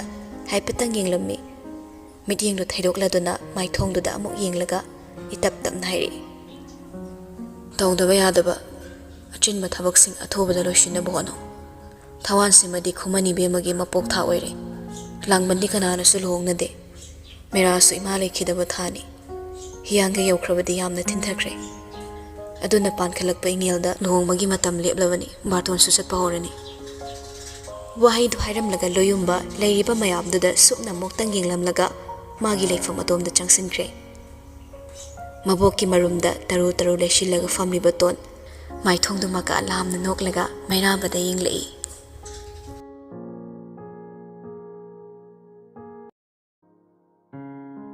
leise magi loinaidraba khongsatta nungsibagi tampakta tumtharuba sapho kanna chentharakpa matamgi jelda Kanada mitfam thamluni pena asaiba singna saglakpa nungsibagi yakairolda tumtharuba thamoibo mikap thoktaba ngamgadoribra asigumba numit ama lakani haiba khangna karigi sem sahudabano mamangegi matam oiramladi karigi machi ungduna leiruni masane yana changsinjaruba lambi ase achumbara haiba wahang ama tattana hangzaba haurakliba kari maram leibanano Haifam tokfom khangdaba oyet hairakpa wakalda pothafam thiba warakle atheng manumidangi matamsu thengzilaktre wakhalda mina ya langlaba nungthilgi matawgum phawalle magi oina thariba sofaduda mathanda tarak famlagale maruf ama leiduna awa nungai tamluni haiba leite karigumba micham ama oiramlabudi magi aningba apamba tamthoklubada araibani adubu mibu thazaba yade haiba pal amana ningthem macha oirambana aningba apamba khudingmak thamoyi upuda china solon silaga thammi makhutta pairiba rumaldo amo paisin amuk hangdo tamna sanaraga yingli shubadi sukre adubu machi da pakliba magi ikheng aduti koktabana ichuchuri ꯇꯥꯟꯖꯥꯗꯨꯗ ꯊꯣꯡꯖꯤꯜꯂꯒꯤ ꯀꯣꯛ ꯊꯤꯜꯂꯛꯄ ꯃꯈꯣꯜꯗꯨꯗ ꯃꯩꯔꯥꯕ ꯇꯥ ꯌꯦꯡꯂꯛꯏ ꯃꯌꯥꯝꯕ ꯂꯦꯞꯇꯨꯅ ꯂꯩꯔꯝꯃꯤ ꯆꯪꯁꯤꯜꯂꯛꯏ ꯂꯣꯌꯨꯝꯕꯁꯨ ꯃꯅꯥꯎꯒꯤ ꯅꯥꯛꯇ ꯇꯞꯅ ꯐꯝꯊꯔꯛꯏ ꯀꯔꯤꯅꯣꯅꯦ ꯅꯪꯕꯣ ꯀꯀꯥ ꯆꯥꯎꯕꯅ ꯇꯝꯃꯤ ꯍꯟꯗꯛ ꯃꯔꯛ ꯆꯥꯛ ꯏꯁꯤꯡꯒꯤ ꯏꯆꯥ ꯆꯥꯗꯦ ꯑꯗꯨꯗꯤ ꯅꯁꯥ ꯐꯔꯣꯏꯅꯦ ꯃꯩꯔꯥꯕ ꯈꯨꯝꯂꯛꯇꯦ ꯃꯈꯨꯠꯇ ꯄꯥꯏꯔꯝꯕ ꯔꯨꯃꯥꯜꯗꯣ ꯈꯣꯡꯒꯥꯎ ꯄꯣꯀꯦꯠꯇ ꯇꯞꯅ ꯍꯥꯞꯆꯤꯜꯂꯤ ꯂꯣꯌꯨꯝꯕ ꯁꯣꯔ ꯇꯞꯅ ꯍꯣꯟꯊꯩ ꯂꯨꯍꯣꯡꯕꯒꯤ ꯃꯇꯝꯁꯦ ꯑꯁꯨꯛ ꯊꯨꯅ ꯂꯦꯞꯁꯤꯜꯂꯛꯀꯅꯤ ꯍꯥꯏꯕ ꯈꯪꯂꯨꯗꯕꯅꯤ ꯑꯗꯨꯕꯨ ꯁꯤ ꯍꯥꯏꯔꯦ ꯍꯥꯏꯅꯅꯦ ꯃꯇꯝ ꯆꯥꯗꯦ ꯍꯥꯏꯕꯗꯤ ꯅꯠꯇꯦ ꯑꯩꯁꯨ ꯅꯪꯅ ꯃꯥꯏꯄꯨꯅꯅ ꯍꯣꯠꯅꯍꯧꯕꯗꯨ ꯄꯥꯝꯃꯤ ꯅꯪꯅ ꯌꯨꯝꯀꯩ ꯄꯥꯜꯂꯒ ꯌꯨꯝꯂꯦꯞ ꯆꯥꯔꯂꯤꯡꯗ꯭ꯔꯤ ꯐꯥꯎꯕꯗꯤ ꯑꯩꯅ ꯁꯦꯟꯅꯒꯅꯤ ꯈꯟꯗꯅ ꯂꯩꯕꯅꯤ ꯂꯨꯍꯣꯡꯕ ꯍꯦꯛ ꯂꯣꯏꯕꯒ ꯑꯩꯁꯨ ꯅꯪꯉꯣꯟꯗ ꯄꯨꯝꯅꯃꯛ ꯁꯤꯟꯅꯔꯒꯦ ꯂꯦꯞꯂꯦ ꯅꯍꯥꯟ ꯃꯈꯩ ꯑꯣꯏꯔꯕꯗꯤ ꯋꯥꯐꯝꯗꯣ ꯍꯔꯥꯎꯒꯅꯤ ꯃꯥꯒꯤ ꯑꯍꯦꯟꯕ ꯄꯥꯝꯕ ꯄꯦꯟꯕ ꯅꯥꯏꯗꯕ ꯂꯝꯆꯠꯅ ꯃꯥꯕꯨ ꯅꯣꯛꯍꯟꯒꯅꯤ ꯑꯗꯨꯕꯨ ꯃꯥꯏꯊꯣꯡ ꯑꯃꯗꯤ ꯊꯃꯣꯏꯗ ꯍꯔꯥꯎꯗꯦ ꯍꯔꯥꯎꯒꯦ ꯈꯟꯕꯁꯨ ꯉꯝꯗ꯭ꯔꯦ ꯍꯥꯏꯔꯛꯏ ꯇꯟꯅ ꯍꯧꯖꯤꯛ ꯂꯨꯍꯣꯡꯕꯒꯤ ꯃꯇꯝꯗꯤ ꯅꯠꯇꯕꯅꯤ ꯊꯕꯛ ꯌꯥꯝ ꯆꯤꯟꯅꯔꯤ ꯑꯃꯁꯨ ꯁꯤꯒꯨꯝꯕ ꯊꯧꯗꯣꯛ ꯋꯥꯊꯣꯛꯁꯦ ꯀꯌꯥ ꯌꯥꯎꯅꯤꯡꯂꯣꯏ ꯏꯉꯥ ꯏꯉꯦꯟ ꯅꯣꯡ ꯆꯤꯡꯒꯤ ꯐꯤꯕꯝꯁꯨ ꯐꯠꯇꯦ ꯂꯣꯌꯨꯝꯕ ꯃꯅꯥꯎꯗ ꯃꯨꯟꯅ ꯌꯦꯡꯉꯤ ꯄꯥꯎꯈꯨꯝꯗꯨ ꯅꯍꯥꯟ ꯃꯈꯩꯗ ꯃꯥꯟꯅꯗꯦ ꯃꯃꯥꯡꯉꯩ ꯑꯣꯏꯔꯕꯗꯤ ꯏꯔꯥꯏ ꯂꯥꯏꯅ ꯍꯥꯏꯔꯛꯀꯅꯤ ꯅꯣꯏꯅ ꯊꯣꯛꯄ ꯁꯤꯜꯂꯨ ꯑꯩ ꯁꯤꯟꯕ ꯌꯥꯎꯍꯟꯒꯅꯨ ꯑꯩ ꯊꯕꯛ ꯆꯤꯜꯂꯤ ꯃꯁꯤ ꯃꯅꯥꯎꯒꯤ ꯋꯥꯍꯩꯅꯤ ꯀꯣꯏꯊꯣꯛ ꯀꯣꯏꯁꯤꯟ ꯇꯧꯕ ꯀꯥꯟꯅꯗꯦ ꯈꯟꯅ ꯂꯣꯌꯨꯝꯕꯅ ꯇꯞꯅ ꯍꯥꯏꯔꯛꯏ ꯅꯤꯡꯁꯦꯟꯅ ꯑꯩꯈꯣꯏꯕꯨ ꯁꯥꯎꯔꯤꯕꯁꯦ ꯃꯔꯝ ꯀꯔꯤꯒꯤ ꯅꯠꯇꯦ ꯑꯔꯥꯟꯕ ꯃꯤꯕꯨ ꯗꯟꯗꯤ ꯄꯤꯗꯦ ꯑꯩꯈꯣꯏꯒꯤ ꯊꯣꯛꯄ ꯂꯩ ꯍꯥꯏꯗꯨꯅ ꯁꯥꯎꯔꯤꯕꯅꯤ ꯑꯁꯥꯎꯕ ꯑꯗꯨꯅ ꯃꯔꯝ ꯑꯣꯏꯔꯒ ꯍꯥꯏꯔꯣꯏ ꯉꯥꯡꯂꯣꯏꯗꯕ ꯀꯌా ꯑꯃ ꯍꯥꯏꯔꯕꯁꯨ ꯃꯥꯁꯨ ꯏꯅꯥꯎꯅꯤ ꯄꯦꯟꯗꯗꯨꯅ ꯉꯥꯛꯂꯝꯕꯗꯣ ꯑꯩꯅ ꯂꯥꯟꯅ ꯂꯧꯔꯨꯗꯦ ꯑꯗꯨꯕꯨ ꯑꯩꯈꯣꯏꯅ ꯂꯧꯗꯦ ꯍꯥꯏꯗꯨꯅꯁꯨ ꯃꯥꯅꯗꯤ ꯑꯩꯈꯣꯏꯕꯨ ꯇꯔꯥꯏꯅ ꯉꯥꯛꯄꯤꯕ ꯉꯝꯂꯣꯏ ꯈ꯭ꯋꯥꯏꯗꯒꯤ ꯂꯨꯔꯤꯕꯗꯤ ꯂꯤꯌꯣ ꯇꯥꯡꯈꯨꯜꯅꯤ ꯏꯕꯦꯝꯃ ꯁꯅꯥꯕꯨ ꯀꯀꯥ ꯆꯥꯎꯕꯅ ꯌꯣꯛꯂꯝꯃꯤ ꯍꯥꯏꯗꯨꯅꯁꯨ ꯃꯥꯕꯨ ꯇꯥꯡꯈꯨꯜ ꯅꯤꯉꯣꯜ ꯅꯠꯇꯦ ꯍꯥꯏꯕ ꯌꯥꯒꯗꯧꯔꯤꯕ꯭ꯔꯥ ꯑꯩꯈꯣꯏꯅ ꯉꯝꯃꯤ ꯑꯀꯥꯏꯕ ꯂꯩꯇꯦ ꯍꯥꯏꯅ ꯇꯥꯡꯈꯨꯜ ꯅꯤꯉꯣꯜ ꯑꯗꯨꯕꯨ ꯁꯥꯒꯩꯁꯤꯗ ꯄꯨꯁꯜꯂꯨꯕꯗ ꯂꯩꯔꯤꯕ ꯑꯍꯜꯁꯤꯡꯅ ꯀꯔꯤ ꯍꯥꯏꯒꯗꯧꯔꯤ ꯑꯃꯒꯤ ꯋꯥꯔꯤ ꯐꯥꯎꯕ ꯂꯣꯏꯗ꯭ꯔꯤꯉꯩ ꯑꯃꯃꯨꯛ ꯍꯥꯞꯆꯤꯜꯂꯛꯂꯦ ꯃꯥꯒꯤ ꯊꯃꯣꯏꯗ ꯅꯤꯡꯐꯨꯡ ꯈꯟꯕ ꯋꯥꯈꯜꯗꯣ ꯃꯌꯥꯝꯕꯅ ꯎꯔꯝꯕꯗꯨꯗ ꯃꯩꯔꯥꯕ ꯉꯛꯂꯞ ꯇꯧꯏ ꯂꯣꯌꯨꯝꯕꯅ ꯃꯈꯥ ꯇꯥꯔꯛꯏ ꯅꯨꯡꯁꯤꯕ ꯂꯩꯕꯗꯤ ꯃꯤꯄꯨꯝ ꯈꯨꯗꯤꯡꯃꯛꯀꯤꯅꯤ ꯑꯩꯅ ꯅꯨꯡꯁꯤꯕ ꯃꯤꯕꯨ ꯑꯩ ꯈꯛꯇꯒꯤ ꯑꯣꯏꯅꯤꯡꯕ ꯍꯥꯏꯕꯁꯦ ꯅꯍꯥ ꯑꯣꯏꯕꯁꯤꯡꯒꯤ ꯍꯧꯅꯁꯥꯅꯤ ꯀꯔꯤꯒꯨꯝꯕ ꯅꯪꯅ ꯃꯤꯆꯝ ꯑꯣꯏꯔꯝꯂꯕꯗꯤꯅꯦ ꯊꯃꯣꯏꯒꯤ ꯑꯁꯦꯡꯕ ꯅꯨꯡꯁꯤꯕ ꯑꯗꯨꯒꯤ ꯇꯨꯡ ꯏꯜꯂꯒ ꯆꯠꯄꯗ ꯅꯪꯕꯨ ꯀꯅꯥꯅ ꯌꯦꯠꯄ ꯄꯤꯒꯅꯤ ꯑꯗꯨꯕꯨ ꯅꯪꯗꯤ ꯅꯤꯡꯊꯦꯝꯒꯤ ꯏꯅꯤ ꯑꯩꯈꯣꯏꯗꯤ ꯃꯤꯌꯥꯝꯅ ꯕꯣꯠ ꯇꯧꯗꯨꯅ ꯈꯜꯂꯛꯄ ꯃꯤꯈꯜꯁꯤꯡꯗꯣ ꯅꯠꯇꯦ ꯄꯣꯛꯂꯛꯄꯗꯒꯤ ꯂꯥꯏꯕꯛꯁꯤꯗ ꯌꯥꯠꯇꯨꯅ ꯍꯛꯇꯨꯅ ꯂꯥꯛꯂꯨꯕ ꯅꯤꯡꯊꯦꯝꯒꯤ ꯃꯄꯣꯛꯅꯤ ꯈꯨꯝꯈꯤꯗ꯭ꯔꯦ ꯅꯨꯄꯥꯗꯣ ꯈꯨꯝꯗꯕ ꯋꯥꯍꯩ ꯀꯌꯥ ꯂꯩꯔꯕꯁꯨ ꯍꯥꯏꯗꯣꯛꯄ ꯇꯝꯊꯣꯛꯄ ꯌꯥꯗꯕꯅ ꯇꯨꯃꯤꯟꯅ ꯂꯩꯔꯦ ꯂꯣꯌꯨꯝꯕꯁꯨ ꯀꯨꯏꯅ ꯂꯩꯊꯔꯔꯣꯏ ꯈꯟꯗꯨꯅ ꯍꯥꯏꯔꯛꯏ ꯃꯈꯨꯠꯇ ꯄꯥꯏꯔꯛꯄ ꯆꯦꯗꯨ ꯄꯤꯔꯗꯨꯅ ꯉꯁꯤ ꯑꯌꯨꯛ ꯏꯇꯣꯟꯁꯤ ꯂꯥꯛꯂꯝꯕꯗꯨꯗ ꯁꯤꯟꯅꯔꯝꯕꯅꯤ ꯌꯦꯡꯉꯨ ꯅꯪꯅ ꯈꯨꯃꯟ ꯏꯕꯦꯝꯃꯕꯨ ꯂꯨꯍꯣꯡꯂꯕꯗꯤꯅꯦ ꯈꯨꯔꯥꯏꯕꯨꯡꯉꯣ ꯅꯣꯡꯗ꯭ꯔꯦꯟ ꯈꯛꯇ ꯅꯠꯇꯅ ꯈꯨꯃꯟꯒꯤ ꯇꯨꯡꯗ ꯂꯦꯞꯂꯤꯕ ꯔꯥꯖꯅꯤꯇꯤ ꯌꯥꯎꯕꯁꯤꯡ ꯂꯣꯏꯅ ꯇꯣꯛꯂꯒ ꯁꯅꯥ ꯀꯣꯅꯨꯡꯒꯤ ꯃꯤ ꯑꯣꯏꯅ ꯂꯩꯔꯅꯤ ꯍꯥꯏꯕꯒꯤ ꯃꯁꯥ ꯃꯁꯥꯒꯤ ꯁꯣꯏꯅꯤ ꯃꯩꯔꯥꯕ ꯉꯛꯅ ꯌꯦꯡꯉꯤ ꯃꯩꯍꯥꯝꯕꯒꯤ ꯃꯈꯨꯠꯇꯒꯤ ꯆꯦꯗꯨ ꯐꯠ ꯂꯧꯗꯨꯅ ꯌꯥꯎꯔꯤꯕ ꯃꯃꯤꯡꯁꯤꯡꯗꯣ ꯑꯃꯃꯝꯇ ꯑꯣꯏꯅ ꯄꯥꯏ ꯃꯥꯒꯤ ꯈ꯭ꯋꯥꯏꯗꯒꯤ ꯂꯥꯏꯕꯛ ꯐꯕ ꯃꯇꯥꯡꯁꯤꯗ ꯃꯩꯔꯥꯕ ꯍꯔꯥꯎꯗꯕ ꯉꯝꯗꯦ ꯀꯥꯆꯤꯜ ꯑꯃꯗꯒꯤ ꯌꯥꯝꯅ ꯁꯣꯟꯕ ꯍꯔꯥꯎꯕꯒꯤ ꯏꯍꯨꯜ ꯑꯃ ꯂꯥꯛꯇꯨꯅ ꯆꯤꯝꯕꯥꯜ ꯂꯦꯡꯕꯣꯏ ꯂꯦꯡꯗꯕꯣꯏ ꯅꯣꯛꯐꯦꯠ ꯇꯧꯏ ꯃꯩꯔꯥꯕꯁꯨ ꯃꯇꯧꯗꯨꯗ ꯂꯦꯞꯂꯒ ꯇꯞꯅ ꯍꯧꯒꯠꯇꯨꯅ ꯅꯣꯛꯏ ꯃꯃꯤ ꯑꯗꯨꯃꯛ ꯅꯪꯒꯤ ꯃꯥꯏꯊꯣꯡꯗ ꯇꯥꯒꯅꯤ ꯍꯥꯏꯕ ꯑꯩ ꯈꯪꯉꯤ ꯆꯌꯦꯠꯅꯔꯕ ꯅꯪꯒꯤ ꯄꯨꯛꯅꯤꯡ ꯋꯥꯈꯜꯗꯣ ꯐꯥꯖꯤꯟꯒꯦ ꯍꯥꯏꯗꯨꯅ ꯂꯥꯛꯄꯅꯤ ꯑꯗꯨꯕꯨ ꯉꯁꯤꯁꯨ ꯈ꯭ꯋꯥꯏꯒꯤ ꯂꯣꯏꯁꯤꯜꯂꯛꯄꯗ ꯅꯪꯒꯤ ꯑꯣꯏꯕ ꯑꯄꯥꯝꯕ ꯊꯥꯗꯣꯛꯂꯒ ꯀꯣꯅꯨꯡ ꯑꯁꯤꯒꯤꯗꯃꯛ ꯂꯦꯞꯀꯗꯧꯔꯦ ꯐꯔꯦ ꯃꯁꯤꯅ ꯃꯁꯤ ꯑꯣꯏꯈ꯭ꯔꯁꯅꯨ ꯑꯗꯨꯒ ꯀꯔꯤꯒꯨꯝꯕꯗ ꯅꯪꯒꯤ ꯋꯥꯈꯜ ꯍꯣꯡꯂꯛꯂꯒꯅꯦ ꯊꯃꯣꯏꯅ ꯍꯥꯏꯕ ꯏꯟꯒꯦ ꯈꯜꯂꯛꯂꯕꯗꯤ ꯅꯌꯥꯝꯕ ꯑꯩꯒꯤ ꯑꯌꯥꯕ ꯌꯥꯎꯗꯅ ꯀꯣꯅꯨꯡꯒꯤ ꯃꯥꯏ ꯁꯣꯞꯅꯕ ꯇꯧꯔꯛꯂꯕꯁꯨ ꯅꯪꯅꯕꯨ ꯅꯨꯡꯉꯥꯏꯒꯅꯤ ꯈꯜꯂꯕꯗꯤ ꯄꯨꯝꯅꯃꯛ ꯑꯩꯅ ꯃꯥꯌꯣꯛ ꯌꯥꯒꯅꯤ ꯄꯣꯊꯥꯔꯣ ꯃꯇꯝꯁꯤ ꯊꯦꯡꯂꯤ ꯍꯌꯦꯡꯗꯒꯤꯗꯤ ꯂꯨꯍꯣꯡꯕꯒꯤ ꯏꯔꯥꯡ ꯂꯥꯡꯅꯔꯛꯂꯅꯤ ꯍꯌꯦꯡꯁꯤꯅ ꯌꯨꯝꯗꯒꯤ ꯆꯠꯊꯣꯛꯀꯅꯨ ꯈꯨꯃꯟꯒꯤ ꯃꯤꯁꯤꯡ ꯂꯥꯛꯂꯒ ꯃꯈꯥ ꯇꯥꯔꯛꯄ ꯋꯥꯔꯤ ꯁꯥꯒꯗꯧꯔꯤ ꯁꯤ ꯍꯥꯏꯔꯒ ꯂꯣꯌꯨꯝꯕ ꯆꯠꯄ ꯍꯧꯏ ꯀꯔꯤꯒꯨꯝꯕ ꯑꯃ ꯅꯤꯡꯁꯤꯡꯂꯛꯄꯒꯨꯝꯅ ꯑꯃꯨꯛ ꯆꯞ ꯂꯦꯞꯂꯒ ꯍꯥꯏꯔꯛꯏ ꯑꯩꯅ ꯍꯔꯥꯎ ꯅꯪꯕꯨ ꯂꯨꯍꯣꯡꯕꯒꯤ ꯋꯥꯐꯝꯁꯤꯗ ꯌꯥꯊꯣꯛꯂꯤꯕꯁꯦ ꯑꯇꯩ ꯀꯅꯥꯒꯤ ꯑꯄꯥꯝꯕꯅ ꯑꯩꯉꯣꯟꯗ ꯏꯟꯁꯤꯜꯂꯒ ꯌꯥꯈꯤꯕ ꯅꯠꯇꯦ ꯁꯤꯜꯂꯛꯄ ꯅꯠꯇꯦ ꯅꯈꯨꯠꯅ ꯄꯥꯏꯔꯤꯕꯁꯤ ꯑꯗꯣ ꯈꯛꯇꯅ ꯅꯪꯅ ꯃꯔꯨ ꯑꯣꯏꯅ ꯈꯜꯂꯤ ꯍꯥꯏꯕ ꯑꯩꯅ ꯈꯪꯏ ꯅꯪꯅ ꯃꯔꯨ ꯑꯣꯏꯔꯤꯕ ꯄꯣꯠꯁꯛ ꯑꯗꯨꯕꯨ ꯅꯐꯝꯗ ꯁꯤꯟꯅꯕ ꯄꯤꯅꯕ ꯌꯥꯊꯣꯛꯈꯤꯕꯅꯤ ꯑꯩ ꯂꯨꯍꯣꯡꯕꯁꯤ ꯄꯥꯝꯗꯦ ꯁꯛꯇꯤ ꯑꯃꯁꯨꯡ ꯀꯣꯅꯨꯡꯒꯤ ꯈꯟꯗꯨꯅ ꯅꯪꯅ ꯊꯃꯣꯏꯅ ꯄꯥꯝꯗꯕ ꯀꯅꯥꯒ ꯄꯨꯟꯁꯤ ꯂꯩꯄꯨꯜ ꯁꯦꯝꯈꯤꯕꯗꯣ ꯑꯩ ꯄꯥꯝꯗꯦ ꯂꯩꯃꯤꯟꯅꯔꯕꯗꯤ ꯅꯨꯡꯁꯤꯅꯔꯛꯀꯅꯤ ꯑꯇꯣꯞꯄ ꯀꯅꯥ ꯑꯃꯒꯤ ꯃꯃꯤ ꯇꯥꯔꯕꯗꯤ ꯅꯅꯥꯛꯇ ꯂꯩꯒꯗꯧꯔꯤꯕ ꯃꯍꯥꯛꯇꯣ ꯊꯃꯣꯏꯒꯤ ꯌꯦꯛꯅꯕ ꯑꯣꯏꯔꯛꯀꯅꯤ ꯁꯦꯡꯅ ꯇꯥꯍꯧꯋꯤ ꯋꯥꯍꯩꯁꯤꯡꯗꯣ ꯑꯃꯃꯝꯇ ꯄꯨꯊꯣꯛꯂꯒ ꯅꯩꯅꯔꯒ ꯊꯃꯣꯏ ꯃꯅꯨꯡꯗ ꯍꯥꯞꯆꯤꯟꯕ ꯈꯛꯇꯅꯤ ꯅꯨꯡꯗ ꯄꯥꯝꯂꯤꯕꯗꯣ ꯊꯕꯛ ꯑꯣꯏꯅ ꯎꯠꯇꯨꯅ ꯃꯈꯨꯠꯇꯒꯤ ꯆꯦꯗꯣ ꯁꯦꯒꯥꯏꯈꯤꯕꯗꯤ ꯉꯝꯗꯦ ꯇꯨꯃꯤꯟ ꯌꯦꯡꯂꯒ ꯂꯩꯍꯧꯋꯤ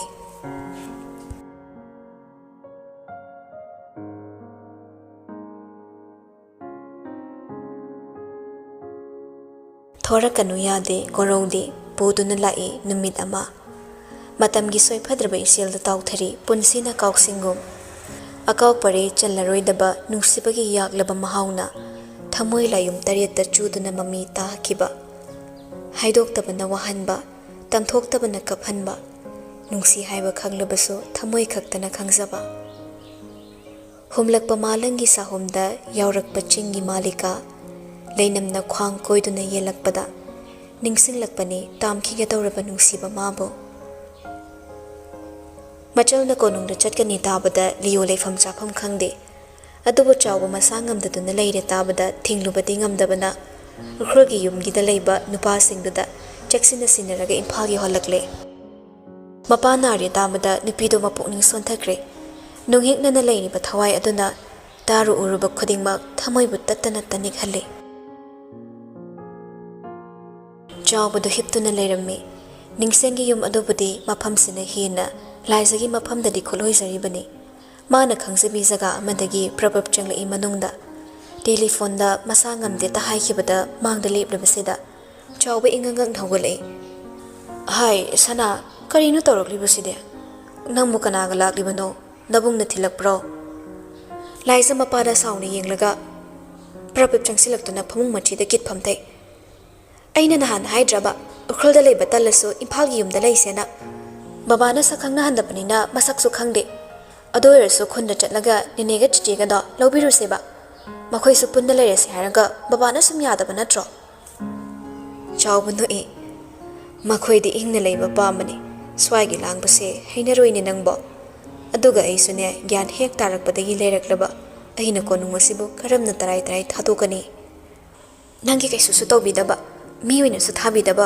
ꯀꯣꯅꯨꯡꯁꯤꯒꯤ ꯈꯟꯗꯅ ꯁꯨꯝ ꯂꯩꯗꯧꯔꯤꯕꯣ ꯅꯥꯔꯒ ꯅꯊꯟꯗ ꯅꯥꯔꯤꯁꯤꯅꯤ ꯑꯩꯁꯨ ꯂꯥꯞꯅ ꯂꯩ ꯁꯤꯗ ꯕꯕꯥ ꯃꯊꯟꯗ ꯂꯩꯔꯒ ꯅꯥꯔꯦ ꯍꯛꯆꯥꯡ ꯉꯝꯗꯦ ꯍꯥꯏꯕꯗꯣ ꯑꯩ ꯂꯩꯐꯝ ꯈꯪꯂꯅꯤ ꯈꯟꯕ꯭ꯔꯥ ꯋꯥꯠꯇ ꯄꯥꯗꯕ ꯌꯨꯝ ꯑꯗꯨꯗ ꯑꯩꯅ ꯑꯍꯥꯎ ꯍꯥꯎꯕ ꯆꯥꯗꯨꯅ ꯂꯩꯔꯒ ꯁꯤꯗ ꯕꯕꯥꯅ ꯆꯥꯕꯣꯏ ꯆꯥꯗꯕꯣꯏ ꯃꯔꯩ ꯀꯟꯕ ꯃꯕꯨꯛ ꯐꯠꯇꯕ ꯅꯤꯡꯊꯧ ꯁꯥꯒꯩꯁꯤꯒꯤ ꯃꯕꯨꯛ ꯊꯟꯅꯕ ꯍꯣꯠꯅꯕ ꯂꯦꯝꯃ ꯆꯥꯕ ꯂꯦꯝꯗ꯭ꯔꯦ ꯇꯣꯛꯄ ꯑꯩ ꯀꯃꯥꯏꯅ ꯅꯨꯡꯉꯥꯏꯗꯣꯏꯅꯣ ꯈꯝꯈꯥꯡ ꯇꯧꯔꯛꯄꯗꯨꯗ ꯆꯥꯎꯕ ꯃꯆꯥꯕꯨ ꯌꯦꯡꯂꯛꯏ ꯀꯩꯗꯧꯔꯒꯦꯅꯦ ꯅꯪꯅ ꯑꯗꯨꯛ ꯁꯥꯎꯔꯤꯗꯨꯕꯣ ꯍꯧꯖꯤꯛꯇ ꯂꯥꯏꯖ ꯊꯤꯡꯂꯝꯕ ꯃꯄꯤꯗꯣ ꯍꯩꯊꯕ ꯃꯈꯩ ꯁꯤꯟꯊꯔꯛꯂꯤ ꯃꯄꯥꯗ ꯍꯨꯠ ꯂꯩꯁꯤꯜꯂꯛꯂꯒ ꯍꯥꯏꯔꯛꯏ ꯀꯞꯄ ꯈꯥꯡꯕꯒꯤ ꯈꯣꯟꯖꯦꯜꯗ ꯅꯤꯛꯂꯗꯨꯅ ꯆꯠꯁꯦ ꯕꯕꯥ ꯅꯪ ꯀꯣꯅꯨꯡꯗ ꯂꯩꯔꯅꯨ ꯅꯪ ꯂꯩꯔꯗꯤ ꯑꯩ ꯂꯥꯛꯇꯕ ꯉꯝꯂꯣꯏ ꯑꯩ ꯀꯣꯅꯨꯡꯗ ꯂꯥꯛꯅꯤꯡꯗꯦ ꯕꯕꯥ ꯑꯩ ꯀꯣꯅꯨꯡꯒꯤ ꯃꯥꯏꯀꯩ ꯐꯥꯎꯕ ꯌꯦꯡꯅꯤꯡꯗ꯭ꯔꯦ ꯕꯕꯥ ꯃꯐꯝꯁꯤꯗꯒꯤ ꯑꯩꯕꯨ ꯂꯥꯞꯅ ꯂꯩꯍꯟꯕꯤꯌꯨ ꯁꯅꯥ ꯀꯣꯅꯨꯡꯗ ꯑꯩꯒꯤ ꯈꯣꯡꯒꯨꯜ ꯐꯥꯎꯕ ꯇꯥꯍꯟꯕꯤꯔꯅꯨ ꯍꯥꯏꯗ꯭ꯔꯕꯁꯨ ꯈꯪꯂꯦ ꯆꯥꯎꯕ ꯃꯆꯥꯒꯤ ꯅꯨꯡꯗ ꯐꯣꯡꯗꯣꯛꯇꯅ ꯂꯩꯔꯤꯕ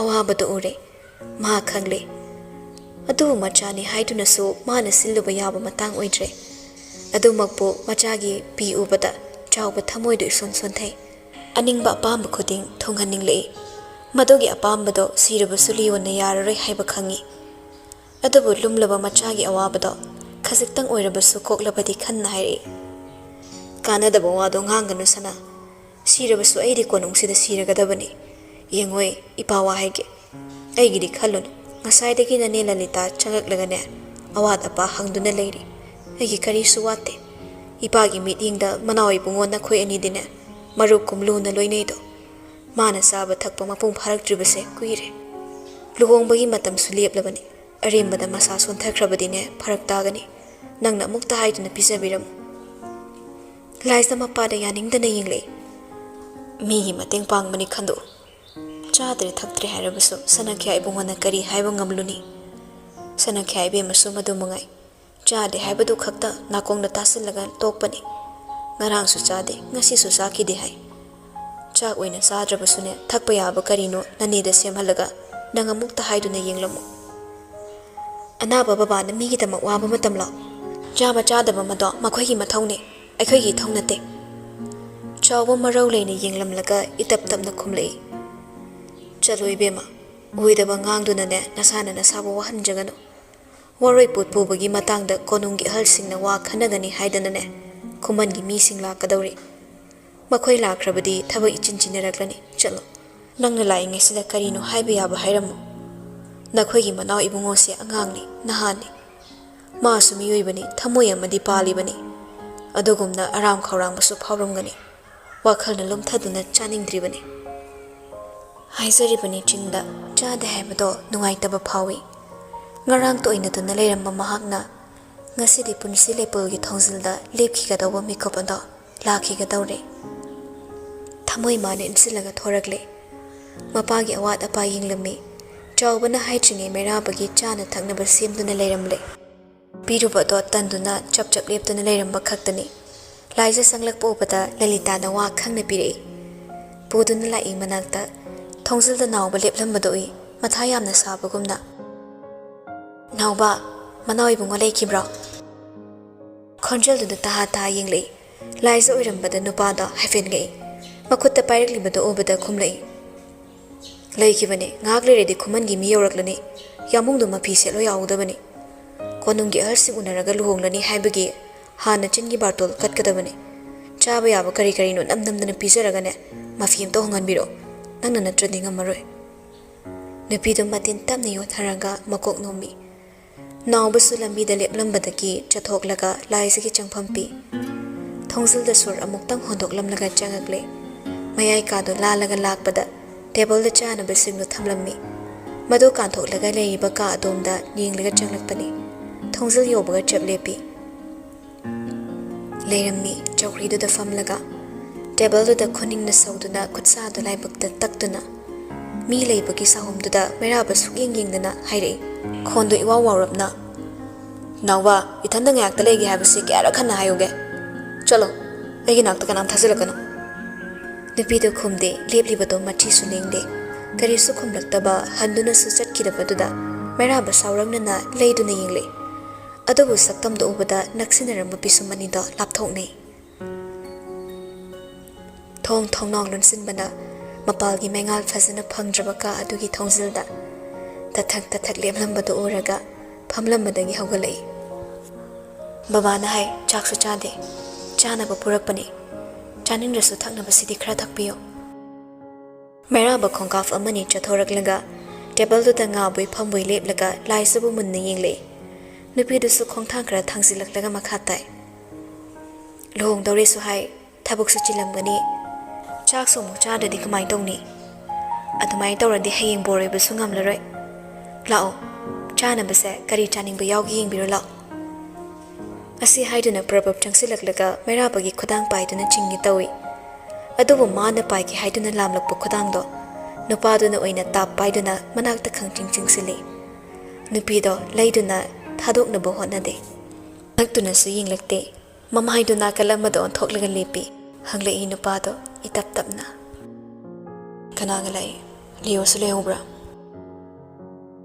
laisa makok tapna hai nakhongdudi naribra dakfamdi naba phare nungti hidak chai matamgi matong ina dakfam si sokok chekhini ngasidi luhongba kha maroidra thazadana tablamna hairakpa wahaido thamoida yeikre sauduna mafamdo oina ninglakpa ihuldo namthaba oina laisa mamit thapna wishilaga makoktu nagyat hairei kha maroi mamangdasu sanakhai bemagi thawinduna khambani aigi oiba pamana manawi bungogi luhongbasida ayat apan piningbagi mo laisade ngaside ai kha maroi nungsiba haibe ihuldo aigi aningba apamba khudingmaki khwaigi tungda thamgani haikibado nungsinglibra laisa makok tapna nomi ngasisu aigi firep ahongba leite aigi wakhal aigi thamoi haidokiba wa ngakpana ningthemtrasingi magul lepani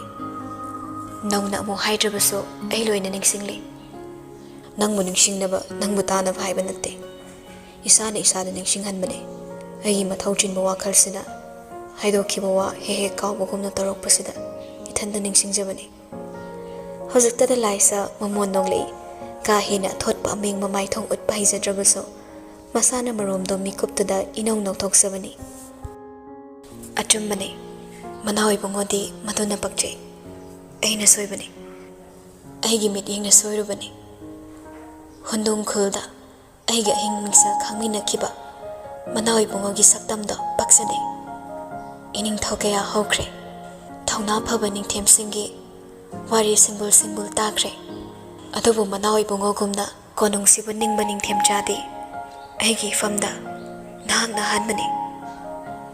Konung shina khongpham jena lepa ipami. Problem oirakpa yaba thabak natraga maram amada aina chongsilaga lepa ngamloi. Aigi asoiba amana sana konungbo mina anthana yengnaba thabak aina siloi. Konung sigidama apambata nate thawai sikatlo harabasu ai jingnaba leite. Madusu nasana nasabu ningsinghalibra. Maraba makok tapna hairi. Nate nangmu tahanbani. Nangonda haigi khanna haibani. Aina khanglubagi mathau tadaba wahaidi karigi haibiribano. Aina khangpam thokte. Aibu nangi kanano. Maraba khumlakte mabo warauna yengliba maithongduda tumin yenglaga lei. Mahosagum isau langkidraba nupadugi maithongduna hainingba kaya haidoktana fumlibado yengmangal naktraduna laisa makutu thado haibagum ingit tawi. Adubu ona tainabada pairiba makuto henudum chena paisilei. Chena pairiba khutsaduda yenglaga hairi amukso. Kuina paisilaga thambangam loidaba khudangse thadokpiyo. Nangi khutsaduna chena paisinbiramlaga khangtha thadokhiba mikupta naitom tahogadaba aigi khudang asibusu ikai khumnabiyo. Thadoksira khalli maso adubu thadoklurabadi nupido mimangdagi laukragani. Makut machaduda haipetang yenglamlaga hairi. Aina setkadaba phi khalamo ahalunabada sumai chatpa yaroi. Ningsinglai nawbana thongzilda hayobado thamoye kakhal marumda lona thamliba mabo atoppa kanagi punsi leipulgi thoramsingda saruk yanaba makhutna phizol khanbigadore. Matindu tapna yotharaga awabu pumnama khangzilaga makok tapna nomi. Mairabana paiduna puriba magi khudangduda tumin yenglaga chatli. Khangi thadokhigani haiba thadoktrabaso mana namduna satkadori. Matung induna lakpana yaurakle manawi bungogi mapop kaidana mafi marol thamliba kaduda changagle. Pathafam oiriba famung kaduda lai. Maduda sangna leiba ambari makhong tamna laklaga mairaba. Sana ibemagi chena paisilamba makuto tamna thadoi. Aya chamba pame. Yam yaksin bertaisin mapamde. Aya ko matrusu pamde. Nupaduda haifit yenglamlaga upudu tapna hangdoi. Kaka singduda magi mapam chana leiri. Paizom pumyat nyaliba kaduda hangdoklaga. Mamit hanba uba maputorakle. Paizom pumyat duso mairaba gumna lum launa chinglimi. Laisa no petauraga yengli. Si selo. Mapalse moirang pizal hatraso. Musilap tauba asangbaga sana machuda mamsinba. Arang mamachusina mapan chelise. Phazai. Yam pakchani. Pumyati kadai. Adu khakta setpa yabra. Pumyat su lerisidi. Sisu musilap taubase asangbani. Yam pakcharani. Ani se sepiro. Inafidi inabra inadabra do khangre. Asi hairaga punna set oina yaliba hanger do pairaga phamungda changsilaga thammi. Masado amuk lei thoklaga hairi. Mayai kada chanaba thamlambani. Thorak chingida chaba yaba kainu yengbikho. Awada pale tribadi aisu chalage. Urkhulda hangadabani. Laptakna leplamba nupado changsilaklaga manakta lepi. Ai thinbige kadambagi manakta sulaklingi. Sanai bi mama kokta tapna hai. Thadokpa yaroidaba konungi thau mayam sakai thoklaga thinbidrabasu yare. Kadambu unnaba oirabasu sidagi urkhulda toina lakpirano. Nangna toina lakpagi nungaiba fanganbiramlaga. Punsigi saktam onkiba mikuptagi urkhulda mai fawo onsilaktrabadi leina oiduno tohogani. Karisu khangdaba sagoldo arimbada thamoi laiman oinabani. Nang nengonda hainingli karino nang sufatte. Nang sunanum kalle. Nachilduna engonda hainingli wa amate mayeksin haide. Langtakna hairakpa wahaini thuptuna tumin leikide. Khutakta pira thangatlaba mit aduna yingduna khummi. Hainingba haiba yagadabagi mafamduda aibu khut paiduna chingkhatpigadaba. Nahakna aibu yengbadamak yingduna leiraga. Aigi chinsidagi karamba wai thadoktuna nangi khongpham machi lenghangadoriba. Nangsu haibadai nangi oiba pambana konungsibu na thairamba ngamloi. Aisu haizage tabiyo.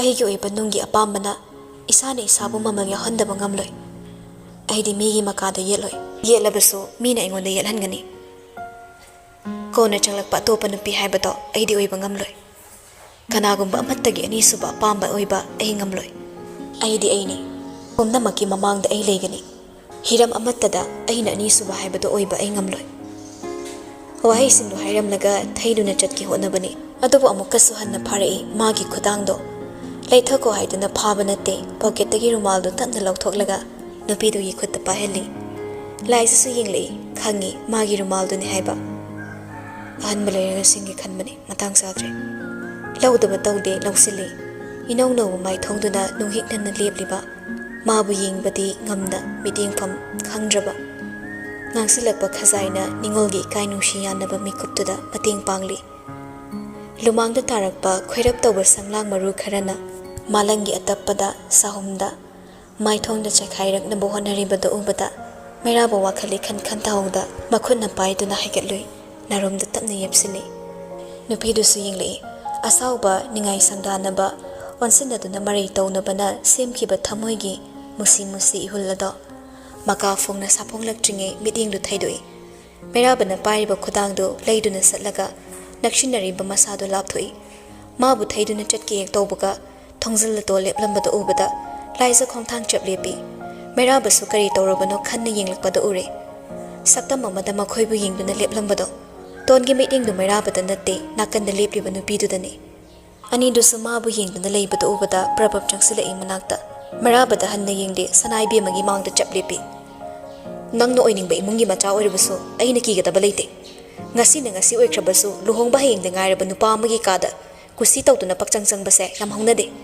ꯅꯈꯣꯏꯒꯤ ꯃꯊꯣꯡ ꯃꯔꯝ ꯈꯪꯗꯕ ꯆꯠꯅꯕꯤꯗꯨꯗ ꯆꯠꯅꯔꯝꯕꯗꯤ ꯌꯥꯏ ꯑꯗꯨꯕꯨ ꯑꯩꯈꯣꯏꯒꯤ ꯆꯠꯅꯕꯤꯗ ꯃꯗꯨ ꯆꯠꯅꯗꯦ ꯈꯟꯐꯝꯗꯨꯗ ꯃꯩꯔꯥꯕ ꯈꯪꯌꯦꯡ ꯌꯦꯡꯂꯛꯏ ꯂꯥꯏꯖ ꯈꯨꯠꯇꯨꯝ ꯆꯦꯠꯅ ꯇꯥꯗꯨꯅ ꯈꯥꯡꯂꯤ ꯌꯧ ꯌꯧ ꯇꯧꯕꯗ ꯏꯀꯥꯏꯗꯕ ꯅꯨꯄꯤꯗꯨꯒ ꯑꯣꯟꯁꯤꯟꯅꯔꯒ ꯏꯃꯨꯡꯒꯤ ꯏꯖꯠ ꯁꯣꯛꯀꯅꯤ ꯈꯟꯗ ꯀꯔꯤꯁꯨ ꯈꯨꯝꯗꯦ ꯇꯣꯟ ꯃꯈꯥ ꯇꯥꯔꯛꯏ ꯅꯁꯥꯅ ꯌꯥꯅꯤꯡꯗ꯭ꯔꯕꯁꯨ ꯃꯨꯟꯅ ꯈꯜꯂꯣ ꯌꯥꯃꯨꯡꯁꯦ ꯂꯨꯍꯣꯡꯒꯗꯕ ꯍꯌꯦꯡꯗ ꯉꯥꯏꯔꯕ ꯅꯨꯄꯥꯅꯤ ꯑꯇꯩ ꯃꯐꯝꯗꯁꯨ ꯅꯠꯇꯅ ꯐꯃꯨꯡ ꯀꯥꯁꯤꯗ ꯂꯩꯁꯥꯕꯤ ꯅꯪꯅ ꯆꯪꯊꯣꯛ ꯆꯠꯁꯤꯟ ꯇꯧꯕꯁꯦ ꯑꯩ ꯄꯥꯝꯗꯦ ꯏꯀꯥꯏꯕ ꯈꯔ ꯈꯪꯅꯁꯦ ꯅꯔꯥꯜꯗꯣ ꯂꯩꯔꯕꯅꯤꯅ ꯑꯩꯅ ꯉꯥꯡꯅꯤꯡꯕ ꯉꯥꯡꯕꯗ ꯃꯨꯟꯅ ꯇꯥꯎ ꯅꯆꯤꯟ ꯈꯨꯝꯃꯛꯀꯅꯣ ꯑꯗꯨ ꯐꯥꯎꯅ ꯉꯥꯡꯂꯤꯕꯗꯣ ꯍꯧꯖꯤꯛ ꯐꯥꯎꯕ ꯅꯨꯄꯥ ꯅꯨꯄꯤ ꯑꯅꯤꯃꯛꯅ ꯇꯨꯃꯤꯟ ꯂꯩꯕꯅꯅꯤ ꯃꯩꯔꯥꯕꯅ ꯇꯨꯃꯤꯟ ꯂꯩꯔꯕꯁꯨ ꯂꯥꯏꯖ ꯈꯣꯡꯀꯥꯞ ꯑꯃꯅꯤ ꯊꯥꯡꯖꯤꯜꯂꯤ ꯍꯦꯟꯅ ꯅꯛꯅ ꯅꯛꯁꯤꯜꯂꯒ ꯊꯧꯁꯥꯗꯅ ꯈꯨꯝꯂꯝꯃꯤ ꯂꯨꯍꯣꯡꯒꯗꯕ ꯍꯌꯦꯡꯗ ꯉꯥꯏꯔꯕ ꯅꯨꯄꯥꯁꯤꯒꯤ ꯀꯥꯗ ꯀꯨꯁꯤ ꯇꯧꯗꯨꯅ ꯆꯪꯂꯛꯄꯗꯤ ꯑꯩ ꯅꯠꯇꯦ ꯅꯪꯅꯤ ꯃꯁꯥꯅ ꯈꯨꯗꯥꯡ ꯄꯥꯏꯗꯨꯅ ꯄꯨꯔꯛꯄ ꯑꯩꯕꯨ ꯍꯨꯔꯥꯟꯕꯤꯒꯨꯝ ꯉꯥꯡꯂꯤꯕ ꯅꯪꯒꯤ ꯊꯥꯕ ꯋꯥꯠꯍꯧꯕ ꯈꯖꯥꯏ ꯅꯥꯝꯃꯗꯨꯗ ꯈꯨꯞꯄꯥꯛꯅ ꯊꯥꯕꯗ ꯑꯩꯕꯨ ꯀꯅꯥꯅ ꯊꯤꯡꯕ ꯉꯝꯒꯅꯤ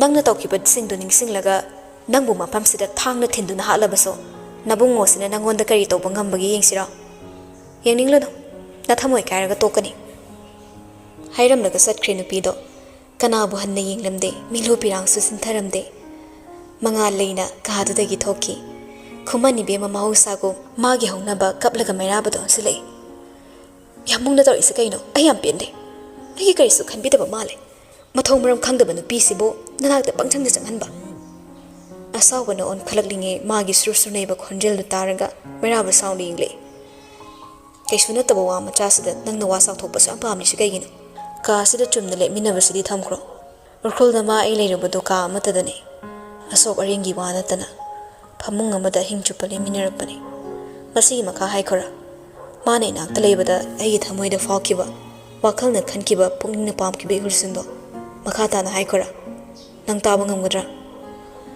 ꯀꯞꯂꯤꯕ ꯈꯣꯟꯖꯦꯜꯗꯨ ꯍꯦꯟꯖꯤꯜꯂꯛꯂꯤ ꯃꯤꯠꯃꯥꯡꯗ ꯇꯔꯪ ꯇꯔꯪ ꯎꯔꯛꯏ ꯁꯟꯗꯣꯛꯅ ꯇꯥꯛꯇ꯭ꯔꯕꯁꯨ ꯍꯥꯏꯗꯣꯔꯛꯂꯤꯕ ꯋꯥꯍꯩꯗꯨꯅ ꯃꯥꯕꯨ ꯌꯥꯝꯅ ꯋꯥꯍꯟꯕ ꯃꯤꯀꯨꯞ ꯑꯃ ꯑꯣꯏꯍꯜꯂꯦ ꯇꯥꯅꯤꯡꯗ ꯂꯦꯞꯂꯣ ꯍꯥꯏꯕꯒꯨꯝꯅ ꯀꯞꯇꯨꯅ ꯃꯀꯣꯛ ꯅꯥꯛ ꯌꯦꯠ ꯍꯥꯏꯔꯛꯏ ꯋꯥ ꯉꯥꯡꯊꯣꯛꯄꯗ ꯄꯜ ꯂꯩꯔꯕ ꯃꯩꯔꯥꯕꯅꯤ ꯂꯥꯏꯖꯅ ꯊꯣꯛꯈꯤꯕ ꯃꯥꯏꯀꯩ ꯑꯗꯣꯝꯗ ꯉꯥꯏꯍꯥꯛ ꯌꯦꯡꯂꯝꯂꯒ ꯁꯣꯔ ꯇꯞꯅ ꯍꯣꯟꯊꯩ ꯍꯥꯏꯔꯛꯏ ꯇꯣꯟꯕꯨ ꯌꯦꯡꯂꯒ ꯊꯣꯛꯈ꯭ꯔꯣ ꯑꯩ ꯐꯤ ꯍꯣꯡꯒꯦ ꯅꯨꯄꯤꯗꯣ ꯑꯗꯨꯃꯛ ꯀꯞꯇꯨꯅ ꯈꯨꯝꯂꯛꯏ ꯑꯩꯁꯤꯕꯨ ꯌꯥꯃꯨꯡꯒꯤ ꯀꯅꯥꯅꯣ ꯍꯌꯦꯡꯗ ꯉꯥꯏꯔꯕꯅꯦ ꯅꯪ ꯑꯩ ꯂꯨꯍꯣꯡꯒꯗꯕ ꯍꯧꯖꯤꯛ ꯐꯥꯎꯕ ꯑꯩꯕꯨ ꯃꯤꯇꯣꯞ ꯀꯨꯝꯁꯨꯝ ꯈꯟꯕꯤꯈꯤꯒꯗ꯭ꯔꯥ ꯑꯩꯅ ꯊꯣꯛꯈ꯭ꯔꯣ ꯍꯥꯏꯔꯤꯉꯩꯁꯤꯗ ꯅꯪ ꯚꯥꯞ ꯇꯥꯎ ꯆꯠꯂꯣ ꯑꯩ ꯃꯥꯡꯗ ꯀꯨꯏꯅ ꯂꯩꯔꯅꯨ ꯇꯦꯟꯖꯩꯒꯨꯝ ꯊꯥꯖꯤꯜꯂꯛꯄ ꯋꯥꯍꯩꯁꯤꯡꯗ ꯑꯍꯣꯡꯕ ꯂꯩꯔꯔꯣꯏ ꯈꯪꯉꯤ ꯅꯨꯄꯥꯗꯨꯗꯒꯤ ꯃꯥꯏꯊꯣꯡꯗ ꯇꯥꯔꯤꯕ ꯐꯨꯗꯣꯛꯄ ꯉꯝꯗꯕ ꯑꯁꯥꯎꯕꯗꯣ ꯑꯊꯨꯕꯗ ꯃꯥꯅ ꯑꯁꯨꯝ ꯑꯅꯝ ꯀꯜꯂꯨꯔꯕꯗꯤ ꯍꯦꯟꯅ ꯃꯥꯕꯨ ꯇꯥꯊꯤꯔꯅꯤ ꯈꯟꯕꯅ ꯇꯣꯟ ꯃꯩꯔꯥꯕꯨ ꯌꯦꯡꯂꯝꯂꯒ ꯃꯥꯏ ꯂꯩꯗꯨꯅ ꯀꯥꯗꯨꯗꯒꯤ ꯊꯣꯛꯈ꯭ꯔꯦ ꯀꯥꯗꯨꯗꯒꯤ ꯐꯨꯝꯖꯤꯜꯂꯒ ꯂꯥꯛꯄ ꯃꯩꯕꯨꯜꯗꯣ ꯀꯅꯥ ꯂꯩꯇ꯭ꯔꯕ ꯃꯇꯝꯁꯤꯗ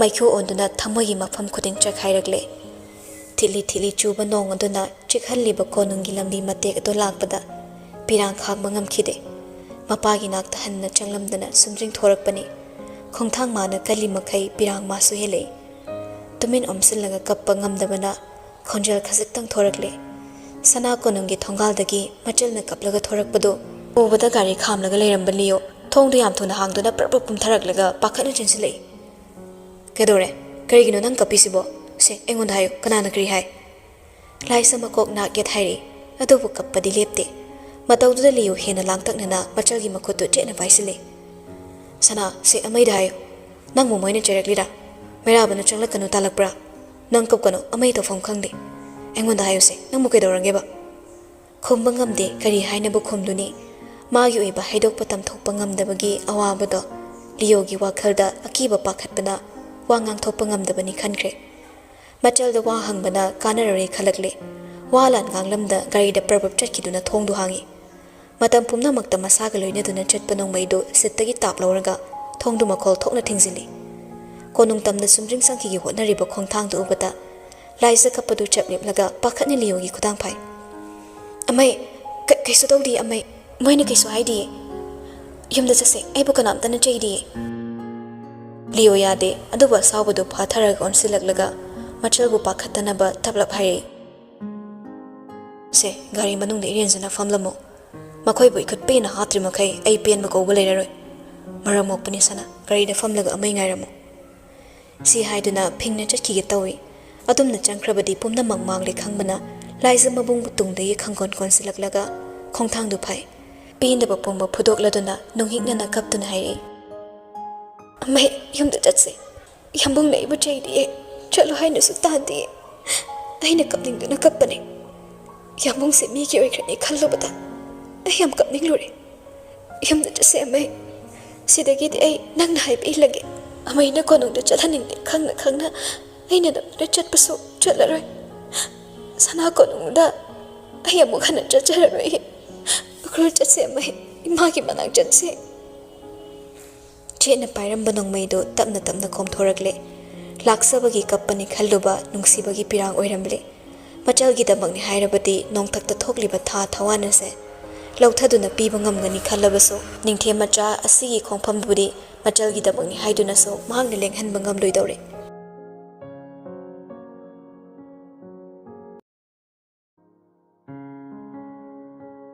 ꯃꯆꯦꯠ ꯇꯥꯔꯕ ꯊꯋꯥꯏ ꯃꯤꯔꯦꯜꯅ ꯑꯔꯩꯕ ꯄꯥꯡꯒꯜ ꯄꯨꯊꯣꯛꯄ ꯅꯃꯣ ꯇꯥꯏꯕꯪ ꯂꯥꯡꯒꯣꯜꯗ ꯄꯣꯛꯂꯨꯔꯕ ꯌꯥꯏꯕꯤ ꯃꯥꯅ ꯅꯨꯡꯁꯤꯕꯒꯤ ꯁꯤꯌꯣꯝꯅꯨꯡꯗ ꯂꯣꯟꯅ ꯊꯨꯞꯅ ꯍꯤꯡꯅꯤꯡꯂꯛꯄ ꯅꯥꯏꯇꯣꯝ ꯇꯥꯕ ꯊꯋꯥꯏꯅ ꯅꯥꯄꯜꯕꯨ ꯅꯥꯊꯩꯔꯗꯤ ꯈꯜꯂꯕꯁꯨ ꯑꯍꯦꯟꯕ ꯄꯥꯝꯕ ꯃꯤꯑꯣꯏꯕꯒꯤ ꯂꯝꯆꯠꯅ ꯑꯋꯥꯡꯕ ꯄꯜ ꯈꯥꯒꯠꯂꯤꯕ ꯁꯦꯡꯂꯕ ꯊꯃꯣꯏꯒꯤ ꯃꯆꯤꯟꯕꯨ ꯃꯦꯟꯗꯨꯅ ꯀꯌꯥꯗ ꯂꯥꯏꯊꯣꯛꯅ ꯍꯤꯡꯂꯤꯕ ꯃꯁꯤꯅ ꯃꯄꯥꯜꯊꯣꯡꯒꯤ ꯁꯛꯇꯝꯅꯤ ꯆꯤꯝꯕꯥꯜꯅ ꯊꯣꯛꯅ ꯍꯥꯏꯗ꯭ꯔꯕꯁꯨ ꯊꯃꯣꯏꯗ ꯑꯣꯟꯊꯣꯛꯄ ꯃꯇꯧꯅꯤ ꯅꯣꯡꯃ ꯅꯣꯡꯃ ꯍꯧꯈꯤ ꯑꯗꯨꯕꯨ ꯃꯩꯔꯥꯕꯒꯤ ꯄꯨꯟꯁꯤꯗꯤ ꯑꯍꯥꯡꯕ ꯍꯦꯟꯖꯤꯜꯂꯛꯏ ꯃꯊꯧ ꯆꯠꯀꯗꯕ ꯆꯠꯂꯨꯔꯒ ꯎꯪꯗꯨꯅ ꯑꯃꯨꯛ ꯂꯩꯊꯣꯛꯄ ꯋꯥꯈꯜ ꯀꯌꯥ ꯀꯌꯥ ꯈꯜꯂꯨꯔꯕꯁꯨ ꯑꯋꯥꯠꯄꯅ ꯃꯁꯔꯨꯛ ꯑꯣꯏꯔꯛꯂꯤ ꯃꯤ ꯌꯥꯌꯥ ꯂꯥꯡꯕ ꯃꯐꯝꯗ ꯂꯦꯞꯂꯕꯁꯨ ꯊꯃꯣꯏꯗ ꯏꯍꯥꯡ ꯍꯥꯡꯂꯤ ꯅꯨꯄꯥ ꯑꯣꯏꯕꯒꯤ ꯑꯀꯟꯕ ꯅꯥꯄꯜꯅ ꯃꯍꯧꯁꯥꯒꯤ ꯄꯨꯟꯁꯤꯗꯨꯗ ꯍꯤꯡꯅꯕ ꯍꯣꯠꯅꯔꯕꯁꯨ ꯋꯥꯅ ꯊꯣꯛꯂꯦ ꯆꯣꯛꯊꯔꯦ ꯌꯦꯡꯂꯨ ꯌꯦꯡꯂꯨ ꯍꯔꯥꯎꯐꯝ ꯂꯩꯔꯛꯇ꯭ꯔꯦ ꯁꯛꯇꯤꯁꯨ ꯃꯃꯤ ꯁꯥꯝꯂꯛꯏ ꯈꯟꯊꯔꯨꯕ ꯃꯤꯀꯨꯞꯇ ꯃꯥꯒꯤ ꯑꯍꯦꯟꯕ ꯄꯥꯝꯕ ꯋꯥꯈꯜꯅ ꯐꯪꯂꯤꯕ ꯁꯛꯇꯤ ꯑꯗꯨꯗꯒꯤ ꯍꯦꯟꯅ ꯐꯪꯅꯕ ꯎꯄꯥꯏ ꯊꯤꯈꯤ ꯑꯗꯨꯕꯨ ꯁꯣꯛꯊꯔꯕ ꯊꯋꯥꯏꯗꯨꯅ ꯅꯥꯄꯜꯕꯨ ꯀꯌꯥ ꯀꯨꯏꯅ ꯀꯣꯟꯁꯤꯜꯂꯒ ꯊꯝꯕ ꯉꯝꯈꯤꯅꯤ ꯀꯨꯏꯔꯛꯂꯦ ꯅꯣꯡꯃꯥꯏꯖꯤꯡ ꯈꯨꯗꯤꯡꯒꯤ ꯄꯨꯜꯂꯝꯕ ꯃꯈꯣꯏꯅ ꯃꯥꯒꯤ ꯂꯩꯅꯈꯤꯕ ꯋꯥꯔꯣꯏꯄꯣꯠ ꯍꯌꯦꯡꯇ ꯉꯥꯏꯔꯕꯗ ꯔꯣꯕꯔꯠ ꯀꯣꯅꯨꯡꯗ ꯆꯪꯊꯣꯛ ꯆꯪꯁꯤꯟ ꯇꯧꯈꯤꯗ꯭ꯔꯦ ꯕꯣꯏ ꯃꯅꯤꯄꯨꯔ ꯊꯥꯗꯣꯛꯈ꯭ꯔꯦ ꯊꯋꯥꯏꯒꯤ ꯁꯥꯟꯅꯕ ꯃꯔꯨꯞ ꯌꯦꯛꯅꯕ ꯑꯣꯏꯈ꯭ꯔꯦ ꯀꯣꯅꯨꯡꯗ ꯈꯣꯡꯒꯨꯜ ꯇꯥꯈꯤꯗ꯭ꯔꯦ ꯊꯃꯣꯏꯅ ꯂꯣꯟꯅ ꯈꯣꯏꯗꯥꯖꯕꯤꯗꯣ ꯃꯁꯥꯅ ꯃꯁꯥꯕꯨ ꯃꯤꯅꯝꯗꯨꯅ ꯊꯝꯂꯝꯕ ꯅꯨꯡꯁꯤꯕꯤꯗꯣ ꯀꯨꯏꯔꯦ ꯃꯅꯥꯛꯇ ꯂꯥꯛꯈꯤꯗꯕ ꯏꯍꯥꯡ ꯍꯥꯡꯂꯕ ꯃꯥꯒꯤ ꯄꯨꯟꯁꯤꯗ ꯑꯅꯧꯕ ꯄꯨꯟꯁꯤ ꯑꯃ ꯍꯧꯕꯒꯤ ꯄꯥꯡꯒꯜ ꯊꯣꯛꯇ꯭ꯔꯕꯁꯨ ꯑꯅꯝ ꯀꯟꯕ ꯃꯅꯨꯡ ꯀꯟꯕ ꯃꯆꯠꯅ ꯀꯔꯤꯁꯨ ꯇꯧꯗꯕꯒꯨꯝꯅ ꯉꯁꯤꯁꯨ ꯃꯈꯧ ꯄꯣꯡꯅ ꯂꯦꯞꯂꯤ ꯏꯪꯊꯕ ꯉꯝꯗ꯭ꯔꯕ ꯑꯌꯨꯛ ꯑꯗꯨꯗ ꯇꯞꯂꯤ ꯇꯞꯂꯤ ꯆꯠꯂꯤ Hayeng waroi potkidamak konong manungda langlibado mahak taningde yawninglude. Mamana tharamba kaboklei pambidugi makhongda mathanda tarak satli. Ngasisu mahausagumna pambiduda kaboklei amakhaktang satlami. Chatlambadu chapleplagi yingi. Ningsinglei mikup ama. Migi ingkolda hauba laidi nattidana. Konungsida hauba lai hekpada mapuda hainabagi chatnabi lei taragadi. Wanomba lakpagi khaktada iningthaugi appointment do miyoibagi punsi lambidagi hena sanglani. Chathose ai mina sumaina tawbase hainade. Ai disoidana heklani. Somgi yaroi haiba wahaiduna laise pambagi hulsum hengatpadongna tawre. Ai ngasi laise hetrimakhai tumlaroi. Ai mina ngamba yaba nupi nate. Hanjin tarai mapamsida leplaga ihan hana chinda pawdana kiba khana kibado. Magi chinthakta machin khumduna khana kiba nupimchado. Masam ingang ladana yingbada matamsigi yaklauba angang aphawbi mankibani. Ningsingda ningsinglaroi ngamdabana mari ningsinglai. Mana midu kauksinduna laisangalambaduda nupiduna sana khongnang makhongda ahing lenkiba thongnau makhongda leplaga phana kuini yengkibani. Ngasidi meeting famdagi laukre masadu tapna leithoklaga akoibadu yingli. Lamda uriba chingsang pareng amamam ta oina yinglei. Ukrul maike olai siroi chingsang makhongda lona thupna satlauba chingi lili ude. Karamnabu ugani singzaw kaya na thattuna thamkrabada. Yambong kaidaramino. Khonjalduda mairaba hutlai thoraga yinglei. Mona leptuna lerami. Asomda mayamna yambungbu hangnari. Thabak khudingmak yambunggi apam-pamda haidrabadi mayamsina hekta tawsuluba ngamdre. Moina thokpa silona hairamliduni. Moina fanaba sinsano. Nangsu yawda yawe tandro thabak mayamse wanabani. Mona noglei mairabana thak wangkibana toina unaba phangdrabaso. Sakta khali haina pangsawda sawrabaso. Pumnamaki marumda asonba thamoy amadi pali khangbana mona irap lapthokte. Tamna jangsilaglaga mairabagi nakanda lepi. Maikeng aduna laptakna leiriba paklaba lampak aduda olaga warido makha samthari. Yengune yambo. Ngasi nomaisingni. Adubu lampakse ihang hangle. Mahusa oiradi luwang selungba, kuman selungba, ay kumani bema, ningsin selungba, amata watana laygani. Yamong na sagol kangzi sana si haygani. Ningsin selungba na mukna sana si haygani. Ningsin gi apama matung ina luwang selungba na mukna sana gani. Ningsin na ngamkibada luwang na sawduna, amuk hana sana si haybada. Amay na takuldi mukna anirag sana de hayramlaga, nahuktuna ninghayda na laykiba. Yamung na sagol mathagda phamlaga aikhoibu kangji sana siya de haina manoi bungogi wa indaba nakhoi loina hatlagi tuplagi haina dap tawba yambunggi wahaida aikhoina noktuna taba wahaidu haina mairabada yinglei mona nupadu sumdring leplami yengkiba amada yengduna monasu amuk tapna leitholaga makhatai konungda sana lagle khumani bemaga yambunga rasing minagani khangna Sagoi makok chingmina balai tabagi aina sanabu phakibani. Madi sagoi saba yamna pami. Namito fazadra. Aikoi sanana gopi saduna sagoi makok chinglaga tholakpa basantaras namito. Namit adubo yamong na kauba ngamkigadrane. Huzakta mairaba mona da layduna yinglei. Nupido mapi taramle. Adubo wana tinyo thaduna haininglibato haina bohonay. Matamgi awalna. Aikhoigi asengba saktam puduna lakbago ngasidi sanaso ningsengi kachang oiramle kononggi angama thausingi sakti lamjelda atonba thawai singbu khulai oirubaki mahi oina khudi thidona ngasidi machoi tanaba maram oire aigi wakhalna lohna sagatchaba naknaba yararoidaba mariso ngasidi mayaida thabat tatuna magre yengloi khana yengdraba magi maikeni Yengleroi khanda yengdabadi ngamte. Sarma, aikhoina pamba posa khudingma aikhoigi oigani leitabane. Wari lairekta nungsiba mibo tarai hekta aigi oina thonglubaso. Nang aina hingliba asengma sangsar sidade madu chatnade. Asengma chatnabi sibu miyoibana he kauthokduna.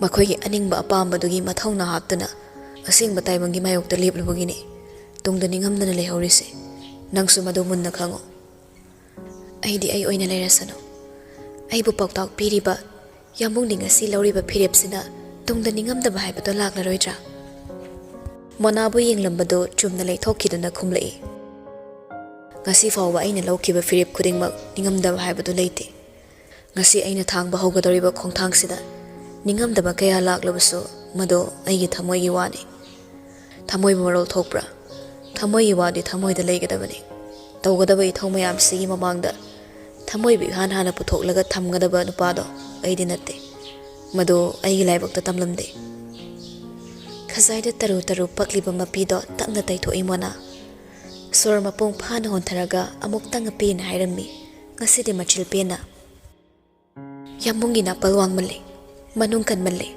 thamoi aduna lona khaliba mahakpuna nakta thamnaba upai thidrabaso nungsiba amagidamak tawpham thokba mathaudi tawbiba machani khumani be mana tawkhiba matawsingdubu kawthoklaga yambungdi haikiba wa ngaklibani haina lohnaba sem sari basida ya thokpire phare mase yambungi apamani Adubu yambong luwang selungba chatkre ningsena nakta laktre khumani bungode yambungi marup nate sana ibe ma khongul taraklaroi thawai gi chanbi marup oirabasu manak chatuna magi pokning phasin biroba aigi iti oidre aduga mapamsida leplaga mabu maisa langali bakanagi anawba punsida saruk yabasu ai ngamlaroi aina konungsida khongdarakpa ngasina roibo isaragani Yambungi punsida wata padaba sakti na yomlaga hingba ningthe macha ama oiduna kanagumba amabu ningsinglaga nongmata sumittagi pi sinthadana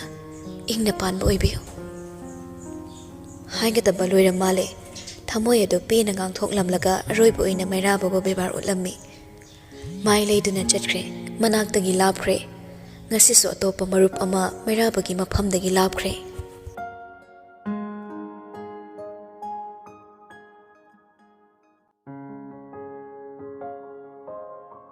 Nakhong narabadi hayuko abuna nangbu yamna chatlangganu haibani nadeda ai pharabani kaisu tawdre siroi karasu ngamlani wahaiduda awon noglei nomaisingni haiduna church karubani anido lining laisol olakpada laisaka hina awabu oide maramdi isor amatani masak tonganbani haiba wakhalsina magi lainong laison bulamjingduna chatpani longpi khunda natte fungyargi sanga kiba church tun tanat nidu laklibani Laisa yaubana tarak thadorakpadi natte awon tapnai Amaisu khungi social work tawgani haina meeting yaramgani Asamda khuldagi thoklingaida phasa sera nangi pakhangbo yam uninglamgani ne Chatpadu chapletlaga awonda yingla inupido Adugi wado aina saroise haraga aina chatningdabagi chattabani Aduga matung manawdi mabu aigi pakhang haigano Hairamlaga chatpa hokre Awan prapap tane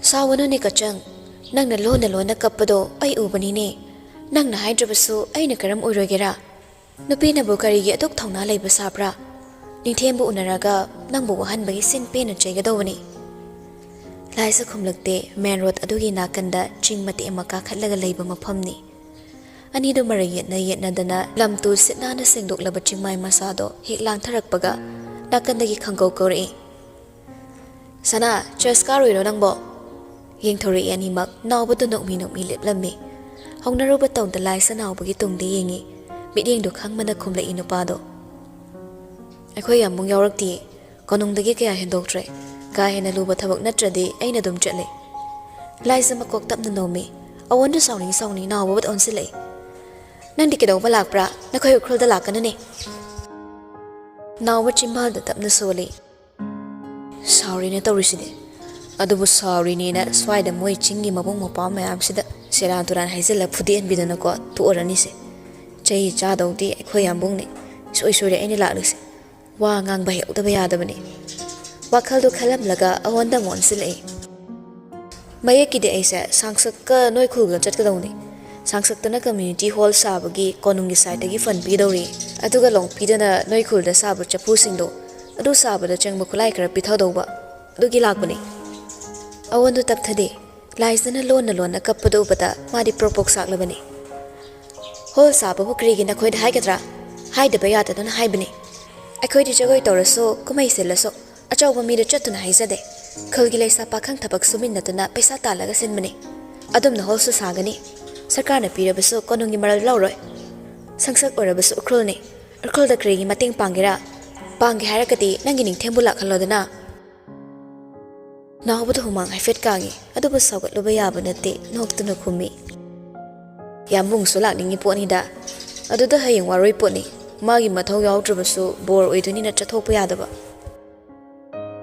ꯋꯥꯍꯩꯗꯨꯗ ꯅꯥꯀꯟꯗ ꯂꯩꯊꯣꯛꯇꯨꯅ ꯂꯦꯞꯂꯝꯕ ꯅꯨꯄꯤꯗꯣ ꯅꯥꯎꯕꯗ ꯌꯦꯡꯂꯛꯏ ꯑꯃꯗꯨꯁꯨ ꯍꯥꯏꯈꯤ ꯍꯥꯏꯗꯣꯛꯂꯨꯔꯒ ꯀꯔꯤ ꯅꯨꯡꯒꯤꯅ ꯌꯧꯏ ꯑꯋꯟꯅ ꯉꯥꯎꯅ ꯍꯪꯂꯛꯏ ꯋꯥꯔꯣꯏ ꯄꯣꯠ ꯍꯥꯏꯕꯗꯤ ꯀꯔꯤꯔꯥ ꯑꯩꯁꯨ ꯄꯥꯈꯪꯅꯤ ꯑꯀꯨꯞꯄ ꯃꯔꯣꯜꯒ ꯒ꯭ꯌꯥꯟ ꯇꯥꯗꯦ ꯑꯦꯡꯒꯦꯖꯃꯦꯟꯒꯤ ꯃꯑꯣꯡꯅꯤ ꯃꯃꯤꯡꯒꯤ ꯑꯣꯏꯅ ꯄꯨꯊꯣꯛꯄꯅꯤ ꯀꯣꯅꯨꯡꯅꯤꯅ ꯊꯧꯔꯝ ꯋꯥꯠꯄ ꯌꯥꯗꯕꯒꯤꯅꯤ ꯋꯥꯔꯣꯏ ꯄꯣꯠ ꯂꯣꯏꯔꯒ ꯕꯥꯔꯇꯣꯟ ꯆꯠꯄ ꯍꯧꯔꯅꯤ ꯑꯋꯣꯟꯗꯤ ꯂꯥꯏꯁꯛꯀꯤ ꯅꯨꯡꯉꯥꯏꯇꯕꯅ ꯌꯦꯡꯂꯛꯏ ꯅꯨꯄꯤꯗꯨꯁꯨ ꯀꯔꯤꯁꯨ ꯇꯧꯗꯕꯒꯨꯝ ꯂꯦꯞꯂꯝꯃꯤ ꯈꯪꯗꯦ ꯊꯃꯣꯏꯗꯤ ꯀꯝꯗꯧꯔꯝꯒꯗꯕꯅꯣ ꯑꯋꯣꯟꯗꯣ ꯉꯥꯡꯅꯔꯔꯣꯏ ꯈꯟꯗꯨꯅ ꯅꯥꯎꯕꯗ ꯇꯞꯅ ꯑꯣꯟꯁꯤꯜꯂꯛꯂꯤ ꯁꯧꯒꯠꯄꯗꯨ ꯂꯦꯞꯂꯒ ꯊꯥꯏꯅꯒꯤ ꯃꯇꯝꯗꯗꯤ ꯇꯥꯡꯈꯨꯜ ꯄꯥꯈꯪꯁꯤꯡꯅ ꯅꯈꯣꯏ ꯃꯩꯇꯩꯕꯨ ꯌꯥꯝ ꯁꯥꯎꯕꯅꯤ ꯊꯕꯛꯅꯤ ꯍꯥꯏꯗꯨꯅ ꯆꯤꯡꯗ ꯂꯥꯛꯂꯒ ꯆꯤꯡꯒꯤ ꯅꯨꯄꯤꯕꯨ ꯅꯨꯡꯁꯤꯅꯒꯅꯤ ꯑꯗꯨꯒ ꯇꯝꯄꯥꯛꯇ ꯍꯟꯈ꯭ꯔꯒ ꯑꯩꯈꯣꯏꯕꯨ ꯀꯥꯎꯕꯤꯕ ꯃꯥꯒꯤ ꯅꯨꯄꯤ ꯑꯣꯏꯗꯨꯅ ꯂꯧꯔꯕꯁꯨ ꯌꯨꯝꯗ ꯍꯟꯈ꯭ꯔꯕꯗꯤ ꯍꯦꯛꯇ ꯀꯥꯎꯕꯅꯤ ꯈꯨꯜꯗ ꯂꯥꯛꯄ ꯀꯅꯥꯗꯁꯨ ꯌꯨꯝ ꯄꯥꯟꯕ ꯌꯥꯔꯣꯏ ꯍꯥꯏꯅ ꯂꯩꯁꯥꯁꯤꯡꯕꯨ ꯑꯊꯤꯡꯕ ꯊꯝꯕꯅꯤ ꯑꯩꯈꯣꯏꯒꯤ ꯏꯕꯨꯡꯁꯤꯡꯅ ꯍꯥꯏꯕꯗꯣ ꯌꯥꯝꯅ ꯆꯨꯝꯈ꯭ꯔꯦꯀꯣ ꯃꯩꯇꯩ ꯅꯨꯄꯥꯁꯦ ꯂꯨꯁꯤꯜꯂꯛꯂꯕꯗꯤ ꯃꯈꯣꯏ ꯍꯤꯡꯂꯒ ꯂꯣꯏꯔꯦ ꯈꯟꯕ ꯃꯥꯜꯂꯦꯅꯦ ꯋꯥꯍꯩꯗꯨ ꯅꯥꯎꯕ ꯈꯖꯤꯛꯇꯪ ꯏꯀꯥꯏ ꯃꯔꯥ ꯂꯩꯇ꯭ꯔꯕꯁꯨ ꯏꯀꯥꯏꯕ ꯄꯣꯛꯍꯜꯂꯤ ꯑꯋꯟꯅ ꯃꯈꯥ ꯇꯥꯒꯤ ꯍꯦꯛ ꯇꯧꯕꯒ ꯂꯥꯏꯖꯅ ꯑꯋꯟꯒꯤ ꯃꯈꯨꯠꯇꯣ ꯇꯥꯞ ꯄꯥꯏꯁꯤꯜꯂꯒ ꯅꯥꯎꯕꯗ ꯑꯣꯟꯁꯤꯜꯂꯛꯏ ꯑꯗꯨꯗꯤ ꯅꯥꯎꯕ ꯅꯪꯁꯨ ꯅꯊꯧ ꯆꯠꯆꯔꯨꯔꯣ ꯑꯩꯈꯣꯏꯁꯨ ꯈꯨꯟꯗ ꯍꯟꯒꯗꯕꯅꯤ ꯅꯥꯎꯕ ꯃꯀꯣꯛ ꯇꯞꯅ ꯅꯣꯝꯃꯤ ꯂꯥꯏꯖ ꯃꯃꯥꯏ ꯂꯩꯈ꯭ꯔꯦ ꯎꯍꯧꯏ ꯁꯦꯠꯂꯤꯕ ꯐꯅꯦꯛ ꯏꯜꯂꯤꯕ ꯏꯅꯐꯤ ꯎꯈ꯭ꯔꯨꯜꯗ ꯏꯪꯗꯨꯅꯇ ꯂꯩꯕꯅ ꯈꯨꯗꯥꯡ ꯑꯁꯥꯡꯕꯗ ꯑꯃꯨꯕ ꯃꯆꯨꯒꯤ ꯐꯨꯔꯤꯠ ꯁꯝꯗꯨ ꯁꯝꯕꯨꯜ ꯆꯥꯎꯔꯞ ꯄꯨꯜꯂꯤ ꯃꯥꯏꯊꯣꯡꯗ ꯏꯀꯦ ꯀꯦꯔꯝꯗꯦ ꯃꯍꯧꯁꯥꯗꯤ ꯈꯖꯤꯛꯇ ꯑꯣꯏꯔꯕꯁꯨ ꯀꯦꯕꯅꯤ ꯑꯗꯨꯕꯨ ꯉꯁꯤꯗꯤ ꯀꯔꯤꯁꯨ ꯌꯦꯛꯁꯤꯟ ꯇꯩꯁꯤꯜꯂꯝꯗꯦ ꯅꯤꯡꯁꯦꯟꯒꯤ ꯃꯤꯁꯤꯡꯅ ꯊꯧꯖꯤꯜꯂꯛꯄ ꯒꯥꯔꯤ ꯑꯗꯨꯒꯤ ꯊꯣꯡ ꯍꯥꯡꯈꯤꯕꯗ ꯎꯕꯗ ꯅꯥꯎꯕ ꯇꯍꯥ ꯇꯍꯥ ꯀꯧꯔꯛꯏ ꯁꯅꯥ ꯅꯨꯄꯤ ꯑꯅꯤꯃꯛ ꯌꯦꯡꯂꯛꯏ ꯂꯥꯏꯖꯅ ꯈꯨꯝꯗ꯭ꯔꯤꯉꯩ ꯑꯋꯟꯅ ꯁꯥꯎꯅ ꯀꯔꯤꯒꯤ ꯁꯅꯥ ꯀꯧꯕ꯭ꯔꯥ ꯃꯥꯒꯤ ꯃꯃꯤꯡ ꯀꯆꯪ ꯀꯧꯕꯅꯤ ꯃꯥꯕꯨ ꯃꯩꯇꯩ ꯀꯌꯥꯃꯨꯛ ꯑꯣꯏꯍꯟꯅꯤꯡꯕ꯭ꯔꯥ ꯅꯥꯎꯕ ꯈꯪꯕ꯭ꯔꯦ ꯈꯪꯉꯤ ꯂꯥꯏꯖꯁꯨ ꯑꯋꯟꯒꯤ ꯃꯇꯧꯗ ꯇꯞꯅ ꯅꯣꯛꯂꯒ ꯍꯥꯏꯔꯛꯏ ꯍꯥꯏꯔꯛꯑꯣ ꯀꯩꯗꯧꯔꯒꯦ ꯅꯪꯅ ꯑꯩ ꯀꯧꯔꯤꯗꯣ ꯅꯥꯎꯕ ꯍꯥꯏꯁꯤꯔ ꯍꯥꯏꯔꯣꯏꯁꯤꯔ ꯈꯜꯂꯤ ꯑꯗꯨꯕꯨ ꯆꯞ ꯃꯥꯟꯅꯩ ꯍꯥꯏꯔꯕꯁꯨ ꯍꯥꯏꯗ꯭ꯔꯕꯁꯨ ꯂꯩꯅꯔꯤꯕ ꯈꯣꯡꯐꯝꯁꯤꯗꯤ ꯍꯣꯡꯂꯔꯣꯏ ꯈꯪꯕꯅ ꯏꯇꯞ ꯇꯞꯅ ꯈꯨꯝꯃꯤ ꯅꯪꯅ ꯇꯥꯡꯈꯨꯜ ꯐꯤꯖꯣꯜ ꯁꯦꯠꯄꯁꯦ ꯑꯩꯈꯣꯏ ꯌꯥꯝꯕꯨꯡꯅ ꯂꯣꯟꯅ ꯂꯣꯟꯅ ꯌꯦꯡꯂꯒ ꯅꯣꯛꯄꯅꯤ ꯉꯁꯤꯁꯨ ꯌꯥꯝꯕꯨꯡꯅ ꯎꯔꯗꯤ ꯆꯤꯟꯅ ꯐꯖꯩꯅ ꯍꯥꯏꯗ꯭ꯔꯁꯨ ꯃꯥ ꯁꯣꯏꯗꯅ ꯅꯣꯛꯀꯅꯤ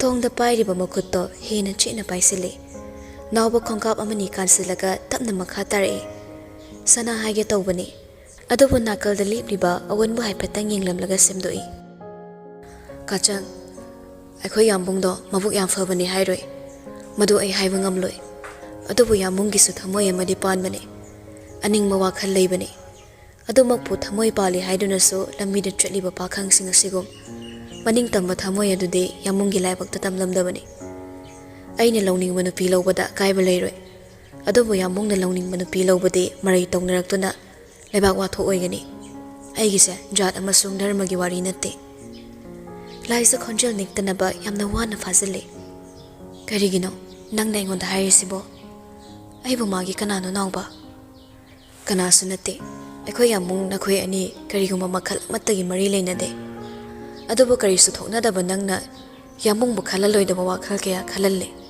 ꯃꯥꯕꯨ ꯇꯨꯝꯕ ꯌꯥꯍꯟꯗꯦ ꯆꯥꯕ ꯌꯥꯍꯟꯗꯦ ꯄꯨꯟꯁꯤꯗ ꯅꯤꯡꯉꯝꯗꯕ ꯀꯔꯤꯅꯣ ꯃꯁꯛ ꯈꯪꯗꯕ ꯌꯥꯝꯕꯨꯡꯒꯤ ꯃꯐꯝꯗ ꯅꯪꯅ ꯈ꯭ꯋꯥꯏꯗꯒꯤ ꯆꯥꯎꯕ ꯅꯤꯡꯉꯝꯗꯕ ꯑꯃ ꯑꯣꯏꯍꯟꯒꯗꯧꯔꯦ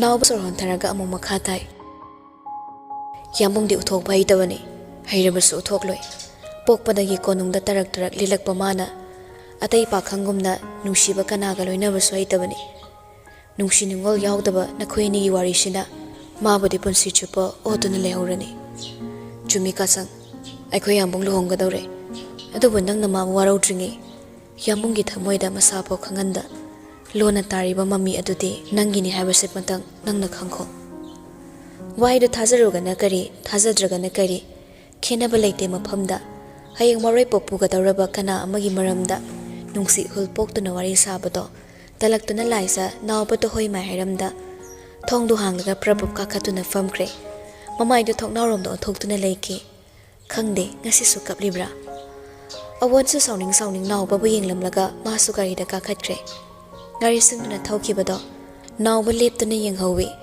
nong soli tawbagi musilap tawraba chingi koilasada gari aduna chenkibado mamit kuptana yengli manung kanba magi yamungi machatna ngasidi masamaki makhongda singjang nayan sinjarani khalubada tungidama wadaba ngamde mai lai thoklaga tongliba nupido machi lengde mai thongda phuri phongyargi atappa nungsitna uchana paring lengi manada pakhauba nonglikna lambida khazik khitari madubu yengduna kaplibra awan su tokpam khangde makutna lamlaga laisagi makut tapna paisilai hojikta laisa mamai onsilakle haina ina mitsna ani do bina pumtum thulamle hairi taning tawin awan mumunna yenglaga karigino mana su phatrise mana pamba sakti do aina de piba ngamloisira amaina mabu sawe mabu yade haina aibudi mana mi oina thararoisira natragana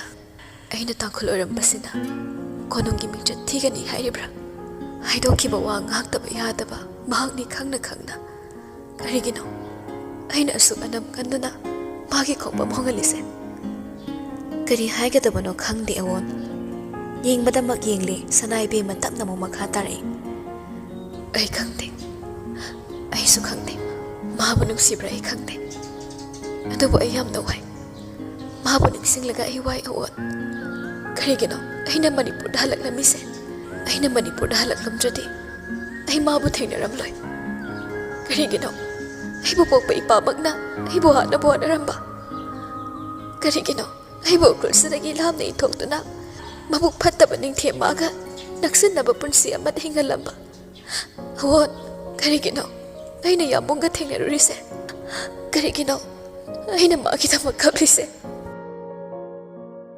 khangde bidina kari tamlamba kaplaroi khanna tarakliba pido tapna taithoi amuk hanna mathanda kaplaroi wasakchei fana kuina thauraga khulgi khunjil yorakle nupi ani de khumta hore madudagi khongna kakhatkadabane awanna laisabu tapna makut samlai ani do makut ani kotsinaraga tapna karakle nupi nuna sukthabada obada thembago awon noklaga wangagle hore ni yai panhek pachase ko lok to kumlaga nga phabasa tambige imphal na kari nungai behengera warukok semlaga samda haptuna lok to ising sok pachase chapu sabase tambige ekhoi longpidi chapu sabana ekhoi gi thabak oibani ko mawu wakhal khandana bhairibani khangi laisa kai sukhumde loiroi ngamba chingi lambido tapna muka khalagle khajiktang insilakpada illeba fido tasilaga semjinle nonthaduna ahora gingli wa ngang na chatlamba awon chaplepki kari tawrabano khanna masu yenglubada urakle leizabi thaduna kiraga thongalda leplamba nupido saktamda ubada awon laisabu yenglei hairi sanaibe madana awon nang changlamo ai khra tapna changake yade leptuna lei nupido adubu laisage ingit ubada changningda sangkhre sanaibe mado khongka mamani thangatuna lepi leplamba nupi adusu changsilaklaga mayoknana lepi laisaba khongdagi tonfop yenglaga nokfet tawre yam paksi aikoi hek loibaga nanga mohomba yarani hanagu mingsena konungda leiba oiradi yamung daiduna nangi sanaba kanano yengbiba yabani hajikti upai leite do kari leirage asuk lapna ton nokladuna fi marumda pairakpa angang machugi karto puthoklaga unli si khangbra lohongbagi bartone hayeng waroi putloiraga chatpa hogadabani atubo khwaigi saruk thungdringe nangi hana piningbai ikhongna thongna lakbane lakba nangi apambane sepaisilo yamungai khoini lohongbagi barton lakladi hena nungaini asi hairaga yamna ingna noi hu puramin minok adugna makhutta pairiba barton duga chiroi singsangdagi humtharakpa tanik pamalangdo mikupsida sanaibe magi maphamdadi marabhumi gi akoibada setpa lumbu saba malangbagi masakni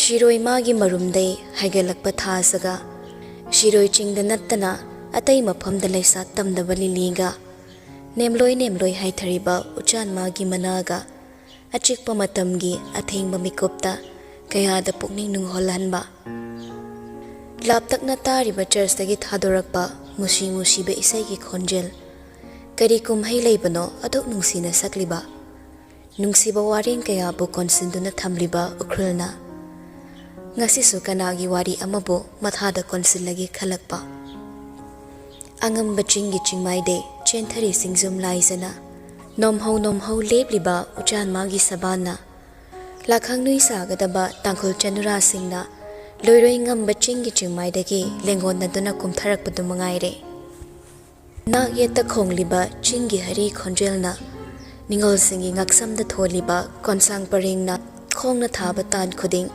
konsang paring thengaina bagi nungsiba khonjel namma oire chiklebo khrolgi tampakta yata dunaso tungkul tanba ngamdraba athengbagi matamda ningsinglai akanba wahaising barton du makhutta namduna pisilai amuk swairi makhau pongladuna kayara khana haikre adubu ngasi sung haigani nangna konungda khong tarakhidaba se punsi chupagi oyo hayeng aigi wari potni masi khakta buloirabadi leba pungsaw thilani lohongbagi barton chatlani nangi nasakto yamungi mangda amuk hana uttuna yamungi pokningda khudum chanaba honagano makhutta namdana pisilakliba bartondo tonda amuk hana pahennaba honai nupidu laude adubu makhut muktana namdana pahelle hairi ilemlemna mapuroiba oigadoraba kanagumbi amagidamak wazaba loinabi amani khanduna nangbu yengduna hairi nangi thamoigi awaba aigi wahai taraga kokpa oyo manawi pongo aduga aigagi mafamda leinariba marise masak udaba maming leitaba marini supnatangi punsi lambida icham chamna thengnaruba misakne aigi thamoida mabu aigi oiningbagi ihul leite haukiba matamduda nangna phattaba tawi haina aisu nangna phattabaga chapmanaduna nangi mathakta laman khomba ai pamde maramdi aisu nangum phattaba lau tawduna nangbu manghanna bo honarabadi nanga iga karidabu khenari adubu khumani bema aidi nang oiningde nanga manaba ai pamde aina nang hainadabagi changse nangna pamba posak adugi manakta phauba aina naksalaga lepningde shauna yenglei mamito laisa tapna makha tari pakhat pathado chingnabasu leigano nangi tamlamlaba mahakni nangi damak lengdana leigani hayeng waroi potni hairaga karigi adoksingna aigi nakta lakpano ukrul aigi poknafam sida leitana ai kadaida leiruni aina sana konungda laktabadi nang amadi kanagi miting bukiduna lakidaba natte ai isani isagi thamoy asibo kizaduna lakidabani yaubiro manaw ibema chinglambini tampakum ing taptabani kauramliba mingaududa khawtaksai mana omduna chakliba wari amabo nupi aduna kayada line haidorakliba sanai be mana mana lepliba mafamdo lankibaga ton masado leiduna ta hairei magi khongthang lephanduna ai yambungini yamungsu aigini sana konungda lohongduna leimasija oiba aidi masigidama poglakpani mapok khuding yamungi sijasu aina oigani lohonglaba matungda sana khyai bongogi mahut yamungna singani aduga sana khyai be magi mahutna aina konungi leima oirakpa mamitta masa udraba mahangna karibu kanaduna phamkongani pumnamak aigini maram asina nangbu aigi mayokta lepke haiba wakhal phawba khangano nangna karisu khandrabasu yamungi thamoibudi aina khamba ngamloi maram sina amuksu hairi nang magi mangda leplano sanai be mana line hairaklobasu nupasina kaidorakani khangdabana mipaiduna apangi wangang tawribado laisa thamoida nokningba phawi tonbu michina te yenglamlaga thawasa da manung changakle maithongda thawsadi uthoktrabasu thamoidadi taksini nupiduna hairamba wahaida yambung aigini aina yambungini haiba wahaido magidamak tamlakpa wahai ama tonna munduna ngangkhibagum hena mabu khoi saunanbani ningsingba duna lopkraba wakhalna mangduna famlinge Yumgi mateng pangbi singamla tahada changaklaga hairani. Kachang karam tausera kadambadu kari suchawa haiba yadine. Ningsing lai nahan konungdagi purakpadudagi kadamba chaw thau yade. Tumbasi madilai sana sumduna tumhalli. Hainabi oire sagoldo chaw thau yadrabaso. Tumbasi madilai sana sumdrabadi tumdabagum taure. Wahaiduda laisa pakhalap hangi. Uncle Simrengam kau kibadudi lak bidraba. Sumchadadi kamai tawni. Tumduna ngahak laibani. Ingani haiduna mai hobirabaso yadabani ne. Singamla wari mapung oibadudi haidre. Nupido nungsa thire adumak chadana lairabadi. Kodong thire ni khalubada phamduna laiba ngamaktre. Phamungdagi phu awalaga lai. Singamla shulai thaduna laihore. Leo su Imphal da laikhiba tanja oibana tawpham khangde. Mamana khulakpagida chatkibana yumdogi mi oina mathanda tarak lairiba. Mangoldagi prapap kumtharakle. Thabalna phingau phaurammi. Chingdadi haupi thaba yade. Hobe insilakpado khomjin tasan induna yumgi oi thangma maike adomda prapap lai. Sagol senabagi lepriba mi singdo hanna yenglamde. Sang manungda prapap chumdring sangle. Adubu khongthangdo thongzil yorakpada chap lepkre. Kadambado hiptuna leiramdre. Hagotuna thariba machinjakdo sarammi. Maduna phakiba natte khongthangdo. Manakta leplaga kadambabu makhutna tapna nanbiraga. Leplamliba nupadogi saktamnani. Nupado su yingle. Maidi ngale hairabaso chingmaida nganba maini. Mapangal soli. Adubu thabal magi mangal madi kachin koya thongmana. Mangal da tariba nupidogi mai thongdubo. Ngak yenglamlaga mamay amuk kadambada onsilaga haire. Aina luna tawbiyo hairaga nangde engonda sauraga kadambada tainaredana. Wahaido amuk so sauning hali, pangsaude hek sauning hali mabo. Khongthang khra prapap changsilaklaga merabana kadambada pairiba makhoto pat kanthok lokthok hali. Aigi sagolni karigi hepa sabirino. Ay adum themsage themaga pizage na aisu lakpani. Nupiduna kanthok piraklabada meraba lam heludre. Makuttu tapna nanthoklaga pocket humzile. Khutemdu soire nahan kaisu themlamni adubu thembagi technique soibagini mana chaw yadrese. Adu takadabado nangna phawbidawna aina ngangba wasum tadradi aise ukhlulna nungti ilak toribra.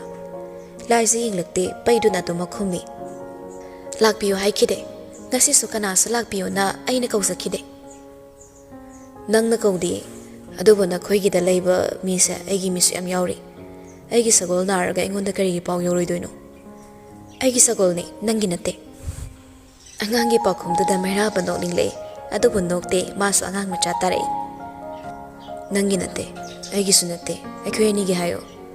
Nanga pokminabane aiga pakhang phaminarapane. Makeup sida marai adum tawduna leiba yaba nate khanbana laisa thongzalom dai petang yenglaga meraba da mu yengle. Matam siam thengle konungda hanna tawbiro. Nayumda leplabane na kusida talibani ne. Laisa mit yeng du fat thaidoi. Ima halaklani khulakpagida hayeng thoram amalei adugi chatkhibane. Ima laaga manaw ipungo uradi yararoi. Karigino ayuba yaroi duise. Nangna zazat haishilaga aise mina ubada nungsidana tawbagira. Nupido khaita usawatna yengle. Nasana phatraga misu loi pharammo haiba wakhalda thadokpiyo. Ai manaw ipungo gi miwaga ngangba sangde. Madogi matam leite. Merabandoi ahangba pumna mamikup sida mensilakpagumna magi awat palei trabagum pokning wakhalbu yam nungai halle. Laisabu ngayak yenglamlaga kadambarom da changsile. Ising du khajaktang thangjin birammi. Mana aduk mamutta tawribada ubada laisa tapna mapan thorakle. Madi usaludre leplamliba singdo yumgi mi yawramdre konunggi mi oiramle. Merabasu thoraklaga laisagi nakalda cheplepi haire cheplap yengduna. Pisa pitak tawramdaida kadaidano hana ahagmam homa madane ngangak puthokpiyo. Mana saringida manakta layo. Mi lehengano nang layo. Napi amhekta pangsal sadabani. Mana sagadaba munna yengo. Nupida makok tapna nomi. Ay khud hamge khudsu hamaloidro. Laisa khumlamdre matung ilau haipagumna yengpatamak yenglamlag mang thakre. Nupadusu kadambarom da haifet yenglamlaga nupido gitung ilai. Thabal mangal da mamang da kapai chatliba nupido mayik sing nui. ningsengi yum oibana akoiba nak yet na labusu chingmai ni nak yet uchane koi na hobani tung induna lakpana yaurakle imung phauduna lakte maningda koiraga lai nunggi sapo kharung manbaduda haplaga thamlib isingdo una saba konma magduna isingkalaga manakta changle saponi manungda leibane sida hamgero manung changira meraba khumlakte adubu makhut tingthore laizana tharaga makhut to hamle loki tungsin bathamba ising oibada mitna singi loiraduna among chumna lepi makhut to malangda kanduna leibado uraka nupido lengbanda haiga liba magi phi machida haitharaga pirei se sida taitho tawel su manung lehore nupadu so haibe inkre changselaglaga maphigi machidu da taithoi nupidu nam hangle aigi hau phi matla doira la inge sida pubirak payai suraga upuda hapkre adum di matlage nayum sida chanda kaisu leramni karigino tukli de kanada ba mi da aremba khudol piraga kai kana doino kari ai bu kana da ba nupadu sarak labar khalle adu mai thongdu yenglupada sauramde tasengna sawa ngamdrabani mairaba mausa gu maga mari yetnaning ba phaude mafam da pothabani pamliba lei pareng thamliba du da yenglubada urakle kabok lei sidi fasana saledana wahai du da nupi du su yengloi mama na thaba kabok lei ni tekthaba makhai pale matau du da karigumba ama ningsinglaktuna laisa kabok lei makhongda prapap changsilaga ama phattalaga merabada leplibadu tana laktana langsile nupa du su khangbai kaibo oi aikhoi gi di hek paya balaini madu hek lubagi manoi bungobo ahing bachimai sada ahing lelaloi ningsingla imaso nupi du gi saududa hairi tapthana imasina tharambane chama pomluso amakhak tarak karak salambada imado yam penjabane amado heklaga imana laida katbane adubu konungi makhut lengma misingna ima utrungi heklambado yam sawbane amuktang satpase magi saru oisanona aina mi hekandabane laisa khumlaktre icham chamda tahairaga merabbu mama ningsing hanaba maram ama ohenbado nungai sade ngasi sunupado magi awabo warida sangthana mapau tamlaktre hairi sorhon tharaga karigino konungda lakhidre maram leite lakpagi meraba changsilai maram diam lei nang lehendabani depido sawni ni yinglei kari maram no manau ipungo gi luhong badura maram harise nangi luhong bagi mayam no koi chen bada aisu saru yaro lausira ai bu ithau leitabago nang nengona sawe maram se kaino aina luhong ba ya thoi haibagira mahusa na nang aina luhong ba se pamdabani nungdalang ba nangi sawdo chanaba ya ba sawni khanbra aina mapan thokna isaw tawrakladi chanaba ya hanbigani sira sakti pamba na ngawraba nangonda kanagi chirol changkini haide kochi kotna le karigumba nupi mahaki mapal thokna tawba marina giri taklabadi nupa magi thamoida phomduna thamriba nungsibada khajiktang sumarulit khalak bayari adubu kochi kotna lekhibana haire inupa duso mabu lang takna na yenglaga aina ngasi khrola lagri busiso kadamba khakta ilakpani khanbra khumlakte nupido mai phabu onsilakte aina kari haiki siroi lili udrabadi aide hing tumba yade haiki banatra mafam sida lili leite lili di chingdol da satpane chingdol yauba ngamloi daba manoi pungogi khongchatna lili bu pamba paksade chingdol da satpa lili khaktana lili ra chingmai da satpa nangbudi lili natte haiba yabra nangsu lili ni marol thokpa lili nangbu ningduna lakpani haiba phauba golai kaya thektuna hairi mabu ningduna laklabasu wingzero haiduna noktun utpa ngamdrama mai thongdo leithokla khumlei ngasi waroi pot natra sidagi di lapna chathau pirano konungda lao lohong basi nang siyawla hanna mukti nupido khongjal wangda lauri nangi lohong bado ayengu sira nangna toppa kanada kondo hoklaga punsile pursembado ai busaru yauksira nangi thamoida topa lili amana punsi chuppagi lengsinduna satkibado ai mitmakna yengusira hana kon yiwari ni nang nei bo topa kanada kondo hokpa obagumna ai sunongmade nangna chesta miyamangda leplaga atopa kanagi punsi konaba wasak sakminaduna mi yoikibado aina yengani wai kuting ising litana khomlibado ꯑꯩꯅ ꯌꯨꯝ ꯄꯥꯜꯂꯔꯣꯏ ꯍꯥꯏꯔꯗꯤ ꯃꯅꯥꯎꯏꯕꯨꯡꯉꯣ ꯀꯔꯤ ꯄꯥꯎꯈꯨꯝ ꯄꯤꯕꯤꯒꯗꯧꯔꯤ? ꯀꯔꯤ ꯃꯔꯩꯅꯣ ꯌꯦꯠꯅꯔꯤꯕ? ꯀꯗꯣꯝꯗꯒꯤ ꯍꯧꯔꯛꯄ ꯏꯍꯨꯜꯅꯅꯣ ꯃꯤꯒꯤ ꯑꯣꯏꯈ꯭ꯔꯅꯤ ꯈꯟꯕꯗ ꯑꯃꯅ ꯑꯃꯕꯨ ꯑꯁꯨꯛ ꯄꯥꯝꯃꯨꯔꯛꯄ? ꯑꯀꯣꯟꯕ ꯋꯥꯍꯩꯗꯨꯗ ꯃꯩꯔꯥꯕ ꯁꯅꯥ ꯏꯕꯦꯝꯃꯗꯣ ꯂꯨꯊꯅ ꯌꯦꯡꯂꯛꯏ, ꯈꯨꯝꯂꯛꯏ ꯑꯃꯨꯛꯁꯨ ꯂꯥꯏꯊꯣꯛꯅ꯫ ꯑꯣꯏꯕ ꯌꯥꯔꯣꯏꯗꯕ ꯋꯥ ꯉꯥꯡꯒꯅꯣ꯫ ꯀꯥꯟꯅꯗꯕ ꯋꯥꯍꯩꯗꯨꯒꯤ ꯄꯥꯎꯈꯨꯝ ꯄꯤꯔꯒ ꯀꯥꯟꯅꯐꯝ ꯈꯪꯗꯅ ꯃꯥꯡꯈꯤꯗꯧ ꯁꯔꯨꯛ ꯈꯨꯝꯗꯕꯅ ꯍꯦꯟꯅ ꯐꯩ꯫ ꯄꯥꯜꯂꯤꯕ ꯃꯥꯏꯊꯣꯡ ꯃꯥꯟꯅꯗꯕꯒꯨꯝ ꯈꯜꯂꯤꯕ ꯋꯥꯈꯜꯁꯨ ꯃꯥꯟꯅꯗꯦ꯫ ꯄꯦꯟꯊꯣꯛꯄ ꯍꯩꯇꯕ ꯅꯍꯥꯛꯀ ꯄꯦꯟꯊꯣꯛꯄ ꯍꯩꯕ ꯑꯩꯒ ꯀꯔꯝ ꯃꯥꯟꯅꯒꯅꯤ? ꯁꯅꯥ ꯀꯣꯅꯨꯡꯗ ꯄꯣꯛꯂꯕ ꯁꯅꯥ ꯏꯕꯨꯡꯉꯣ, ꯅꯤꯡꯊꯦꯝ ꯃꯆꯥꯒꯤ ꯑꯗꯨꯛ ꯅꯨꯡꯉꯥꯏꯕ ꯄꯨꯟꯁꯤ ꯃꯔꯦꯜꯗꯨꯗ ꯍꯤꯡꯂ ꯐꯥꯎꯕ ꯄꯦꯟꯊꯣꯛꯄ ꯉꯝꯗꯅ ꯑꯍꯦꯟꯕ ꯑꯣꯏꯖꯕꯒꯤꯗꯃꯛ ꯅꯪꯗꯤ ꯄꯥꯝꯕꯣꯝ ꯇꯤꯡꯂꯤ꯫ ꯍꯧꯈꯤꯕ ꯄꯨꯟꯁꯤꯁꯨ ꯍꯧꯖꯤꯛ ꯍꯤꯡꯂꯤꯕ ꯄꯨꯟꯁꯤ ꯑꯁꯤꯗꯁꯨ ꯑꯩꯗꯤ ꯑꯄꯦꯟꯕ ꯍꯥꯏꯕꯗꯣ ꯑꯣꯏꯔꯦ꯫ ꯅꯦꯝꯂꯣꯏ ꯉꯝꯕ ꯆꯤꯡꯃꯥꯏꯁꯤꯗ ꯁꯥꯔꯤꯕ ꯑꯩꯒꯤ ꯌꯨꯝ, ꯌꯥꯍꯧꯔꯛꯄ ꯃꯇꯝꯗ ꯃꯤꯠꯃꯥꯡꯗ ꯂꯦꯞꯂꯝꯕ ꯆꯤꯡꯁꯥꯡ ꯄꯔꯦꯡ, ꯏꯃꯥ ꯏꯕꯨꯡ ꯑꯅꯤꯒꯤ ꯃꯤꯅꯨꯡꯁꯤ ꯃꯈꯥꯗ ꯂꯩꯖꯕ ꯈꯔꯁꯤꯅ ꯑꯩ ꯄꯦꯟꯊꯣꯛꯄ ꯉꯝꯃꯤ꯫ ꯋꯥꯍꯩꯁꯤꯡꯗꯣ ꯍꯥꯏꯔꯝꯂꯒ ꯃꯥꯕꯨ ꯌꯦꯡꯂꯛꯇꯨꯅ ꯃꯈꯥ ꯇꯥꯏ꯫ ꯑꯗꯨꯒ ꯅꯨꯡꯁꯤꯕꯁꯨ ꯏꯁꯥ ꯐꯥꯎꯕ ꯇꯥꯛꯂꯝꯗ ꯒ꯭ꯌꯥꯟ ꯇꯥꯔꯛꯄꯗ ꯂꯣꯟꯅ ꯊꯃꯣꯏꯗ ꯃꯃꯤ ꯇꯥꯔꯝꯂꯕ ꯃꯃꯤꯡ ꯂꯩꯇꯕ ꯃꯁꯛ ꯂꯦꯞꯇꯕ ꯅꯨꯡꯁꯤꯕ ꯑꯁꯤꯅ ꯑꯩꯒꯤ ꯑꯄꯦꯟꯕ ꯑꯣꯏꯔꯦ꯫ ꯑꯁꯨꯛ ꯃꯒꯨꯟ ꯂꯩꯕ ꯅꯨꯡꯁꯤꯕ ꯑꯃꯕꯨ ꯑꯩꯒꯤ ꯑꯣꯏꯅ ꯇꯝꯕꯤꯔꯝꯗ꯭ꯔꯒ ꯀꯔꯤꯒꯤ ꯑꯩꯅ ꯅꯨꯡꯁꯤ ꯂꯝꯕꯤ ꯆꯪꯗꯨꯅ ꯂꯝꯂꯥꯟꯕ ꯀꯅꯥꯒ ꯋꯥꯁꯛꯃꯤꯟꯅꯒꯅꯤ? ꯍꯥꯏꯔꯤꯕꯁꯤꯅꯤ ꯑꯩꯗꯤ ꯌꯨꯝ ꯄꯥꯜꯂꯔꯣꯏ꯫ ꯅꯪꯒꯤ ꯋꯥꯈꯜꯗꯣ ꯑꯁꯣꯏꯕ ꯋꯥꯈꯜ ꯀꯧꯏ, ꯁꯣꯏꯅꯥꯏꯕ ꯋꯥꯈꯜ꯫ ꯅꯨꯡꯁꯤꯕꯕꯨ ꯂꯥꯏꯕꯛꯇ ꯇꯝꯂꯛꯄ ꯑꯗꯨ ꯈꯛꯅ ꯂꯦꯞꯀꯗ꯭ꯔꯣ? ꯍꯔꯥꯎ ꯍꯔꯥꯎ ꯊꯨꯡꯅꯈꯤꯕꯁꯤ ꯈꯛꯇꯅ ꯅꯨꯡꯁꯤꯕꯅꯤ ꯁꯤꯔꯥ? ꯂꯥꯞꯅꯈꯤꯕ ꯃꯈꯣꯏꯗꯤ ꯅꯨꯡꯁꯤꯕ ꯅꯠꯇꯦ ꯍꯥꯏꯕ ꯌꯥꯕ꯭ꯔꯥ?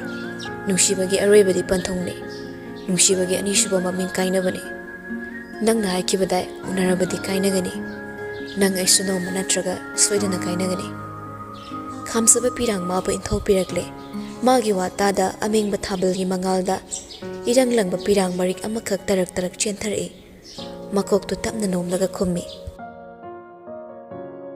ꯃꯥꯅꯤ, ꯎꯅꯔꯕꯗꯤ ꯀꯥꯏꯅꯒꯅꯤ꯫ ꯎꯅꯔꯨꯕꯅ ꯉꯁꯤꯗꯤ ꯅꯪ ꯑꯩ ꯀꯥꯏꯅꯕꯅꯤ꯫ ꯀꯥꯏꯅꯔꯦ ꯈꯟꯅ ꯅꯅꯥꯛꯇ ꯂꯥꯛꯇ꯭ꯔꯕ ꯑꯩꯕꯨ ꯀꯔꯤꯒꯤ ꯏꯅꯥꯛꯇ ꯂꯥꯛꯇꯨꯅ ꯑꯩꯒꯤ ꯋꯥꯍꯩꯅ ꯈꯥꯕ ꯑꯋꯥꯡꯕ ꯄꯟꯖꯥꯎꯁꯦ ꯊꯨꯒꯥꯏꯕꯤꯔꯤꯕꯅꯣ? ꯅꯪ ꯅꯨꯡꯁꯤꯕ ꯍꯩ, ꯅꯨꯡꯁꯤꯕꯗ ꯉꯥꯎꯔꯤꯕꯗꯤ ꯑꯩ ꯅꯠꯇꯦ, ꯌꯥꯝꯕꯨꯡꯅꯤ꯫ ꯁꯨꯞꯅꯇꯒꯤ ꯅꯁꯥꯅ ꯅꯁꯥꯕꯨ ꯅꯨꯡꯁꯤꯕꯗ ꯉꯥꯎꯔꯦ ꯈꯪꯖꯗꯕꯅꯤ꯫ ꯈꯨꯝꯕ ꯉꯝꯗꯦ ꯄꯥꯎꯈꯨꯝ ꯋꯥꯠꯇꯕ ꯃꯍꯥꯛ ꯃꯇꯥꯡꯁꯤꯗ ꯈꯨꯝꯕ ꯉꯝꯗ꯭ꯔꯦ꯫ ꯂꯨꯔꯕ ꯄꯤꯔꯥꯡ ꯃꯔꯤꯛꯇꯣ ꯇꯞꯅ ꯇꯩꯊꯣꯛꯂꯒ ꯃꯈꯥ ꯇꯥꯔꯛꯏ ꯑꯔꯣꯏꯕ ꯑꯣꯏꯅ,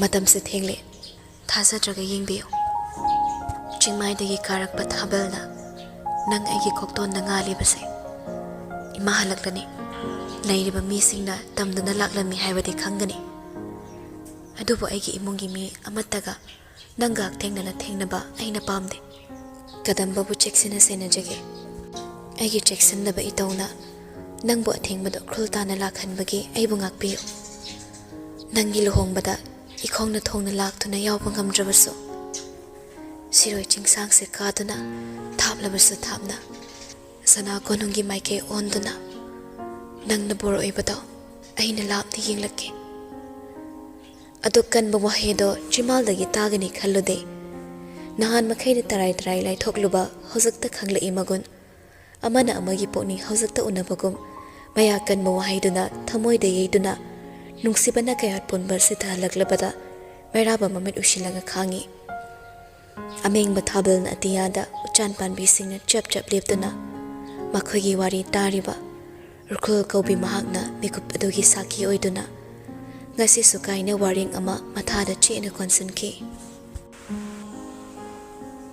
ꯃꯅꯥꯛꯇꯒꯤ ꯂꯥꯞꯈꯤꯗꯧꯔꯦ ꯈꯪꯕꯅ ꯃꯍꯧꯁꯥꯕꯨ ꯃꯩꯔꯥꯕ ꯇꯊꯣꯠ ꯇꯊꯣꯠꯄ ꯃꯈꯨꯠ ꯃꯆꯥꯗꯣ ꯂꯥꯝꯂꯒ ꯇꯞꯅ ꯄꯥꯏꯔꯛꯏ꯫ ꯂꯩꯅꯗꯨꯅ ꯈꯜꯂꯝꯕ ꯋꯥꯈꯜꯅ ꯉꯁꯤꯁꯨ ꯉꯝꯈꯤꯗꯨꯅ ꯍꯥꯏꯔꯛꯏ, ꯋꯥ ꯑꯃ ꯍꯥꯏꯒꯦ, ꯇꯥꯈꯣ, ꯌꯥꯝ ꯃꯨꯟꯅ ꯇꯥꯈꯣ꯫ ꯈꯝꯂꯛꯇꯦ ꯅꯨꯄꯤꯗꯣ ꯃꯀꯣꯛ ꯇꯞꯅ ꯅꯣꯝꯃꯤ꯫ ꯆꯨꯝꯃꯤ, ꯏꯈꯨꯠꯃꯛꯅ ꯀꯨꯟꯗꯣ ꯍꯨꯛꯀꯅꯤ꯫ ꯄꯨꯟꯁꯤ ꯆꯨꯞꯄ ꯃꯥ ꯑꯩꯒꯤ ꯅꯥꯛꯇ ꯂꯩꯒꯅꯤ꯫ ꯑꯇꯣꯞꯄ ꯀꯅꯥ ꯑꯃꯒ ꯑꯩ ꯄꯨꯟꯁꯤ ꯂꯩꯄꯨꯜ ꯁꯦꯝꯒꯅꯤ꯫ ꯑꯗꯨꯕꯨ ꯊꯃꯣꯏꯗ ꯑꯇꯣꯞꯄ ꯂꯤꯂꯤ ꯑꯃ ꯂꯦꯡꯁꯤꯟꯗꯨꯅ ꯁꯥꯠꯈꯤꯒꯅꯤ ꯍꯥꯏꯕ ꯋꯥꯍꯩꯗꯨꯃꯗꯤ ꯍꯟꯗꯣꯛꯂꯝꯃꯨ꯫ ꯈꯟꯖꯥꯟꯅꯅ ꯌꯦꯡꯂꯛꯏ, ꯉꯥꯏꯔꯤ ꯃꯈꯥ ꯇꯥꯔꯛꯄ ꯋꯥꯍꯩ꯫ ꯃꯩꯔꯥꯕ ꯅꯣꯛꯅꯤꯡꯗꯅ ꯅꯣꯛꯂꯛꯏ, ꯆꯤꯝꯕꯥꯜ ꯈꯖꯤꯛ ꯂꯦꯡꯂꯒ꯫ ꯄ꯭ꯔꯤꯊꯤꯕꯤꯒꯤ ꯃꯐꯝ ꯑꯇꯩꯗ ꯁꯤꯔꯣꯏ ꯂꯤꯂꯤ ꯁꯥꯠꯇꯦ꯫ ꯁꯤꯔꯣꯏ ꯆꯤꯡꯗ ꯅꯠꯇꯅ ꯃꯥꯂꯦꯝꯒꯤ ꯃꯐꯝ ꯀꯩꯗ ꯂꯤꯂꯤꯅ ꯂꯩꯁꯥ ꯇꯝꯗꯦ꯫ Siroi chingsang-sida nangna satuna lehoraga tamda leiba aigi sana konongda karamna lili satkani wahidumadi handoklamo lepliba khongpham chelaktre masa pumnamak chokthare mabu yenglamba mitsnaso tamna tamno ithaninglagle adubo mikupsina kari ahongbubu purakani china paisaliba magi makhutto ngasi somoktuna satoklaga hoi mai heramda mai leiduna chakhiya tawi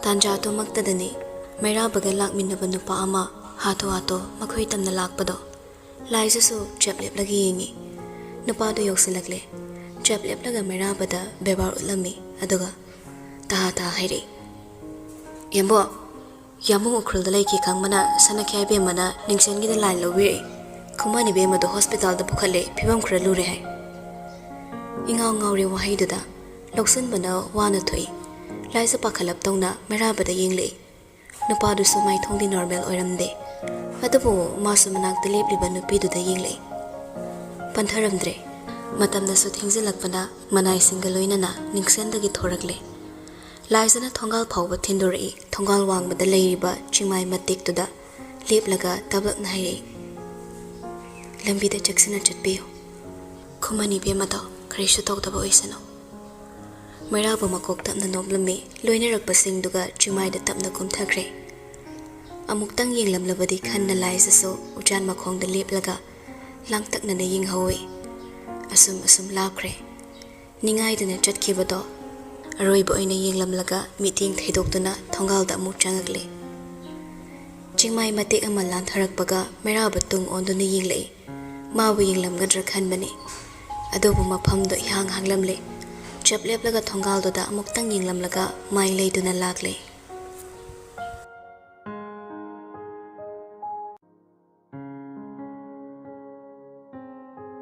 somdana kamdori machi ongduna magi oiba wakhalda tupak tasalaga phamle masada nariba leina ado samlapna khanglaba ton ningsingla I mari mabok ibe mana nungsida ngakhiba khon ngasai tani machilmakna nuksigi phibamdo sittana nganglamba kayagi matik hanthana yengluba ma mangaire maphamda soiba leiti haina nupi amagi awabada khodom bi thinduna nokluba mari amamam ta khaktana ningsinglei wakhalna lumthaduna phana kuina phamlamme adumna leiringai serakta doctor changakle kachinda leptuna leiramba robot ta changsilai wahang kaya hangadobagi adobo doctor duna khangmana Chimbalagi wahang amata thokdringe thattunaire developna oiriba phibam sida gyan mangduna wantharakpase afaba khudam nate aikhoina makhal kayagi test tawjabani ultrasound lawduna kupna yengle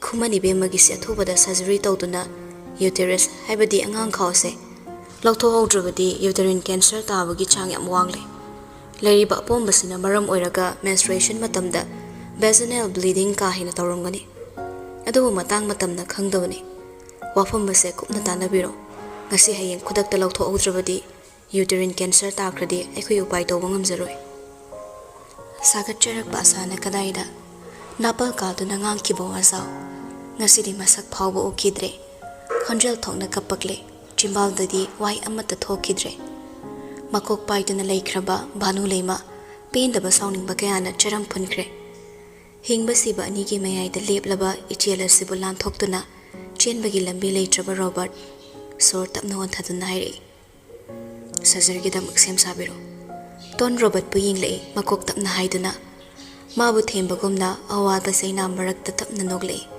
karisu tawroi haibagum themjinba minokna mayam adobo supna yingliba nungsi thamoigi apikpa ka amada tona phawramgadaba chaina aduna mabu yamna nungai handrabaso Mekup asinagi chekhaira kadauba wari mayam asi magi kokthakta taraklani khangle mabu hanna phawba yingbiraktraba ningsanbu singnabada magi mi walaklani pakhalakle upai thiba horakle thirabadi fangani sukhalle tanjada da rumda thamleba telephone do khingle nungsi changsilaga paikhalle tawraklibadu kanana te Mairabani makhongna thongna lakte telephone tawduna hangle kari oina ngamdabano achumba pakhum pirubada lemna manglagadaba mitmangna tatuna leiraba luhongba adubo karamna nungsina kanba ngamgadawre ꯅꯨꯄꯤꯕꯨ ꯊꯥꯛ ꯋꯥꯡꯅ ꯊꯝꯂꯕꯁꯨ ꯁꯅꯥ ꯀꯣꯅꯨꯡꯁꯤꯗ ꯃꯔꯨ ꯍꯨꯟꯗꯕ ꯂꯩꯔꯥꯡꯒꯤ ꯆꯪꯖꯐꯝ ꯂꯩꯇꯦ ꯈꯪꯂꯕ ꯅꯨꯡꯁꯤꯅꯤ ꯑꯗꯨꯕꯨ ꯃꯗꯨꯗ ꯊꯣꯏꯅ ꯋꯥꯔꯨꯗꯦ ꯃꯥꯒꯤ ꯀꯥꯟꯅꯕꯒꯤꯗꯃꯛ ꯁꯅꯥ ꯀꯣꯅꯨꯡꯗ ꯃꯤꯅꯝꯗꯨꯅ